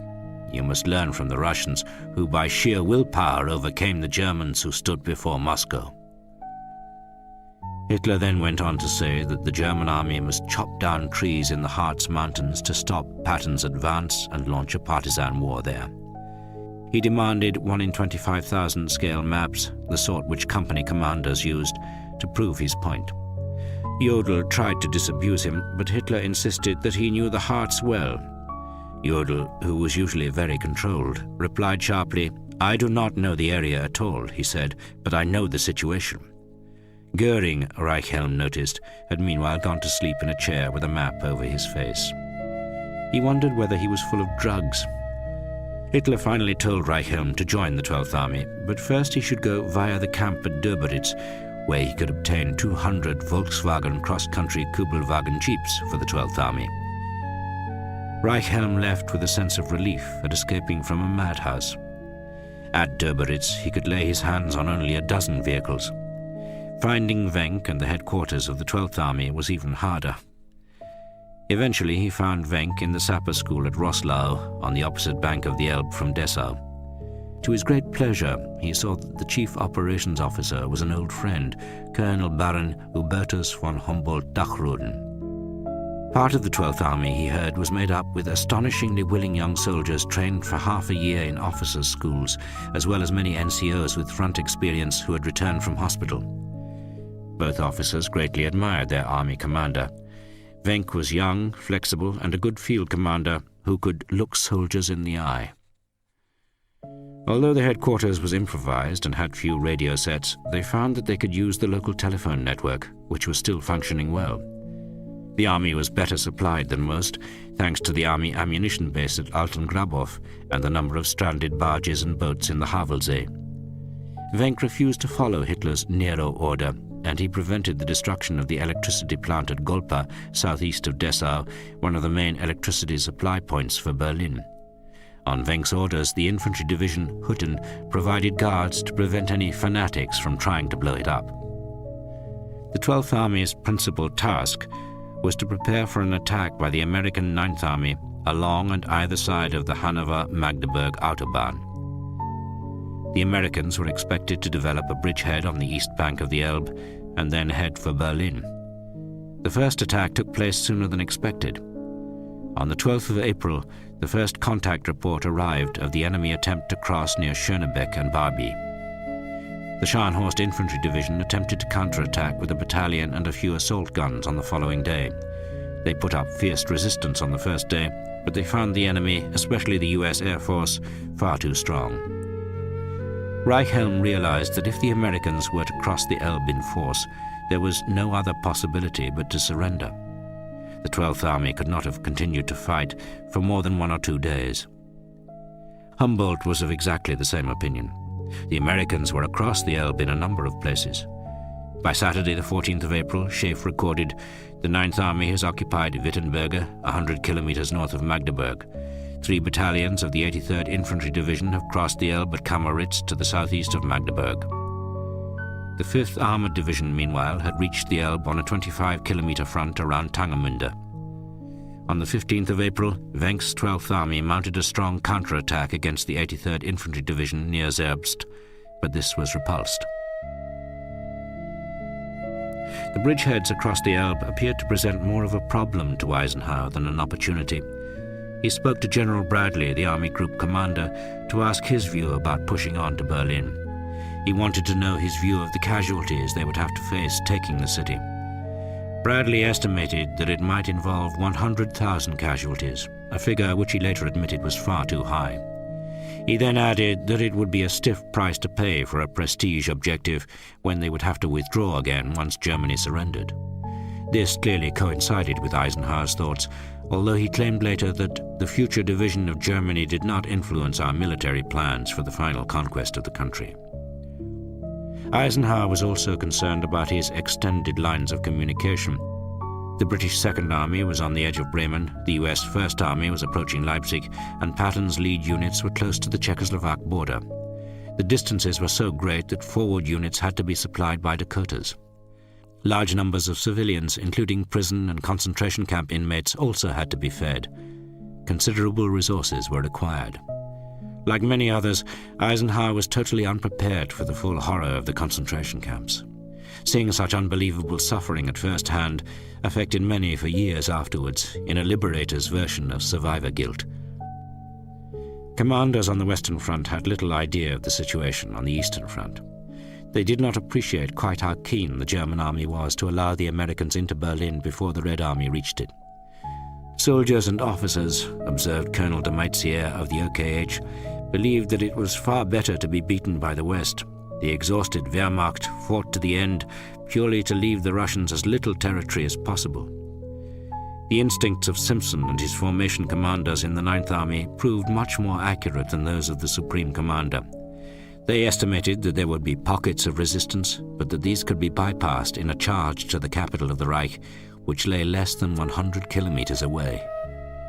The 83rd Infantry Division had already set up a bridge capable of taking the 2nd Armored Division's tanks, and during the night of Saturday, the 14th of April, vehicles crossed in a steady stream. The forces in the bridgehead, which now stretched to Zerbst, started to build up rapidly. The excitement among the American troops was infectious. They longed for their orders to move out. But early on Sunday morning, the 15th of April, their army commander, General Simpson, was summoned by General Bradley to his army group headquarters at Wiesbaden. Bradley met Simpson at the airfield. They shook hands as he climbed out of the plane. Bradley, without any preamble, told him that the Ninth Army was to halt on the Elbe. It was not to advance any further in the direction of Berlin. "Where in the hell did you get this?" Simpson asked. "From Ike," Bradley answered. Simpson, feeling dazed and dejected, flew back to his headquarters, wondering how he was going to tell his commanders and his men. These orders to stand fast on the Elbe, coming on top of the unexpected death of President Roosevelt, constituted a great blow to American morale. Roosevelt had died on the 12th of April, but the news was not released until the following day. Goebbels was ecstatic when told on his return from a visit to the front near Küstrin. He telephoned Hitler in the Reich Chancellery bunker immediately. "My Führer, I congratulate you," he said. "Roosevelt is dead. It is written in the stars that the second half of April will be the turning point for us. This Friday, the 13th of April, it is the turning point." Just a few days before, Goebbels had been reading Carlyle's History of Friedrich II of Prussia aloud to Hitler to lift him from his depression. The passage had been the one where Frederick the Great, faced with disaster in the 7 Years' War, thought of taking poison. But suddenly news of the death of the Tsarina Elizabeth arrived. The miracle of the House of Brandenburg had come to pass. Hitler's eyes had filled with tears at these words. Goebbels did not believe in astrological charts, but he was prepared to use anything to boost the Führer's flagging spirits, and he worked Hitler up into a frenzy of optimism. The recluse in the bunker now gazed lovingly at the portrait of Frederick the Great, which had been brought down for him. On the next day, the 14th of April, in his order of the day to the army, Hitler became utterly carried away. "At the moment when fate has removed the greatest war criminal of all time from this earth, the turn of events in this war will be decisive." Another symbolic event involving Frederick the Great took place, but Hitler never mentioned it. In a massive air raid that night, Allied bombers attacked Potsdam. A Hitler youth sheltering in a basement that night found the walls around him rocking like a ship. The bombs destroyed much of the old town, including the Garnisonkirche, the spiritual home of the Prussian military caste and aristocracy. Ursula von Kardorff burst into tears in the street after hearing the news. "A whole world was destroyed with it," she wrote in her diary. But many officers still refused to acknowledge the responsibility of the German military leadership for supporting Hitler. Talk of the honor of a German officer, when the liberation of concentration camps showed the nature of the regime they had fought for, was unlikely to arouse sympathy, even among their most sporting opponents. Chapter 14. Eve of Battle. The Red Army, despite all its efforts and talent for camouflage, could not hope to conceal the huge attack about to be unleashed on the Oder and Nysa fronts.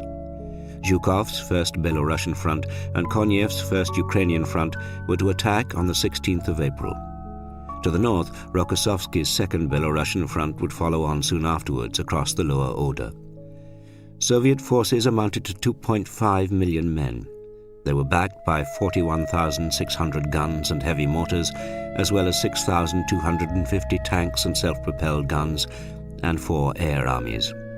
It was the greatest concentration of firepower ever amassed. On the 14th of April, a fighting reconnaissance from the Kustrin bridgehead proved most successful. Chuikov's 8th Guards Army managed to push the 20th Panzer Grenadier Division back between 2 and 5 kilometers in places. Hitler is said to have been so angry that he gave orders to strip medals from all members of the division until they had been won back. This extension of the bridgehead also helped the build-up of forces. That night, the 1st Guards Tank Army began moving its brigades across the Oder under the cover of darkness. During the night, there was a constant flow of tanks, guns, Studebakers loaded with ammunition, and columns of soldiers.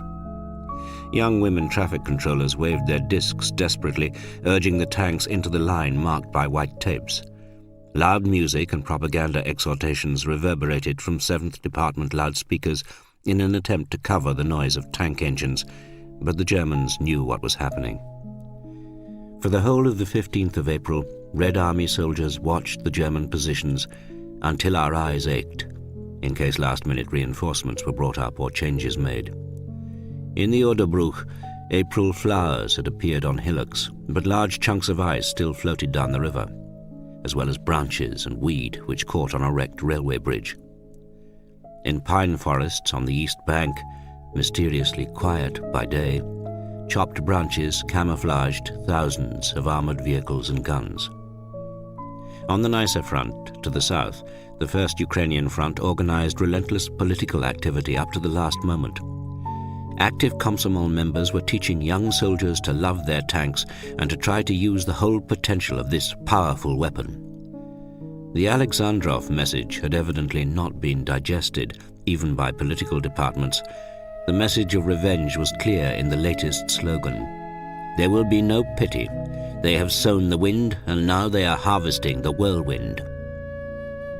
The First Ukrainian Front was more preoccupied by bad radio discipline. Even NKVD regiments had recently been transmitting in clear using out-of-date codes and not answering signals. No subunits were allowed to use the radio. Their sets had to be on receive and never on send. Concern about lapses of security was even greater on the night of the 15th of April because the new wavelengths and codes up to the end of May 1945 were issued to headquarters.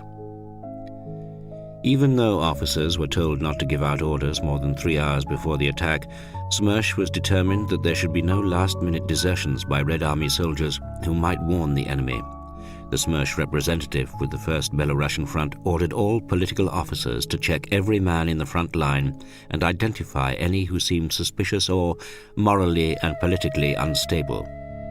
In an earlier roundup, Smersh had arrested those denounced for making negative comments about collective farms. A special cordon was put in place so that our men will not manage to flee to the Germans and to prevent the Germans from seizing tongues. But all their efforts were in vain. On the 15th of April, a Red Army soldier south of Kustrin told his German captors that the great offensive was starting early the next morning. Considering the proximity of defeat, the Germans had even stronger reasons to fear that their soldiers would desert or surrender at the first opportunity.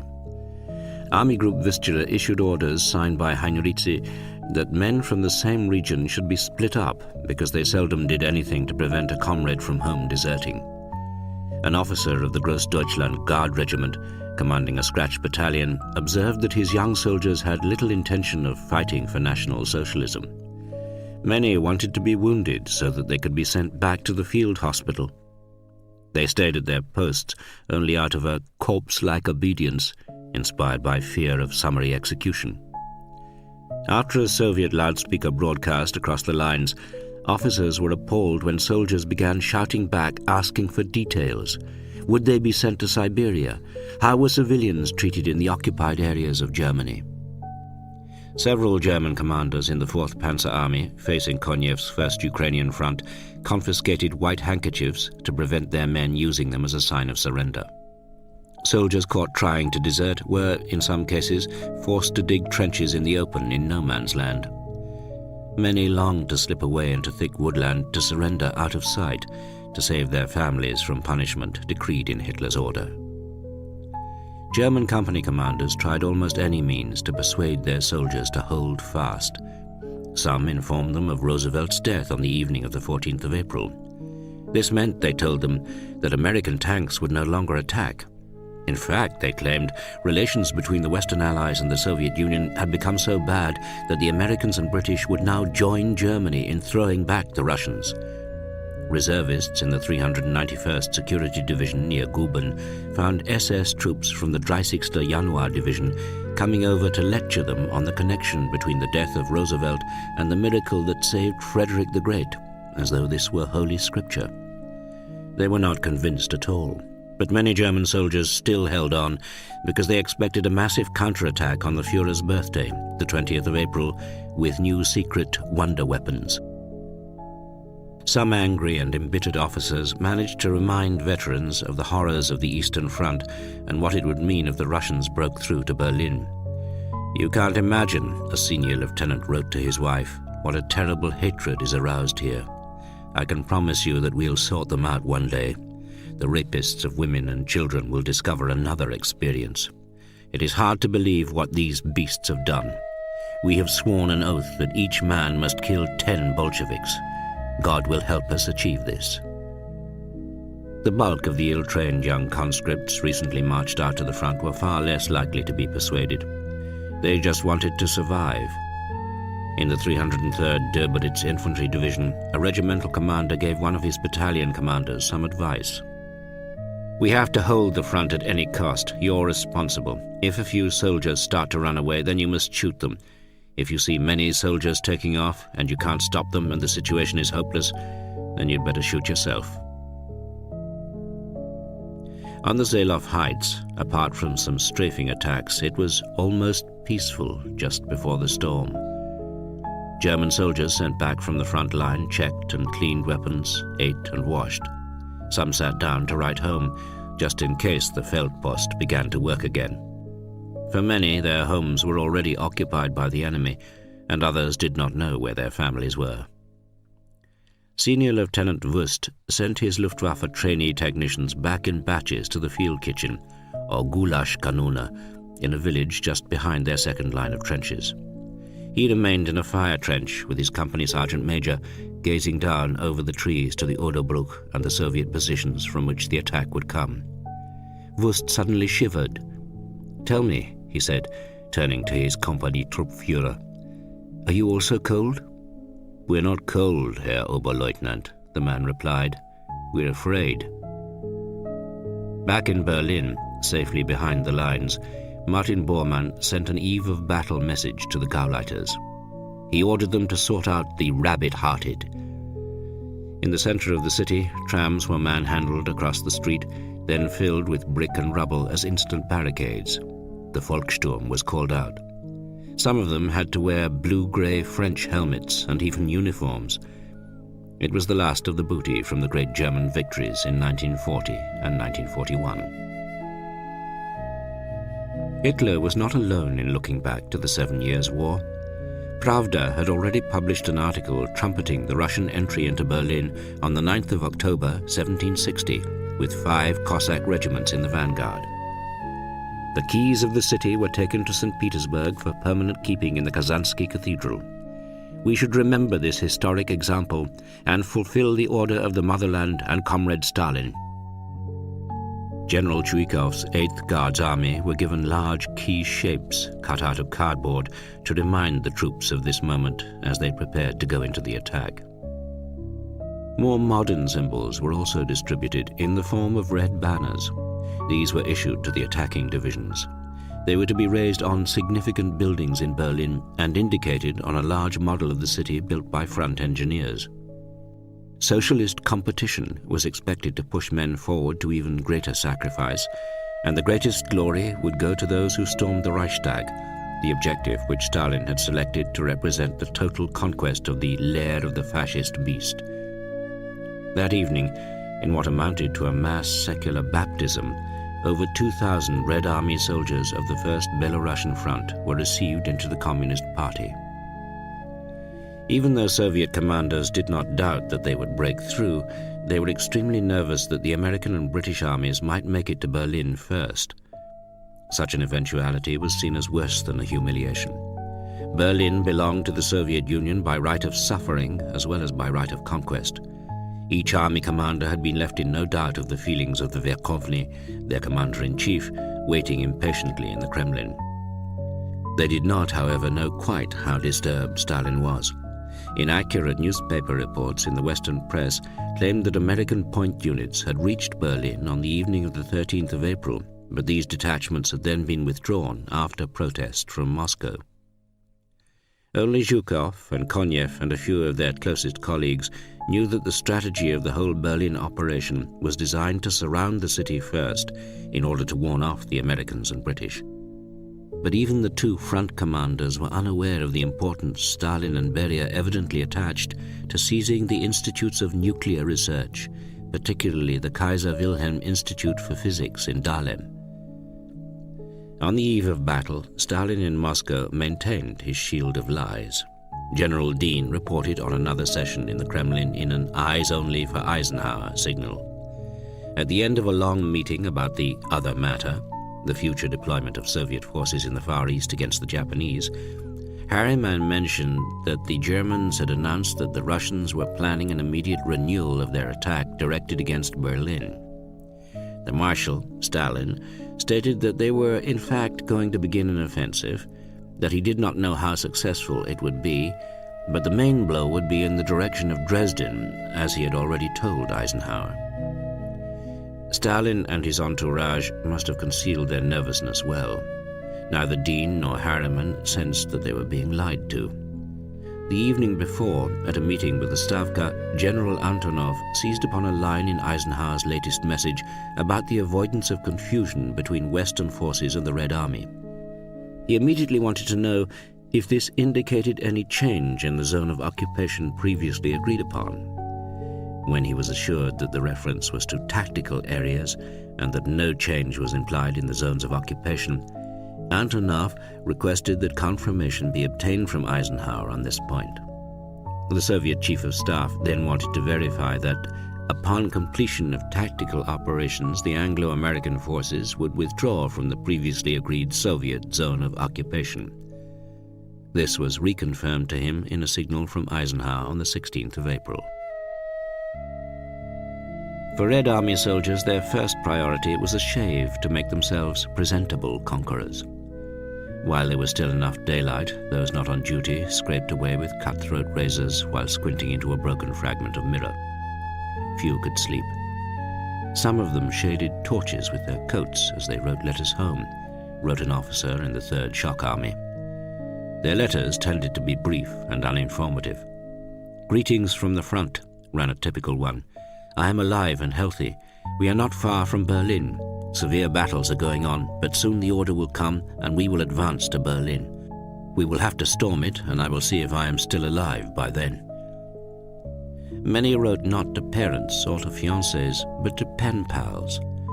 Thousands of lonely young women drafted to work in armaments factories out in the Urals or Siberia had been writing to soldiers at the front. Snapshots were exchanged at a certain stage in the relationship, but sex was not the driving force. For soldiers, a woman somewhere at home was the only thing left to remind them that a normal life could still exist. Sergeant Vlasienko in the 1st Ukrainian Front wrote a pen pal song in epistolary form. It was set to the haunting melody of Zemlyanka, the great wartime song set in a frozen bunker just 4 steps from death. "The hurricane lamp is driving away darkness, making a way for my pen. You and I are close through this letter. We are like a brother and a sister. I long for you from the front, and I will find you when these days of fighting are over, deep in the homeland, if only I survive. And if the worst happens, if the days of my life are counted, remember me sometimes. Remember me with a kind word. Well, goodbye for now. It is time for me to go to attack the Germans, and I want to carry your name forward, if only in my battle cry, Hurrah! Wait for Me, one of the most popular songs of the war, was based on the poem which made Konstantin Simonov famous in 1942. It evoked the Red Army's quasi-religious superstition that if a girlfriend remained faithful, the soldier would stay alive. It was permitted by the authorities only because it strengthened military patriotism. Many soldiers kept "Wait for me" written on a piece of paper in their left breast pocket and read it silently to themselves, like a prayer, in the moments before they went into the attack. The song "Blue Shawl," about a faithful girl's farewell to her soldier lover, also produced such intense loyalty that many soldiers added it to the official battle cry, making it "Za Rodino, za Stalina, za Sinyi Platochek," for the motherland, for Stalin, for the blue shawl. A great number of Komsomol members still carried newspaper cuttings with a photograph of Zoya Kozmodemyanskaya, the young Komsomol partisan, tortured to death by Germans. Many wrote "For Zoya" on their tanks and aircraft. Another poem of Simonov's, on the other hand, was condemned as indecent, vulgar, and bad for morale. It was ironically entitled Lyrichiskoe, or lyrical. They remember names for an hour. Memories here do not last for long. Man says "war" and embraces a woman carelessly. He is grateful to those who had so easily, without wanting to be called darling, replaced for him another one who is far away. Here she was as compassionate as she could be to other women's loved ones, and warmed them in bad times with the generosity of her uncommitted body. And for those waiting to go into the attack, those who may never live to see love, they find it easier when they remember that yesterday at least someone's arms were around them. However much the authorities disapproved of songs or poems about unfaithful girlfriends, iconoclasts still thought up ribald versions of officially approved songs. The tearjerker "Dark Night," about a soldier's wife standing beside their child's cot, secretly wiping her tears, was turned into "Secretly taking her streptocide," the Soviet wartime medicine for venereal disease. Official patriotic songs never really took on. The only exception was the Song of the Artillerists, which came from the film At 6 o'clock in the evening after the end of the war. The film was screened for soldiers at the front just before the Battle of Berlin. It showed an artillery officer who has survived to meet his true love in Moscow during the victory celebrations. But although this may have been good for morale in one way, it certainly did not help soldiers with the very natural fear of risking death when the fighting was almost over. Other songs also looked beyond the end of the war. Soldiers of the 4th Guards Tank Army composed their own. "Soon we will return home. The girls will meet us, and the stars of the Urals will shine for us. Someday we will remember these days. Kamenets, Podolsk, and the Blue Carpathians, the fighting thunder of the tanks, Lvov and the steppe behind the Vistula. You won't forget this year. You'll tell your children of it. Someday we will remember these days." Red Army soldiers experienced an irresistible urge to finish the war, but the closer they were to victory, the more they hoped to survive. And yet men desperately wanted a medal to take home. It would make a great difference to their standing in the community, and especially within their own family.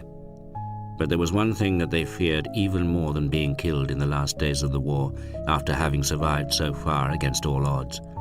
That was to lose legs and arms.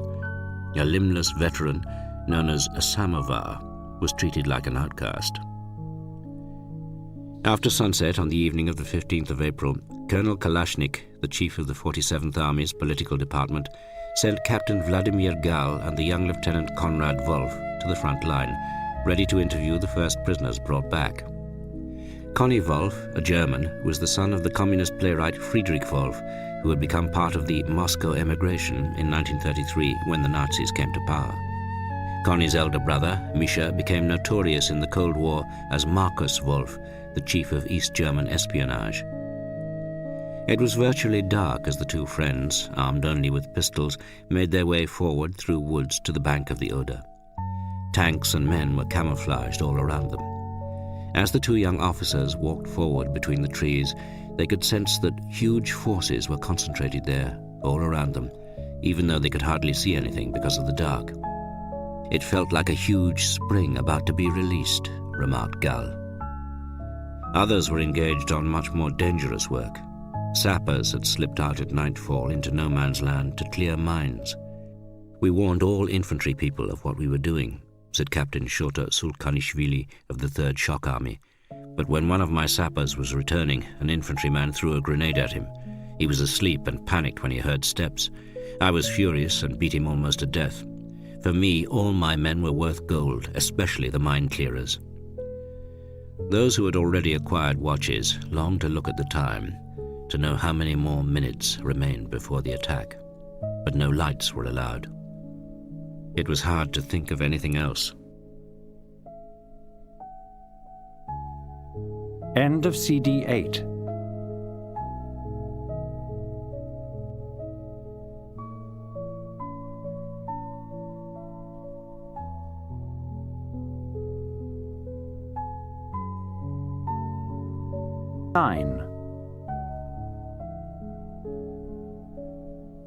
Chapter 15. Zhukov on the Right-Vine Spur.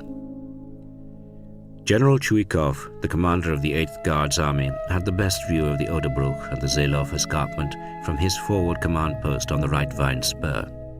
He was not pleased when Marshal Zhukov decided to join him there to watch the opening bombardment and the attack. Chuikov ordered Captain Mereshko, a staff officer who had been with him since Stalingrad, to go back across the Oder and lead the front commander and his retinue to the position. To Chuikov's fury, Zhukov's convoy of vehicles with their headlights on could be seen approaching from a great distance. Chuikov had almost certainly been prejudiced against Zhukov since the winter of 1942. He seems to have felt that the heroic role of his 62nd Army in Stalingrad was overlooked and too much attention paid to Zhukov. Much more recently, he resented the remarks made about the length of time he had taken to capture the fortress of Poznan, and his own comments about the failure to have pushed straight on to Berlin at the beginning of February had clearly angered Zhukov. Below them on the Oderbruch, an officer remembered, the trenches were alive with rattling pots. They could all smell the soup being ladled out by cooks to feed the men before the attack. In the forward trenches dug into the cold, sodden earth, troops took sips from their vodka ration. In command posts, field telephones rang constantly, and runners came and went. Zhukov arrived, accompanied by a retinue including General Kazakov, his artillery commander, and General Telegin, the head of the front political department. They were led up a path round the side of the spur and reached the bunker dug by Chuikov's engineers in the side of the small cliff below the observation post. The hands of the clock had never gone round so slowly, Zhukov recorded later. To fill the remaining minutes somehow, we decided to drink some hot, strong tea which had been prepared in the same bunker by a girl soldier. I can remember, for some reason, that she had a non-Russian name, Margot. We drank the tea in silence, everyone occupied with his own thoughts. General Kazakov had 8,983 artillery pieces, with up to 270 guns per kilometer on the breakthrough sectors, which meant a field gun every 4 meters, including 152mm and 203mm howitzers, heavy mortars, and regiments of Katyusha rocket launchers. The First Belorussian Front had a stockpile of over 7 million shells, of which 1,236,000 rounds were fired on the first day. This artillery overkill and the overwhelming superiority of his forces had tempted Zhukov into underestimating the scale of the obstacle facing them. Zhukov usually insisted on visiting the front line in person to study the terrain before a major offensive, but this time, mainly due to constant pressure from Stalin, he had relied largely on photo reconnaissance. This vertical picture failed to reveal that the Zelov Heights, dominating his bridgehead on the Oderbruch, was a far more formidable feature than he had realized. Zhukov was also enamored of a new idea. 143 searchlights had been brought forward, ready to blind the German defenders at the moment of attack. 3 minutes before the artillery preparation was due to start, the Marshal and his generals filed out of the bunker. They went up the steep little path to the observation post, concealed by camouflage nets on the top of the cliff. The Oderbruch below them was obscured by a pre-dawn mist. Zhukov looked at his watch. It was exactly 5 a.m. Moscow time, which was 3 a.m. Berlin time. Immediately, the whole area was lit by many thousands of guns, mortars, and our legendary Katyushas. No bombardment in the war had been so intense.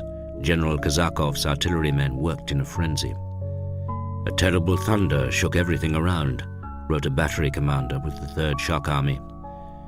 "You would have thought that even us artillerists could not be scared by such a symphony, but this time I too wanted to plug my ears. I had the feeling that my eardrums would burst." Gunners had to remember to keep their mouths open to equalize the pressure on their ears. At the first rumble, some German conscripts in their trenches awoke, thinking that it was just another Morgenkonzert, as the early morning harassing fire was called. But soldiers with real experience of the Eastern Front had acquired a Lanza instinct, which told them that this was the great attack. NCOs screamed orders to take position immediately. "Alarm! Sofort Stellung beziehen!" Survivors remember the feeling in their guts and their mouths going dry. "Now we're in for it," they muttered to themselves. Those few trapped in trenches in the target area who somehow survived the terrifying bombardment could describe the experience afterwards only in terms of hell or inferno or an earthquake. Many lost all sense of hearing. In a matter of a few seconds, Gert Wagner in the 27th Parachute Regiment recorded, "All my 10 comrades were dead." When Wagner recovered consciousness, he found himself lying wounded in a smoking shell crater. He was only just able to struggle back to the second line. Few escaped alive from the artillery barrage, which smashed trenches and buried their occupants, both alive and dead. Bodies are still being discovered well over half a century later. Those to the rear, who could feel the earth trembling, grabbed their binoculars or trench periscopes. The commander of SS Heavy Panzer Battalion 502 gazed out through the periscope of his Tiger tank. In the field of view, the eastern sky was in flames. Another observer noted burning farmhouses, villages, banks of smoke as far as the eye could see. A headquarters clerk could only mutter, "Christ, the poor bastards up front." The days of the hearty German warrior, "Krieg ist Krieg und Schnaps ist Schnaps," were well and truly past. Survivors were often not just completely disorientated, but shattered emotionally and psychologically. After the bombardment, a war correspondent with an SS propaganda company found a dazed soldier wandering in a wood, having thrown away his weapon. Apparently, this was his first experience of the Eastern Front, having spent the best part of the war shaving officers in Paris. Yet even though almost every square meter of the German positions in front of the Seelow was churned up by shell fire, casualties were not nearly as high as they might have been.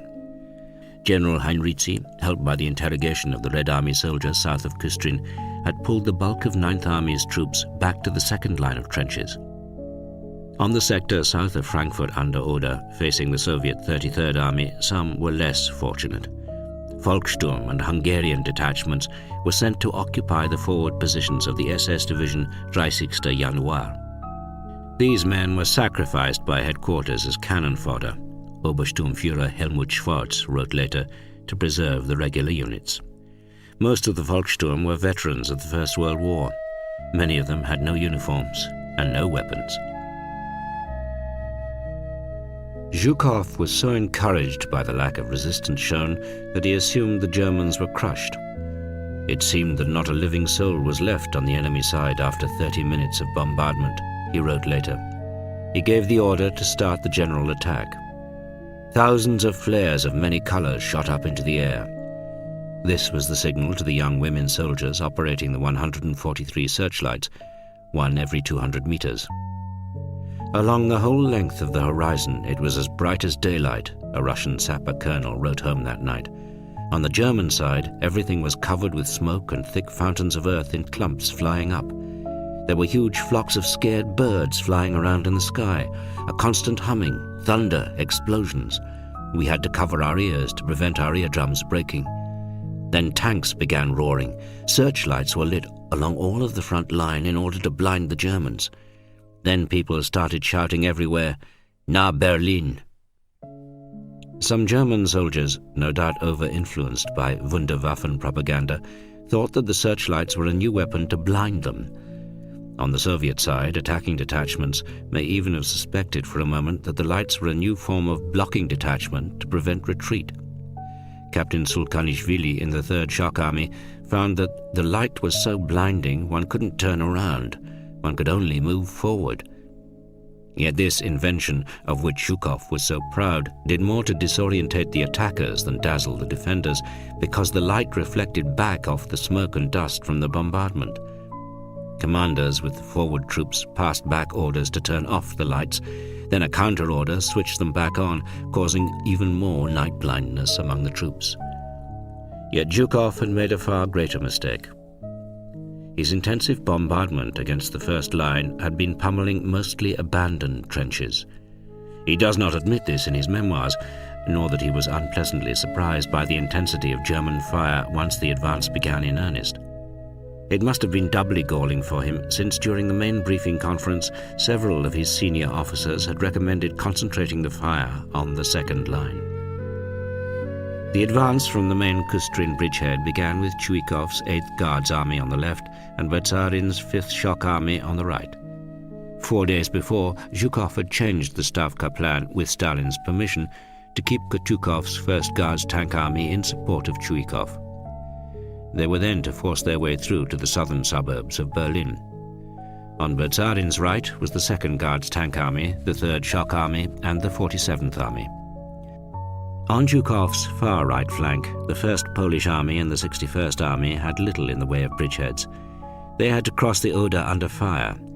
Their leading battalions used amphibious vehicles, American DUKWs, driven by young women soldiers, but most of the troops crossed in ordinary boats. Casualties were heavy in the crossing. Assault boats leaked and a number sank, producing losses. The German resistance was also strong. When one battalion of the 12th Guards Rifle Division made the crossing, only 8 men reached the west bank of the Oder. One can deduce that there must have been a good deal of panic by the comment that some political officers showed indecisiveness when crossing the river. The coded phrase implies that they should have used their pistols more.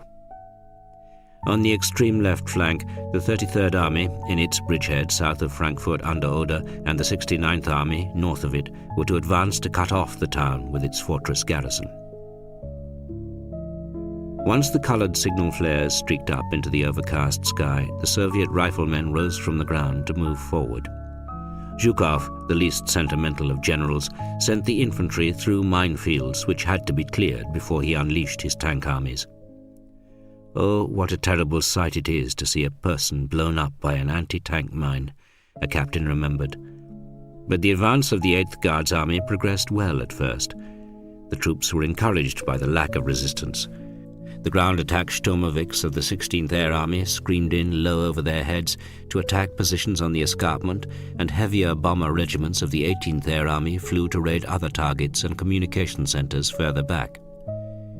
There were 6,500 sorties that day on the 1st Belarusian front sector, but the bad visibility, with river mist, thick smoke and dirt from explosions, concealed their targets. As a result, comparatively little damage to defensive positions was achieved by bombing and strafing. Unfortunately for the 9th Army, whose ammunition situation was already disastrous, a main stockpile of shells at Alt-Zestorf, west of Lebus, was hit and blown up. Troops caught in the open were naturally the most vulnerable. The Volkssturm company of Erich Schröder, a 40-year-old called up only 10 days before, was rushed to the front in trucks at 7 a.m. when they received the order "Maximum Alert." There was no time to dig in before the air attack started. He remembered 2 almost simultaneous bomb explosions. One splinter took off a big toe, another penetrated his left calf, and a third impaled him in the small of the back. He tried to limp to cover. Most of the vehicles in which they had just arrived were ablaze, and the Panzerfausts still on them began to explode. Eventually, he was taken in a surviving vehicle to a dressing station in Fürstenwalde, but that night a heavy Soviet bombing raid destroyed the whole building, save the cellar in which they had been sheltered. The young German conscripts and trainees had been panic-stricken by the bombardment and the searchlights. Only the seasoned soldiers prepared to open fire, but the problem was to identify a target in the virtually impenetrable mixture of river mist, smoke and dirt drifting in the air from the shell bursts. The defenders could hear the Russians calling to each other as they advanced, but it was impossible to see them. They could also hear in the distance the engines of Russian tanks straining.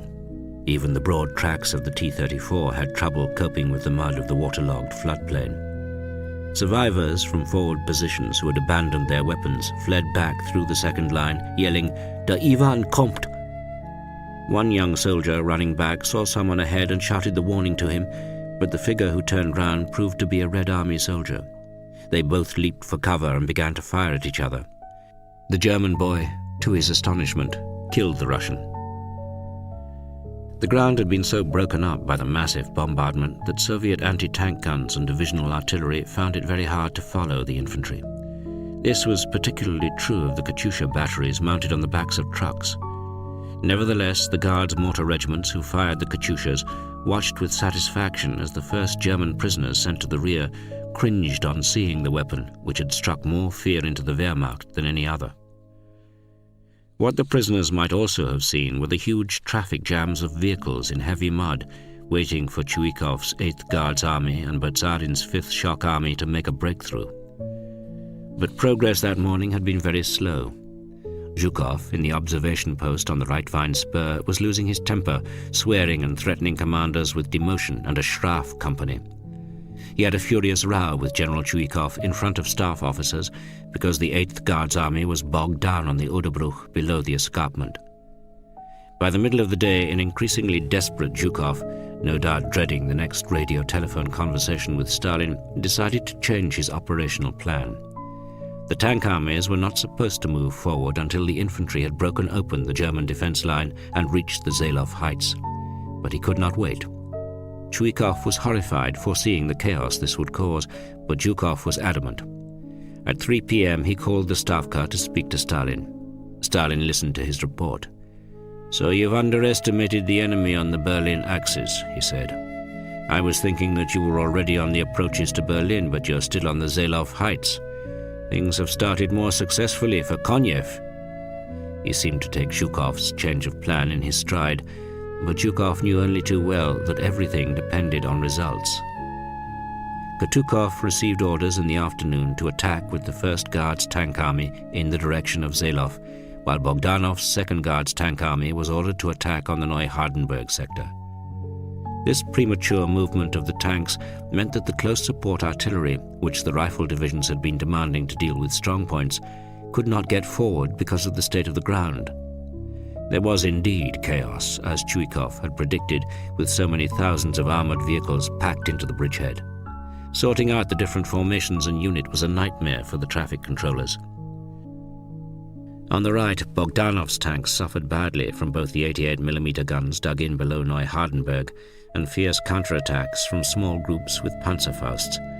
A platoon of assault guns, led by Wachtmeister Gernert of the 111th Training Brigade, suddenly appeared out of the smoke on the Oderbruch near Neutrebin and engaged a mass of Soviet tanks. Gernert alone accounted for 7 of them. His personal tally rose to 44 enemy tanks the following day. His outstanding bravery and tactically clever leadership saved the flank of the brigade, General Heinrizi wrote, confirming the award of a Knight's Cross. But by the time he signed it on the 28th of April, the brigade, and indeed the 9th Army as a recognizable formation, would have ceased to exist. Eventually, the leading brigades of the tank armies reached the bottom of the Zalov Heights and started the ascent. Engines began screaming with the effort. In many places, the gradient was so steep that tank commanders had to find alternative routes. This often made them blunder into a German strongpoint. Katukov's leading brigades on the left received their nastiest shock when advancing on the Dolgelin-Friedersdorf road southeast of Zalov. A murderous armoured engagement began there when they found Tiger tanks of SS Heavy Panzer Battalion 502 holding the line. The Soviet tank brigades were hampered by deep ditches and suffered heavy casualties. In the center, meanwhile, between Zalov and Neuhardenberg, Goering's vaunted 9th Parachute Division had buckled under the hammering. When the bombardment had begun that morning, the 27th Parachute Regiment had moved its headquarters from Slosh Guzov on the ridge back to a bunker in the woods behind. Hauptmann Finkler remained in the manor house connected by field telephone. He could see little through the smoke to report back, but the stream of young Luftwaffe personnel running from the front, having abandoned their weapons, indicated the collapse that was taking place. Eventually, a lieutenant arrived with the warning that the Soviet troops were already advancing towards the edge of the village. Colonel Menke, the regimental commander, ordered an immediate counterattack. Finkler scraped together some 10 men from the forward headquarters, charged out and ran almost straight into the enemy. Nearly all the paratroopers were shot down. Finkler and the lieutenant found an abandoned Hetzer tank destroyer and sheltered in that. In the headquarters for the defense of Berlin on the Hohenzollern-Damm, Colonel Reffior, General Reimann's chief of staff, was not surprised when they were awoken that morning by a dull, continuous rolling thunder from the east. The intensity of the bombardment was so great that in Berlin's eastern suburbs, 60 kilometers from the target area, its effect was like a small earthquake. Houses trembled, pictures fell off walls, and telephone bells rang of their own accord. It started. People murmured anxiously to each other in the streets. Nobody had any illusions about what this signified. In the grey light of that overcast morning, women and girls stood around in huddled groups, listening in dread to the distant sounds of the front. The most frequently asked question was whether the Americans would get to Berlin in time to save them. The authorities' loudly stated confidence in the defense line on the Oder was rather undermined by the flurry of activity back in the capital, sealing barricades and manning defense points. Goebbels made a passionate but unconvincing speech about this new storm of Mongols breaking itself against their walls. The immediate preoccupation of Berliners, however, was to fill their larders before the siege of the city began. The queues outside bakeries and food shops were longer than ever. Amid the frenzied denial of reality at the top, somebody that morning fortunately had the sense to order the children's clinic of the Potsdam Hospital to move further away from the capital. The Potsdam Hospital had been almost entirely destroyed in the Allied air raid on the night of the 14th of April. The devastation had been increased by an unlucky hit on an ammunition train standing in the station. The sick children in the infants' clinic were moved in a German Red Cross ambulance, towed very slowly by 2 emaciated horses through the rubble-filled streets to the Cäcilienhof Palace. The rather elderly Crown Prince had abandoned it only a few weeks before, but several ancient officers from the old Prussian army and their wives continued to shelter in the cellars. They had no idea that Potsdam was destined to be part of the Soviet zone of occupation. On the morning of the 16th of April, the nurses heard that they were to move the children southwestwards to Heilstätten near Belitz. Almost all the Berlin hospitals, including the Charité, the August Victoria and the Robert Koch Clinic, were allocated accommodation there in a camouflaged stone-built barracks. This complex had also served as a hospital during the First World War. Hitler had spent 2 months there at the end of 1916 after being wounded. But the sick children were not yet out of danger. As they were being unloaded from buses, there was a cry of, "Take cover, aircraft!" A Soviet biplane, the antiquated PO-2 crop sprayer, which the Germans called a coffee grinder, appeared at tree height and opened fire. In the underground headquarters in Zossen, telephones were ringing continually. An exhausted General Krebs kept going on glasses of vermouth from a bottle kept in his office safe. As the Soviet artillery and aviation destroyed command posts and cut telephone cables, there were soon many fewer headquarters to report in, but the calls from ministers and General Burgdorf in the Reich Chancellery bunker increased. Everyone in Berlin's government quarter was demanding news. The thoughts of staff officers, however, were with those at the front, imagining what they were going through. At the 11 a.m. conference, officers wanted to know what the evacuation plans were. They all knew that Zossen, in its position south of Berlin, was extremely vulnerable the moment that the First Ukrainian Front broke through on the Neisse. 1 or 2 acid remarks were made about Hitler's prediction that the attack on Berlin was a feint and that the Red Army's real objective was Prague. To Heinrich's horror, Hitler had even transferred 3 panzer divisions to the recently promoted Field Marshal Schöner's command. General Busse, the commander of the 9th Army, needed them desperately as a reserve for counterattacks. His 3 corps, the 101 Army Corps on the left, General Helmut Weidling's 56 Panzer Corps in the center, and the 11 SS Panzer Corps on the right, were conspicuously short of tanks. They were doomed to a static defense until they broke. The 5 SS Mountain Corps south of Frankfurt under Oder, although between the 2 Soviet thrusts, faced the attack of the 69th Army, which it managed to hold back. On the Audiobook and the Seelof Heights, the battle continued in chaotic fashion. Because of the lack of visibility, much of the killing was done at close range. One member of the Großdeutschland Guard regiment wrote later that the marshland was not a killing field but a slaughterhouse. We moved across terrain cratered from shellfire, the Soviet sapper officer Pyotr Sibelov wrote in his letter home that night. Everywhere lay smashed German guns, vehicles, burning tanks and many corpses, which our men dragged to a place to be buried. The weather is overcast. It is drizzling, and our ground attack aircraft are flying all over the German front line from time to time. Many of the Germans surrender. They don't want to fight and give their life for Hitler. Other Red Army officers were more exultant.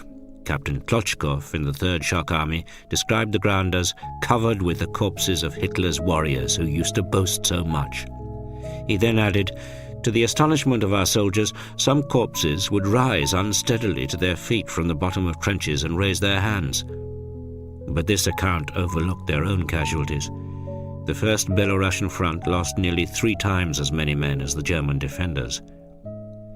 Subsequent inquests about that day of fighting established numerous shortcomings on the Soviet side. The 5th Shock Army apparently suffered from bad organization. Radio discipline was lacking, and communications were so bad that commanders did not know what was going on and gave false information. To make matters worse, the excess of coded signals traffic meant that Army headquarters could not cope with the deciphering. Many urgent signals were therefore delayed.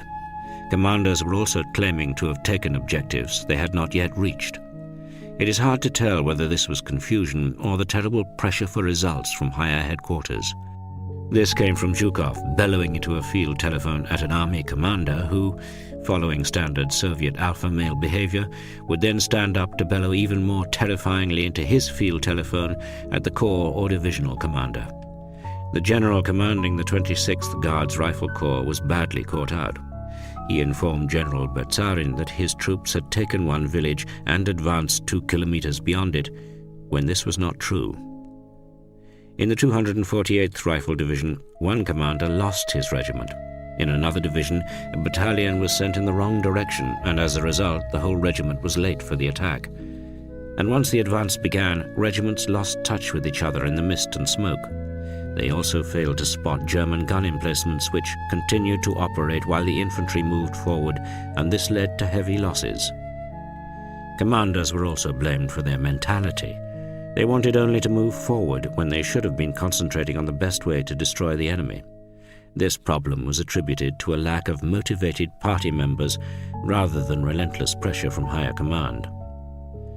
There were also, not for the first time, casualties from their own supporting artillery.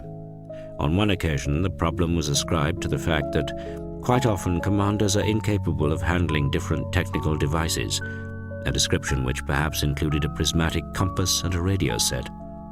On the first day, the 16th of April, the 266th Rifle Division was hit heavily by its own artillery as it reached the tree line.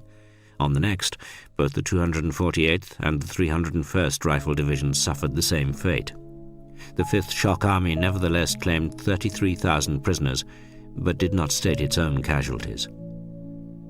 The 8th Guards Army, meanwhile, suffered serious disadvantages, a standard euphemism for incompetence leading to near disaster. But the fault here was Zhukov's, not Chuikov's. The preparatory fire worked well on the enemy's front line, allowing the infantry to go through the first line, but our artillery could not destroy enemy fire positions, especially on the Seelof Heights, and even the use of aviation did not make up for this. There were also cases of Soviet aircraft bombing and strafing their own men. This was partly due to the fact that the leading rifle battalions did not know the right signal flares to use to show our front line. Since the signal was a white and a yellow flare and very few yellow flares had been issued, such mistakes were hardly surprising. The report also mentions that the artillery failed to move forward to support the front line of infantry, but this was because the planners had failed to foresee that their massive bombardment would make the waterlogged ground almost impassable. The medical services were clearly overwhelmed, and, in some regiments, the evacuation of the wounded from the battlefield was very badly organized. One machine gunner lay for 20 hours without help.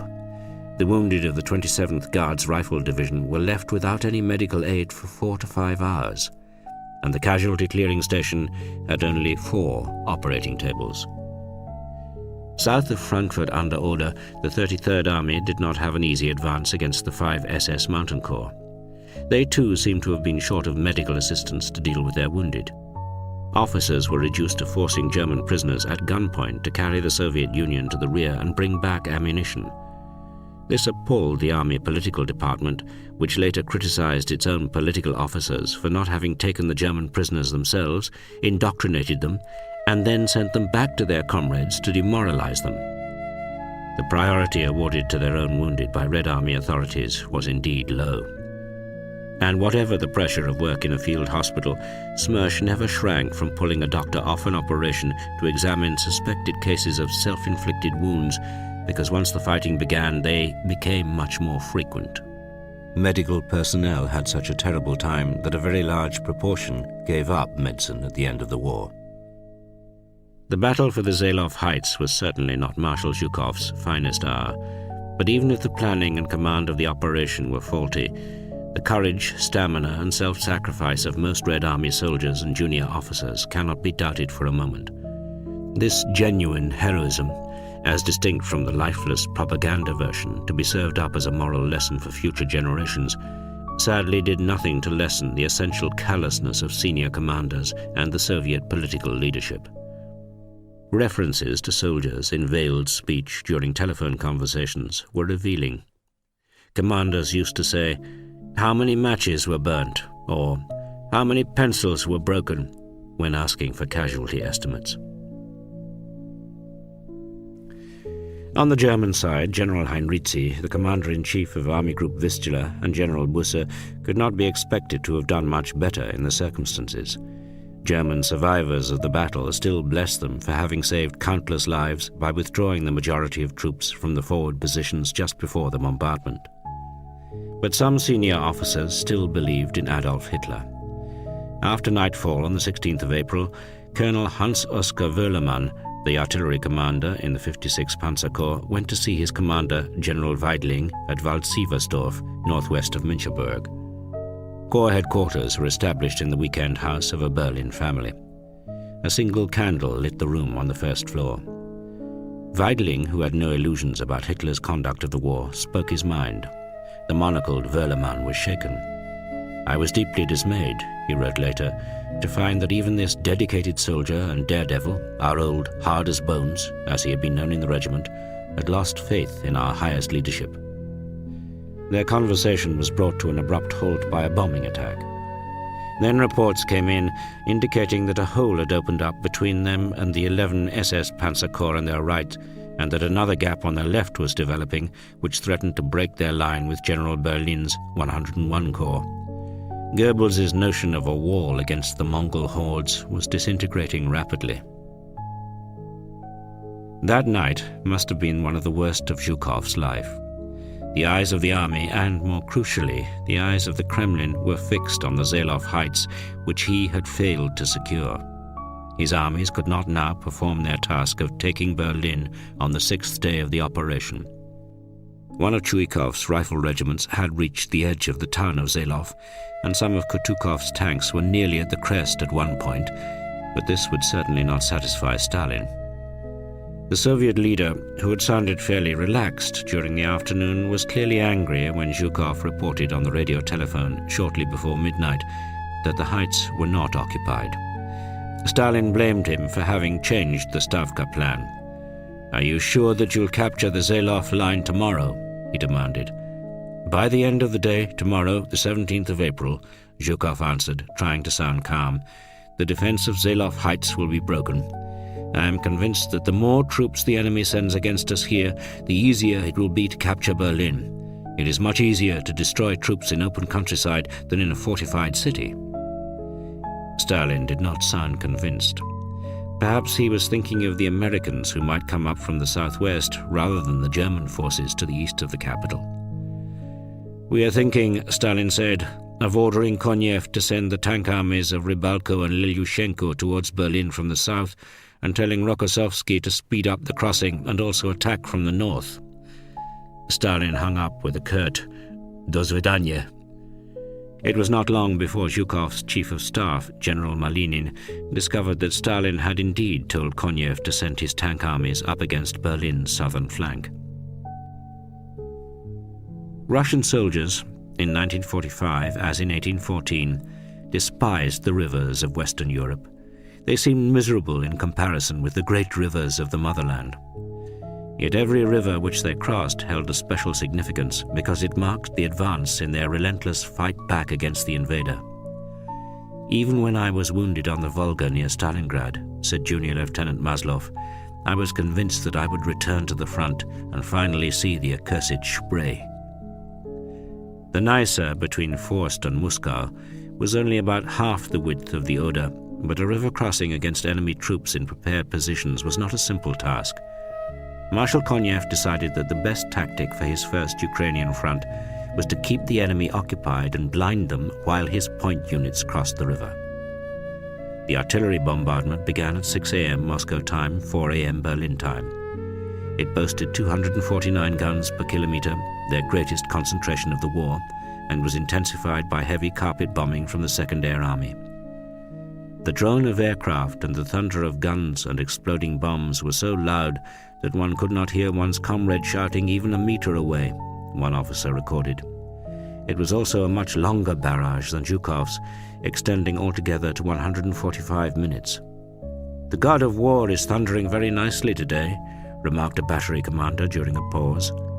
The gun crews threw themselves into their work with the joy of vengeance, egged on by their commander's orders. "At the fascist lair, fire!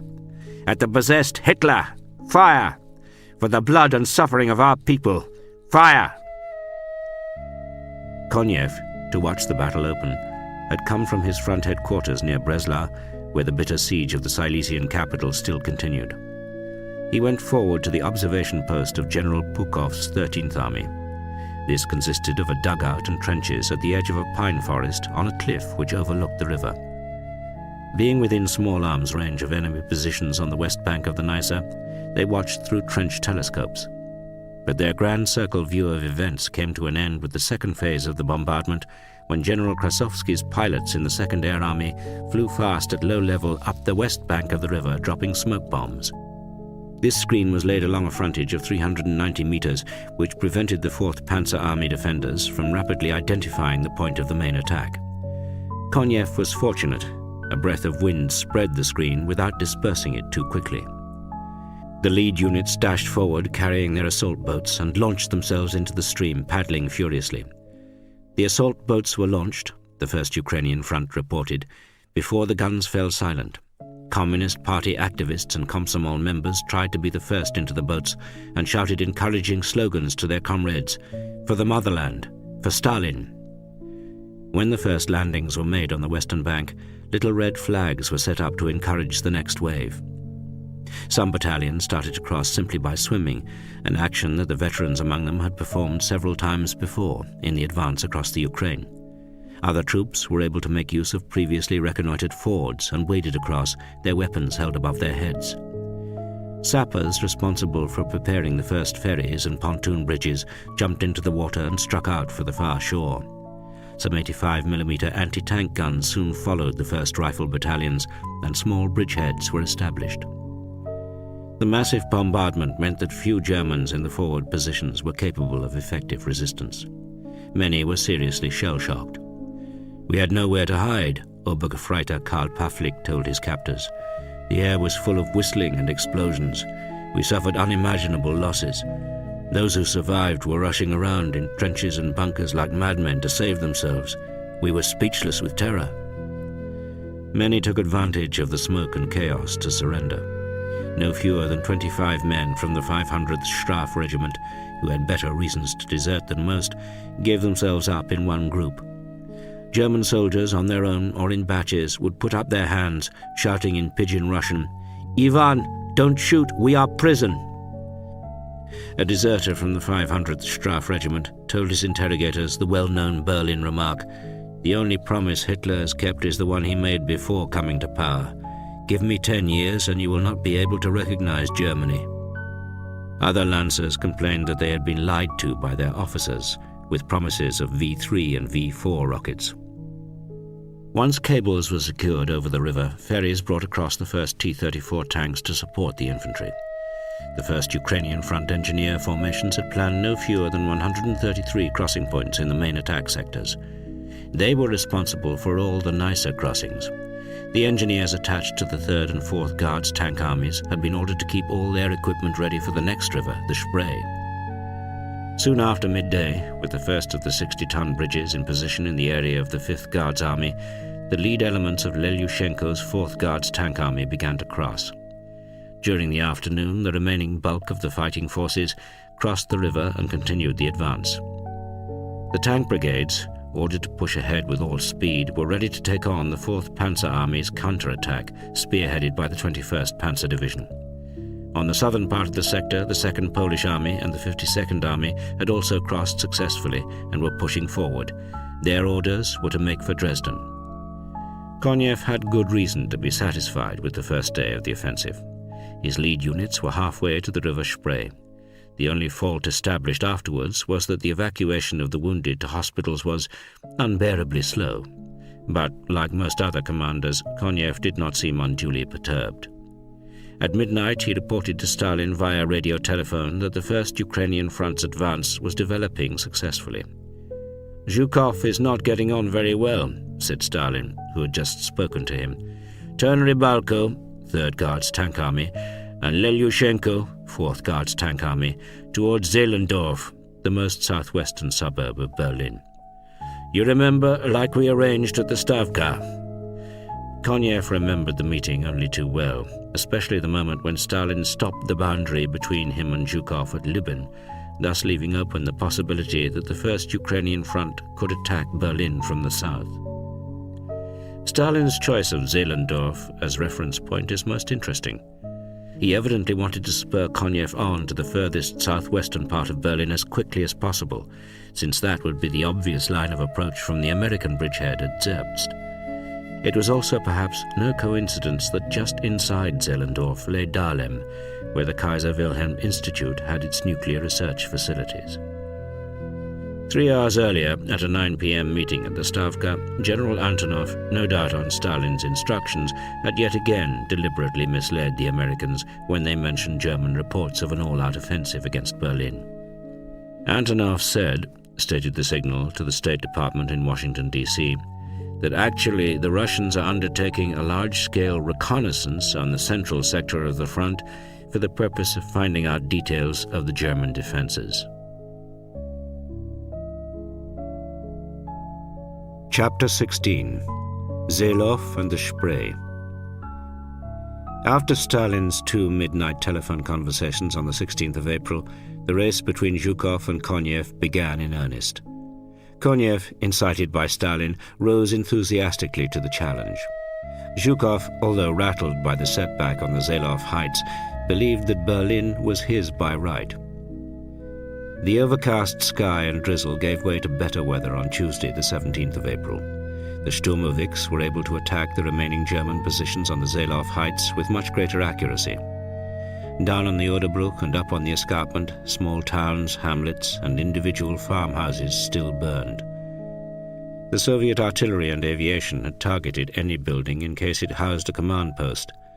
This resulted in an overpowering smell of charred flesh, mostly human in the villages and livestock on the farms. The shelling of farm buildings as likely depots and headquarters led to a terrible slaughter of animals unable to escape from being burned alive.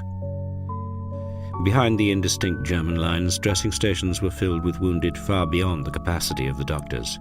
A stomach wound was as good as a death sentence under the system of triage, since the surgery it required took too long. The first priority for treatment were those capable of further combat. Specially detailed officers trawled the field hospitals for walking wounded capable of firing a gun. The Feldgendarmerie at their improvised roadblocks were always on the lookout for stragglers, whether fit or lightly wounded, who could be forced back into scratch companies. As soon as a reasonable number had been assembled, they were marched into the line.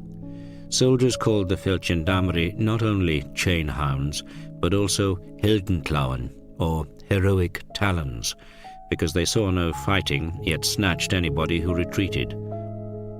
In their brutal zeal, the Feldgendarmerie often grabbed men who were genuinely trying to rejoin their battalions. They then found themselves mixed in with stragglers and 15 or 16-year-old Hitler youth, some of whom were still in shorts. A smaller size of steel helmet had been manufactured for boy soldiers, but not nearly enough were produced. Their tense, pale faces could barely be seen under helmets that dropped over their ears.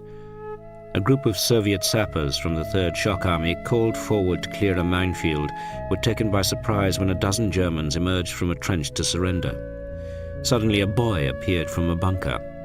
He was wearing a long trench coat and a cap, recorded Captain Sulkanishvili. He fired a burst with his submachine gun, but then, seeing that I didn't fall over, he dropped his submachine gun and started to sob.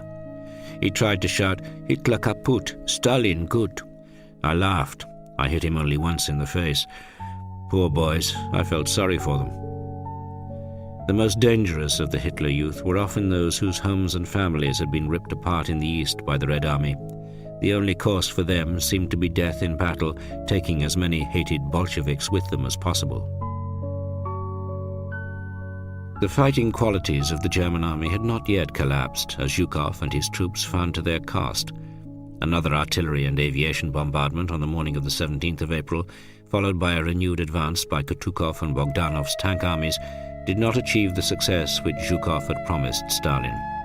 The 88mm anti-aircraft guns and tank-hunting infantry with Panzerfausts immobilized many of the tanks. At midday, almost as soon as Kutukov's tank brigades moved into Dolgelin and Lelyushenko, 4th Guards Tank Army, towards Zehlendorf, the most southwestern suburb of Berlin. "You remember, like we arranged at the Stavka?"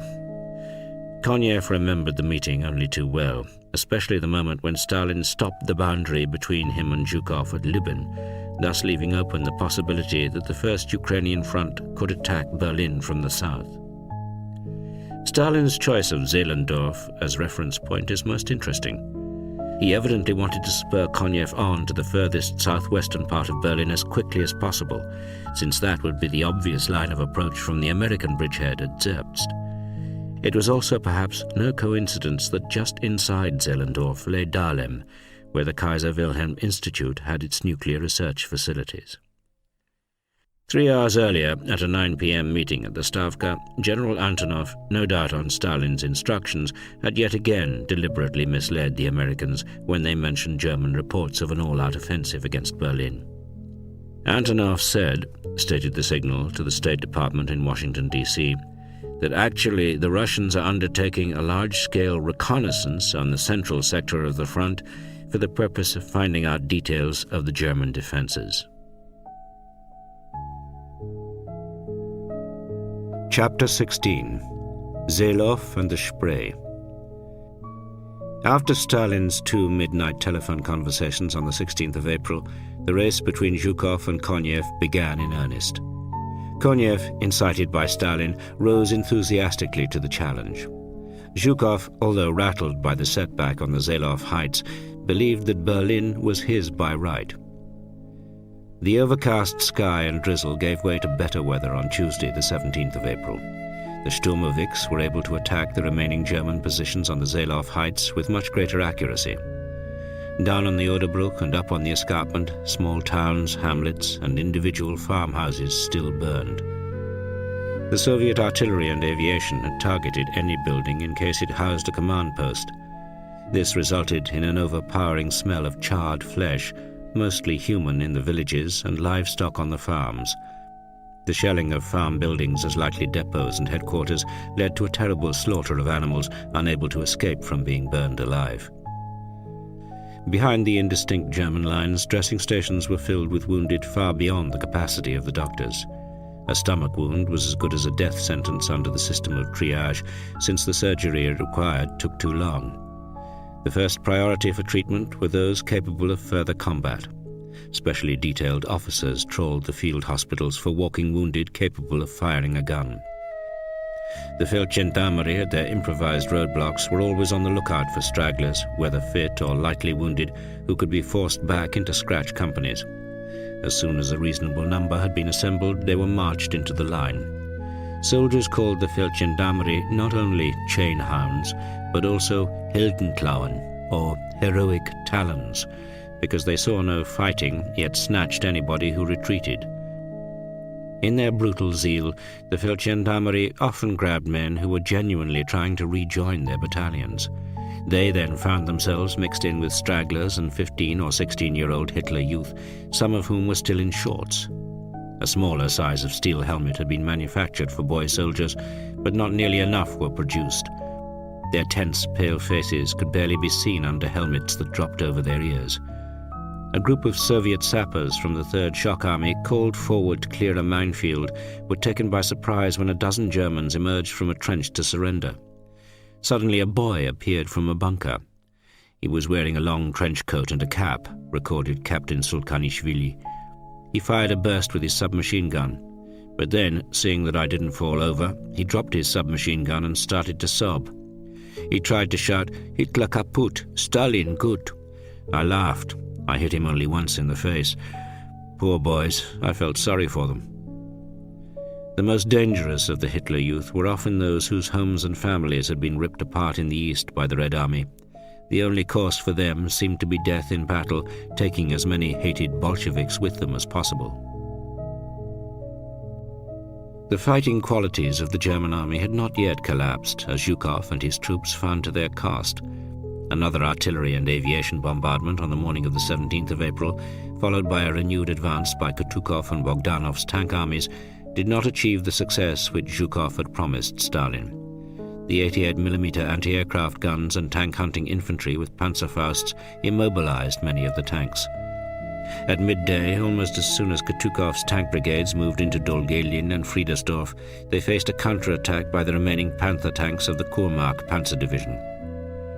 General Yushchuk's 11th Tank Corps, on the other hand, managed to surround Zehlov itself astride the Reichsstrasse 1, the old Prussian highway which used to lead from Berlin all the way to the now destroyed East Prussian capital of Königsberg. But Yushchuk's tanks soon found themselves under fire from the artillery of the neighboring 5th Shock Army. This led to a distinctly uncultured row with Berzarin's headquarters. It was not just the tank troops which suffered. In the opinion of the infantry, a report on the fighting stated tactfully, the artillery is not firing at precise targets, but at general area targets. In the confused fighting round Zehlov, Yushchuk's tanks were repeatedly attacked with Panzerfausts fired at close range. His soldiers responded by grabbing wire-sprung mattresses from nearby houses and fastening them to their turrets and flanks. This improvised, spaced armor made the hollow charge of the Panzerfaust detonate before hitting the hull or turret. The T-34s and Stalin tanks of both Guards tank armies ironed any trenches which they encountered, although most had by now been abandoned. In the more northerly part of the Audiobook, the 3rd Shock Army, supported on its right by the 47th Army, pushed back the forward units of the 101 Corps, many of whose regiments had been almost entirely composed of young trainees and officer candidates. The Potsdam Regiment, which had reassembled near Neutrebin, pulled back further behind the marshy banks of the Alta Oder, which was nearly 10 meters wide at that point. There were only 34 boys left on their feet. Again they heard the noise of tank engines. We infantry were once again the idiots. We were expected to halt the Russian advance when all the other arms were pulling back westwards. Only a few self-propelled assault guns were left to take on Soviet tanks. The divisional artillery, having fired the last of their few rounds of ammunition, had blown up their guns and left. Not surprisingly, many of the infantry had slipped off with those withdrawing. Discipline was beginning to disintegrate, accelerated by feverish rumors that a ceasefire with the Western Allies had already begun. In the center, the 9th Parachute Division had completely collapsed. Its humiliated commander was General Bruno Breuer, who had commanded the airborne assault on Heraklion in Crete. Breuer, an elegant man who used a cigarette holder, had later become the garrison commander on Crete. Yet, despite all of Goering's preposterous boasts about his superhuman warriors, who had been kitted out to look the part with the paratrooper's rimless helmet, Breuer was in fact commanding Luftwaffe ground personnel. Most had never jumped from an aircraft in their life, let alone seen action. When the bombardment and assault began, the officers were unable to control their panic-stricken men, especially when subjected to a Katyusha rocket attack. Colonel Menke, the commander of the 27th Parachute Regiment, had been killed when T-34s broke through near his headquarters. Only during the late morning of the 17th of April did the division rally a little when armoured support arrived in the form of Panthers, Panzer Mark IVs and half-tracks. But the collapse started again soon afterwards. Wöhlermann, the artillery commander of 56 Corps, came upon Breuer and found him completely shattered by the flight of his men. The highly strung Breuer suffered a nervous collapse and was relieved of his command. He was a truly unfortunate man. Shortly after the war, he was tried and convicted in Athens for atrocities committed under another general on Crete and executed in 1947. At 6:30 p.m., Ribbentrop arrived unannounced at Weidling's headquarters, demanding to be briefed on the situation. Wöhlermann happened to arrive at that moment. "This is my artillery commander, who has just arrived from the front," said Weidling. Wöhlermann received a flabby handshake from the foreign minister. "He can report on the situation," Weidling added. Then, having indicated that his subordinate should hold nothing back, Weidling sat down next to Ribbentrop to listen. Wöhlermann's report had a devastating effect on the foreign minister. Ribbentrop asked one or two questions in a hoarse, barely audible voice. All he could do was make evasive references to a possible 12th hour change in the situation and hint at negotiations with the Americans and the British. It was perhaps this assertion that prompted General Busse to send the signal, "Hold on for 2 more days, then everything will be sorted out." This suggestion of a deal with the Western Allies was the ultimate lie of the Nazi leadership. Stragglers from the Oder floodplain pulled back into woods on the steep slope of the Seelow escarpment, only to find Soviet infantry and tank formations ahead of them. Groups of nervous soldiers often fired at their own side, and both Soviet artillery and aviation continued to bombard their own men as much as the Germans. The Luftwaffe put up as many Focke-Wulf fighters that day as it could to oppose the onslaught, and towards evening German aircraft attacked the pontoon bridges over the Oder, but in vain. A report from an unidentified source claimed that German pilots frequently death dive into Russian bombers, causing both to plunge flaming groundwards. If true, this would have signified a notable reversal of roles from 1941, when desperately brave Soviet pilots rammed their Luftwaffe attackers on the first day of Operation Barbarossa. What is even more striking is the reported use of a kamikaze squadron against the Soviet bridges across the Oder. The Luftwaffe appears to have invented its own term, Selbstopfereinsatz, or self-sacrifice mission. The pilots of the Leonidas squadron, based at Jüterbog and commanded by Lieutenant Colonel Heiner Lange, supposedly signed a declaration which ended with the words, "I am above all clear that the mission will end in my death." On the evening of the 16th of April, there was a farewell dance for the pilots on the base, with young women from the Luftwaffe signals unit there. The dance ended with a final song. Major General Fuchs, the overall commander, was fighting back his tears. The next morning, the first of the so-called total missions were flown against the 32 over-water and underwater bridges repaired or built by Soviet engineers. The Germans used a variety of aircraft, Focke-Wulf 190, Messerschmitt 109 and Junkers 88, whatever was available. One of the self-sacrifice pilots flying the next day was Ernst Beichel in a Focke-Wulf with a 500-kilogram bomb. His target was the pontoon bridge near Zellin. Air reconnaissance later reported it destroyed, but claims that a total of 17 bridges were destroyed in the course of 3 days seem wildly exaggerated. The only other one that genuinely appears to have been hit was the railway bridge at Kustrin. 35 pilots and aircraft were a high price to pay for such a limited and temporary success. This did not stop Major General Fuchs from sending their names in a special birthday message to the Führer on his imminent 56th birthday. It was just the sort of present that he appreciated most. The whole operation had to be abandoned suddenly because Marshal Konev's tank armies, charging unexpectedly towards Berlin from the southeast, threatened their base at Jüterbog.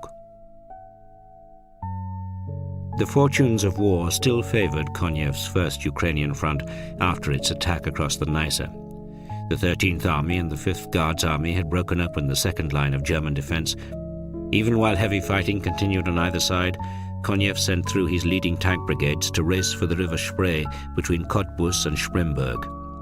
Large patches of pine forest burned fiercely from the renewed bombardments of both artillery and ground attack Sturmovix. These fires were dangerous for tanks which carried their fuel reserves in barrels strapped to the back. But speed was vital, because they had a chance of breaching the Spree barrier before the 4th Panzer Army could reorganize a new line of defense. Konev's troops scented victory. There was a feeling in the 4th Guards Tank Army that if the Germans could not hold on to the Neisse, they can't do anything now. Commanders carried out a weapon inspection before the assault. A young communist was found to have a rusty weapon. "How are you going to fire it?" the officer yelled at him. "You should be an example to everyone, but your own weapon is dirty." An armoured breakthrough towards Berlin ran the risk of a German counter-thrust to its lines of communications. Konev therefore angled Jadov's 5th Guards Army to the left towards Spremberg and the 3rd Guards Army to the right to force the Germans back on Cottbus. That evening, when the leading brigades of the 3rd Guards Tank Army reached the Spree, General Rybalko, their army commander, who took pride in leading from the front, did not wait for bridging equipment to come up. He selected a point which looked as if it might not be too deep, then sent a tank straight into the river, which was about 50 meters wide at this point. The water rose above the tracks, but no more. The tank brigade followed across in line, fording the river like cavalry.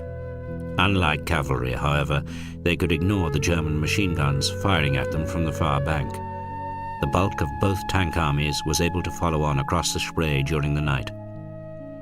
Konev knew that his tanks would find the lakes, marshes, watercourses and pine forests of the Lausitz region difficult going, but if they were quick, the roads to Berlin would be sparsely defended. The German 4th Panzer Army had already committed its operational reserve in an attempt to hold the second line, while commanders in Berlin would be more preoccupied by the threat from Zhukov's armies. Konev had come to a similar conclusion to Zhukov, that it was easier to break the enemy early in the open than later in Berlin. But he did not mention this when he spoke to Stalin that evening on the radio telephone from his forward command post, a castle perched on a small hill with views across the top of the surrounding pine forests.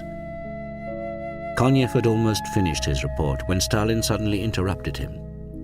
"With Zhukov, things are not going so well yet. He is still breaking through the enemy defenses." A long pause followed, which Konev decided not to break. "Couldn't we," Stalin continued, "redeploy Zhukov's mobile troops and send them against Berlin through the gap formed in the sector of your front?" This was probably not a serious proposal, but a gambit to make Konev put forward his own plan. "Comrade Stalin," he replied, "this will take too much time and will add considerable confusion. The situation for our front is developing favorably. We have enough forces, and we can turn both tank armies against Berlin." Konev then said that he would advance via Zossen, which they both knew was the headquarters of OKH. "Very good," Stalin replied. "I agree. Turn the tank armies towards Berlin." In the government quarter of Berlin during the course of the 17th of April, nobody really knew what to do except draft stirring declarations combined with further threats of execution. "No German town will be declared an open city," read the order sent by Himmler to all military commanders. "Every village and every town will be defended with all possible means. Any German who offends against this self-evident duty to the nation will lose his life as well as his honor." He ignored the fact that the German artillery was virtually out of ammunition, tanks were already being abandoned for lack of fuel, and the soldiers themselves were without food. Nazi bureaucracy, even at the lowest levels, did not change in the face of annihilation. The little town of Woltersdorf, just south of the Reichsstrasse 1 to Berlin, found itself overrun with refugees on the 17th of April. Yet the local authorities still allowed just their non-employed inhabitants and those not liable for Volkssturm service to leave, and then only if they had written confirmation from their host location that shelter was available. In addition, each person had to seek permission of the Kreisabschnittsleiter, the Nazi district chief. The local spirit of resistance, however, was far from fanatical. The town's Volkssturm emergency platoon asked permission to be excused further duty. Konyev's forces were now less than 80 kilometers to the southwest of the OKH and OKW command centers at Zossen. Yet neither the 4th Panzer Army nor Field Marshal Schörner's Army Group Center had reported that the Soviet 3rd and 4th Guards tank armies were crossing the Spree in force and that there were no further reserves to stop them. The attention of staff officers at Zossen was fixed primarily on the struggle for the Seelow Heights. General Heinrizi had already sent the major part of his Army Group Reserve, Steiner's 3 SS Germanischer Panzer Corps, to support Busser's beleaguered 9th Army. The 11th SS Division, Nordland, received orders at midday on the 17th of April to move south to Seelow. The Nordland consisted mainly of Danes and Norwegians, but also Swedes, Finns and Estonians. Some have suggested that there was even a handful of British in its ranks, but this seems more than doubtful. Commanded by SS Brigadeführer Joachim Ziegler, it had around 50 armoured vehicles, mainly with its reconnaissance battalion and the Hermann von Salza Panzer Battalion. The bulk of the remaining manpower was with the Danmark and the Norge Panzer Grenadier regiments and a sapper battalion. The Nordland, which had been evacuated from the Courland encirclement and then thrown into the heavy fighting for the Oder estuary east of Stettin, had suffered just under 15,000 casualties since the beginning of the year, with 4,500 killed or missing. Heinrizi sent another formation of foreign Waffen-SS, the Nederland Division, even further south. Its destination was southwest of Frankfurt an der Oder and Mühlrose, where it would come under the command of the 5 SS Mountain Corps. Relations between SS and Wehrmacht were inflamed. Himmler was furious that Heinrizi should strip Steiner's SS Corps of his strongest divisions, and the Nordland itself, demonstrating great reluctance to serve under an army commander, did not exactly hurry to join its new formation. Dawn on Wednesday the 18th of April produced a red sky along the eastern horizon. Those still fighting to cling on to the Seelow Heights were filled with foreboding. It was not long before they heard the deep, harsh noise of tank engines and churning tracks. Air attacks began soon afterwards. Sturmovix again dive-bombed the Nordland column while it was still some way from the front, and the SS Panzer Grenadiers in the open trucks were showered with earth. Ziegler had gone on ahead to Weidling's headquarters to inform him that his vehicles had run out of fuel, and that was why the division was taking so long to get to him. Weidling was furious. Zhukov, too, was in a dangerous mood that morning. He now knew that Konyev's tank armies had been allowed to swing north on Berlin. Stalin had also raised the possibility, during their nighttime conversation, of turning Rokossovsky's Second Belarusian Front down towards Berlin once it crossed the Oder to the north. The Verkhovny had goaded him even further by offering Stavka advice on how to run his front. Zhukov's orders to his army commanders that morning were uncompromising. They were to reconnoitre their front in person and report back on the exact situation. Artillery was to be moved forward to take on German strongpoints over open sights. The advance was to be accelerated and continued day and night. Once again, soldiers were to pay with their lives for the mistakes made by a proud commander under pressure from above. After another heavy barrage and bombing raids, Zhukov's exhausted armies went back into the attack early that morning. On the right, the 47th Army attacked Wriezen. The 3rd Shock Army pushed up to the Wriezen-Seelow road, but met heavy resistance around Kunersdorf. The 5th Shock Army and 2nd Guards Tank Army managed to push across the road north of Neuhardenberg, but were also halted. Chuikov's 8th Guards Army and Kutukov's 1st Guards Tank Army, meanwhile, continued to hammer at the town of Seelow itself and the Friedersdorf-Dolgelin sector. Chuikov was furious that the neighbouring 69th Army on his left had hardly advanced at all. This exposed his flank dangerously. But fortunately for him, all of Busser's forces were heavily engaged already. In fact, both of Zhukov's extreme flanks had met with little success. South of Frankfurt, the 33rd Army was still grinding down the defences of the SS 30. Januar Division in the 5 SS Mountain Corps. And at the extreme northern end of the Oderbruch, the 61st Army and the 1st Polish Army had not been able to advance until Wriezen was taken. The breakthrough came suddenly just behind Seelow on the Reichsstrasse 1. At 9:40 a.m. on the 18th of April, Colonel Eismann at Army Group Vistula headquarters received a message that leading enemy armoured groups had broken through at Diedersdorf. They were heading for Müncheberg along the Reichsstrasse 1. The infantry was running away.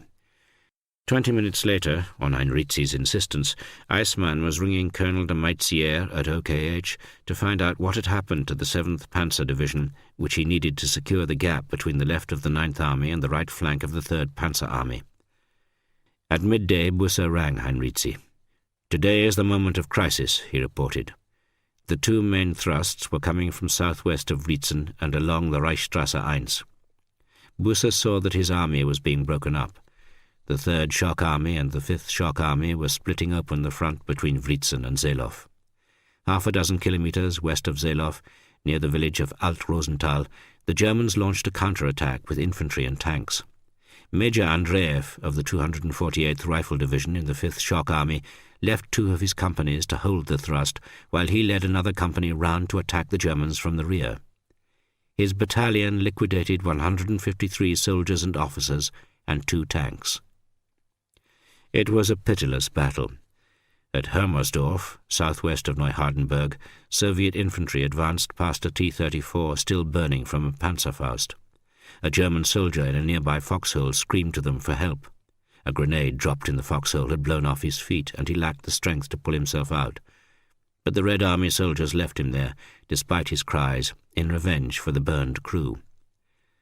At 4:20 p.m., Goering, furious at the collapse of the 9th Parachute Division, rang Army Group Vistula headquarters to order that General Breuer should be stripped of his command immediately. At 6:45 p.m., General Busse rang Heinrizi. The split in his army was unavoidable. "Which sector," he asked, "is more important from a command point of view, north or south?"